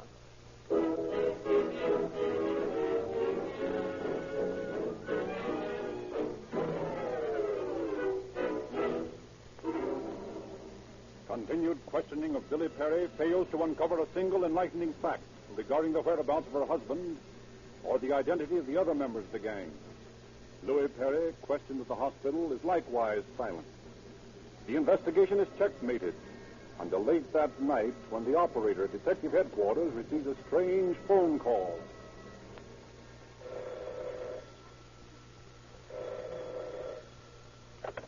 Is this the Dick's office? Yes. Well, if you're going to stretch Perry's neck for that bang job, you'd better get his pals, too. Find Eddie Montijo and Tom Bailey. Eddie who? Montijo. Montijo. Who is this speaking? You think I'm crazy enough to tell you who I am?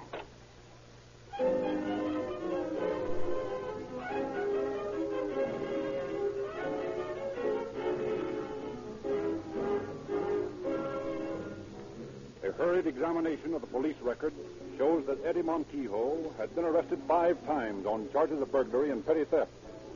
On one of these jobs, Oscar Perry is also implicated. However, there is no record of Tom Bailey. Headquarters immediately teletypes a description of Montijo to all points in California, and 2 days later he's arrested in San Diego with a young man named Barkley. Brought back to Los Angeles and told that Perry was under arrest and that he and Perry had been identified by the by the hold-up victims, Montijo confesses. Police cannot connect Barkley with the crime, and 3 days later, a detective is escorting the young man out of the jail to freedom when he suddenly stops. Hey, wait a minute, Captain. I think I see someone I know in that cell. Hi there, Tom. How's the boy? Hello, kid. What are you in here for, Tom? Hey. Well, I'll be seeing you soon then, huh? Yeah. Come on, Barkley. Okay. Who's your friend? Tom who? Well, it's Tom Bailey. Don't you know him? I thought at first he was in for the same thing Eddie got hooked for.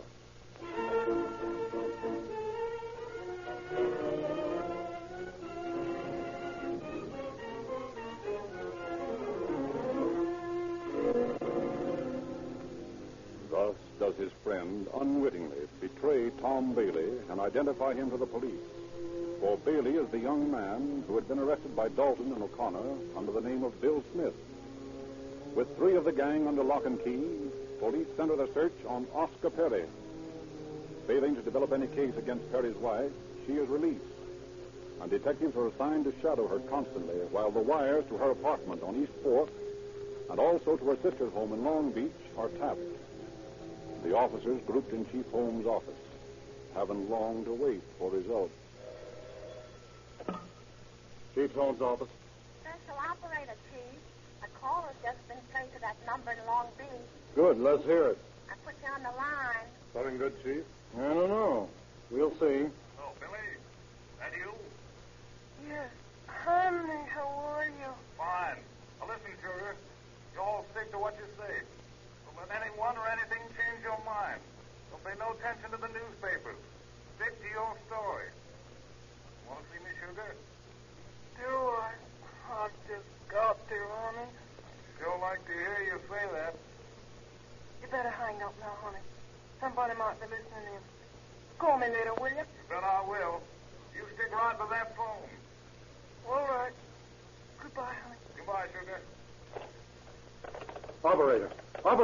Yes, sir. Where was that call made from? Just a minute, sir. It comes from a pay station on Main Street. What address? I'm sorry, sir. I haven't that information. Why not? Listen here. You got that information. It'll be too bad for you. I'm very sorry, sir. All I know is that the call comes from someplace between 7th and 12th on Main. Well, why didn't you say so in the first place? That damn clock. She must think I'm a mind reader. Boys, this Perry's playing hide and seek with us. I want you all to go down Main Street and cover every rooming house, restaurant, and cigar store between 7 and 12. Bring in Oscar Perry, and don't come back without him.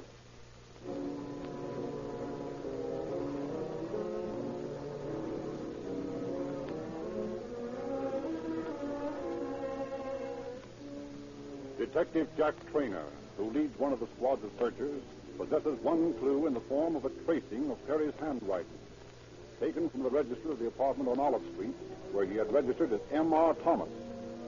A peculiar circle precedes the letter M. Trainer, scanning the registers of the rooming houses, looks constantly for this mannerism of handwriting. Finally, in a rooming house in the 1100 block, he finds the name M.R. Thomas on the book, and the M is preceded by an identical flourish. He questions the landlady about her guest.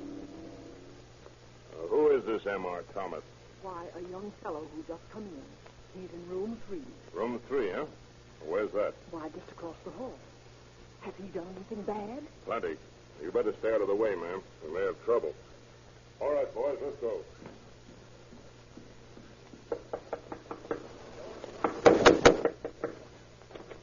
Now, stick 'em up, Perry. What do you want? Frisk him, Eddie. What is this, a surprise party? Yeah, and we bought you a present. A nice pair of steel bracelets.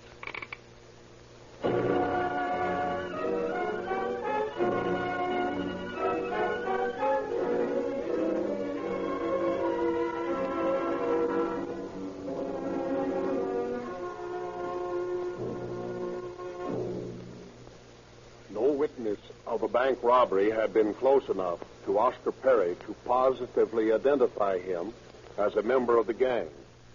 Still, at a show-up a few days later, he was identified as the holdup man who had robbed the Barbara Cafe of $700 2 days after the bank job. Louis Perry, Edward Montijo, and Tom Bailey, positively identified as the Bandits, were speedily brought to trial and found guilty of first-degree murder with no recommendations. On July 10, 1925, they were executed at San Quentin Penitentiary. Oscar Perry was found guilty of first-degree robbery and given a sentence of from 5 years to life. Thank you, Chief Davis.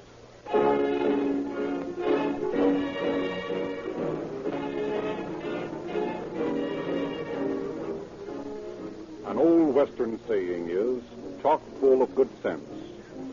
And that saying is this: pick a good brand and sit tight. What better reason could you have for picking the brand of Rio Grande than that it's predominantly preferred for police and fire equipment wherever Rio Grande is sold? Another reason is that wherever you buy Rio Grande, you can also buy its companion product, Sinclair Oil. Sinclair Opaline gives you the assurance of positive motor protection. 7 extra steps in refining eliminate petroleum jelly and wax, 2 worthless and harmful properties in oil. Petroleum jelly makes your oil thin and watery in hot summer weather and does not provide the film of oil that protects moving parts from friction. Rio Grande has prepared for your information a complete list of forthcoming cases to be broadcast on Calling All Cars. Drive into your neighborhood Rio Grande service station tomorrow and ask for the Rio Grande radio log. It's free.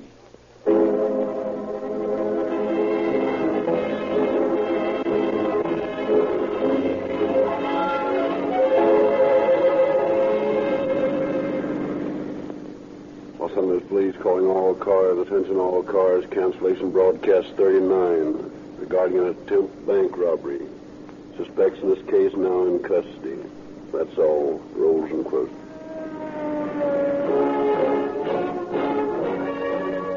This is Frederick Lindsley saying good night for the Rio Grande Oil Company.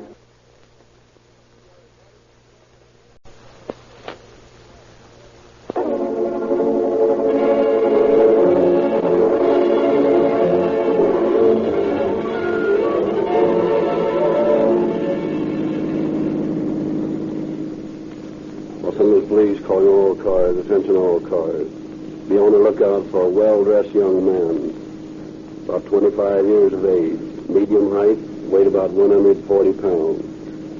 Has brown hair, brown eyes, ruddy complexion, slight accent. Wanted for passing worthless checks. That's all. Rose and Foot.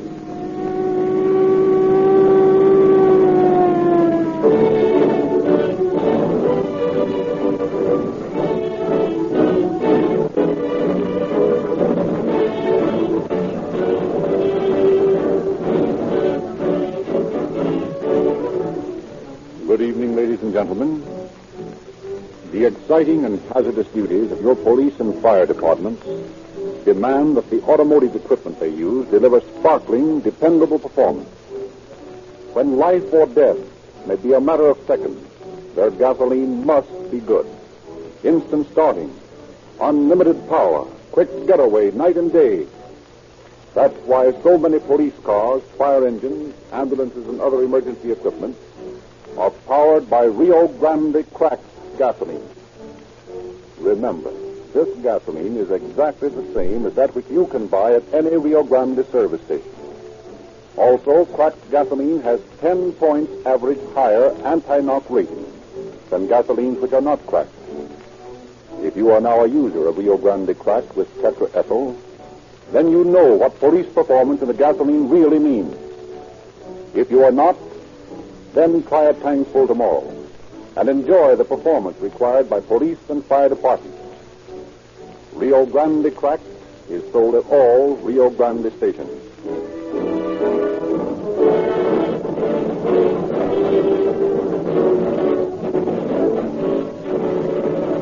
Tonight, Chief James E. Davis of the Los Angeles Police Department has sent as his personal representative Captain Bert Wallace, head of the homicide squad, who has a personal message for you. Captain Wallace. Good evening, friends. It is the desire of Chief of Police James E. Davis to give the citizens enjoying these true police dramas diversified programs. Therefore, tonight, you will hear no machine guns or revolvers. You will, instead, hear of a different type of criminal from the more spectacular enemies of society who break the law with guns, knives, and nitroglycerin.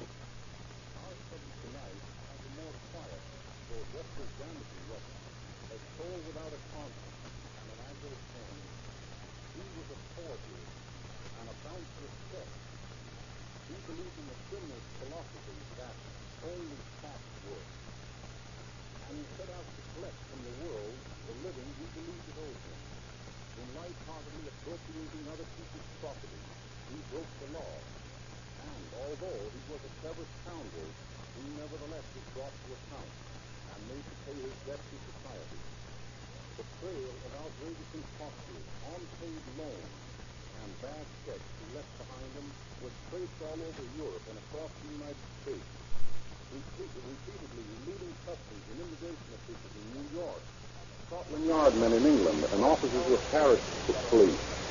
He finally came to justice when he bucked up against two officers in our bunco details. But I am getting ahead of the story. It is best for Frederick Lindsley to tell you the details.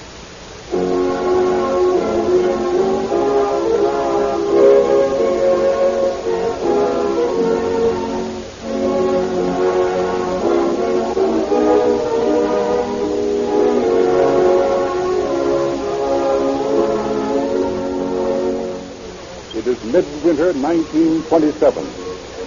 Across the chill Princeton campus, the light in the windows throws swaths of gold on the sparkling white carpet of newly fallen snow. Music is in the air, and the clear laughter of young women tinkles across the quadrangle. It is prom time. From Vassar, from Smith, from Wellesley, and from Park Avenue have come the most beautiful girls in the East. And from Harvard and Yale and Williams have come the coon-coated boys who are fortunate enough to have friends among the Princeton juniors. Among the visitors from other colleges is George Gaber, a Harvard law student, who with his Princeton host, Charlie Wallace, is standing in a secluded part of the ballroom watching the canine tactics of the stag line. The two young men seem to be hugely enjoying their own private little joke. It's a perfect disguise, George. There isn't a person I've introduced you to that doesn't believe you're really a German baron. Never having seen a German baron, how would they know? Of course, that rimless monocle helps. No doubt.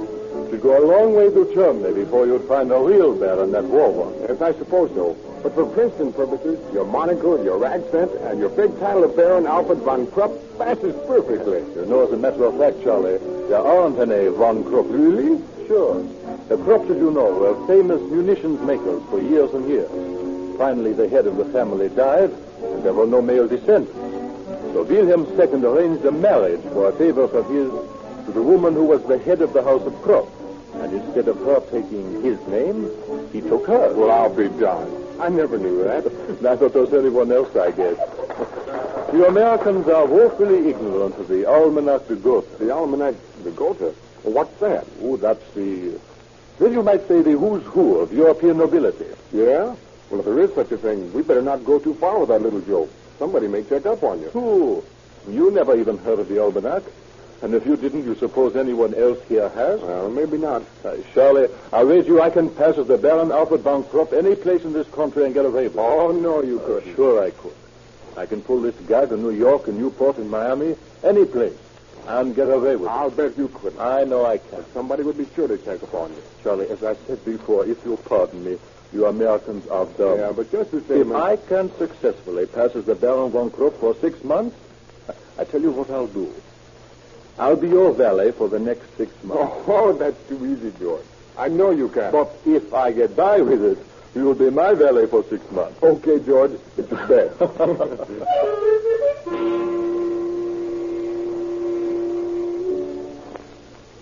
The success of George Gaber's impersonation is attested by the amount of newspaper space the gullible press gives him during 1927.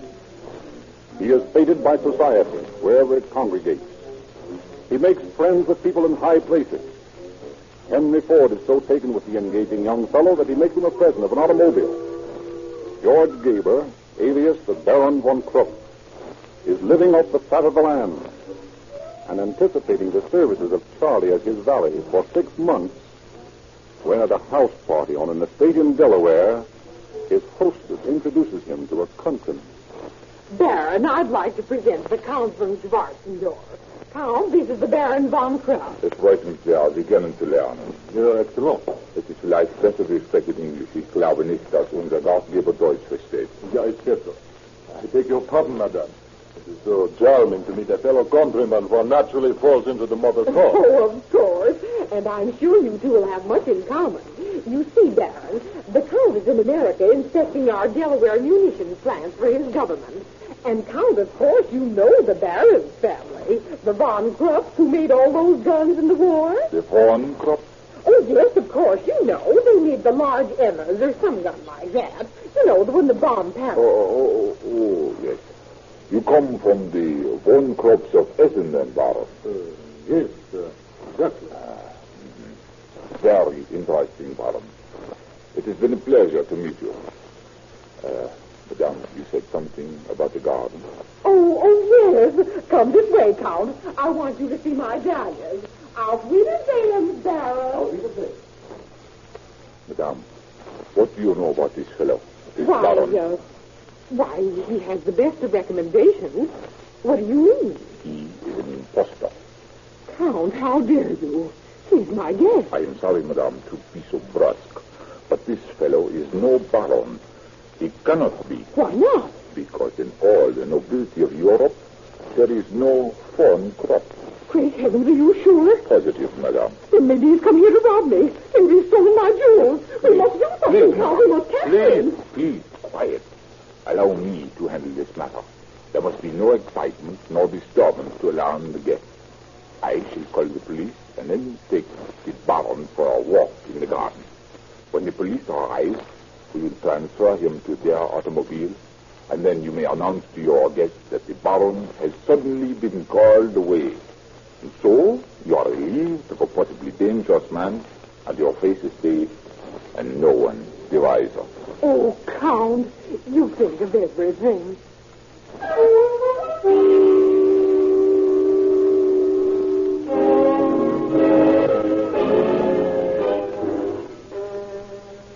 Thus ignominiously, George Gaber's first impersonation ends in the Newcastle County Workhouse, where he is sentenced to serve 9 months. However, after he has been incarcerated 3 months, immigration authorities deport him as an undesirable alien.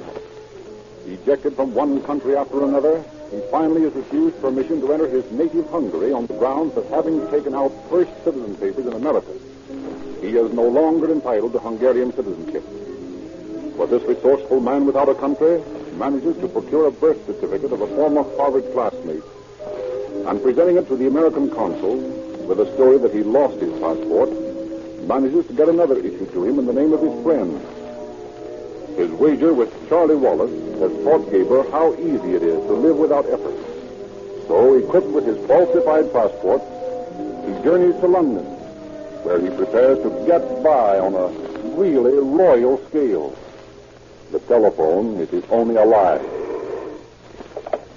Embassy of the United States. I wish to speak to the ambassador, please. Who's calling? This is W.C. Widener of Philadelphia. Just a moment, please.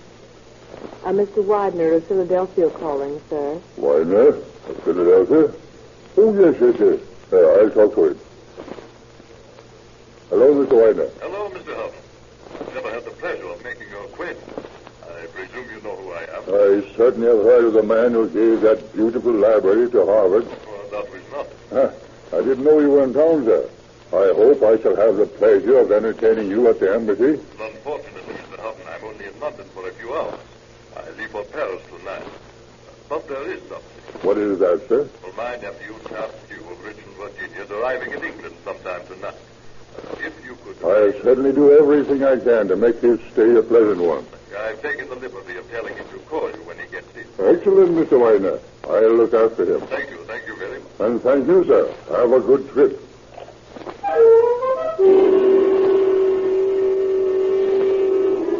That evening, George Gaber registers at the Grosvenor Hotel as Taft 2 and calls the ambassador once more. This is Mr. Houghton speaking. Oh, good evening, sir. This is Taft 2. Oh, yes, Mr. Dew. Your uncle told me you'd be arriving. When did you get in? About an hour ago. Have a good trip. Excellent. Where are you now? I'm staying at the Grosvenor. At the Grosvenor? You must be my guest at the embassy. Oh, I couldn't think of it, Mr. Houghton. But I insist. I promised your uncle I would look after you. No objections, young man. I'll call for you in half hour at your hotel. Very well, sir. I'll be expecting you.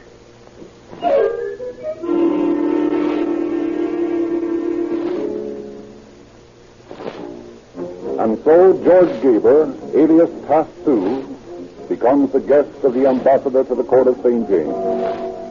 For 10 days he is feted as members of the American colony and the elite of British nobility entertain him at garden parties, polo matches, banquets, and dances. Finally, tiring of England, he enters France by leaving the boat attired in the steward's white coat and carrying his own luggage. And within 24 hours, and by the same telephone technique, is a guest of the American ambassador in Paris. When he leaves the French capital, he is armed with a warm letter of introduction from the ambassador. Disembarking at Halifax, for fear of another brush with immigration authorities in New York, he motors across the Canadian line to Vermont, stopping at Montpelier, where his letter from the ambassador gains him the hospitality of the governor. A trail of bad checks follows him west across the country, but never catches up with him. In Palo Alto, his ambassador letter gets him invited to the Hoover home for luncheon. The list of prominent people who are buncoed by this astonishing scapegoat during the next few months would read like a section of Who's Who. They include governors, university presidents, bankers, politicians, society matrons, Army and Navy officials. And from each, Gaber manages to wrangle a loan or obtain an endorsement on a bad check. Then he flies the coop without bidding his gullible friends farewell.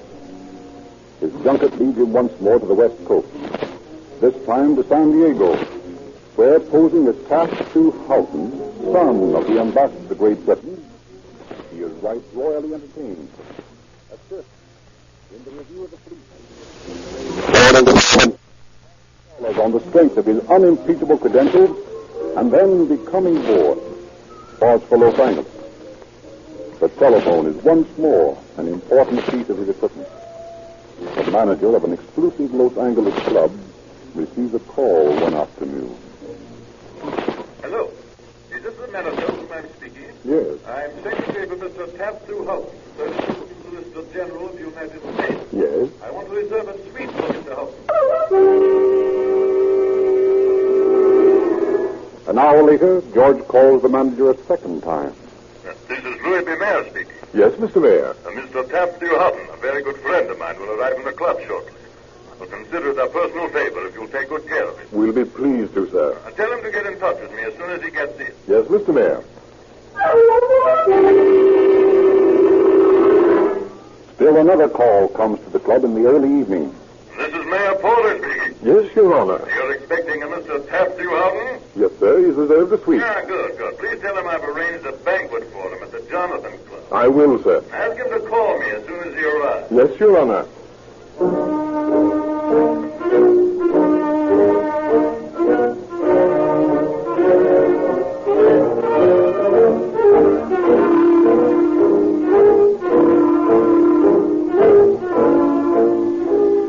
And a half hour later, George Gaber, alias Tattoo Houghton, arrives, receives the messages which he has telephoned himself, and is escorted to a luxurious suite by the bowing and scraping manager. Gaber orders a stenographer, and in the presence of the awestruck manager, dictates a letter. To His Honor, Mayor, City Hall, San Diego, California. Dear Sir, I wish to express my deep gratitude and appreciation for the courtesies you showed me during my stay in your city. Please also convey my personal thanks to the Chief of Police for the police escort he so thoughtfully provided me during my visit to San Diego. I look forward, honored sir, to another visit with you in the very near future. Sincerely yours. I'll get that out right away and I'll sign it. Yes, sir? Well, Mr. Houghton, how do you like your suite, now? Very comfortable. It will do. It is the best we have. Good. I think I can be very happy here. We'll do everything we can to make your stay a pleasant one. Thank you. Oh, by the way, I'll need a car while I'm here. Could you suggest... Your guest card entitles you to the services of the auto livery next door. The bills are simply added to your account. Very convenient. Yes, sir. Now, can I do anything else for you? No, I think that's all. Yes, sir. Oh, what a nuisance. What's the trouble, sir? I believe I've only about $20 with me, and the banks are closed at this hour. I wonder if I'll need any money tonight. Allow me, Mr. Houghton. It'll be quite convenient for me to advance you whatever you need. About how much shall we say? Oh, $100 or so, I suppose. If you'll pardon me, I'll go down to the office and get it right away. Very well. Now, I suppose I'll have to get ready for that silly banquet the mayor's giving for me.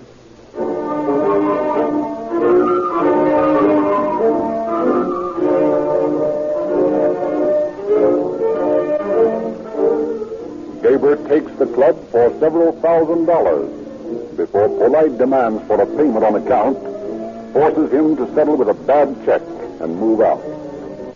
Now compelled to promote the hospitality of newfound friends in Los Angeles, he wangles himself an invitation as a house guest of Mr. and Mrs. Ronald Baldwin. When he leaves their home, he also leaves a rubber check for $50, which Mrs. Baldwin has endorsed for him. Mr. Baldwin, furious, reports the matter to the police, and Officers Mount and Williams of the Bunko detail interview Mr. Baldwin at his home. You know, Mr. Baldwin, you're not the first one that's been caught for this Houghton, or whatever his name is. He's a pretty slippery customer. No doubt. But I'm here to tell you I'll stop at nothing to see that fellow behind prison bars. It just burns me up to think how we fell for that story of his, that he was trying to escape being served with divorce papers. Then after he eats our food and sleeps in our bed, he takes us for $50. I want him put in jail. And so do a lot of other people. Well, have you any idea who else he knew in town? No, I haven't. But he spent a lot of his time at the phone. Always spoke of his deals with his broker and the president of one bank or the vice president of another, or... Spent a lot of time at the phone, eh? Yeah. Where is the phone? Over there in that alcove. Mind if I take a look at it? No, go ahead. Whose number is Gladstone 1551, Mr. Baldwin? I don't know. Why? It's written down here on the wall. Written on the wall? Well, if it's written on the wall, that pig did it. Mrs. Baldwin, I wouldn't think of writing on the wall. Well, let's play a little game and find out whose number this is. What are you going to do? Get some information from someone, I hope. Listen. Hello? Gladstone, 1551? Yes. Let me speak to Mr. Harmon, please. Mr. Harmon? You must have the wrong number. Is this Gladstone 1551? Yes, but there's no... Well, Mr. Harmon must be there. He gave me that number. There must be some mistake. This is Warren's residence. What is your address, please? Possibly I am mistaken. This is 5755 Tuxedo Drive, but there's no Mr. Harmon here. Oh, I'm sorry. I must have the wrong number. Get anything? Yeah, it was a cinch. The kid that answered the phone told me all I wanted to know. Warren's residence. At 5755 Tuxedo Drive. All right, let's get out there right away.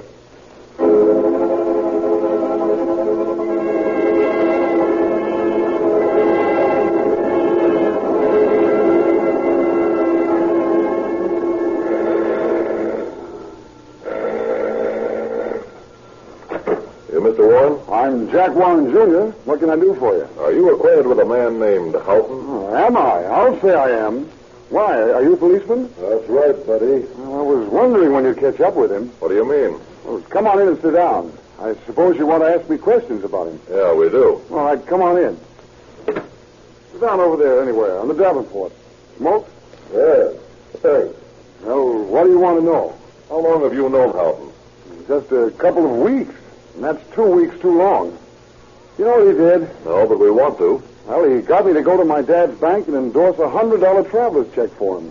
The next day they called up Dad and told him the check was a stolen one. I'm not surprised. He's got quite a habit that way. Do you know where he is now? Oh, no, but he keeps calling me up and promising to meet me somewhere, but he never shows up. He's liable to call me any time. Good. We'll wait until he does, if you don't mind. Well, not at all. You know, I think there's something funny about the guy. Dad thought so from the first, and after he pulled that check business, I agreed with him. I can't understand, Taft. Why, just the other day he called me up and said he'd left something for me at the Richley Hotel. And I dropped by for it. It was a swell-fitted bag from Bullock's. A fitted bag from Bullock's, eh? Add Bullock's to the list of victims. Well, what do you mean? You don't think he stole it, do you? No, not this bird. He wouldn't do anything so crude. He just charged it, but he'll never pay for it. Oh, gee, I don't want the darn thing. If it's stolen property, I'll give it back to you. Oh, wait a minute. Maybe that's him now. If it is, call him and give us a chance to hear his voice. Okay. Hello? Hello, Jack. This is Taft. Hello, Taft. Where have you been? Oh, I'm so sorry, Jack. I've been very busy. Tied up with the president of the bank all morning. Well, where are you now? I'm at the hotel, but I'm leaving right away. I'm due down at Santa Monica for the polo game this very minute. Going to stop by. Well, look, Taft, why don't you stop by on your way out to the beach? I got something I want to ask you advice about. Well, I'll try to. But don't wait too long for me. I've got to go now. So long. Goodbye, Taft. Hey, give me that phone. Operator, place that call. This is Police Officer Williams, badge 238, speaking from Gladstone 1551. Just one moment, please. I will try to trace it for you. Look here, partner. You stay here with Jack in case this bird comes by, although I doubt if he will. And I'll get over to the place he's calling from just as soon as... Hello? Yes? The call came from the Richley Hotel. Thank you. It's Clear Hotel, eh? I'm going right over there. In the meantime, partner, you call them and tell them to detain... Mr. Houghton until I get there.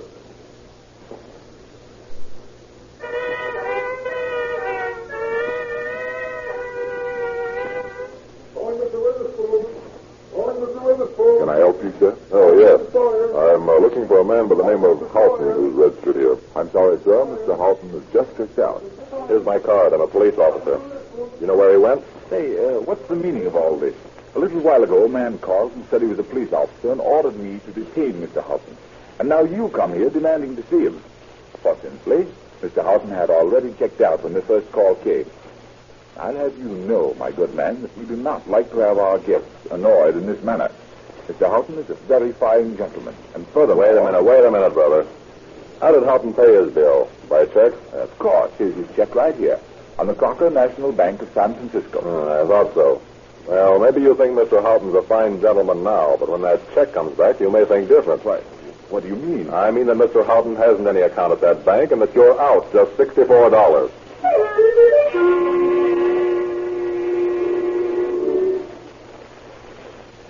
stack of Halton's bad checks grows higher on Captain Thomason's desk in the Bronco Detail Office. The Hotel Men's Association and the Merchants Protective Association are warned to look out for the man.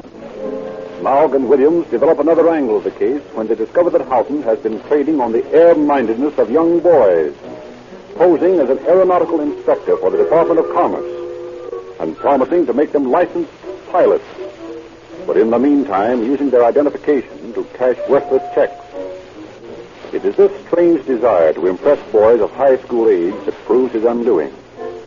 For he's attempting to interest a couple of students at aeronautical school on Slaughton Boulevard when his erstwhile host, Mr. Baldwin, drops in to pass the time of day with the head of the school, who's an old friend.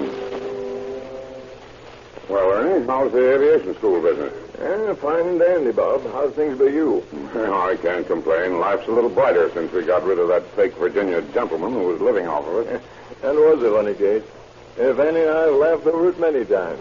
Well, I'll tell you this much. It was almost worth the $50 he swindled us out of to be rid of him. Yeah, I'll bet it was. Never in my life have I seen a man with more brass nerve than that fellow had. Ernie. What? There he is. Oh, where? Halton. There he is, out there in the shop, talking to those two students. Are you sure? Absolutely.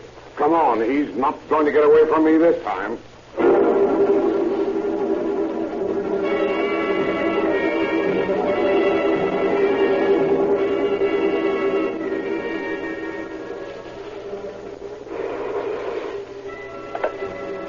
Bronco Detail, Morg speaking. Lieutenant, this is Baldwin speaking. You remember me, the man who entertained Houghton?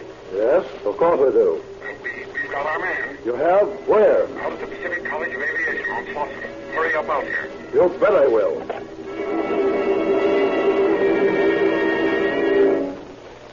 Right this way, Lieutenant. We've got him locked in his office. You sure he's the right guy? Of course I'm sure. No one ever swindled me out of $50 that I couldn't remember the next time I saw him. Just a minute till I unlock the door. There we are. Well, Mr. Houghton, or whatever your name is, you're under arrest. Huh? Oh. All right. I suppose we dispense with the formalities and get down to brass tacks, or rather in this case, handcuffs. Step on, Lieutenant. So, the game is up, eh, gentlemen? Well, it's been worth it. I've certainly had one hell of a good time at your expense.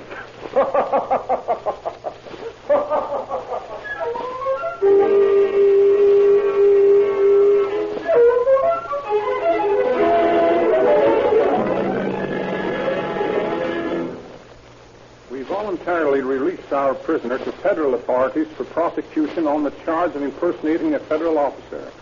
And for this violation of the law, he was sentenced to the federal prison at McNeil Island for 2 years. At the completion of that term, he was taken to New York, prosecuted for violation of the Passport Act, and sentenced to 2 more years in the federal penitentiary at Atlanta. While this term was served, he was deported to Hungary, and if he ever enters the United States again, he will face prosecution by the government for a violation of the immigration laws. Thank you, Captain Wallace.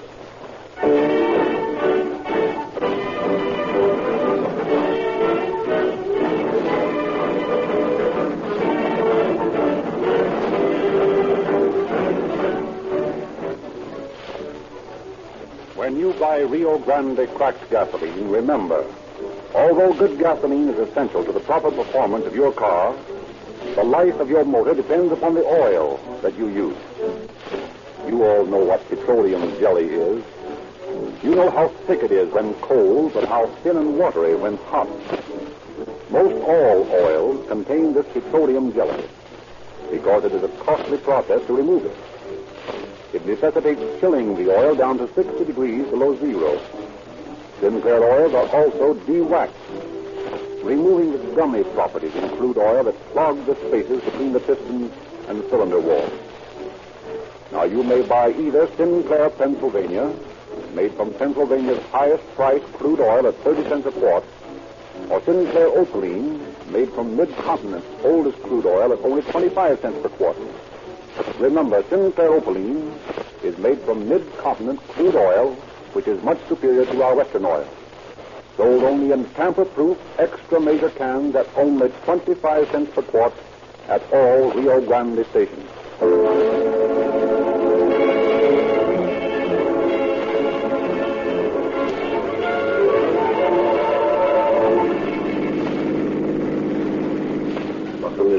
calling all cars, attention all cars, cancellation boss 40, regarding a bunco artist.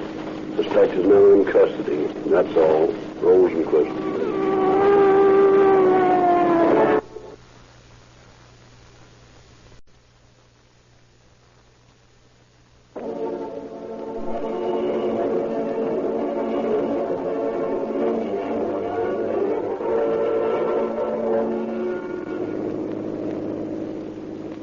Police calling all cars, attention all cars, broadcast 41, maybe in your district, regarding a holdup and shooting on West 50th Street.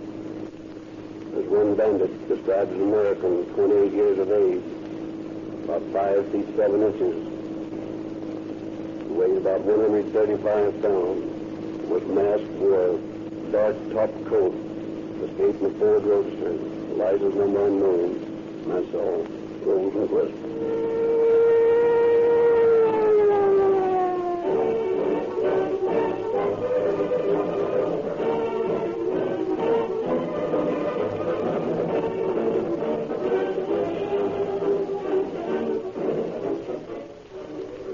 Good evening, ladies and gentlemen.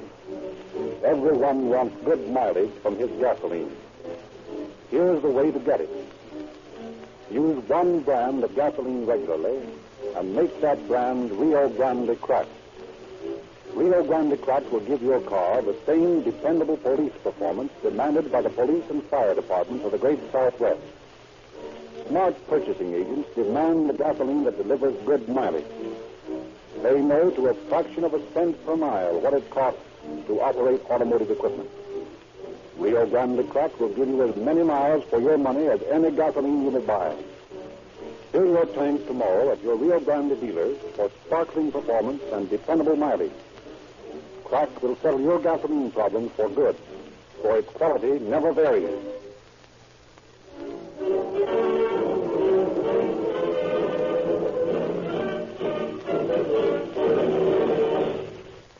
And now, again, it's our privilege to introduce Captain Bert Wallace, head of the homicide squad of the Los Angeles Police Department, who has a personal message for you. Good evening, Captain Wallace. Good evening, friends. Tonight, Chief Davis has selected a story which is somewhat the reverse of our usual procedure. Tonight, we will tell you how hard a police officer works to get a man out of prison. It sometimes happens in the work of keeping the peace when cold scientific police procedure meets with heated human emotions, that mistakes are made. No police officer, no matter how hard he has worked on a case, wants to see a man who has not committed a crime prosecuted for it. When such a situation occurs, every police facility is utilized to build a case which will convince the parole board that the mistake must be rectified. To build such a case was the Herculean task that faced Captain Barlow, our fingerprint expert. Frederick Lindsay will now tell you how well he succeeded. Thank you, Captain Wallace.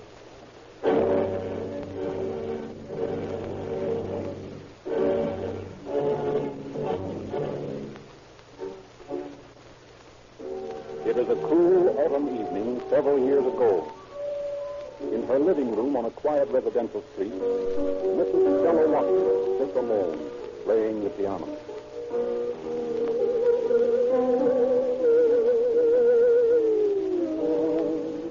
Stick him up. Oh! I said stick him up. Oh, what do you want? Give me a jewelry. Oh, I haven't any. Come on, kick in with that ring.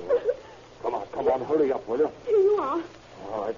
And the others? What others? You know what others. The diamonds in your jewel case. Where are they? I don't remember where I put them. Come on, quit stalling. I'm liable to get impatient and pull this trigger. Please put the gun down. I'll try to find them. Make it snappy and be quiet. One peep out of you and it'll be your last. Oh, give me time to think. Let's see. I remember seeing them last. Come on, hurry up. I haven't got all night. Well, I'm trying to remember where they are. Just a minute. Lady, I'll give you just 3 counts to get those stones. Oh, please. 1, 2. Hey, come back here.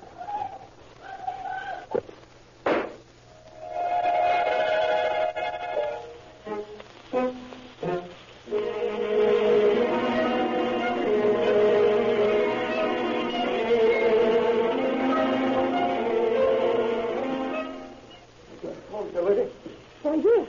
Gonna use it? inside the door. Is anything the matter up the street? Yeah, woman was at top. I'll call an ambulance. Hello. Operator. Get me the police department. Hello? Say, there's been a woman shot out here on 50th Street. Yes, 9th Avenue. Say, you better send the ambulance out. Well, how did it happen, young man? I don't know. I just saw her run out screaming. Oh, what's that sticking out of your pocket? What? Well, Henry, it's a gun. Henry, here. Shut up, you fool. I'll plug you too.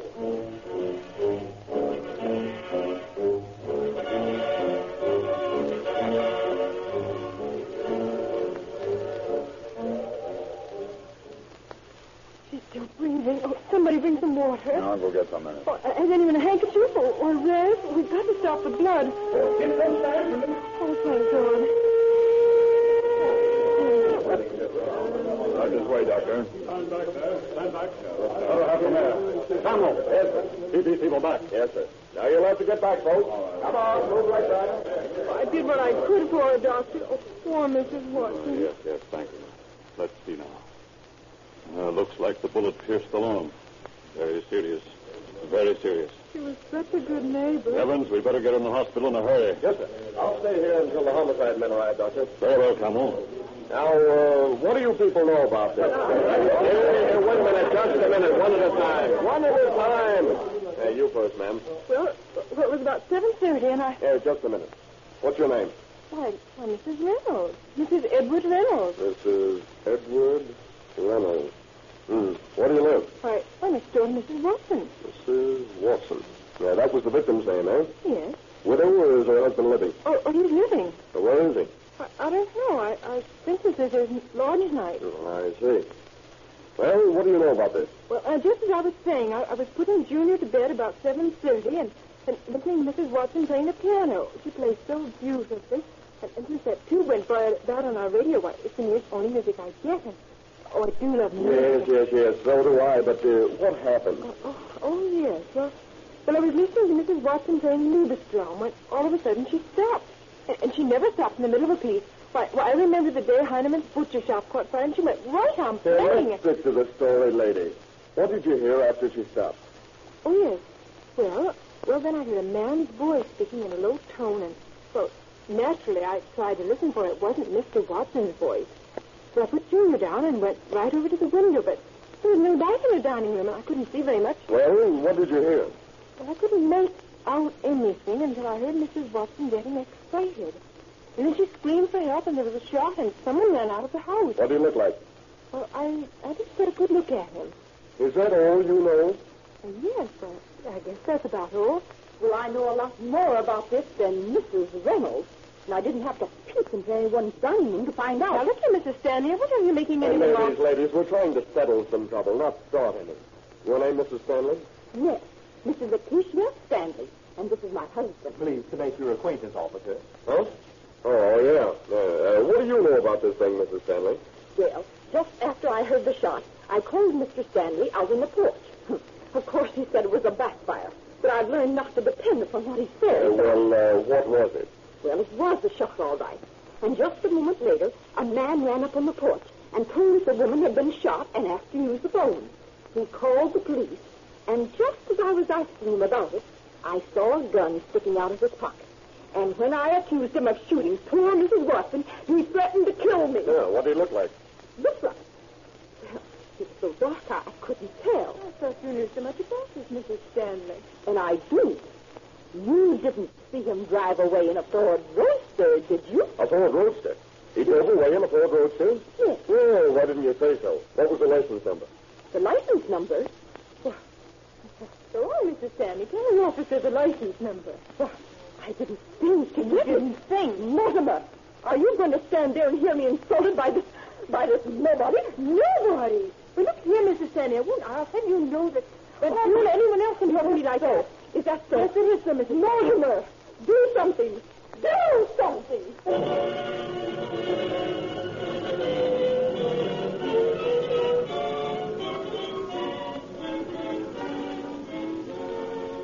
Peace finally restored, and meager information gleaned from such witnesses as there are, the investigation is turned over to Howard Barlow, who closely examines Mrs. Watson's house for fingerprints. Well, apparently he entered the house through this window here. Yeah, the screen's been taken out. By the look of this deep shoe print under the window, he left the house the same way. Now, let's take a look at this screen. Not bad. I think we can get a couple of fair prints off this thing. Might as well take it into Central and photograph it there, Eddie. Okay, Howard.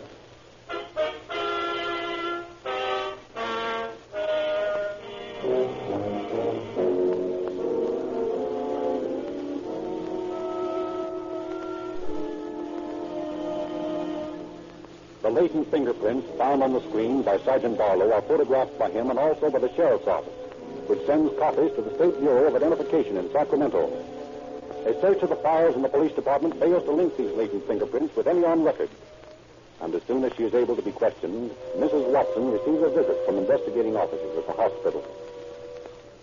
Now, Mrs. Watson, can you give us any better description of the man who shot you than the one we have? Well, Lieutenant, he had a scarf around his face, and it was difficult to make out his features. There was one thing that impressed me, though. What was that, ma'am? His eyes. He drew them into slits when he talked. I see. Do you think you would recognize him if you saw him again? Yes, I believe I would. Have you any idea who might have held you up? No, I haven't. But it might have been done for revenge. Revenge? Why? Well, you see, Mr. Watson has been quite active in politics around the neighborhood, and he's been responsible for quite a few criminals being sent to San Quentin. Several of them have been threatened to get even. I see. Well, that is a possibility. We'll look into that angle of the case.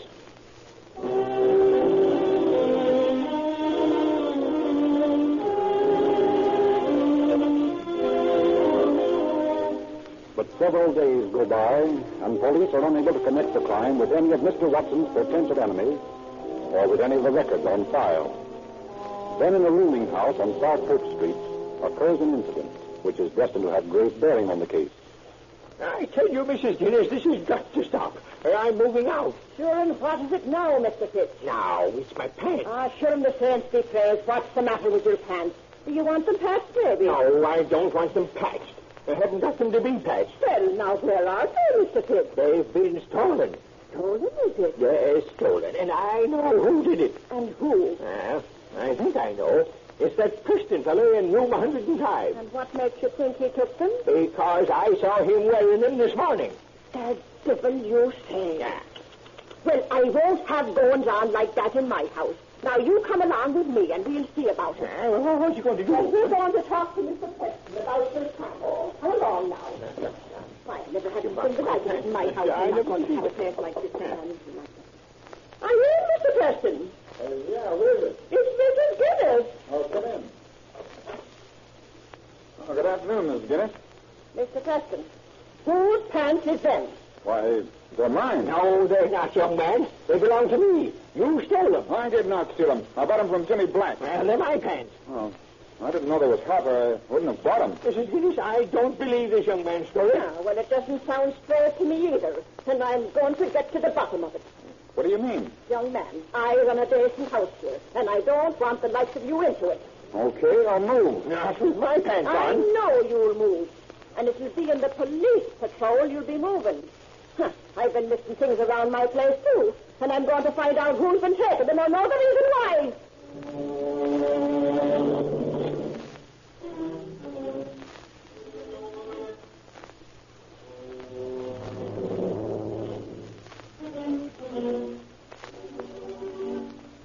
And so Jimmy Preston is arrested and lodged in the county jail on suspicion of robbery.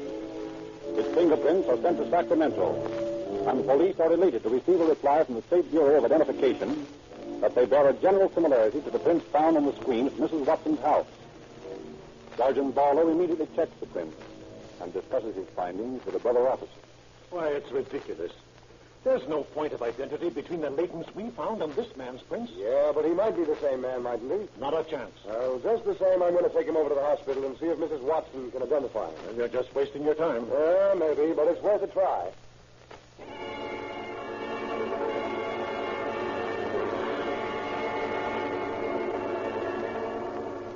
Now, Mrs. Watson, is this the man that held you up?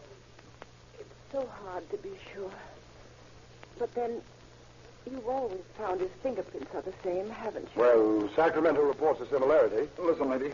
I don't know what this is all about, but I know this much. I never saw you before in my life. Yes, Lieutenant. I'm sure now that this is the man. Notice the way his eyes draw down to slits? He's the one, all right. Say, lady, you don't know what you're saying. You're railroading me. You sent an innocent guy to the pen. I never done nothing to you. For the night that guy plugged you, I was in jail in San Diego. I should think, young man, when you're thinking up a... what do you call it? Oh, yes, alibi. That you have enough pride not to lie about being in jail elsewhere. What difference does it make where I was? I didn't do nothing to you. This is the man, Lieutenant. There's no doubt about it. And men of his type should be in prison. I'll do everything I can to cooperate with you. I'll help in every way to see that he's sent there for good. And I hope it will be a lesson to you, young man.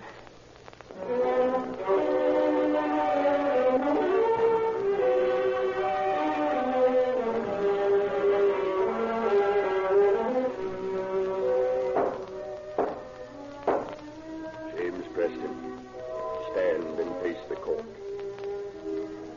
You have been found guilty of burglary, of robbery, and of assault with a deadly weapon with intent to kill. Therefore, James Preston, I hereby sentence you to serve from 11 years to life in San Quentin Prison.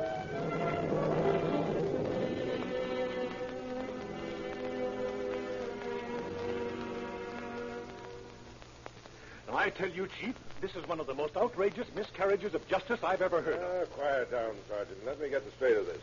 Begin at the beginning. This man Preston's prints bear a general resemblance in outline to those I found on the screen at the Watson home. But they are not identical. There is not one single point of similarity. Why, Preston is no more guilty of this crime than you or I. Well, I don't know what you can do about it. You've had your chance. I had no chance, sir. The first I knew of his trial was when I read in this afternoon's paper that he'd been sentenced. I was never subpoenaed to appear. You weren't? No. They convicted that man on Mrs. Watson's general identification and the general similarity of prints. Why, it's ridiculous. Wait a minute, young fella. Don't go off the deep end. Well, it makes me burn. We've got to do something about it, Chief. We can't let an innocent man go to prison. There isn't much we can do about it. Judgment has been passed. Well, it isn't fair. Well, there's only one thing for you to do now, then. What's that, sir?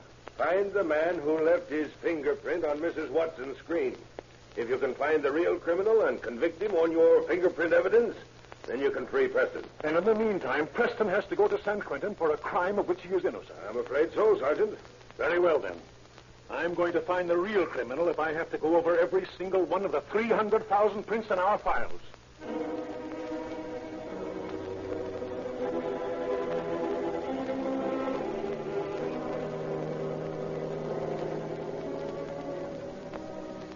For the next year and a half, Barlow, the police officer who works by exact science rather than the undependable emotionality of witnesses, checks and rechecks his ponderous pile of fingerprints. Every burglar suspect brought in for questioning is fingerprinted, and his prints are compared with the marks left on Mrs. Watson's screen. Still, nothing comes of the patient search. Only the thought of justice that he alone can bring to an innocent man immured in San Quentin spurs Barlow to his Herculean task.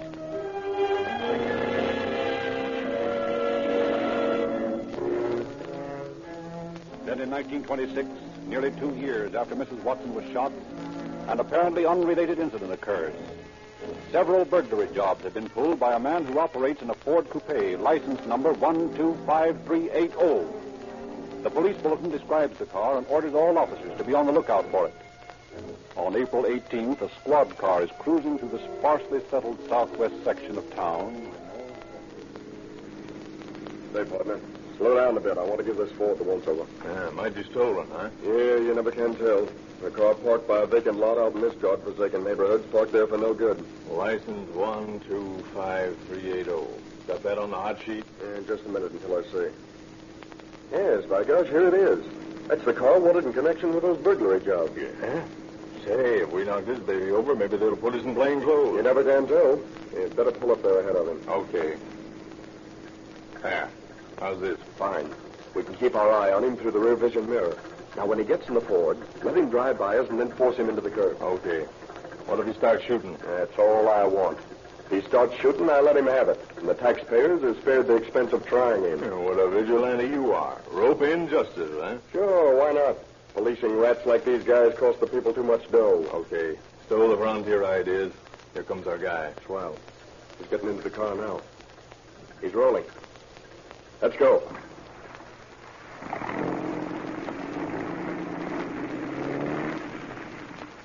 All right, get over there. Over the curb. What's the big idea? Up with your hands. Reach and keep them there. What is this? Get up. Get out of the car. Get out. Hey, keep your hands up. I'll open the door. All right, frisk him, partner, while I keep him covered. Okay. Uh-huh. Here's a 45 in his pocket. Oh, well, a nice, shiny 45 in a leg holster. Look here, you guys. I can explain this. Yeah, I know. You were using these to hunt goldfish. Sure. Well, save your breath for headquarters. You'll have plenty of explaining to do down there.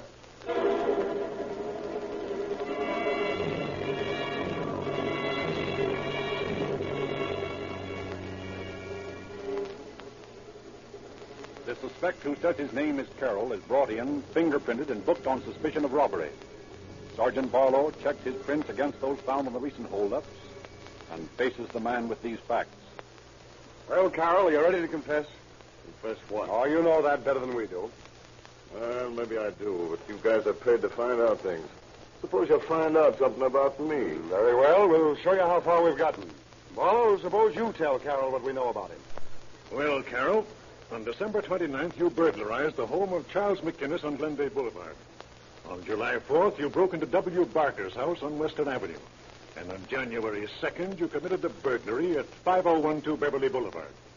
Shall I go on? Or are you convinced? How do you know all that? Fingerprints. You left a nice set of prints on every one of those jobs. Fingerprints don't prove anything. No? Well, we think they do. Yeah? Well, not a lot you know about them. If I told you what I know about fingerprints, an innocent guy would be sprung from San Quentin. What do you mean?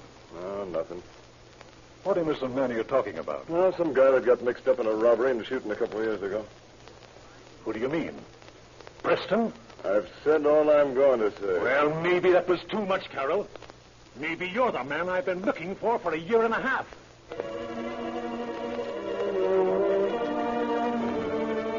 Barlow, the end of his long search in sight, rushes back to his office to compare those window screen prints for perhaps the last time. Elated with what he discovers, he bursts into the chief's office. Well, Chief, I found him. Found who? Well, the man who shot Mrs. Watson. Yes? Yes, sir. Look at these prints. Oh. Identical, aren't they? Yep. Exact duplicates. 25 or 30 points of similarity, more than 4 times enough for a conviction. Who is the man? Name's Carroll, alias the Weasel. Has he confessed? No, he refuses to admit or deny anything. Now, Chief, how can we get Preston out of San Quentin? It's going to be hard to do. And we've got to have a tight case. Well, what tighter case would you want than these prints?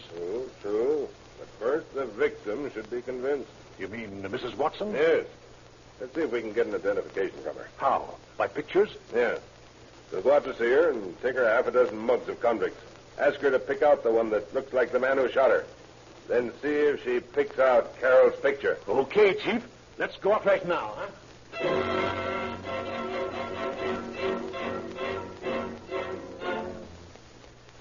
Mrs. Watson, I never bothered you about it before, but I've always felt that an innocent man was sent to prison in that shooting case of yours last year. An innocent man? Yes. I was never satisfied that Preston's fingerprints were the same as the ones on your screen. Oh, but Mr. Barlow, that couldn't be. Why, I read in the paper that his fingerprints were the same, and naturally when I saw him, Oh, well, maybe I was influenced by the story in the paper. Well, the story in the paper was incorrect. Now, we think that we have the criminal in custody, and we want you to help us. Why, of course, I'd be glad to help you in any way I can. Very well. Now, here are 10 pictures of criminals from our mug books. Do any of these men look like the fellow who held you up and shot you? Well, now, wait until I put my glasses on. There. That's better. Now, let's see. No, that's nothing like him. Oh, no, not that one. No, that's not him. Oh, wait a minute. Here he is. Yes, I'm sure that's him. See how the eyes squint? That's just the way he looked at me. You see that, Chief? She picked out the picture of Carroll. Mrs. Watson, you're right this time. This man's fingerprints match exactly the prints left on your screen. And you mean that the man in San Quentin is innocent? Yes, Mrs. Watson, he is. Oh, how terrible. Believe me, Sergeant, you can count on me to do anything I can to make up this terrible injustice to the poor man.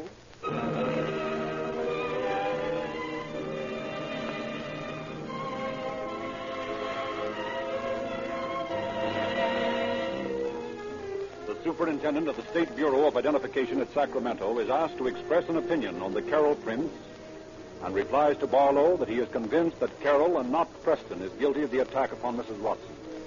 Barlow engages upon a voluminous correspondence with Preston in San Quentin, with the governor, and with the judge who sentenced Preston.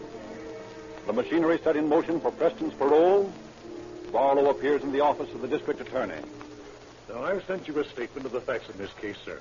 And now I'm prepared to ask you for a complaint charging Carroll with burglary, robbery, and assault with a deadly weapon with intent to kill. You think you have a case? Yes, sir. I've identified Carroll with 6 jobs, including the Watson job. The bullet taken from Mrs. Watson's body was shot from the same type of gun as found on Carroll. What does Carroll say? Well, he refuses to talk, and he's in the general hospital now for sanity observation. The doctors believe that he may be a victim of dementia precox, but I think he's just faking to try to beat the rap for a stretch at Patton. Now, I know this man is guilty. I have all the proof necessary to convict him, and I want you to prosecute him. Until Preston is freed from San Quentin and Carroll takes his place, we can't claim to have any justice in this state. Well, from what you've reported to me, Sergeant, I believe Carroll's guilty, all right. Then you'll issue the complaint? Yes, I will. And I'll prosecute the case myself.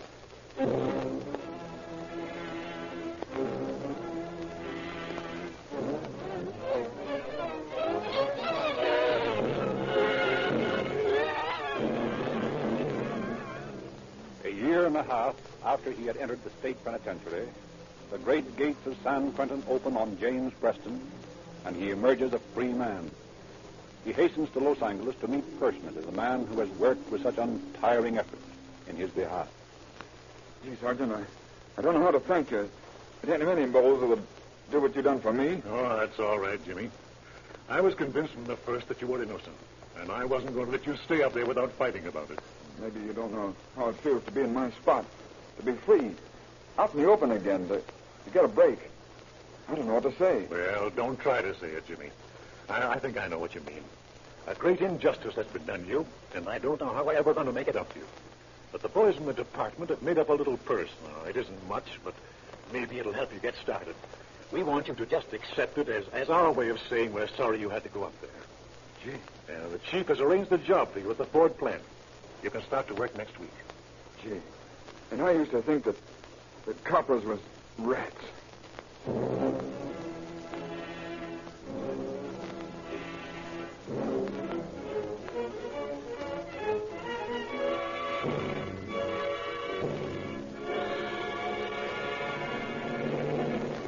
So did the police try to make some sort of retribution to Jimmy Preston. As to Carroll, he was found to be suffering from catatonic dementia precox and was sent to Patton. Later, he was brought back and tried on charges of burglary, robbery, and assault with a deadly weapon with intent to commit murder. He pleaded not guilty by reason of insanity. After trial by 4 different juries, he was found sane at times crimes were committed, and he was sentenced to San Quentin Penitentiary for 5 to 50 years. Calling All Cars is a presentation of the Rio Grande Oil Company. Rio Grande cracked gasoline is the police preferred gasoline wherever it's sold. You can get police car performance from your car by patronizing your independent Rio Grande dealer. Sinclair Motor Oils are companion products of Rio Grande gasoline. The American Automobile Association states that poor oil costs $40 million per year in damages and attendant repairs to American automobile motors and machinery. Why should motorists buy cheap bulk oil at 15 cents to 25 cents per quart, not knowing how long it has been stored in dirty tanks? Sinclair Opaline is subjected to 7 extra refining processes. It is made from Mid-Continent's oldest crude oil and costs only 25 cents per quart. Sold only in extra measured tamper-proof cans. Don't gamble with your investment in your automobile when you can have positive motor protection with Sinclair Opaline at only 25 cents per quart at independent service stations.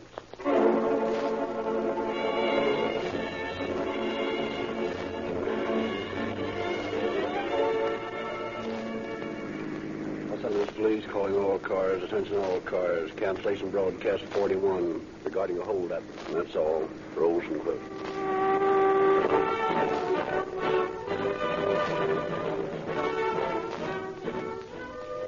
Calling All Cars is written and produced by William N. Robeson. The orchestra is conducted by Frederick Stark. And this is Frederick Lindsley saying good night for the Rio Grande Oil Company.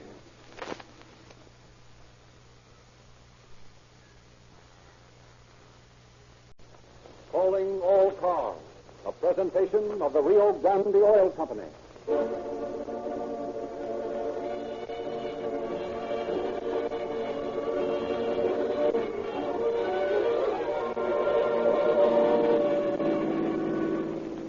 San Francisco Police calling all cars. Attention all cars. A robbery.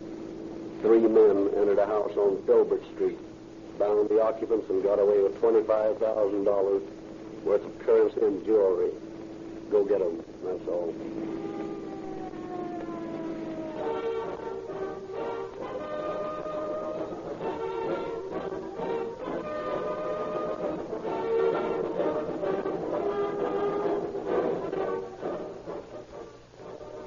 The sales of Rio Grande gasoline have been steadily increasing.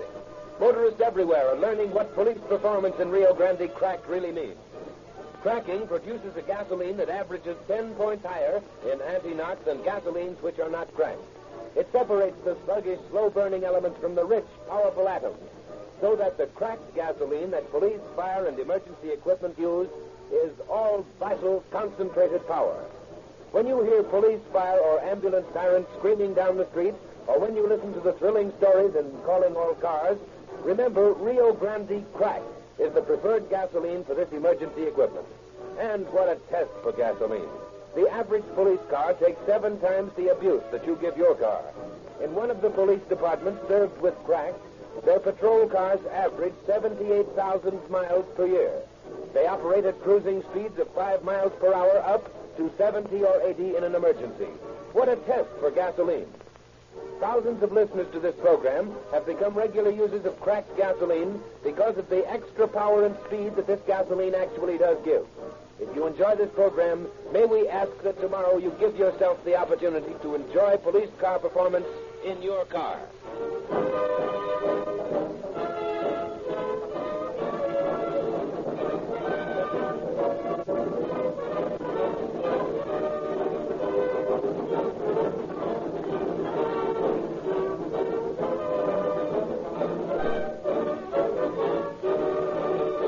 Ladies and gentlemen, tonight we are honored to have as our guest speaker Mayor Angelo J. Rossi of San Francisco. We shall now transfer control to the St. Francis Hotel in San Francisco, where Mayor Rossi will speak from a dinner of police chiefs of the Bay Area. Mayor Rossi.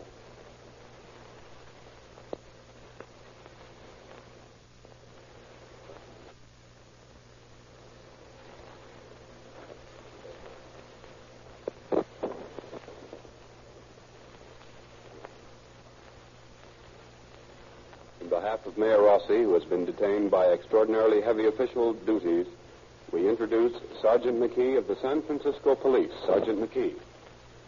On behalf of Mayor Rossi and Chief William J. Quinn of San Francisco, I am happy to welcome the broadcast calling all cars to Northern California. The police chiefs of the San Francisco Bay Area are present here, and I believe join with me in extending good wishes to the Rio Grande Oil Company for sponsoring this feature. This broadcast will give citizens a clear picture of the work peace officers are doing in combating crime, and more important, will point out the lesson that all of us engaged in police work know that crime does not pay. Tonight, we are to hear the story of the human monkey, a criminal case.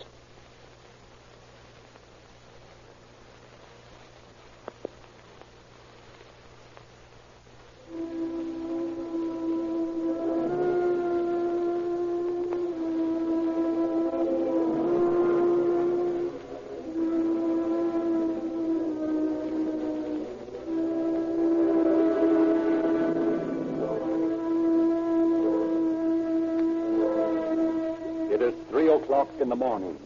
Caught in the fog's wet flaws, San Francisco sleeps. Only the distant clank of a cable car ruffles the tomb-like silence of the city. But in a lovely mansion on Filbert Street, the master of the house tosses in his sleep. Half awake, he senses the presence of someone in the room. He reaches for the light. Who's there? Be quiet. Who is it? What do you want? Quiet, I said. Everett, what's the matter? Quiet, lady. Go on those lights that were right. Burglar! Yank that sheet off the bed. Why, how dare you? Don't you? Come on, don't be all nice. Get going. That's swell. Okay, tie him up. Look here, man. My wife isn't well. She'll catch cold. Shut up. Tie him up, Barton. Yes, sir, I will. I'll tie him up good. I got the dame trust. Good. Better go through the pockets of his clothes. Okay. All right, pal. Let's get at that safe. Come on, Mr. Stewart. You're going to open the safe for us. But look here. There's nothing in the safe, I assure you. Shut up. We know what we're doing. Now get in there. Switch on that light, pal. Now open her up. Come on, quit stalling. Well, you frightened me so I can't get it to work right. And you so what, man? You open that thing up, or I'll beat your brains out with this, you blackjack. Come on, pal. Cut the rough stuff. Now, look here, Stewart. You know what I got in this can? No, what is it? Nitroglycerin. Oh. And here's the putty and the cap. Oh. Now, you open that safe or I'll blow the door off, and you with it. Well, I'll try. Let me see. 3 over 9, then to... yes, that's it.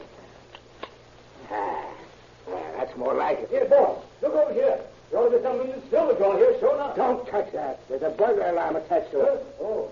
Take him back in the bedroom while I empty the safe. Yes, sir. Okay. Come on, you. Tie him up good. Don't you worry. I will. What's the matter? Oh, I'm all right, Everett. What's she doing on the floor, young man? She fell off the bed. Oh, but how could you leave her there like that? Aren't you ashamed? Oh, quit your bellyaching. You're lucky we didn't bump her along. Man, we're just walking. I'll put you to sleep for good. Well, got him tied up? Yes, sir. Okay, I got everything that was in the safe. Well, let's go then. Now get this straight, you two. Don't move and don't make no noise. If you do, we'll come back and blow you to bits.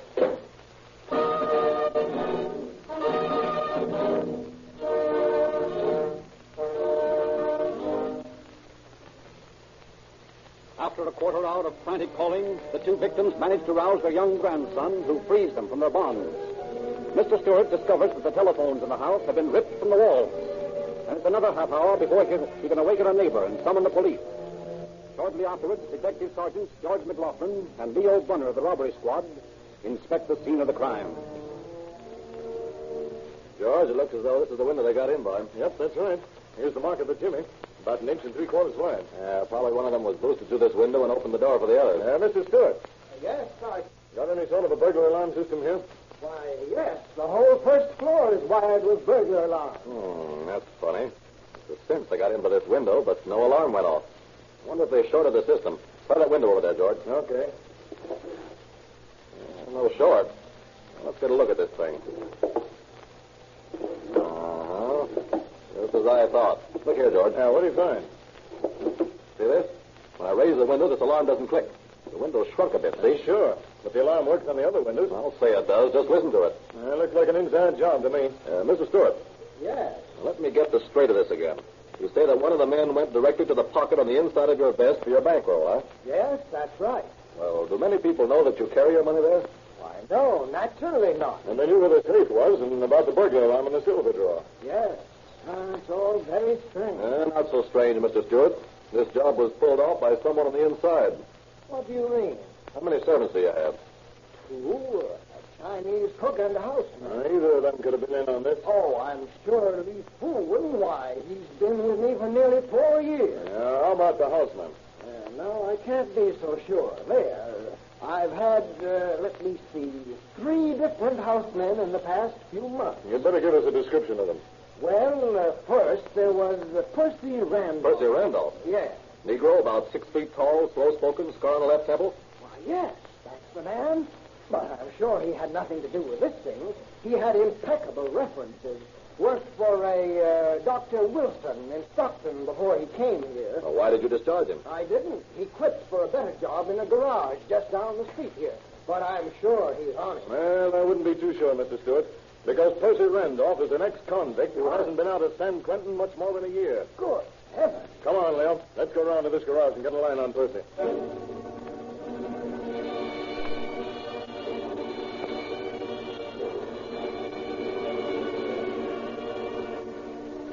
Percy's employer at the garage informs the detectives that Percy has been ill for a couple of days and directs them to his address in Oakland. Early the next afternoon, the two detectives take the ferry across the bay. McLaughlin, wise to the ways of the man they are seeking, suggests to his partner that they first look into a few of the restaurants in the Black Belt. In the second place visited, the officers find a party of several Negroes and their ladies. Percy is among those present. That's him. The tall, bullet-headed one. Come on, let's talk to him. Hello, Percy. Oh, hello. We want to see you outside for a minute. Yeah, sure no. What do you want to talk to my boy, man? Just got a few questions to ask him. You can't take my boy from me. Hey, hush your mouth, Ruth. These gentlemen know what they're doing. Now, just a minute, I get my hand. Oh, you won't need your hat. You only want to talk to you for a couple of minutes. Yeah, but I guess I better take it, boss. I don't figure I'll be back for a long, long time. Hey, what's this all about, honey? Hey, don't mind yourself what's about, Rose, man. You're coming back sometime, isn't you, big boy? I don't know, honey. You all see me when you all sees me. These two gentlemen didn't come all this way over the bay here for nothing.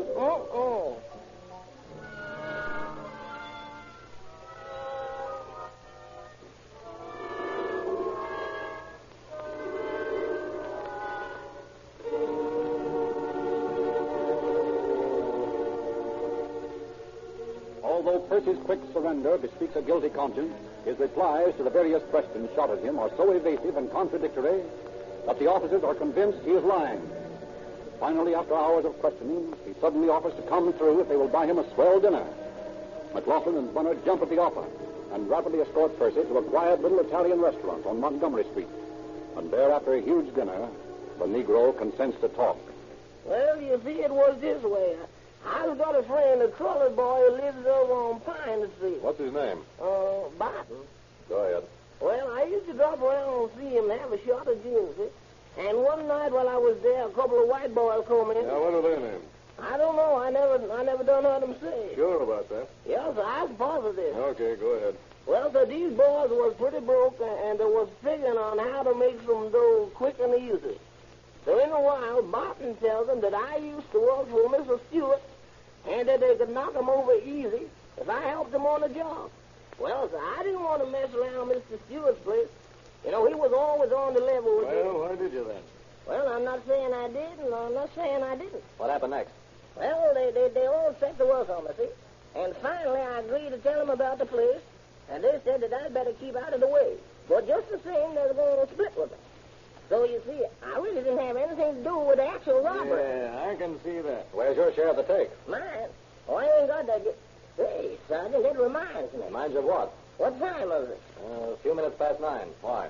Well, sir, I've got a date with Barton at 10. Yeah. Why didn't you say so? Well, I just plumb forgot all about it. What are you doing, Percy? Hand us a line? No, sir, that's the gospel truth. I have to meet him with Sutter and Lyon at 10 o'clock to get my cut. Okay. We'll soon find out if you're telling the truth or not, Percy. We'll take you to the corner of Sutter and Lyon at 10 o'clock and let you meet Barton. But we'll have our guns on you every minute, and if you try to any funny business, you'll never live to remember it.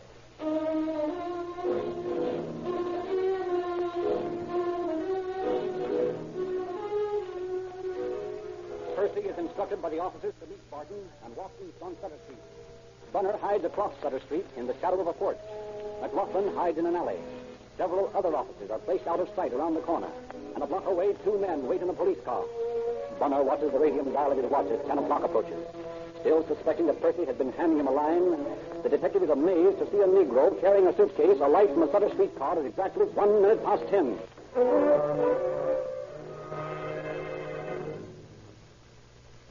Barton starts walking west, and Bunner's about to pull his gun when Percy hails his friend, and Barton comes toward him.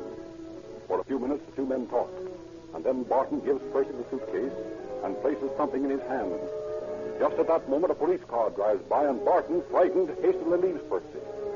Bunner, unlimbering his gun, slides along in the shadows on the other side of the street, keeping parallel with Barton.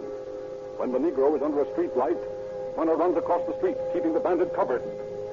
Pick up your hands and stay right where you are. Where you won't walk. You're under arrest. What for? I ain't done nothing. If you know what's good for you, you'll keep quiet, boy. Got him covered, Lil? Sure. Slap the bracelets on him.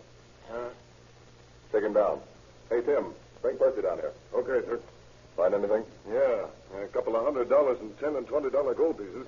Gold pieces, huh? That's probably part of the Stewart loot. Here's Percy, Sergeant. Fine.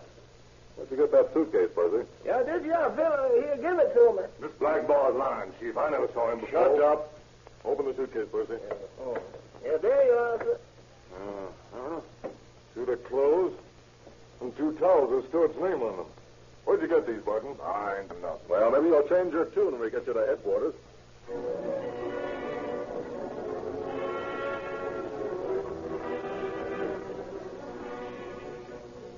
But Barton steadfastly refuses to talk.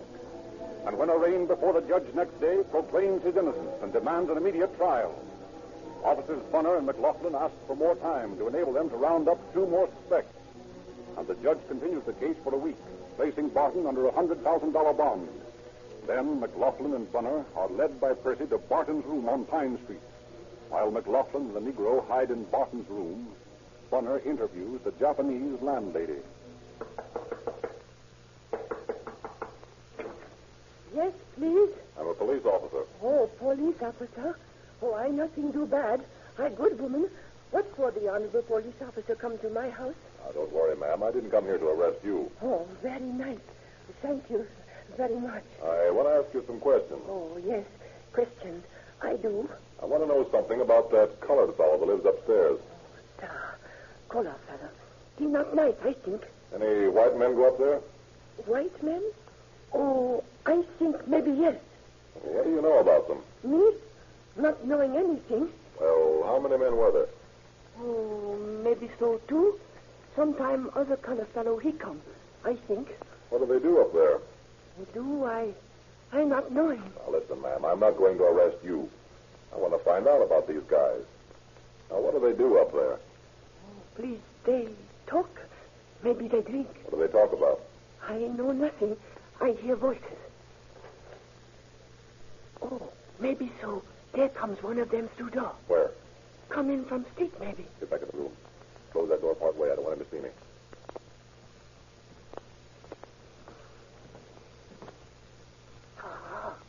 That one of white man. That's fine.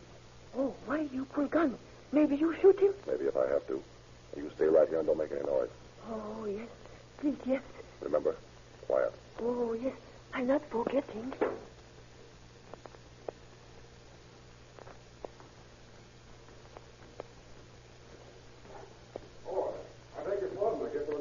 That's the right room, all right. Get back in there. I was looking for my girl. There's a couple of men in there. Don't argue with me. Get back in there. What's the matter? Don't you know your old pal Percy anymore?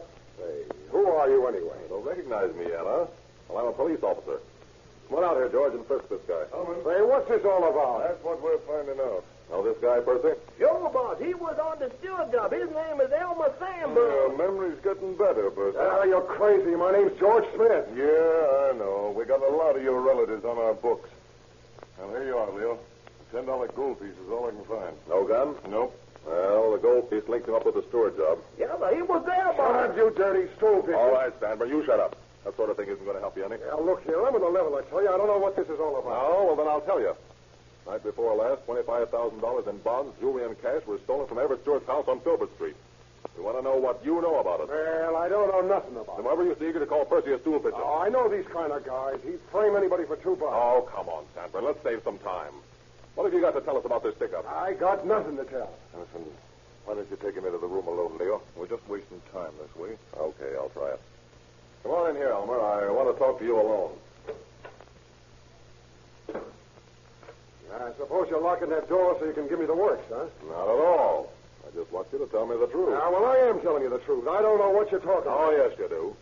I suppose it's natural that you'd lie, but it'll save us all a lot of time if you'll come clean and tell me all you know about that Stewart I holdup. tell you, I don't know anything. Well, how about that gold piece we found in your pocket? There's a lot of gold in that Stewart. Well, it's a birthday present for my girl. Oh, come on, Sanford. That's weak as the devil. You'll have to think of a better story than that. Look here, Sergeant. I'm awfully thirsty. How about a drink of water? Well, there isn't any in here in this room. Well, there's a tap at the end of the hall, Will you talk if I get you some water? Yeah, sure. Okay. I'll ask George to get you some. Just wait till I unlock this door.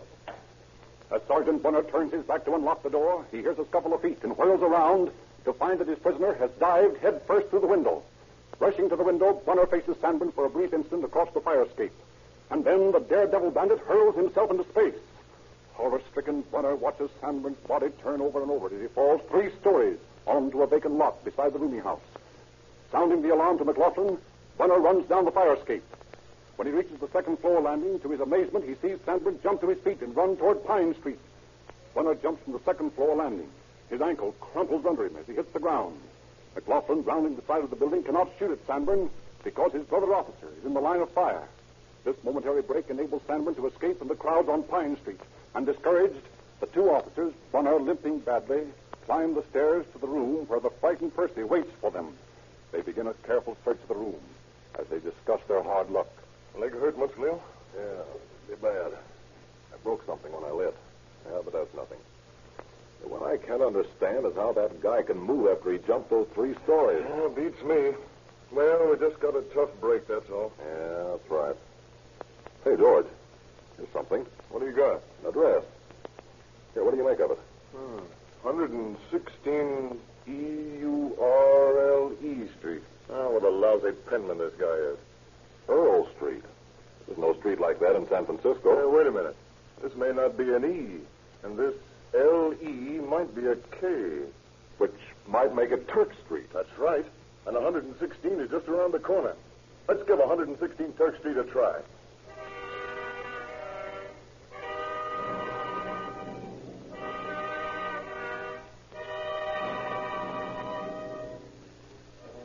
The 2 detectives, accompanied by Percy, hurry to the Turk Street address as quickly as Bunner's injured leg will permit. As they enter the place, they overhear the tail end of an argument. I tell you, this ain't no receiving hospital. I won't have you making up the place. If you're going to come in here all covered with black lie, you have to get out and stay out. Hey, wait a minute. This sounds interesting. And that's final. Sounds like the landlady's reading a riot act to somebody. Quiet. Here she comes.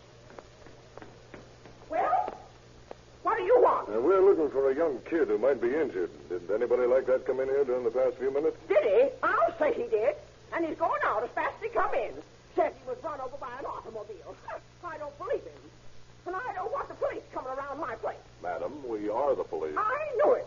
I knew that young devil would get me in trouble. Please be quiet. We don't want to tip him off. Let's go into your apartment and talk it over. Oh, very well. But I can tell you right now, I don't know anything about this. I run a respectable place here. There's no doubt about that, ma'am, but let's not make so much noise. Which is your apartment? Oh, this one right here. I suppose we'll have to let you come in. Leave the door slightly open. We don't want him to get away. Is this the only way out of the house? Yes, it is. What's this fellow look like? Well, he's about 17.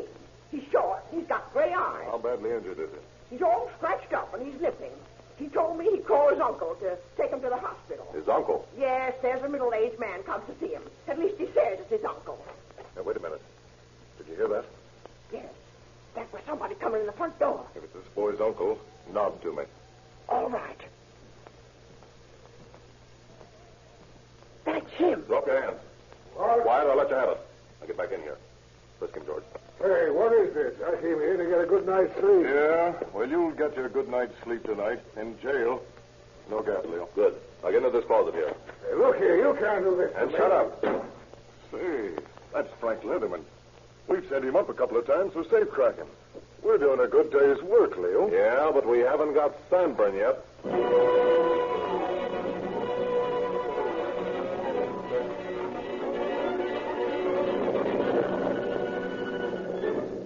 Letterman and Percy are sent back to headquarters with the traffic officer, while Bunner and McLaughlin call for reinforcements to surround the block.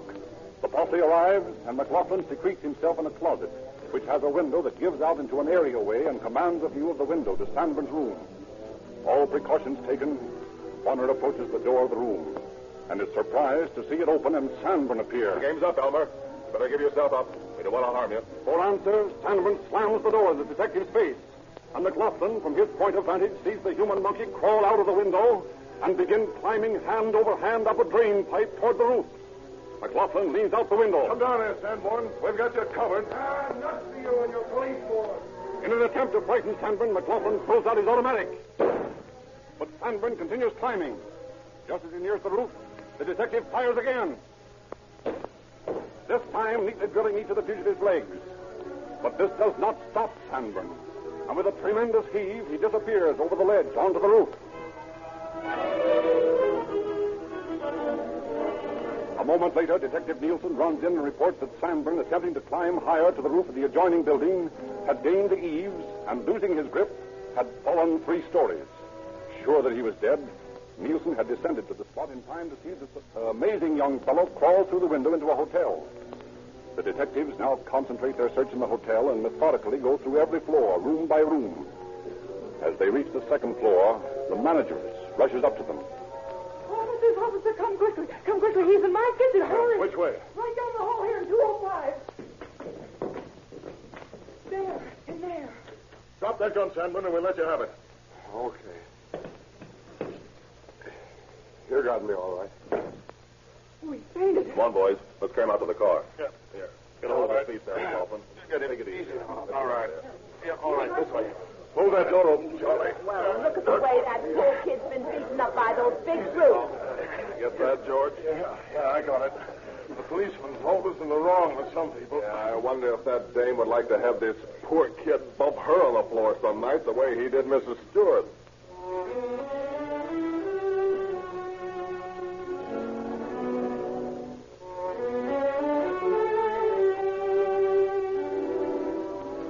In Sanborn's apartment, police find 2 containers of nitroglycerin, fuses, caps, and 4 big automatics. A checkup at the Bureau of Identification quickly reveals that all 4 men implicated in the Stewart robbery have criminal records. They are speedily brought to trial and speedily found guilty of first-degree robbery. Sanborn and Barton being sentenced to San Quentin for from 1 to 15 years, and Letterman for 1 year to life. When Judge Ward is considering Percy Randolph's sentence, McLaughlin and Bunner visit him in his chambers. Yes, gentlemen, what can I do for you? Judge, we came to see you about this Randolph case. Yes? Well, Judge, we'd like to ask a little consideration for this fellow. He was a great help to us in getting the other 3 men. And he turned state's evidence in the trial, you know. Yes, I know. I think he's learned his lesson, Judge. I think he'll go straight from now on. You have more confidence in human nature than I have. What do you want me to do about him? Well, if I were you, I'd release him on probation. I don't like to do that. George and I will find him a job. I'm sure he's on the level now. Well, boys, I think you're wrong. But since you ask it, if you can find him a job, I'll release him on probation. Gee, that's swell, Judge. But there's just one thing. What's that, sir? I'll bet you Percy Randolph will be back before the court in 6 months' time.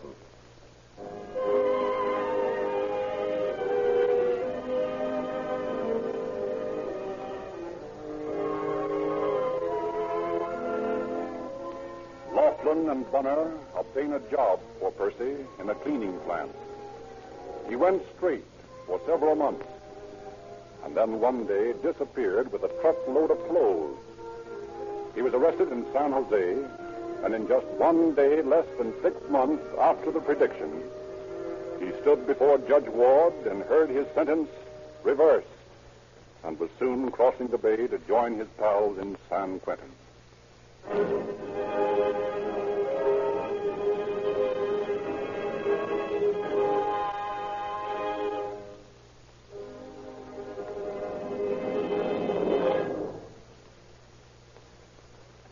When you hear police sirens screaming, remember that Rio Grande cracked gasoline is saving precious seconds in police car emergencies. In many cities where Rio Grande is sold, the police departments have officially selected cracked gasoline because competitive tests have proved that this gasoline gives them extra power and extra speed for all kinds of emergencies. This extra power is created by the Rio Grande cracking process, which breaks up the atoms of crude oil, making a finer, better gasoline.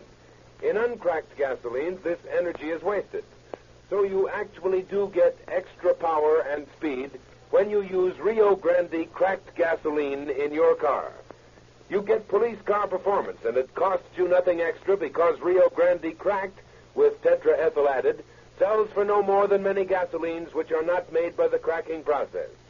You get a greater value for your money when you drive into an independent service station and ask for cracked gasoline.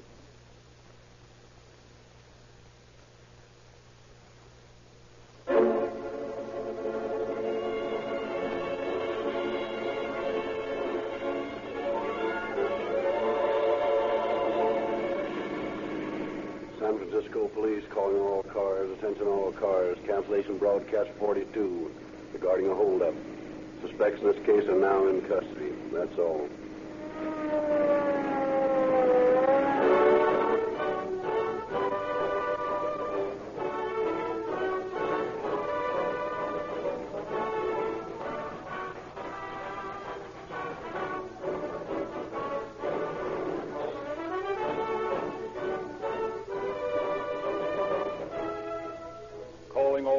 Is based on authentic police files and is written and produced by William N. Robeson.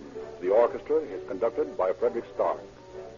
Your narrator is Frederick Lindsley, saying good night for the Rio Grande Oil Company. The correct time is 8:30 p.m.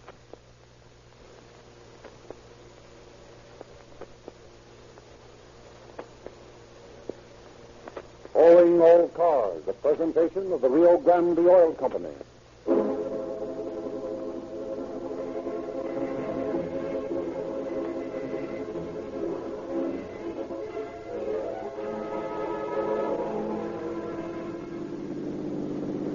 Los Angeles Police calling all cars. Attention all cars. Be on the lookout following the tried murder suspect. Female, white, about 25 or 26 years. Medium height, light brown hair. Last seen wearing a black and white silk dress.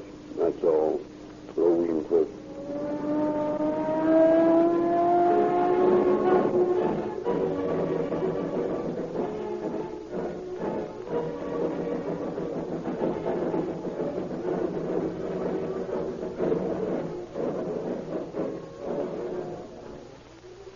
When you hear sirens screaming down the street, remember that police and fire equipment must be powered with the finest gasoline obtainable. And remember that wherever Rio Grande cracked gasoline has been sold, it has been the police preferred gasoline. Why should you be satisfied with any other? The cracking process, my friends, has revolutionized the manufacture of gasoline. It gives you the extra power which is lost by old-time refining methods. You get a gasoline which actually responds instantly to your throttle, which actually gives more power per drop, more miles per gallon. The spectacular rise in Rio Grande sales proves the truth of these statements. And thousands of new Rio Grande gasoline users in the Southwest know what police car performance really means. And now, here is good news for the motorists of Northern and Central California. Within a few days, you too can have the same police car performance, because Rio Grande cracked gasoline will be made available in your community. Try Rio Grande in your car. Give it a fair trial. You will not be satisfied with any other. Now, ladies and gentlemen, we are very glad to welcome back to this microphone Chief James E. Davis of the Los Angeles Police Department. Good evening, friends. There are untold numbers of police fans who wonder how the police discover that a crime has been committed and how they often develop its investigation to a successful conclusion with a seeming psychic power. Many of our startling crimes have been discovered through the alertness and cooperation of citizens. A noteworthy example was the Ruth Judd case of Phoenix, in which, had not an employee of the Southern Pacific Station been on the job, it might never have been solved, and mad Ruth Judd would today be a free woman. This story shows a completion of a necessary cooperation between the citizens and the law enforcement agencies, and a cooperation between the Sheriff of Phoenix, Arizona, and your police. The crime of Ruth Judd was an amazing, almost an unbelievable one.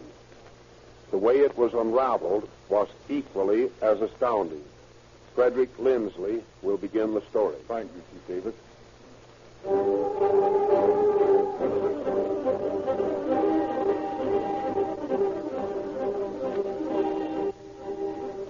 At 7:45 on the morning of October 19th, 1931, train number 3 rose into the Southern Pacific Station from Phoenix, Arizona.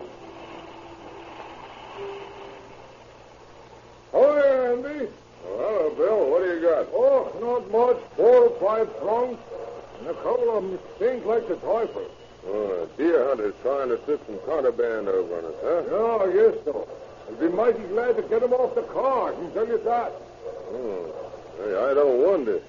Gee, they're pretty bad, all right.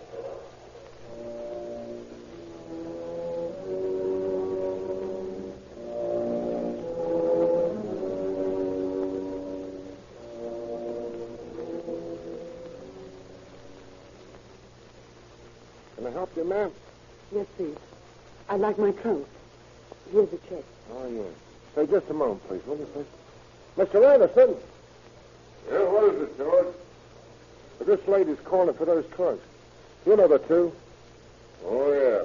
Say, there's something wrong with those trunks, ma'am. Something wrong? Yeah. Did you notice anything? Why, no. What do you mean? Well, don't you notice a strange odor? Why, yes. Now that you mention it, I think I do. What's in those trunks, Ruth? Well, I have no idea what could smell like that, Burton. Well, I'm sorry, ma'am, but you'll have to unlock the big trunk before I can let you have either of them.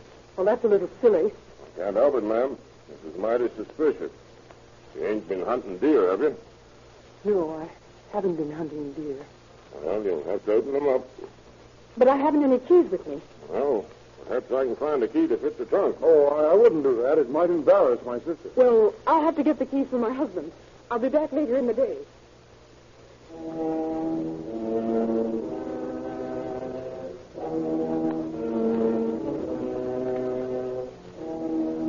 When 4 o'clock arrives and the claimant does not reappear for the trunk, Van der Mark, special investigator for the Southern Pacific, telephones the Detective Bureau. And Detective Ryan is dispatched to the station where he hears the story from Anderson and Van der Mark. And that's about all there is to it. They never showed up again. Well, where are the trunks? I had to move them out on the platform. Let's look at them. Sure, this way. Well, there they are. No deer meat ever smells like that.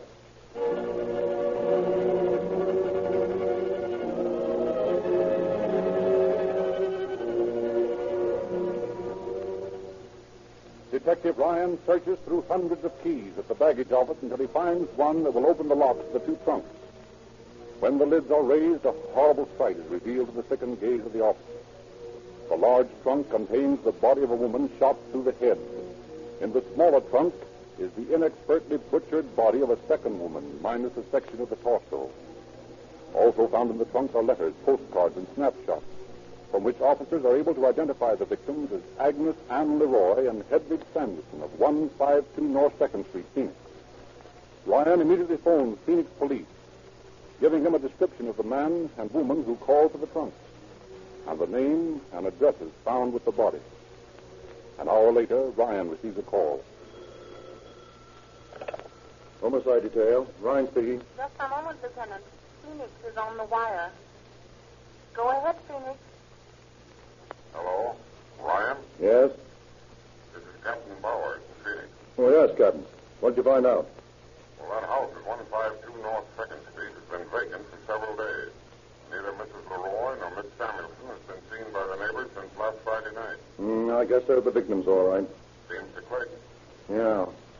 Well, we've got an almost positive identification of the Samuelson woman from the snapshots.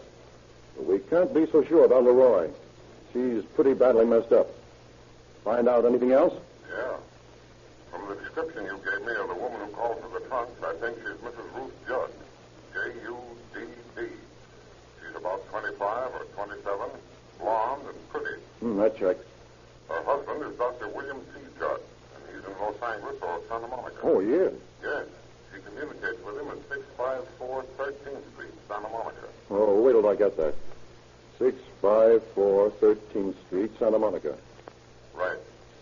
I don't think there's any doubt that she's the woman we want, because she left here Sunday evening on train number 3, and her landlord tells me he hauls 2 trunks, a large one and a small one, to the depot for her. Say, that's great, Captain. I think we're getting somewhere now. Well, you can count on me for any assistance I can give you. Okay, and thank you very much. What's the dope, Brian? Plenty, Inspector. They tell me that our description matches that of Mrs. Ruth Judd, who left Phoenix by number 3 Sunday night. Well, that's verified by this wire I got from the ST while you were talking. They say that those trunks were checked by a woman who gave her name as Mrs. McKennell. But the same woman bought her ticket under the name of Mrs. Judd. I'll get it. Homicide detail, Inspector Davidson speaking. Torrey speaking, Inspector. I've been tracing down the license number of the Ford that woman came for those trucks in. Yeah? What'd you find out? Well, the woman it's registered to said she sold it for junk to a young fellow on New Hampshire Street. We talked to him, and he said he sold it to Burton McKinnell. McKennell? Why, that's the name those trunks were checked in. Well, this McKinnell lives in Beverly Glen. We're out at his house now. Anyone home? No, but there's some sandwiches in a sack on the table and half a lemon pie. Might have been bought for this Judd woman. Stay out there and pick up anyone who returns to the place. Yes, sir. Well, this McKinnell, whoever he is, ties into the case, Ryan. Oh. That car this woman used when she gave her the trunk belonged to him. Yeah? Yeah. And probably the young man with her was McKinnell. I've got Torrey's taking the joint. I hope somebody goes back there. It's our only clue. Oh, no, it isn't, Inspector. What do you mean? I didn't get a chance to tell you before, but this Judd woman has been communicating with her husband, Dr. Judd, at 654 13th Street in Santa Monica. Here, there's the dope. Say, that's swell. Clark, Bergeron. Yes, sir. Go down to this address in Santa Monica and talk to this Dr. Judd and find out what he knows about this murder.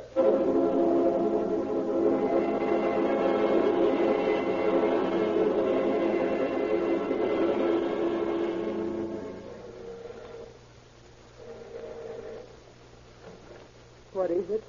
Is this where Dr. Judd lives? Yes, Who are you? I'm his sister. Is he home? Yes. We want to talk to him. Well, come in, please. Thank you. William, here's a couple of gentlemen to see you. Oh, yes? We're from police headquarters, Dr. Judd. Well, I thought you'd be here. I've been expecting you.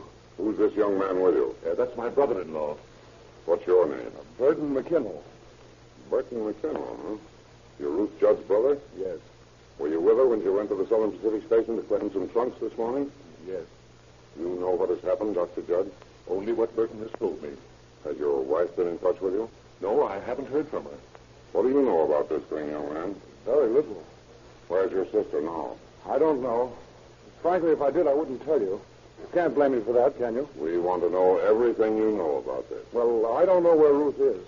Well, exactly what happened this morning? Well, when I came out of my 11 o'clock class at the university, Ruth was waiting there for me. Yes? She said she wanted me to drive her down to the station and get some trunks and to hurry. And when we got there, we couldn't get them. The baggage man said there was something wrong with them. Ruth seemed to be awfully nervous, but when I asked her what was wrong, she wouldn't tell me. Just said something about being able to justify herself later. Mm-hmm. Well, anyway, she wanted to go to 7th and Broadway, so I drove her there and gave her $5, all the money I had with me, and she left me. And that's the last I saw of her. Well, when did you come out here to see Dr. Judd? I came out about a half hour ago, fully expecting to see officers waiting for me, but there was no one here. I asked the doctor if he'd heard from Ruth recently, and he said he'd had a letter this morning, but he hadn't received any phone calls or anything. And I showed him the newspaper. It was a terrible shock to him. Yes, it was, Lieutenant. I can't believe that Ruth is guilty. She's not a criminal type. She was never even flighty or a flapper. She was a sweet, steady girl and a beautiful wife. Well, do you know of any trouble that your wife had with Mrs. Leroy or Miss Samuelson? Well, she's written to me of them frequently, but I don't know of any disagreements they had. Did your wife own a gun? Yes, she had a Colt's automatic. I gave it to her several years ago when we were in Mexico, but she was always afraid of it. Do you know of any friends that she has in Los Angeles that she might communicate with? No, but if she did have any, I feel sure that I'd know about them. Dr. Judd, will you help us locate your wife? Yes. I'll do everything I can to persuade her to give herself up. I say this because I'm convinced that if Ruth did this thing, she had good reasons for it. Of course, I can't do anything unless she gets in touch with me, and when she does, I'll ask her to give herself up. I know she's innocent. She couldn't have done this horrible thing. She was always so sweet and so kind. She couldn't have done it.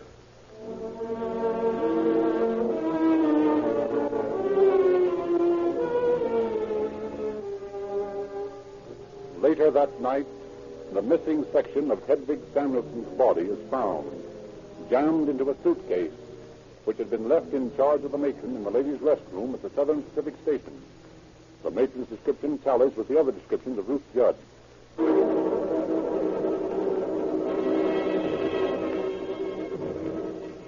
The following morning, Chief of Detectives Joseph F. Taylor takes personal charge of the search for the accused murderess. He holds counsel of war in his office. Looks to me as though she couldn't get far if she's only got the $5 her brother gave her. My hunch is she's somewhere in this town right now. Nevertheless, I want men to watch every railroad station, steamship dock, airport, and bus line in case she tries to duck out. Take care of that, Inspector. Yes, sir. And Inspector. Yes, sir. Ask the immigration officials to watch for her at the border. She speaks Spanish fluently, and she might try to get over the line to Mexico. Yes, sir. Autry. Yes, Chief. Put her description on the state teletype to all points and broadcast it to all radio cars. Yes, sir. Also broadcast direct to citizens, asking them to report all women hitchhikers. I'll do that, sir, and I'll get the local radio stations to cooperate. That's fine. Now, boys, you realize we're going to get a lot of crank tips on this case. We always do. But I want you to run down every one of them, no matter how vague it is. I am not going to give any of you any rest until Ruth Judd sits across this desk from me.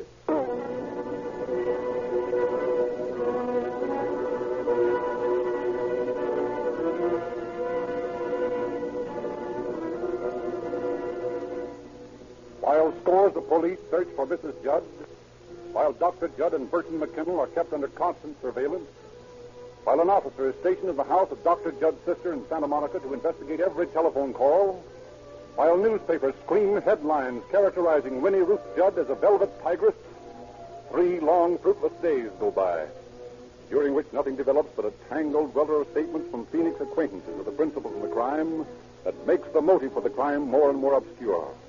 While the woman hunt continues, public interest rises to a fever heat. The man in the street discusses nothing else and eagerly buys each edition of the newspaper in hopes of further news of the engrossing mystery.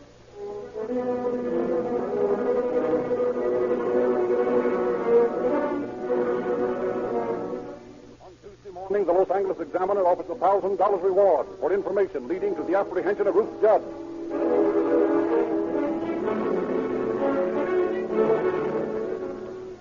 On Wednesday morning, the Times offers $1,500. The afternoon papers carry a public message from Dr. Judd. It reads, Ruth, come back. Please surrender. Come back and tell your story. You couldn't have done these things alone. Don't try to protect anyone.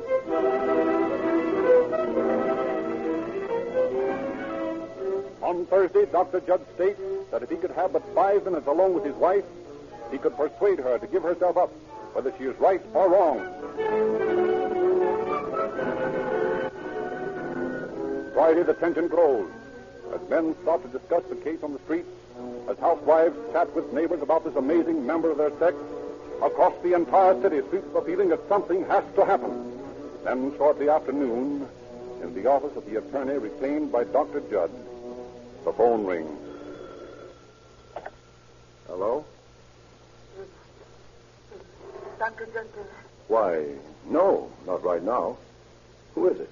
This is Ruth Judd. Oh, yes. I must speak to the doctor. Well, I can't talk right now. There are too many people around. You call Mutual 8331 in an hour, and I'll have him there.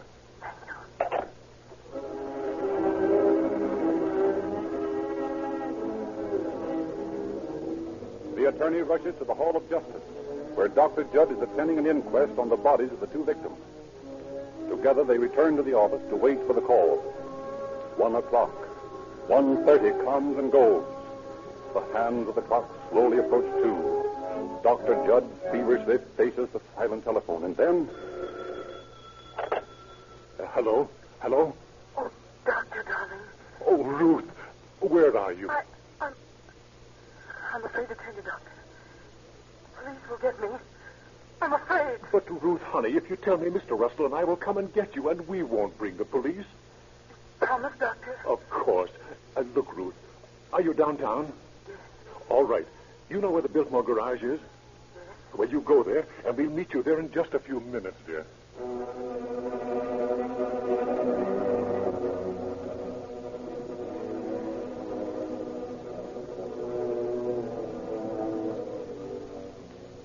Judge Russell arranges with a friend of his who owns an undertaking parlor on Bunker Hill to meet them with a car at the Biltmore garage and take them to his establishment until he can question his clients. Then the doctor and the attorney hurry down Olive Street to 5th and up 5th to the Biltmore garage. Dr. Judd recognizes his frightened wife and gestures to her to enter the garage. Then he goes in by another entrance and motions her to get into the funeral director's car. He follows her a moment later. Oh, Dr. Darling, don't let the police get me. Don't let them get me. Don't you worry, darling. You better crouch down on the floor, Mrs. Judd. All right. Okay, Dave, let's go.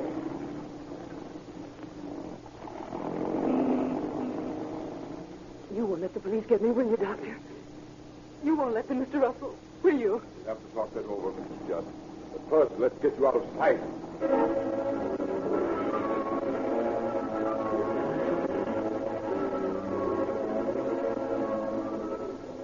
And at about the same time in Chief Taylor's office in the city hall, a tense group of cigarette-smoking reporters wait, their eyes hollow from 3 sleepless nights on the job. Well, if you ask me, she'll come drifting in on the beach one of these days. She was going to throw those trunks in the ocean. She's probably done the same thing with herself by this time. No, I think you're all wrong there. Now, my theory is that she... Hey, pipe down. Madeline's got a call. Chief Taylor's office. Yes, he's in his office. Just a minute, please. Sounds hot. Who was that, Madeline? Just a personal call. Oh, come on, Madeline, don't hold out. Yeah, on would you us. break down? Well, if you must know, that was the chief's wife wanting to know if he'd be home to dinner. Well, whose call is he waiting for, I Madeline? told you, boys, I don't know. And we thought you were our pal. Sure I am, but I don't know any more about this than you do. Wait a minute. Maybe this is it. Chief Taylor's office. Just a moment. For you, Al. Oh, thanks. Hello? Oh, yeah? Oh, yeah. Yeah. Okay. Well, what was it? Oh, nothing. The desk just phoned to be sure that I was here. They got your number all right. Checking up on you, huh? Yeah, well, I guess I'll be running along. Running along? Where? Well, where do you suppose? Do I have to raise my hand? That doesn't sound right to me. I'll bet he's got a tip. Chief Taylor's office. Yes, just a minute, please. For the chief? Yes. Well, who was it this time? His grandma? Miss Hannah, Yes, Chief. come in, please. Yes, sir. Close the door. I want you to phone the Alexandria Hotel and tell District Attorney Andrews to come down here and wait for me. He was returning to Phoenix tonight. Tell him to cancel his reservation. That he use this phone in here. Have they found her? Yes, and I'm going over to get her right now. Now, what's the word, Chief? How about a statement, Chief? Nothing new yet, boys. Well, where are you going? Me? Oh, I'm just going out to get some cigarettes. Well, boys, maybe we all better go out and get some cigarettes.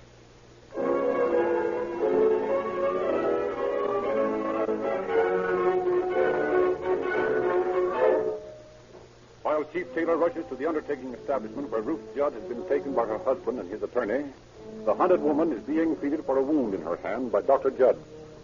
Oh, Doctor, darling.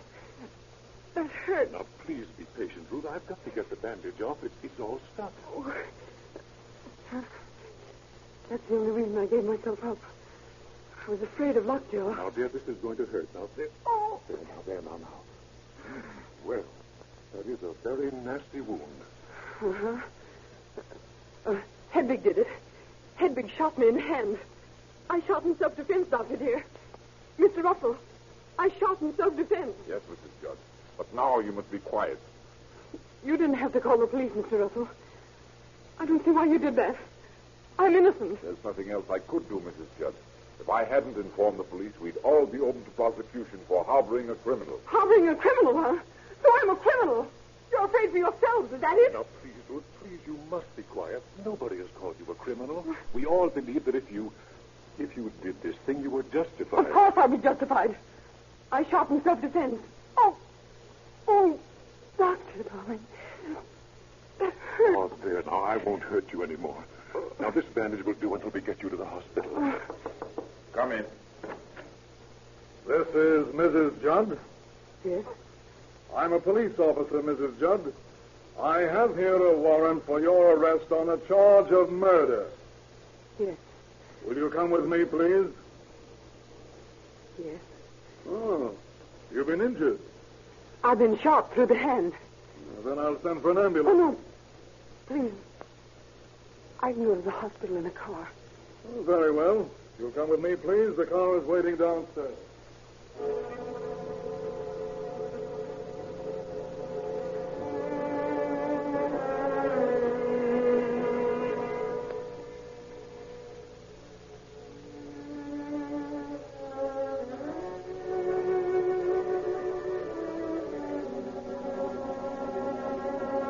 After her hand is dressed, Ruth Judd is escorted to police headquarters, but on advice of counsel refuses to answer any of the police officers' questions. However, the next day, the detectives find the torn bits of a 16-page confession she had written to Dr. Judd and then attempted to destroy in a drain of a ladies' restroom. The torn bits are fitted together. Then Ruth Judd talks freely, although all her statements, as well as the content of the letter, are apparently designed to develop a plea of self-defense.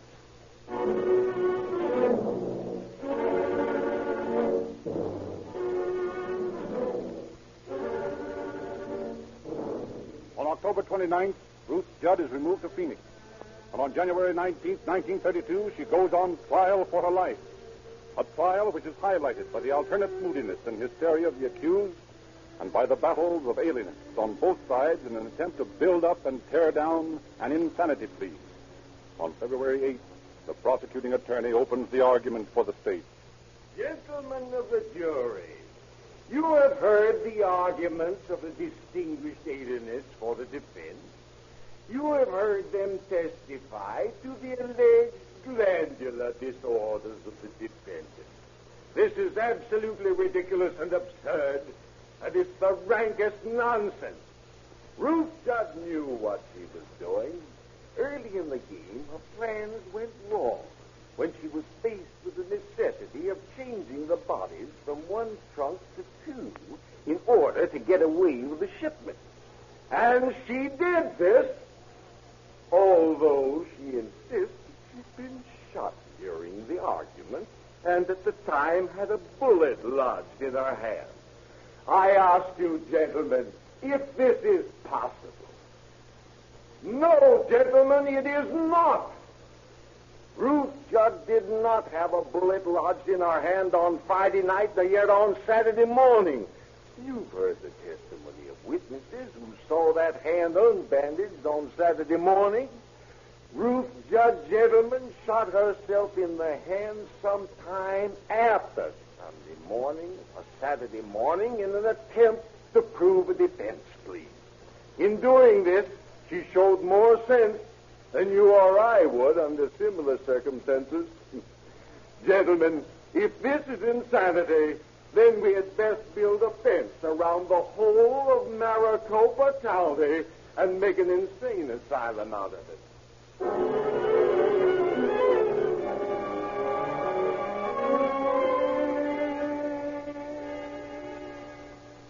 This trial has been a ridiculous farce, a weak attempt on the part of my honored colleagues, the prosecution. For, gentlemen of the jury, the state has not even proved that Mrs. Judd has committed this crime. The state has failed to show that Mrs. Judd was even at the murder apartment. You have heard the testimony regarding the pitiful delusions of motherhood suffered by the accused. You've heard of her unbalanced nature. Poor creature, a victim of a hereditary strain of insanity, she is not at all times responsible for her acts. I ask you, gentlemen of the jury, deal with her as you might with an erring sister. Understand her as you might a sick child.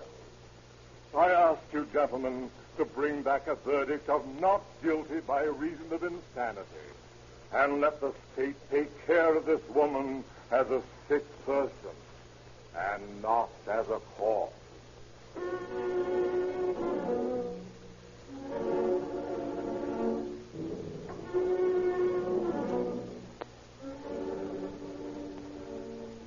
The state did prove that Ruth Judd was near the murder apartment on October the 16th. You've heard the testimony of B.W. Jergamy, the streetcar conductor, who stated that he had seen Ruth Judd alight from his car near the bungalow where the crime occurred at 10 o'clock on either Friday or Saturday night. Well, gentlemen, it had to be Friday night because we have conclusive proof that at that hour on Saturday night, Mrs. Judd was in the company of Mr. Schwartz, the transfer man who had been called to move the trunk containing the body. This woman, Ruth Judd, is a cold-blooded murderer to attain her ends. Now, when we qualified you as jurors in this case, you told us you believed in the assessment of the death penalty in the proper case, that you thought the death penalty law, as written on the statute books of the state of Arizona, was a good law. If this is not a proper case for the assessment of the death penalty, then I know of no such case.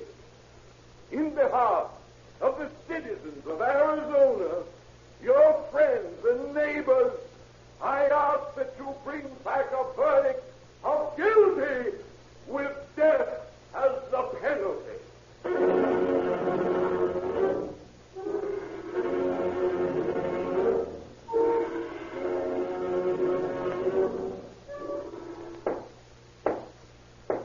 Have you reached a verdict? We have, Your Honor. Let the clerk read it. We, the jury, find the defendant guilty of first-degree murder as charged and fix the penalty at death.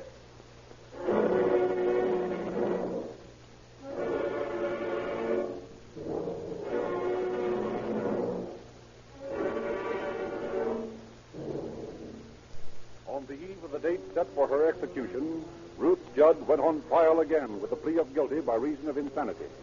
Her second appearance before the bar of justice resulted in her escape from death to incarceration in the Arizona State Hospital for the Insane, where she is still held. A human life might be lost if a police car should be but 1 second late in responding to an emergency call. That's why so many police departments specify the gasoline that has reserve power for emergencies, Rio Grande cracked gasoline. Cracked gasoline cannot fail to ignite instantly. It creates instantaneous power that saves precious seconds in emergencies. When you hear police sirens screaming, remember you can get police car performance in your own car by filling up with Rio Grande cracked gasoline at an independent service station. And remember that this fine gasoline will soon be available in northern and central California.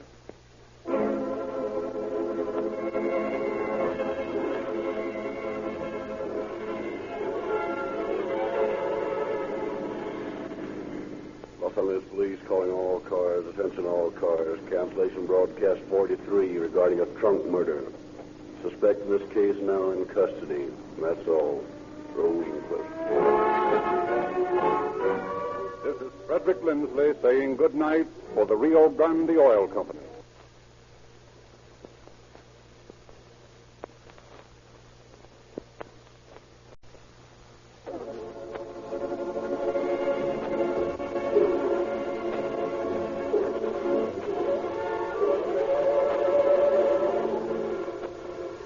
Calling all cars, a presentation of the Rio Grande Oil Company.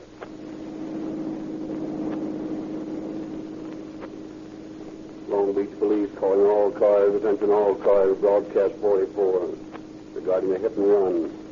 A Ford sedan, page 146. 2Y Young 3146. 2 Young 3146. Suspect driving this car struck and injured a young boy at the corner of Pacific and 8th Street. Then drove on, failing to render aid. Bring him in. That's all.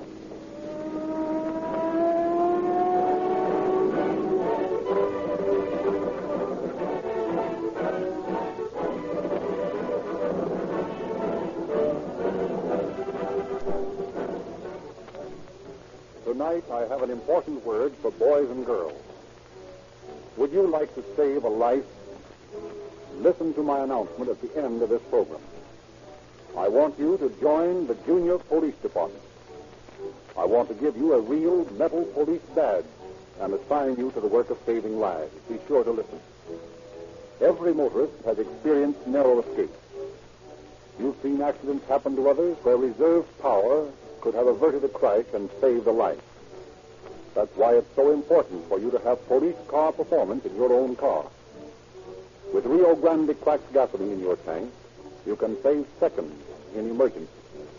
You have power to spare, acceleration that snaps you out of danger. Police cars use Rio Grande cracked gasoline to save precious seconds. You should use cracked because it costs you no more, yet gives you extra power and speed for emergency.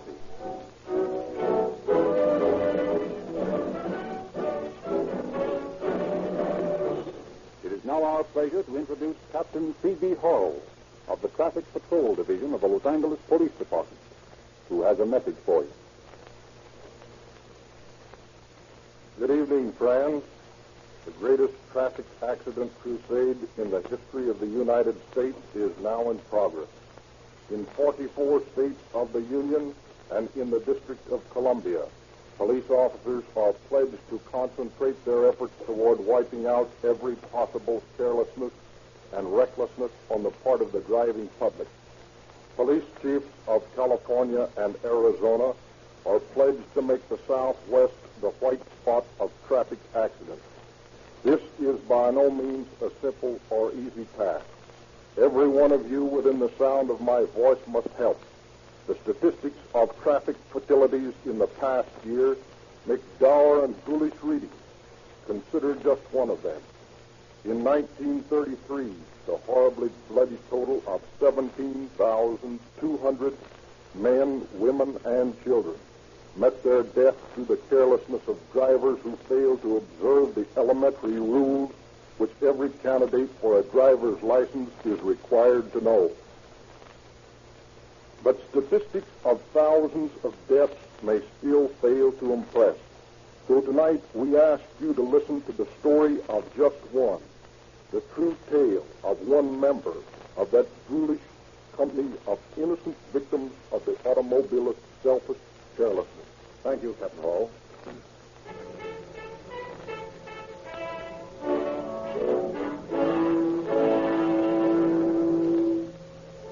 It is 2 days after Christmas last year. On a tree-lined street in Long Beach, shouting crowds of children drinking in the short days of their midwinter vacation are comparing their Christmas presents. New bicycles, new roller skates, footballs. In a vine-covered bungalow halfway down the block, Mrs. Green is distracted from her darning when the mid-afternoon quiet of the house is broken by the slam of the front door. Tommy? Is that you? Yes, Mom. Well, what are you doing coming home at this time of the afternoon? Aren't you going to the movies? Not this afternoon, Mom. I've got to deliver my Saturday Evening Post today. Oh, that's right, Tommy. I'd forgotten this is your busy day. Yeah, and boy, am I going to be busy. I got to get a lot more customers. But you've got too many now. Too many? Well, I haven't got new enough yet. All those magazines are so heavy, Tommy. I hate to see you carry such a load. You're such a little boy. I am not, Ma. Gee, I'm 12, going on 13. I'm as big as any kid my age on the block. Why, gosh, I'm nearly a man. Well, you'll always be a little boy to me. Oh, gee, Ma, don't talk that way. Yes, it's so, Tommy. You'll just have to get used to it. Hey, what you got that in here for, Mom? What? That teapot I got you for Christmas. Because I like to look at it. Do you? Do you really like it, Mom? Oh, yes, son. But why, Mom? It's just a teapot. No, it's more than that, Tommy. You could have gotten lots of things for yourself with those brown vouchers that they give you as a bonus on your magazines. But instead of thinking of yourself, you thought of me first. And you saved up and got the teapot for me. Oh, that wasn't anything. Wait till you see what I do when I get those new customers. What will you do then? Well, the post people are offering 5 brown vouchers for every new customer us kids get this month. And if I can get enough, why, then I'll be able to get you a swell set of dishes for your birthday. Oh, Tommy, how sweet. Do you mind if I kiss you for that? Well, okay if you want to. Oh, gosh, Mom, it's nearly 3 o'clock. I've got to be getting downtown and picking up my magazine. All right, son. Be careful now. Sure. Look both ways when you cross the street. Don't worry, Mom. Just because school's out for a week, I haven't forgotten what they teach us about safety first. It always pays, you know. Yeah, I know. Well, wish me luck, Mom. And maybe I'll get 3 new customers this afternoon. Oh, I'm sure you will. Now, don't be late for dinner. I won't. So long. So long, Tommy.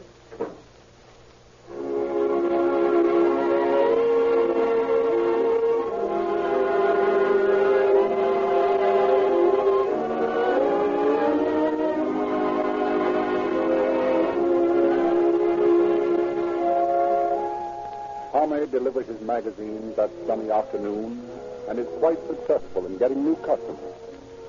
His pockets jingling with coins and his thoughts on the brown vouchers he will get toward his mother's set of dishes, he starts for home.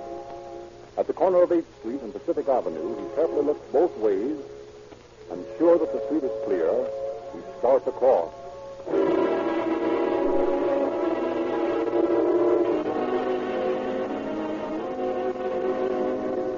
A Ford sedan suddenly weaves around the corner toward the lad. He looks up, horror wrenching his face. He attempts to spring from the automobile car. It swerves toward him. There is a sickening thud, and Tommy's inert form falls on the concrete as the careening Ford weaves on down Pacific Avenue.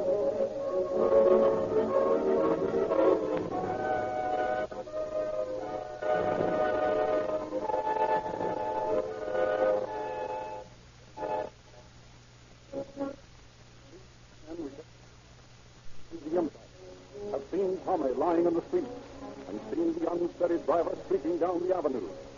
They turn their car and speed after him. 10 blocks away, they overtake him. Here's a clear spot, Stan. Run him into the curb. Okay. And if he doesn't stop, wreck his damn car, the dirty... Hey, you, get over there. What's the matter? Get over there, run into you. Give it to him, Stan. Hey, what's the big idea? You know the wreck? Yeah, would have been a good thing if we had. What's the big idea you hitting that kid back there? What's it? I don't know what you're talking about. That devil you don't. We saw you hit that kid on Pacific Avenue.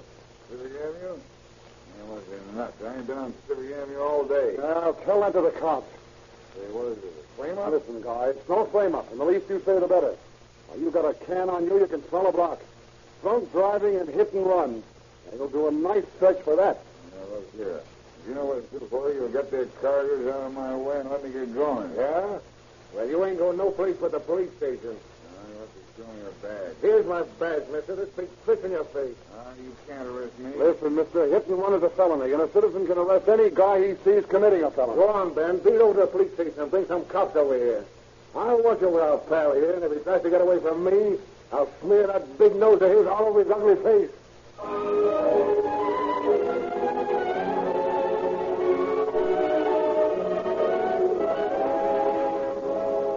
While police are taking the hit-and-run driver into custody, a passing motorist has carried Tommy from the street to a nearby lawn and called the ambulance. Mrs. Green is notified, and a half hour later stands red-eyed, tense, waiting outside a room in the Seaside Hospital. A detective attempts to quiet her. Oh, they're taking such a long time. Why can't I go in? Please let me go into my boy. Well, I'm sorry, ma'am, but the doctor said... Poor Tommy. Was he hurt badly, Lieutenant? Well, I couldn't tell, ma'am. He was unconscious. Was he bleeding? Oh, no, ma'am. He was just scratched a bit from what I could tell. Oh, why doesn't someone come out of that room? I can't stand it. I can't. Quiet, ma'am, quiet. Wait a minute. Here comes someone now. Oh, doctor. Is he all right? Doctor! I'm sorry, Mrs. Green. Oh. Here, Lieutenant. Help me get into this chair. Nurse, bring me some spirits of ammonia. So now it's murder. Fractured skull. Poor kid. Here's the menu, sir. Thank you. Well, I'll have to take his clothes into headquarters, Doctor. May prove valuable evidence. Clothes? Yes, sir. Yeah. Now, she's coming around. Breathe deeply, Mrs. Green. Oh, I must have fainted. It's silly. That's all right, Mrs. Green. Now, just sit here quietly. May I see him, Doctor? Yes, in a few moments. Did he suffer it, Doctor? No.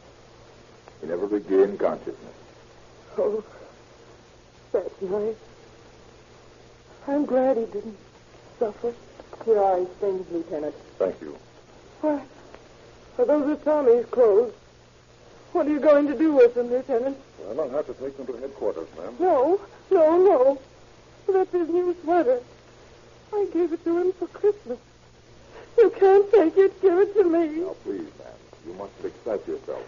He loves it so, Doctor. And he looks so nice in it. Now, please, Mrs. Sweet. There's a hole in it, Doctor. Where he was stuck. And that's why I must take it in. Why? Well, that may give us a clue to the person who killed him. What good will that do? If you do find the driver of that car, if you find him and hang him from the highest tree, it will bring Tommy back.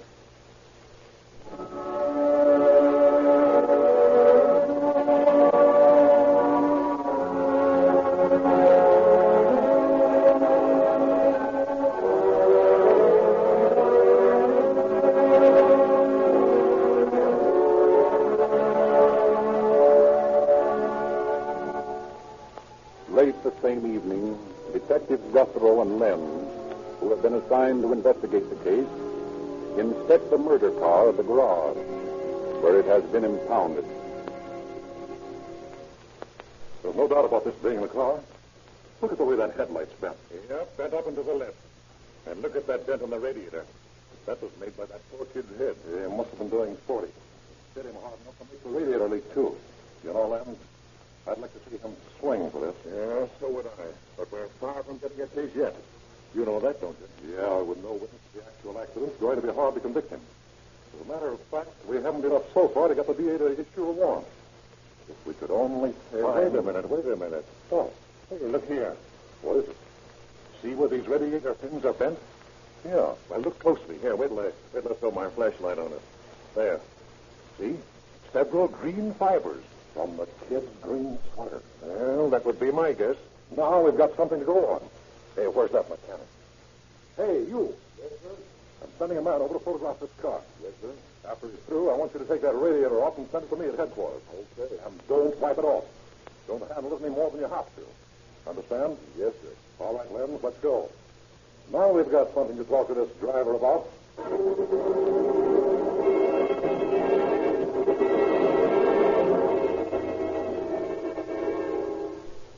What's your full name? Thomas Harris Mark. How old are you? I was born in 1902. Do you own the car you were driving tonight? Well, it's my wife's and my name together. What kind of car is it? Ford sedan, 1929. You know the license number? No, I don't. But you do admit the ownership of the car that you were driving tonight, that Ford sedan you were in when you were arrested. I told you my wife and I own it together. Well, this is the car you were driving when you hit that boy at Pacific and 8th. I was non-Pacific tonight. What street did you drive on? I drove on Cedar Avenue. You deny driving on Pacific Avenue? Yes. Well, how fast were you driving on Cedar Avenue? About 15 or 20 miles, I guess. What were the condition of the lights? By lights, I mean street lights. Dark. What do you know about this boy being hit at Pacific and 8th? Nothing, only what those men told me. Those men you mean, the two held you while you were arrested? Yes, I don't get what this is all about. Who's trying to frame you, Lieutenant? Hey, listen, we're doing the questioning. You confine yourself to answers. You deny hitting a pedestrian at Pacific and 8th?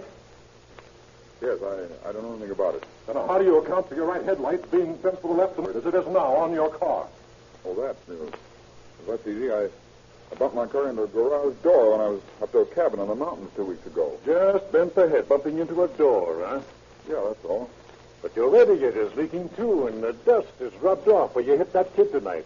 His head dented that radiator shell. You can't accuse me like this. I'm telling you the truth. I don't know anything about it. You didn't know anything about the leaking radiator, eh? No. My wife had the car yesterday. Maybe it's sprung a leak then. Radiators can spring leaks any time. Had you been drinking this afternoon? No. Well, now, here's the report of the doctor who gave you the sobriety test when you were brought in. Well? Well, he reports that you were intoxicated. Stop beating around the bush, Mark. How much did you have to drink? Well, I did have an ounce glass of whiskey. An ounce glass of whiskey, eh? You don't handle your liquor very well then, Mark. Why did you hit that boy and then drive on? I don't know anything about it. That boy wore a green sweater. There are green woolen fibers caught in your radiator. How do you account for that? Green woolen fibers in my radiator. That's strange. Yeah, isn't it? But I can explain that. You can, huh? Yeah. Well, it might be interesting to hear your explanation. Suppose you tell us. The fellow who lives next door to me is a yarn salesman. He comes out a lot of wool in his backyard. I I guess the wind blew some of it over and it caught in my radiator. Oh, come on. Yeah, that's the way it must have happened. Come on, Marks. Don't waste our time with a fairy story like that. That's the truth, and I can prove it. I'll have them come down here and tell you all about it. You can't pin this drunk driving charge on me. Listen, this isn't a drunk driving case, Marks. This is murder. That boy died an hour ago. It is. Yeah, it's too bad. I certainly hope you fellows got the guy that hit him.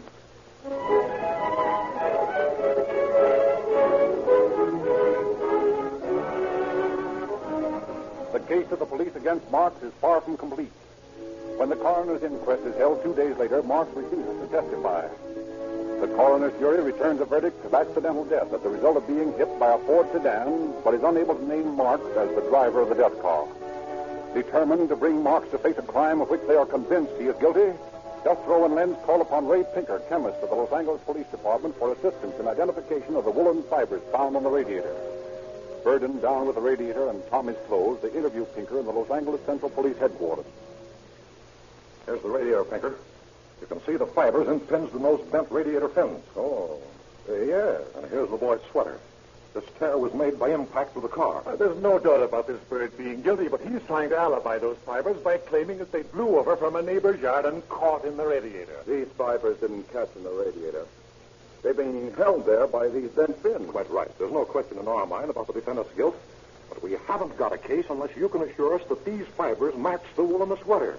No one witnessed the actual accident, you see. Mm-hmm. Well, let me take one of those fibers out of the radiator with these forceps. Now, we'll place it on this glass slide. Now, will you hand me the sweater, please? Yeah, here you are. Oh, you say this tear is where the boy was hit? Yes. All right. I'll take a fiber out of the yarn at the tear and put it to the right of the other one. Now, we'll put a slide over that and see what the microscope has to say. Well, how about it? They're similar. Same color. Same yarn, I should say. Will you testify to that on the stand? Yes. Of course, there's no way of determining that the two fibers are identical. But their similarity, added to the fact that the fibers are securely caught in the fins, that have been apparently flattened by some impact, should furnish a conclusive case for you, and I... wait a minute. What? Let me see that sweater. Oh. Notice that smudge near the tear? Yeah. Just a minute. I want to try a reagent on that. I'll take a bit of that dark stuff and place it in the test tube here. Now, we'll just pour this acid on it. Yeah, there we are. Now, let me scrape some of that paint off the radiator fin. And we'll do the same thing with that. There. Now, notice. Why, both the test tubes have turned cloudy. That's right. That smudge on the sweater is made from bituminous paint. That's what causes the cloudy appearance of the test tube. Bituminous paint is used for painting the radiators. Then the smudge on the sweater comes from the paint on that radiator. That's right. Then we've got this bird two-way. Well, it isn't as positive as an identification as the fibers. The boy might have gotten his sweater smudged from bituminous paint in any number of places. But there's no doubt it came from the radiator. He didn't have time to get the sweater dirty. It was a Christmas present. Still, he might have. It'd be hard to convince a jury on the paint evidence. However, I'll be prepared to give it if the district attorney feels he needs it. That's fine, Pinker. You've given us just what we need to send this guy up. Come on, Len. Let's go back to Long Beach and get the DA to swear out a complaint against Marks for murder.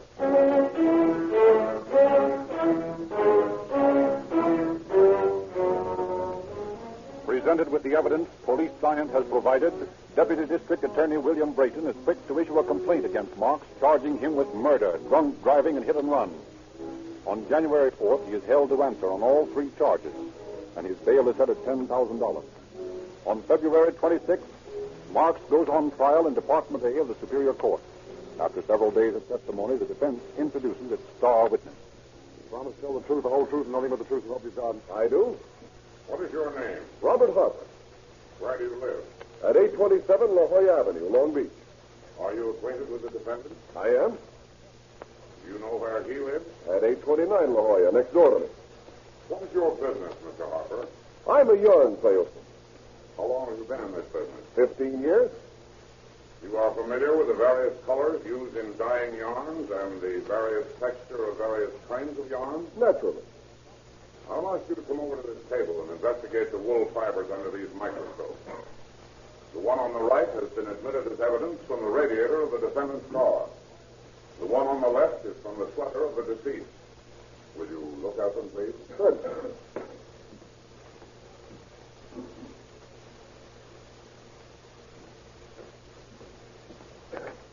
You have investigated the two exhibits, Mr. Hopper? Yes? In your opinion, are they identical? No, they are not. Tell the jury why they are not. Well, they aren't the same color. They might be the same texture, but they've been dyed by different dyes. Thank you, Mr. Hopper. Now, if the court please, I would like to introduce into evidence this skein of green yarn. Your Honor, I object. The counsel for the defense has not established any reason for this new evidence. Objection sustained. Mr. Hopper, in your profession of yarn salesman, is it ever necessary for you to handle the yarn in any manner? Yes? Will you tell the jury how you handle it? Well, very often it's necessary for me to comb out the yarn and to rewind the skein. And where do you do this?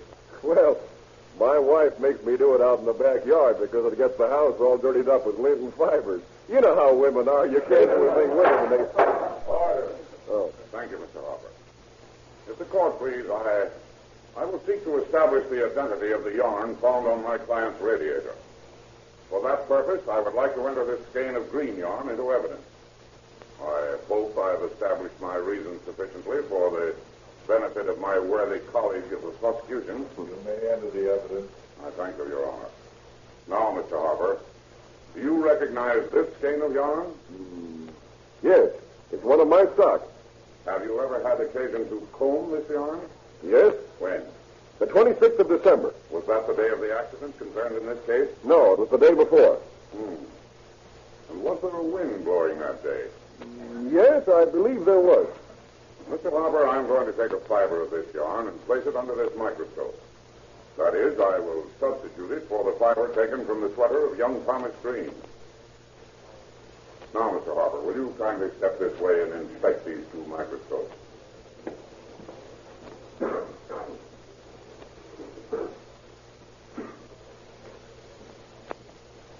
In your opinion, Mr. Hopper, is there any similarity between these two fibers? That is, the one found in the radiator of the defendant's car and the one from your yarn? Yes, they are identical. And how do you account for the fiber from your yarn being in the defendant's radiator? Well, while I was combing the yarn that day, Mark's car was parked in the driveway. I imagine the wind blew some of the lint over onto his place. Thank you, Mr. Hopper. That is all. Do you wish to cross-examine, Mr. Prosecutor? You bet we do. Mr. Hopper, have you examined Exhibit A, the radiator from the defendant's car? Yes. You've observed the manner in which the fibers are attached to the radiator? Yes. You have. How would you describe the manner in which they are attached? They're stuck there. Oh, stuck. Did you observe that they're stuck between several bent radiator fins? Yes. In your opinion, could the wind of the other day have blown the wool from your yard to the defendant and stuck the fibers in the radiator in the manner in which you've observed them? Well, I don't know. It was a pretty strong wind. It must have been. Mr. Harper, here are the three exhibits. Fibers from the radiator, from the sweater of the deceased, and from the skein of your own yarn. Now, I'm going to place two of these exhibits under the microscope. There. Will you please inspect these two exhibits? Your Honor, I object. The prosecuting attorney is tricking the witness. Your Honor, my learned colleague of the defense has himself established the witness as an expert on yarns. I am merely asking for an expert opinion on the exhibits, in the same manner as defense counsel has done, excepting that I am not leading the witness. Objection overruled. Proceed.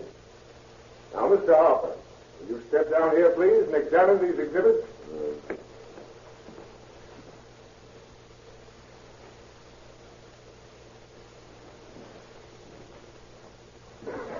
Now, Mr. Harper, in your opinion, are the fibers you've just examined under the microscope similar or not?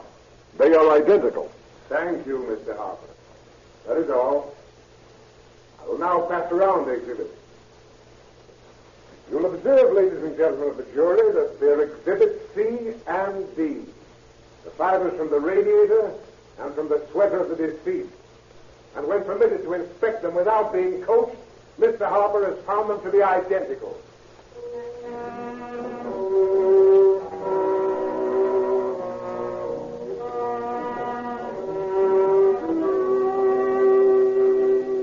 On March 5th, the case of the state versus Thomas Mark is given to the jury, and 2 hours later they return a verdict of guilty on all 3 counts. On March 7th, Mark faces the judge to hear sentence passed on him. Thomas Mark, stand and face the court. Before I pass judgment on you, have you anything to say?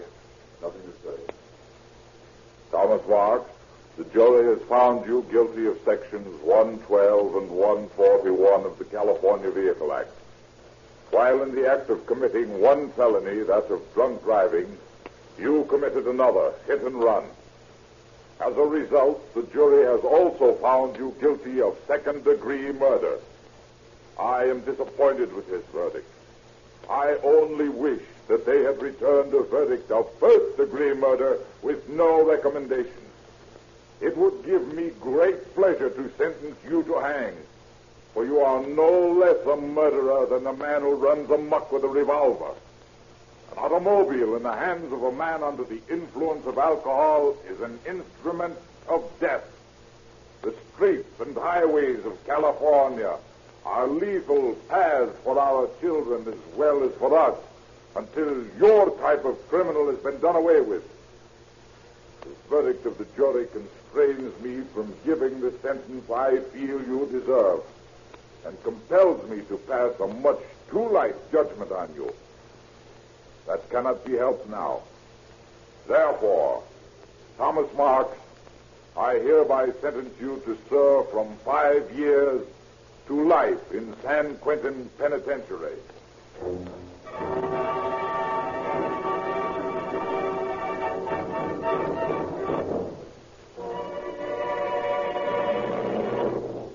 Now, boys and girls, here's the announcement I promised you. How would you like to be junior police officers? Your police department needs you to save lives. If you wear the official police badge of the junior police department, you can prevent traffic accidents. You can protect your schoolmates, even save a life. It costs you nothing to join the junior police department. You can get a genuine metal police badge free. Just go to the nearest independent service station selling Rio Grande cracked gasoline, ask for a junior police department enrollment card, sign and mail it, and you will get your free police badge and official orders by mail. Parents, urge your boys and girls to get a junior police department enrollment card from your Rio Grande cracked gasoline dealer. There is no charge. The police badge is free, and it makes your youngsters think safety first.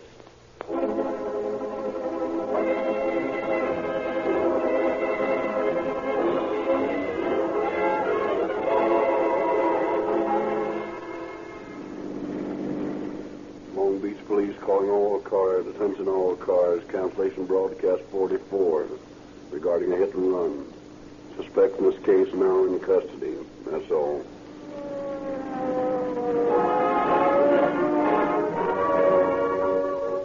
Calling All Cars is based on confidential police files and is written and produced by William N. Robeson. Frederick Stark directs the orchestra. This is Frederick Lindsley saying good night for the Rio Grande Oil Company.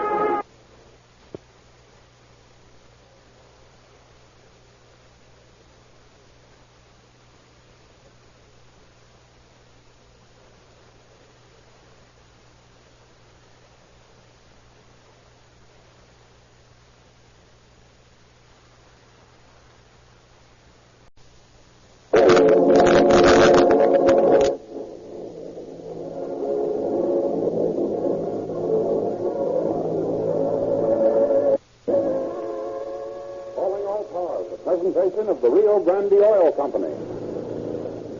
Calling all cars. Calling all cars. San Francisco Police calling all cars. Broadcast 45 regarding a dope ring operating on the Skid Row.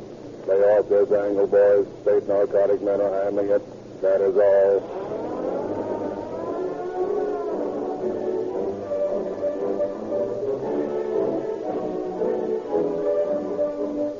Rio Grande now has 4 big radio shows on the air. If you enjoy calling all cars, drive into any service station selling Rio Grande cracked gasoline and ask for a free radio box. It tells you about the police cases to be dramatized this month on Calling All Cars and describes all the other Rio Grande radio shows. Get yours free. And don't be frightened if you see a police car in your Rio Grande station. The same Rio Grande cracked gasoline you use is officially selected to power the police cars, fire trucks, ambulances, and other emergency engines of a score of cities. Tests have convinced these cities that the cracking process makes Rio Grande cracked gasoline faster and more powerful. You can get police car performance in your own car by using Rio Grande cracked gasoline with tetraethyl. And while it costs us more to make, it costs you nothing extra.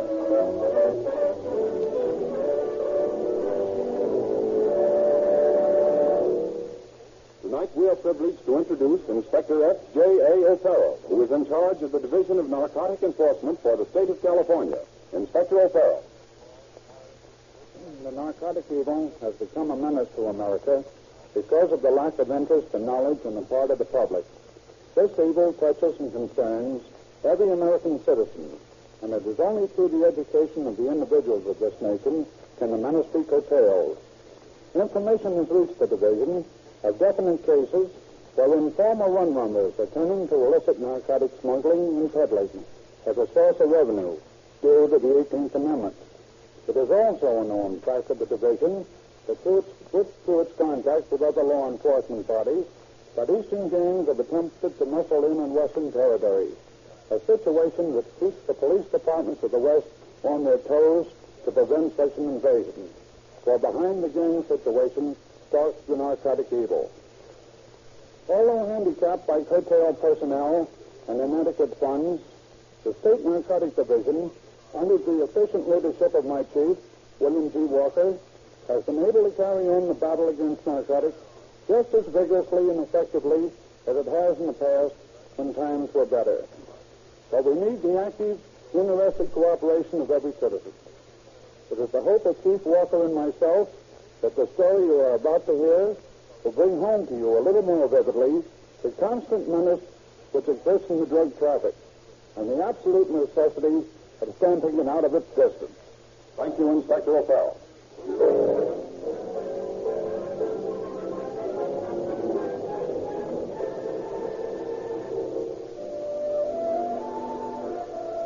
Under the direction of Chief William G. Walker, Inspector O'Farrell supervises the operations of drugstores and hospitals licensed to dispense narcotics, as well as coordinating the activities in his department in suppressing the illegal peddling of drugs on the street. One day he is visited by a well-dressed young woman. Good afternoon, Inspector. How do you do? Won't you be seated? Thank you. I don't suppose you remember me. Oh, I'm sorry. I don't think I do. I didn't think you would. I've dyed my hair back to natural since you saw me last. So that accounts for it, eh? Well, let me in on the secret. Who are you? I'm Martha Grant. Remember? I worked as a nurse for Dr. Perkins. Dr. Perkins? Oh, yes. That phony medic who ran the Hyde Sanatorium over in Oakland? The one the federal sent to Leavenworth? Yes, that's right. Why, sure, I remember you. You testified at his trial. I always felt sorry for you being mixed up in that mess. Well, it was pretty disagreeable, but it couldn't be helped. You know, I learned to hate that man. The way he takes those poor dope addicts, takes them as patients, promised to break their habit, and then all he do is to sell them dope. And he deserves to go to the penitentiary. Well, I don't know there, Miss Grant. Well, after working with that would-be doctor, I couldn't stop. I couldn't get away from it. You don't mean he gave you a habit, Miss Grant? Oh, no. Oh, that's very funny. No. What I mean is that I couldn't stop thinking of those poor suffering people. I don't know. I suppose it gets in your blood. I wanted to do something for them, to help them. Well, that's a mighty fine ambition, Miss Grant. I don't know exactly what you could do to help them. About all we can do down here is to hinder them. That is, hinder them from getting their supplies. I know that. but I've done a lot of studying since that case, and I believe I know how to handle the problem. After all, I am a registered nurse, you know. Of course. Now, just what do you propose doing? Just this, Inspector. I'm going to open a sanitarium for the cure of narcotic victims. Oh, like the ex-doctors? Of course not. I mean to do good. Well, that's fine. I certainly hope you'll succeed. I know I shall. I just wanted to let you know, Inspector, what I'm doing. I just wanted you to know that I'm behind you in the great battle you're waging to stop the use of drugs. Well, that's fine, McCoy. I appreciate that. And I wish more citizens were as interested as you are.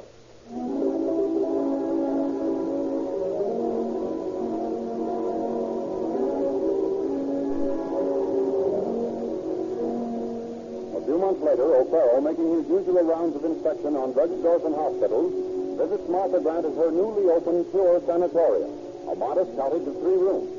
On his next tour of inspection, a few months later, the officer finds her established in a 6-room flat, and 3 months later, she has moved to a 10-room house. Still, on every visit, she assures the inspector that things are going very badly for her, and that she doesn't know how she can hang on. When O'Farrell, on a later inspection trip, finds her established in a 16-room mansion with a half-acre of grounds around it, his suspicions are definitely aroused. He discusses the situation with his chief, Captain Seeger. I tell you, Chief, there's something phony about that dame. Maybe it's just one of my Irish hunters, but I don't think she's on the level. Well, they didn't get anything on her in that Perkins case. I know they didn't. She had me sold all right when she came in here last year and told me she wanted to open an addict sanitarium. Went into a lot of stuff about her duty to mankind. I told you about it at the time. Yes, I remember. But when I find her in the bigger joint, every time I drop in on her, and when she always cries the blues to me, I figure there's something wrong somewhere. Well, what are you supposed to do? You know Louis Minsky, that little hype we picked up on Howard Street last week? Yeah. Well, Louis's got a pretty tough habit. So I figured I'd give him $100 for Flash Go and send him over to Martha's to take the cure. Well, how do you know he won't pay with our $100? That's our chance. I won't guarantee that. But it's the only way we're going to find out what's going on over there. I think Louis is smart enough not to walk her for the day. He knows we can send him to the pen if he tries any monkey business. Okay, then. Hop to it and let me know how you make out.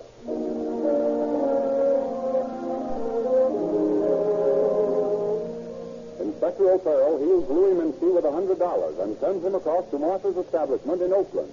He is surprised to look up from his desk later in the day and see Louis standing in the door. What the devil are you doing back here? Wait a minute, it was this way. What's the big idea, Louis? Giving me the runaround? I sent you over to Martha. Wait a minute. You know I wouldn't give you the runaround. You know I'm an all right guy. I've been over there. Well, what happened? Well, I went over there and I saw this broad, and I put the shakes for it. Didn't have to put it on much, though. I sure needed a jab.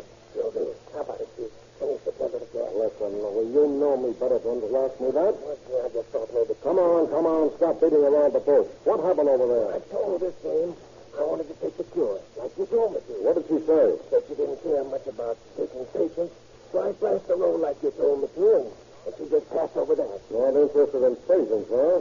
What else did she say? Well, as a matter of fact, I tried to buy a bit of stuff. Well, go. Well, it is bad, Chief. Did she sell you any? No, she got sore. They said, how'd she know I wasn't a thief? And she threw me out. She's sure she's dead. She's not that dumb. So I couldn't get any snow after all. Well, ain't that too bad. Where's the $100? Right here. All of it. Count it. And now, Chief, can I have a little shot? No.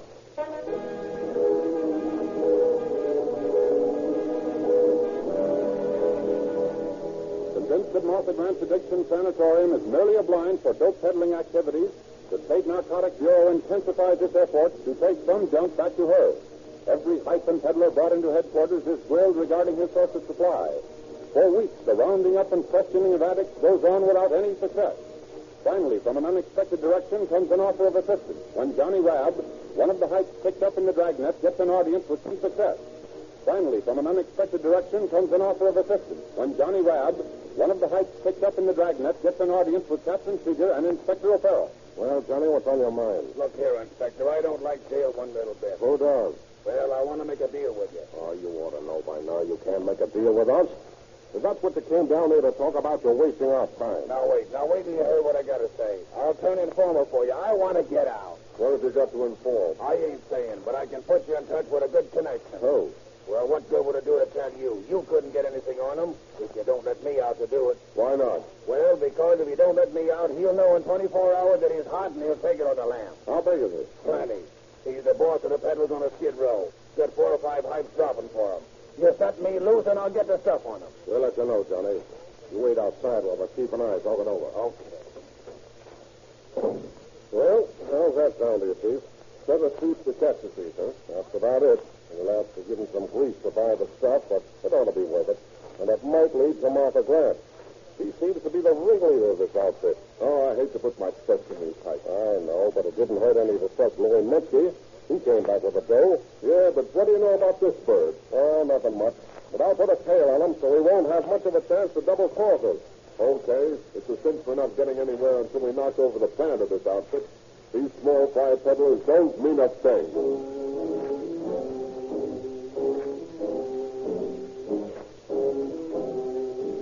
Inspector O'Farrell turns Johnny Rab loose with a couple of $100. Rab makes 2 contacts with Joe Riley, the big shot at the Skid Row dope ring, and makes 2 purchases of an ounce of morphine. After gaining Riley's and makes 2 purchases of an ounce of morphine. After gaining Riley's confidence, Rab is invited by him to go on a coke party. Excusing himself, he telephones headquarters. Coke party. Excusing himself, confidence, Rab is invited by him to go on a scene. After gaining Riley's and makes 2 purchases of an ounce of more. The big shot at the Skid Row dope ring. Rab makes 2 contacts with Joe Riley. Rab loose with a couple of $100.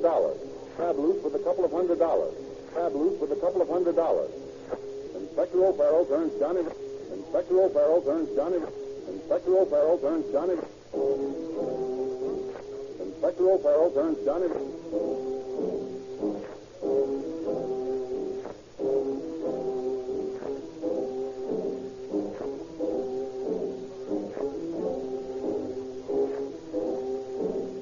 Don't mean a thing.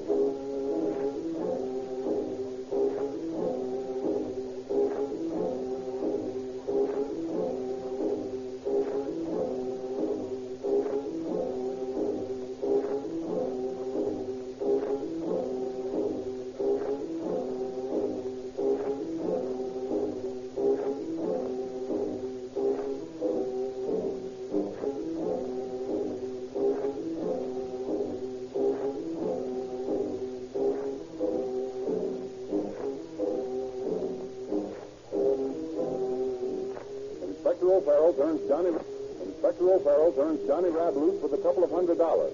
Rab makes 2 contacts with Joe Riley, the big shot at the Skid Row dope ring, and makes 2 purchases of an ounce of morphine. After gaining Riley's confidence, Rab is invited by him to go on a coke party. Excusing himself, he telephones headquarters. Coke party. Excusing himself, he telephones headquarters.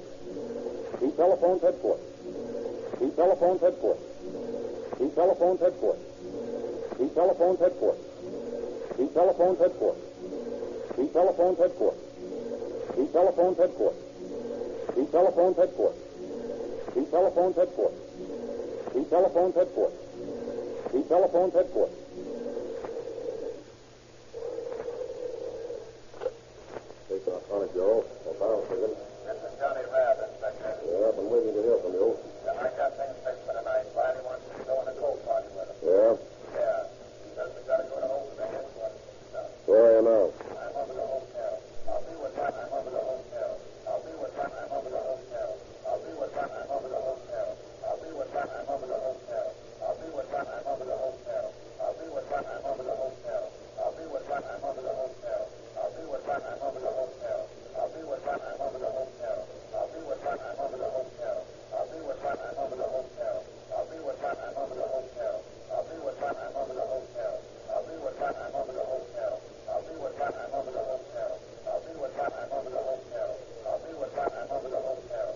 I'll be with Ron. You better pay the car to Philly. What kind of a car is it? Lincoln sedan. What's the license number?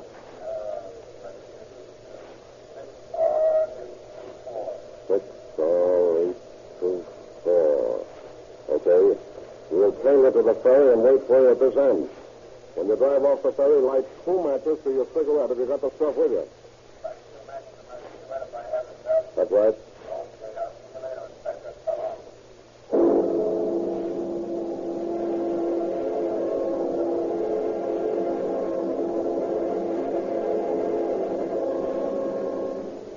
Inspector O'Farrell and Inspector Conley take out Riley's hotel and follow his car when he and Johnny Rabb leave for the ferry. At the ferry slip, the two officers settle down for a long vigil.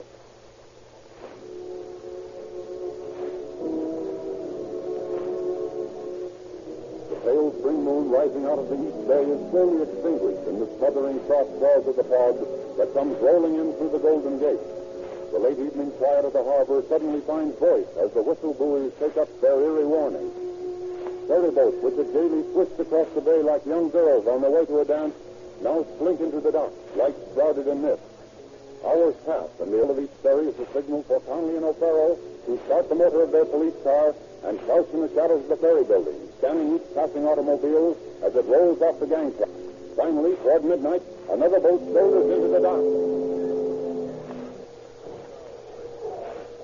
They certainly ought to be on this boat, unless he's given us the slip, which he may have done. No, I don't think so.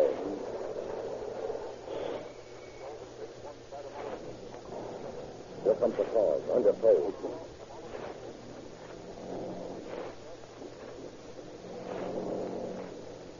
There's the Lincoln. Lamps in the front seat.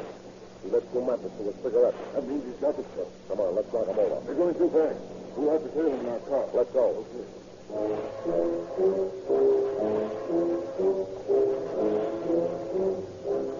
O'Farrell and Conley tail Riley's car back to his hotel. Just as the Lincoln is parking, the officers pull up.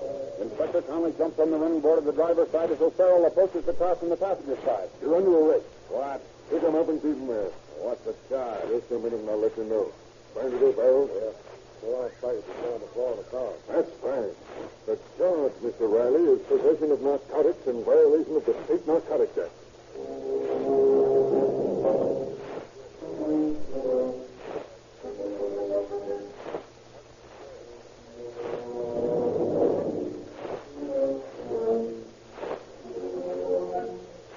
Riley is brought into headquarters, and for hours the officers question him without any success. Finally, he breaks. Okay, I'll spill. That's all I got. You got me for possession, and I'm a two-time loser. You want to send me up anyway, so I might as well talk. Well, you're using your head. Well, what do you want to know? Where did this stuff come from? From Oakland. We know that. But where's the plant in Oakland? I don't know the address. I thought you were going to talk. I am, but I'm telling you the truth. I don't know the address. How much stuff is stashed there? Several ounces. Who runs the plant? I don't know. That's Riley. Quit giving us the runaround. Now, who runs that plant? I won't tell you. Oh, you won't tell me. You know better than to talk that way to me, Riley. Where does she live? You know so much. Why are you getting tough with me? So, it is a dame. I ain't saying. If I point out her house, will you tell me the truth? Sure. Okay, we're riding to Oakland right now.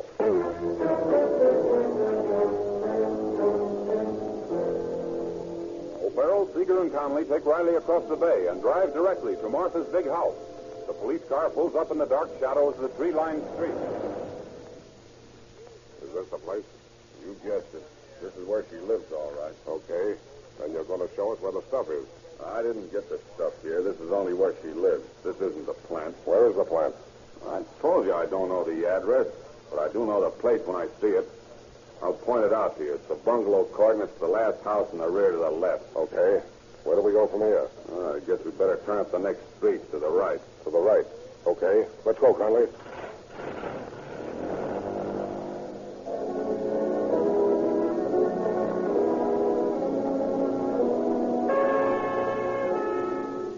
For hours, Riley, befuddled with narcotics, leads the police officers up one street and down another without showing them the plant. Finally, in disgust, the officers board a ferry to bring their prisoner back to San Francisco. Captain Seeger and O'Farrell leave Conley with the prisoner while they go up on deck for a smoke. Throw this guy in the can, O'Farrell. He's just giving us a runaround. No, Chief. I think he'll play ball with us. But tonight's not the time. He's too rum-dum. He can't even see he's so junked up. Well, I don't like to let a hophead make a monkey out of me. Look here, Chief. A case is a case. You let me handle this bird. I'll get some action out of him. Well, okay. But I think you're just wasting time.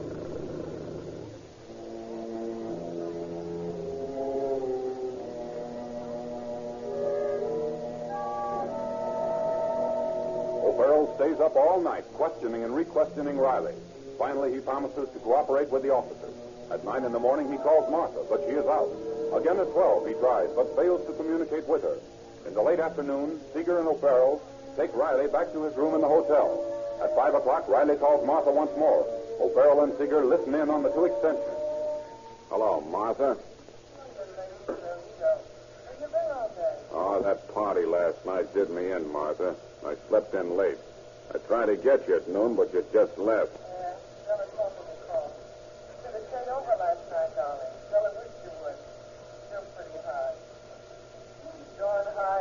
Yeah, she sounded that way when I talked to her. Why don't you get rid of that broad? Yeah, but she can't handle it. She's dynamite. Oh, well, look, a friend of mine's going down to L.A. and needs some clothes. I wish you'd send over 3 suits. Yeah. Yeah. I'm at the hotel.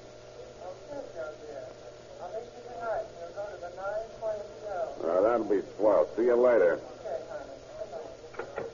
9:20 show. What's that mean? Means she's coming on a 9:20 ferry. Martha's a cagey dame. She don't take no chances on being overheard. I suppose suits mean down to the junk, huh? Yeah, that's right. Who the devil's that? Watch what you say.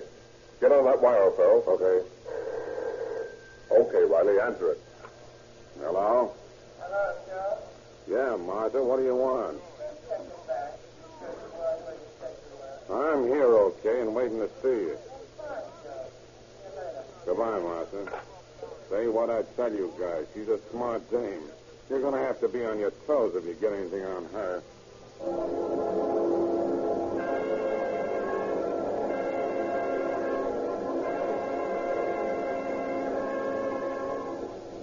The officers stake out the hotel. O'Farrell and Seeger parked in an automobile commanding an unobstructed view of the entrance, and Conley and Dundas hiding in Riley's room. It is a few moments before 9:30 when O'Farrell nudges Seeger. There she is, Chief. Where? Just going into the hotel. Oh, yeah. And she's got the stuff with her. Notice that package under her arm? Yep. We're in luck. Well, we might as well sit tight here and let the boys take her in the room. I got to hand it to you, O'Farrell. I'd have given this case up last night. I was so sore at that guy. Oh, I don't know. I just hate to give up a case until I hammer it to pieces. Well, that's a swell way to be. Hey, look, here comes Conley out of the hotel. I wonder what's the matter. What's up, Conley? We got the dame up in the room. But she came in clean. Didn't have a thing on her. Oh, you must be crazy. She had a package under her arm when she went in the hotel. Well, she ducked it somewhere because she hasn't a thing on her now. And she's raising the devil about false arrest. Come on, let's get in there. Oh.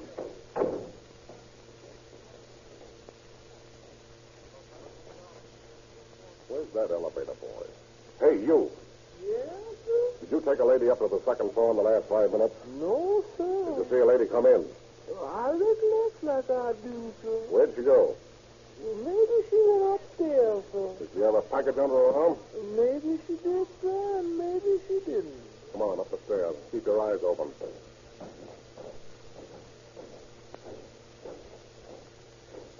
O'Farrell. What? Look here. These heavy curtains hanging over the window. Let's see. Yep. Here's the package of junk. Nicely hidden behind the curtain. Come on, let's talk to Martha.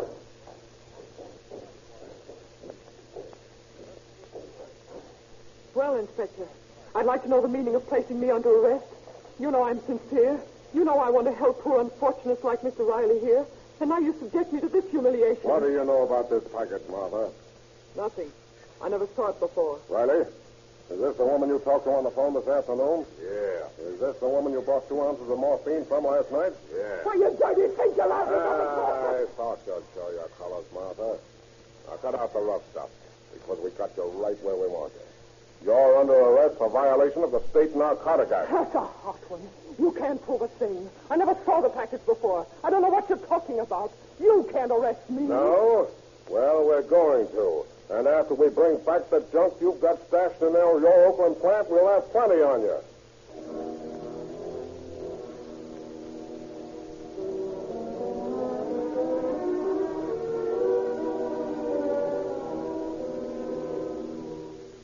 Riley and Martha are taken to headquarters and booked while Inspectors Conley and O'Farrell cross the bay to Oakland.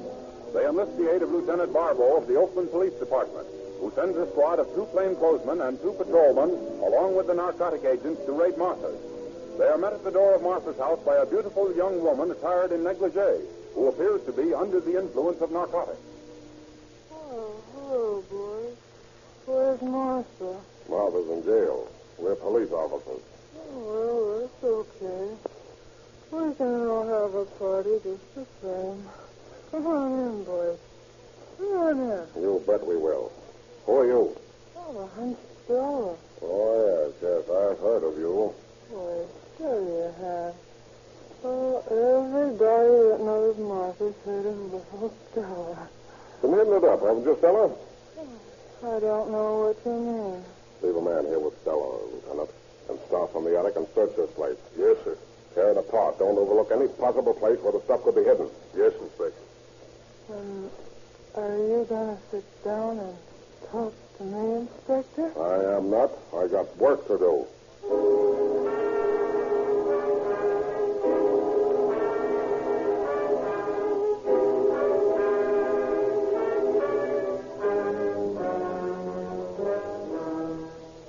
The officers ransacked the house from attic to cellar, prying into woodwork, ripping apart drapes, searching in every nook and cranny where it could be possible to secrete a small package of narcotics. While the search is being conducted on the upper floors, Inspector O'Farrell looks through the kitchen. He is joined there by Lieutenant Barbeau. I just got something, O'Farrell. What's that? These. Morphine envelopes, huh? Yeah. Where'd you find them? This Stella girl's room. Harrigan. Bring that girl in here.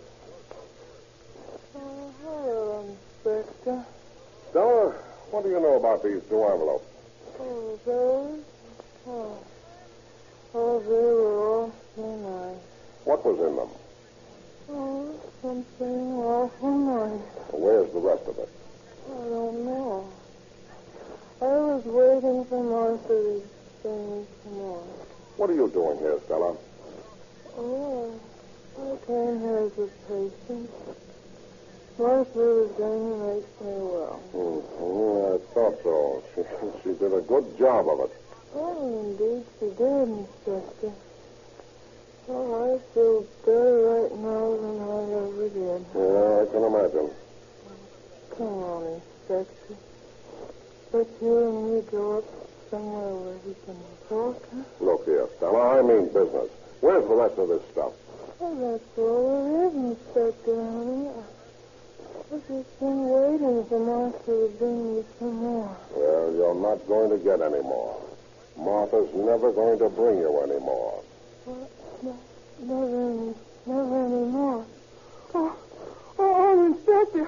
Oh, that's awful. I gotta have some more, Inspector. Oh, please, Inspector, I gotta have some more. So that's the kind of narcotic crusading Martha's been doing, huh? That poor kid. Probably from some good family. And look at him now. It makes me burn. Yeah, it's a crying shame. Well, let's search this kitchen and see if there's anything hidden in here. Nothing in there. Nothing in here. Uh-oh. What's that? A gas and light bill made out to Martha Miller, 535 and 3/4 45th Street. It's a minimum service charge. 40 cents for gas and 60 cents for electricity. Hunch. I got a hunch this is... See? The minimum. That would mean she has used practically no gas and light. This is probably the hideaway. Well, it's worth a try. Okay. Let's leave Harrigan in charge here and beat it over there.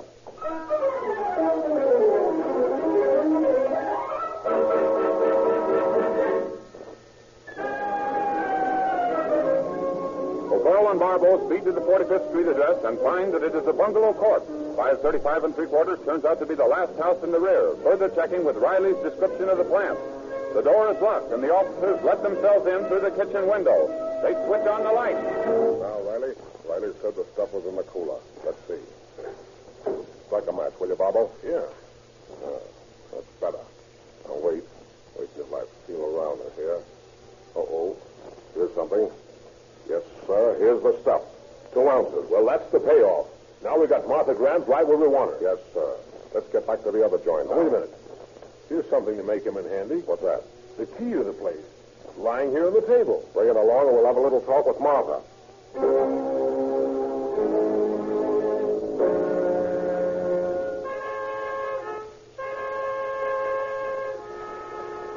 During the absence of the two inspectors, Lieutenant Barbeau's men have discovered 2 more ounces in the barn behind Martha's house. O'Farrell and Barbeau hurried back to headquarters and faced Martha with their find. Well, Martha, do you recognize what I'm holding in my hand? No. You don't? Then I'll tell you what it is. These are 2-ounce cans of morphine we found in your barn. Well, what of it? Well, I'm not through yet. Anything familiar about these 2 packages? No. No? Well, I'll identify them for you. These are 2-ounce cans of morphine found at your plant at 535 3/4 45th Street. That's the plant you rented under the name of Martha Miller. You must be crazy. I never used that name. No? Well, here is a key I found in your pocketbook. And here's the one I found at the 45th Street address. Notice that they match. And they both fit the door of the bungalow on 45th Street. Now, what have you got to say? What's there left for me to say? I guess you made the place okay. Looks like this is the time little Martha takes a fall.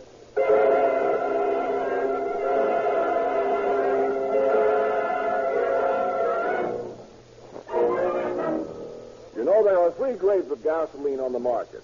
Automotive engineers agree that Rio Grande cracked with tetraethyl is so good it could sell at top price. But we prefer to give our independent dealers a better quality gasoline, which they can sell to you at the same price as the uncracked gasolines of their competitors. Then when you feel the difference, when you experience the thrill of police car performance in your own car, you'll come back to the independent Rio Grande dealer who gives you a top quality gasoline at a lower price. This plan works. Rio Grande cracked is the fastest growing gasoline in this market. And this sales increase is due entirely to repeat sales to satisfied customers. Are you one? Go to a Rio Grande service station. Ask for a free radio log. Put cracked gasoline in your tank. Sinclair motor oil in the crankcase, and we guarantee you'll get police car performance. And boys and girls, your Rio Grande service station has a present for you. You are invited to join the Junior Police Department to help your own chief of police fight crime and save lives. You will get a genuine metal police badge to wear, absolutely free. Just get your father or mother to drive into any service station selling Rio Grande cracked gasoline and tell them to ask for a Junior Police Department enrollment card for you. No obligation to buy anything.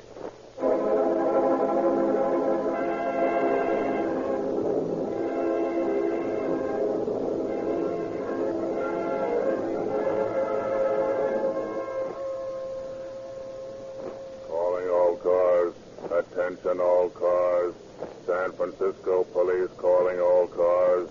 Cancellation broadcast 45 regarding narcotic ring.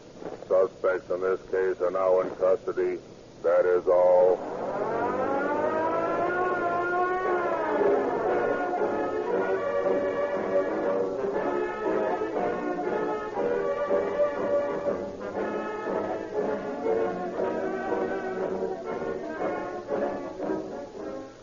Cars is written and produced by William N. Rolston. The orchestra was under the direction of Claude Sweeten. This is Pat Weaver saying good night for the Rio Grande Oil Company.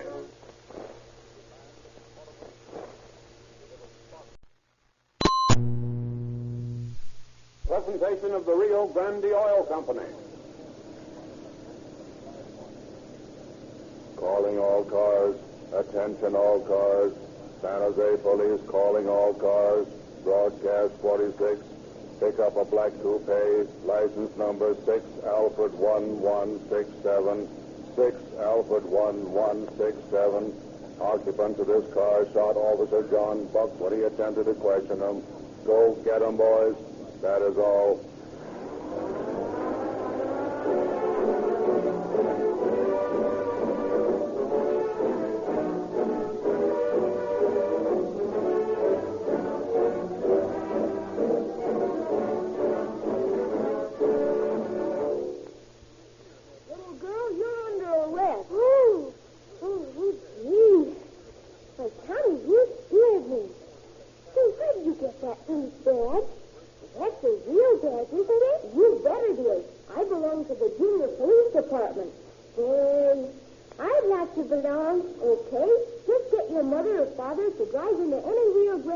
gasoline station and ask the dealer for a junior police department enrollment card. Sign it, and you get a real metal police badge. And it's absolutely free. You don't have to buy a thing. Is this the Rio Grande station? Stop, Daddy. Yoo-hoo! Mister! I want to join that junior police department and get a real metal police badge. Here you are, young lady. Just sign this card. It doesn't cost you anything. And here's a free radio log for you. Well, while I'm here, I guess I might as well try some of that Rio Grande cracked gasoline. Righto, sir. How many? Fill her up. Oh, you know, mister, you've got a thrill coming. Now you'll get police car performance in your car, because this is the same gasoline that so many cities specify for their police cars. Well, I doubt if cracked gasoline is so different from other brands. You'll soon see. That cracking process does wonders. It makes a livelier gasoline because the atoms are cracked open and elements of energy are released that would go to waste in ordinary gasoline. You'll find that cracked gasoline starts faster. On hills, you'll find you've got more power. Your motor won't ping or overheat because cracking raises the anti-knock rating 10 points. I'm giving you a better gasoline, mister, than any other company can give you at this price. And this gasoline has tetraethyl, too, but it doesn't cost you anything extra. That sounds good, but I'll see for myself. If it's half as good as you say, I'll be back. You'll be back, mister. You won't be satisfied with any other gasoline after using Rio Grande crack.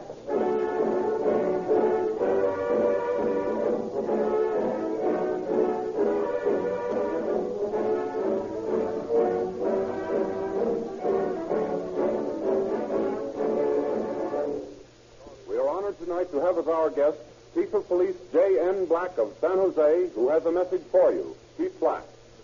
Good evening.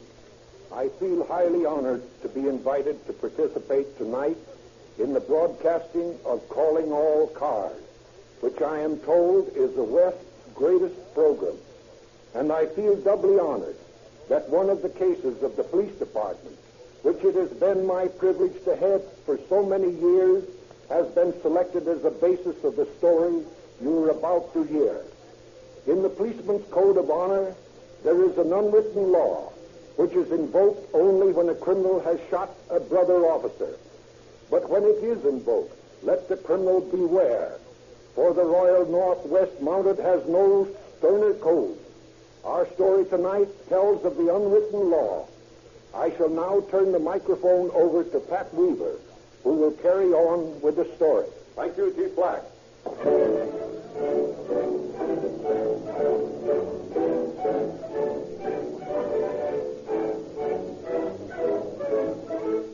The latter part of February last year, Chief Black is addressing a meeting of citizens in San Jose.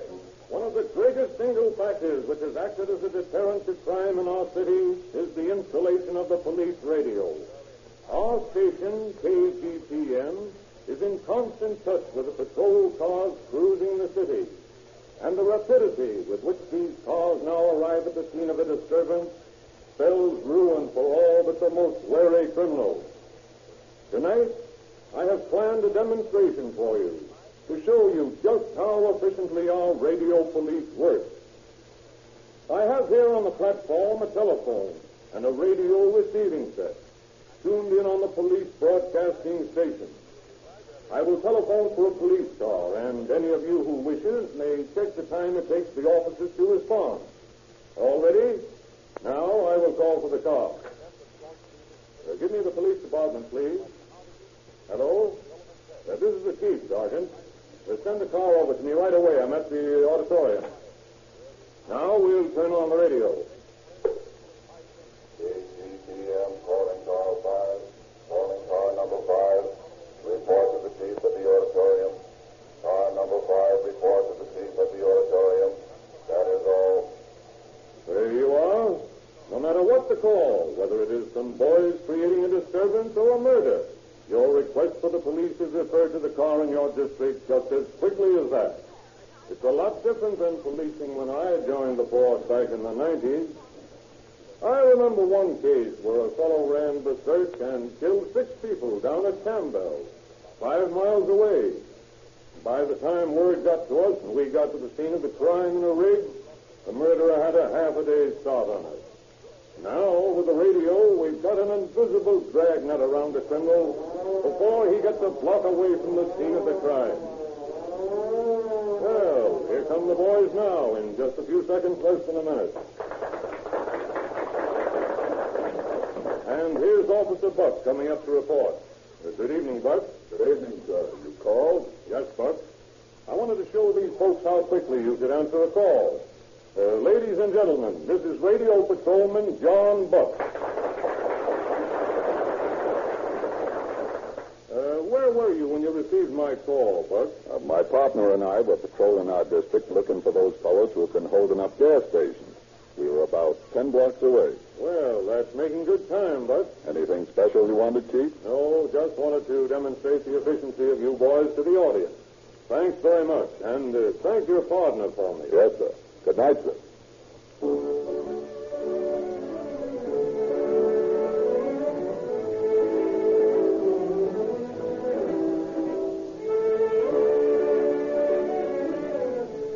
As Chief Black continues his address explaining the operation of the police force, Officer Buck joins his partner, Clinton Moon, in radio car number 5. What does the skipper want? Just showing off radio efficiency to the citizens. He's awfully proud of it, isn't he? I'll say he is. He's a great guy, the chief. None better. Hey, Clint, that looks suspicious. What? See that car parked in that closed service station over there? Yeah? Might be the guys that have been pulling all those jobs down this way. They drive past slow, and I'll shoot my light over there. They don't like to be investigated. They're pulling out. Turn around and we'll follow them. Okay.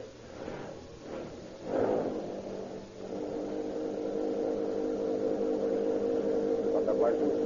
6A1167. See if it's on the hot sheet. 6A1167. No, I haven't got it on here. Might have just stolen it. They sure act suspicious to me. Here's a good place to pull them over. Not much traffic. Okay, I'll give them the works. Pull over, you. Just a minute, boys. What's your hurry? What's the big idea? Nothing. Just want to talk to you for a couple of minutes. Yeah, well, this is all I gotta say.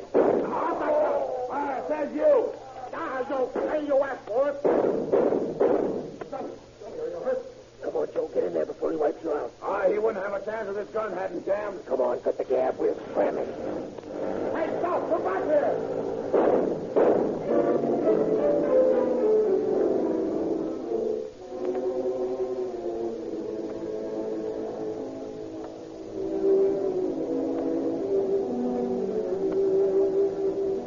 Before Moon can reload his revolver, the bandits have disappeared into the night. Moon turns his attention to his wounded partner, who is bleeding profusely.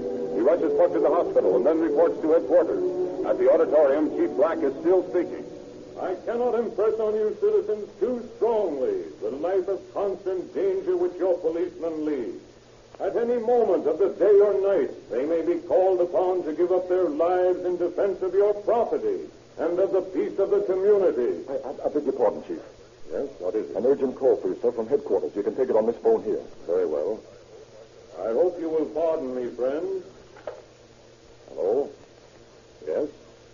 What? Very well. I'll be right over.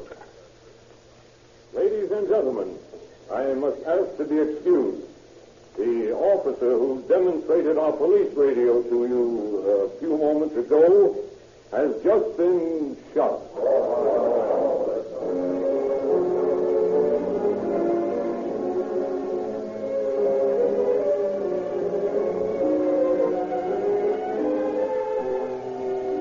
At headquarters, Moon reports the details of the shooting to Chief Black. And that's the story, Chief. We got the license number, and the car was a small black coupe. Let's see. That license number was 6A1167. All right. Ed? Yes, Chief. Got that description? Yes, sir. Ask Sheriff Emick to put it on the teletype to all points and broadcast it to our prowl cars. Yes, sir.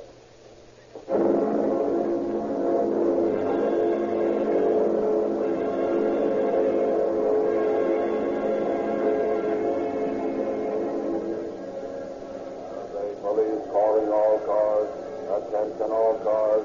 Look out for a black coupe, license number 6, Alquin 11. Oakland Police calling all cars. Attention all cars. Pick up a black coupe, license number 6. All cars. San Francisco Police calling all cars. Attention all cars. Watch for black coupe, license number 6, Alquin 1167.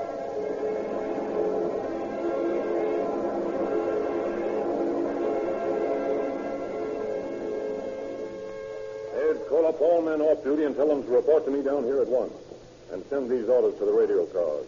If these men are still in San Jose, we'll bottle them up. Yes, sir. I want the rest of you men who are here to get out in the cars and cover the territories marked here on the map. Walter, this will be your section. Okay, Chief. And Mac, I want you to cover the south end of town. Yes, sir. And the rest of you to take the sectors I've already assigned to you. Keep in touch with headquarters. Yes, sir. Okay, Chief. All right, now, boys, get going. I'll be here. I got a check with San Francisco and Oakland. Well, boys, it's up to us. I guess you all know what I'm thinking. Sure we do. Those guys didn't give John a chance. They shot first, and that's just what I intend to do. And me, too. Yeah, now, wait a minute. Not so loud. Don't let the chief hear us. Well, my bet is he feels the same way about it, even if he can't say so officially. Then it's agreed? Sure. When we find these birds, we shoot first, and we'll ask questions later. Okay. Let's go, then.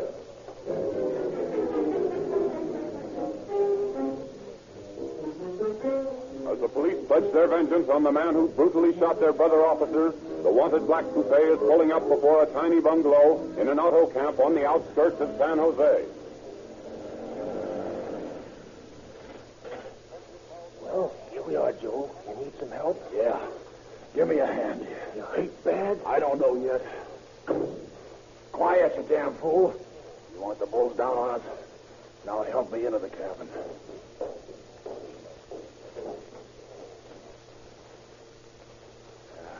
There we are.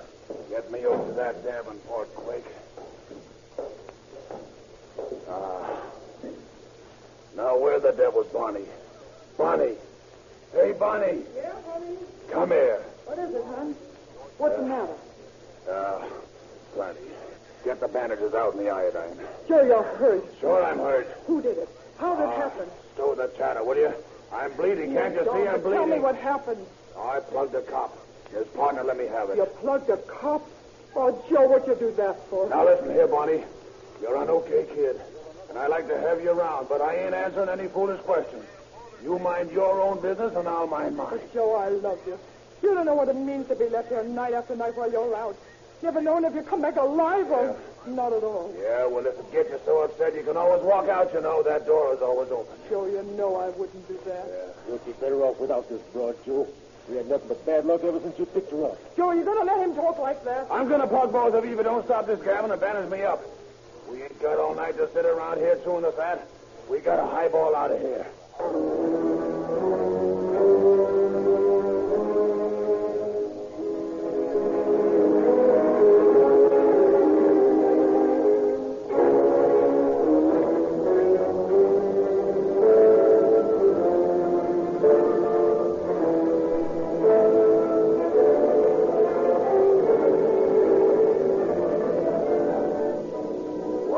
Bandages their wounded sweetheart, the law's invisible dragnet is stretched across the peninsula and the Bay Area.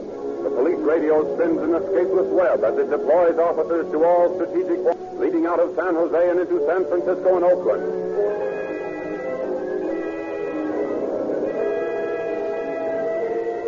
And up on the coast from Eureka to El Centro, from the Sierras to the sea, the police teletype picks out the warning to all officers to pick up the wanted black coupe.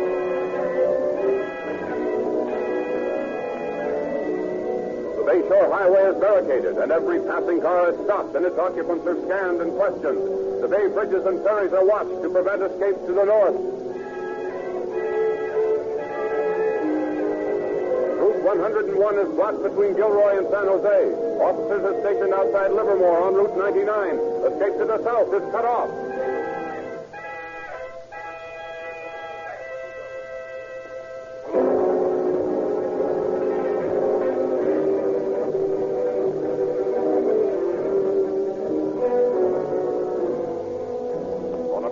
lane along the main road from San Jose to Oakland is a parked police car. It's lights out. Quietly, the two occupants watch the infrequent cars that pass the spot. Here comes the car. Turn over your motor.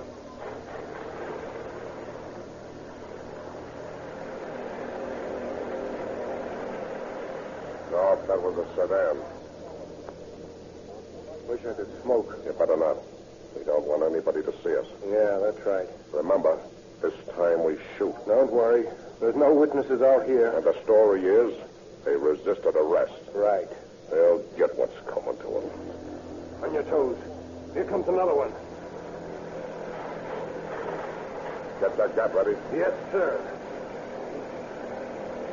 It's a coupe, and that's the license number. Let's go.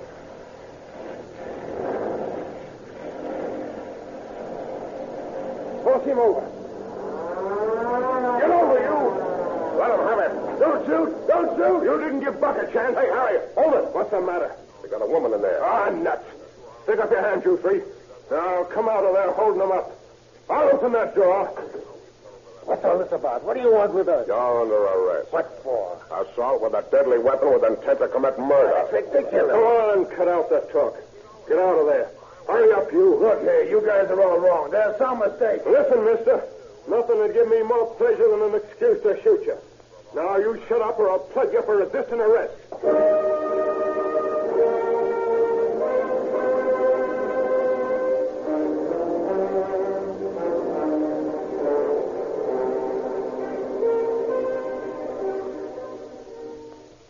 Back in police headquarters, Joe Matlock, his pal, Sam Thomas, and Barney face Chief Black.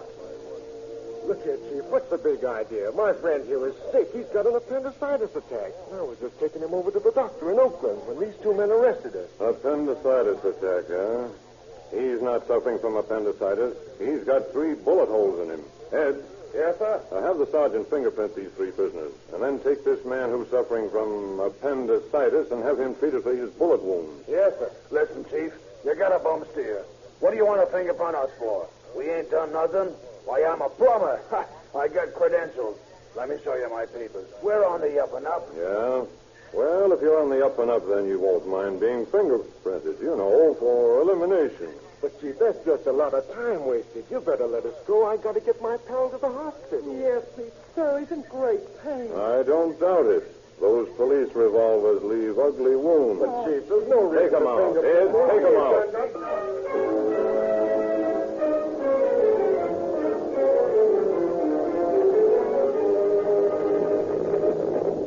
There's the dope on the mugs and the prints of those 3 prisoners, sir. We made 2 of them. The girl don't seem to have a record. Mm-hmm. Sam Thomas. Served time in my own reformatory. And Joseph Matlock. What a nice long record he's got. 3-time loser to boot. What's the doctor say? He's touching up the guy now. He'll send him in as soon as he's ready. Hey, what's that noise? There's quite a crowd outside the jail, sir. They heard about Buck being shot, and they're collecting from all sides. I don't like that. How many men are in headquarters now? Half a dozen, I guess. All right. Don't let anyone go home. I may need all of them in a little while. Yes, sir.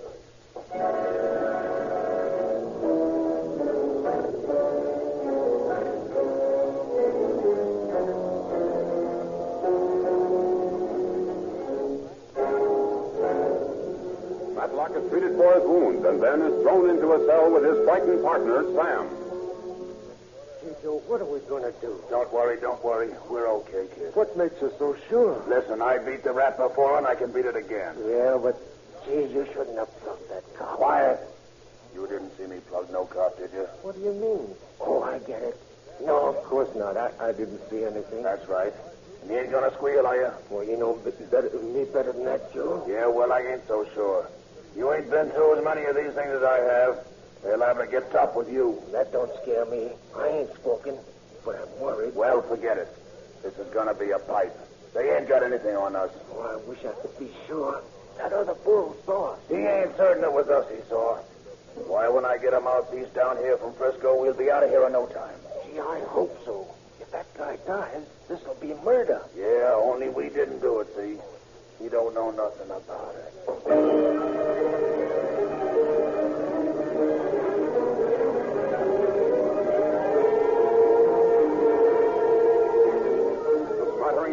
dozen idlers outside the jail grows momentarily. Soon 100 people stand in the streets, staring into the jail windows. 15 minutes later, 200 people have gathered. Traffic is jammed, and scores are added to the crowd every second. Within an hour, 1,000 citizens mill around the jail, allowing themselves to be whipped into mob frenzy by a self-appointed leader who addresses them from the top of an automobile. Are you citizens and taxpayers, or are you citizens? Fellow citizens, a friend of many of us, John Buck, was shot down in cold blood tonight. The man that shot him was in that building. Are we going to stand and let by and let him get by with a crime as black as that? Are we going to see our taxes spent on a long and costly trial for a ruffian, a rascal who might work the sympathies of a jury to the point where he might gain his freedom? Or shall we take the law in our own hands? Shall we act as our grandfathers acted in the days of 49 and tender out the sort of justice the sort of thugs deserve?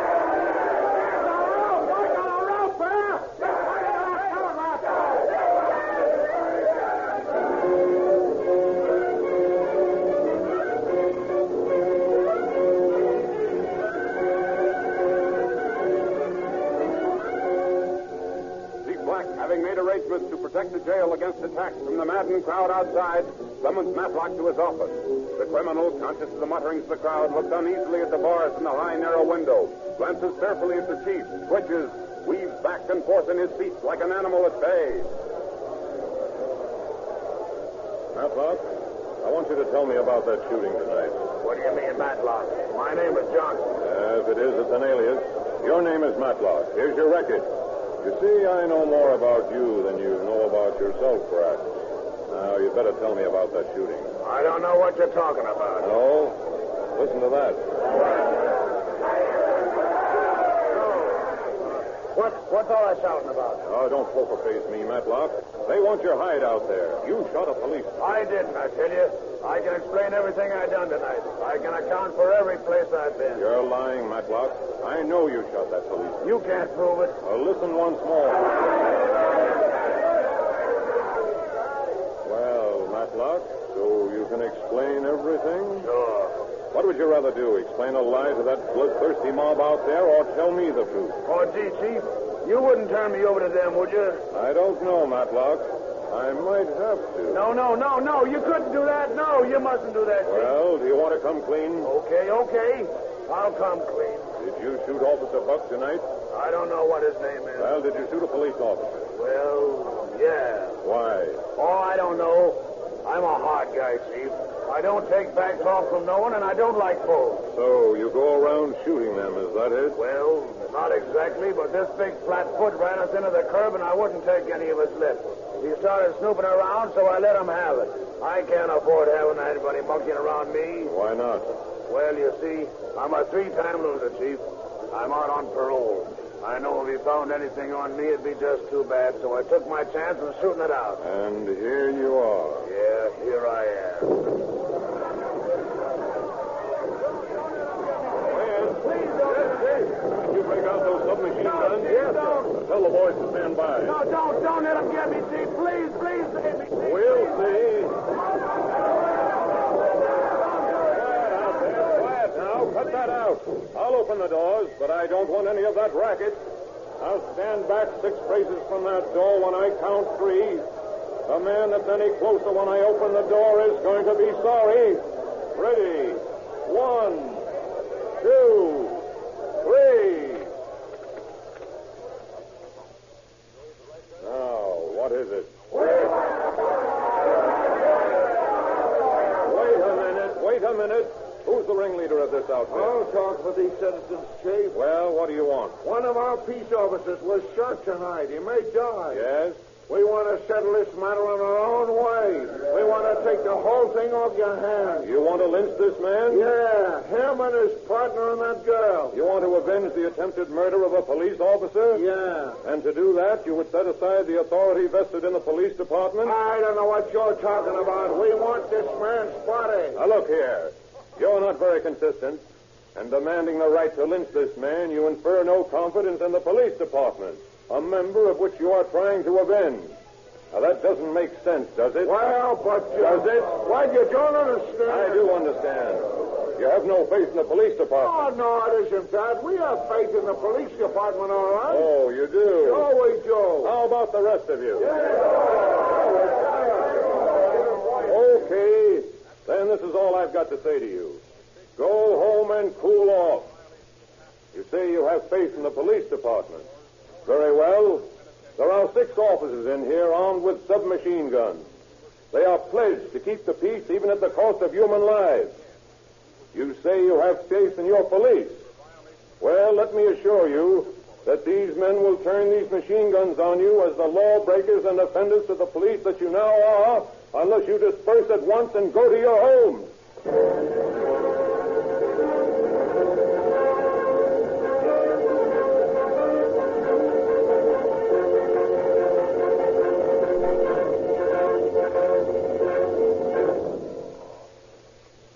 The unflinching stand taken by the police that night averted a serious breach of the peace. The citizens went quietly to their homes, and Sam Thomas and Joe Matlock were held in the San Jose jail while their victim, John Buck's life, hung in the balance. Finally, on April 5th, John Buck died. Thomas and Matlock were formally charged with murder, and on June 19th went on trial for their lives. On July 2nd, the jury returned a verdict of guilty with recommendation of life imprisonment. And on July 5th, Thomas was sentenced to San Quentin Prison and Matlock to Folsom Prison for the rest of their natural lives.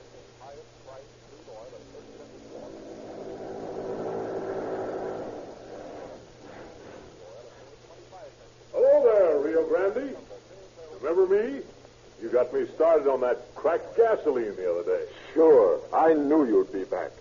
How did you like it? Well, I guess there is a difference in gasolines after all. The old bus seems to have more pep, all right. I don't have to shift gears so often either. And it certainly starts in a hurry. So fill her up on Rio Grande Cracked again. Boy, I'm sold. I told you so.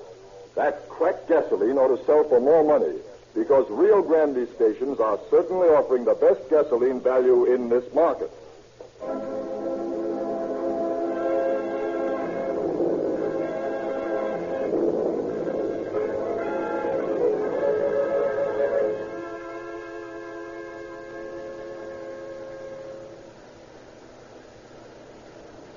Calling all cars.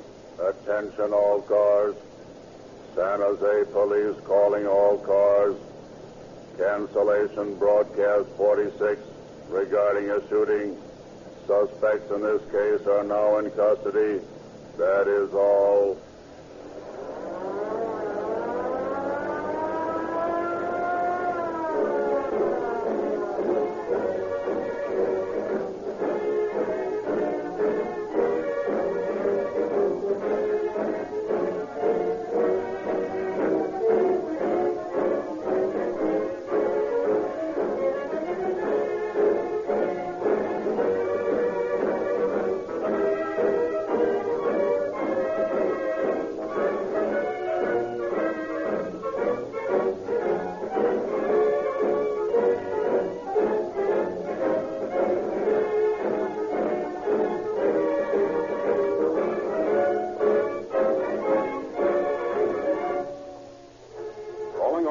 Is written and produced by William N. Robson.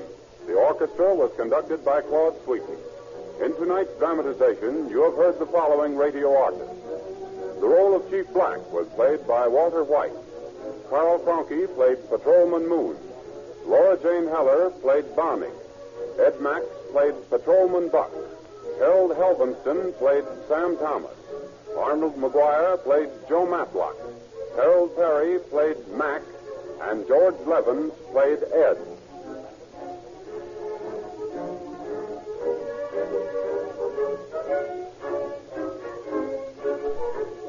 This is your narrator, Pat Weaver, saying good night for the Rio Grande Oil Company.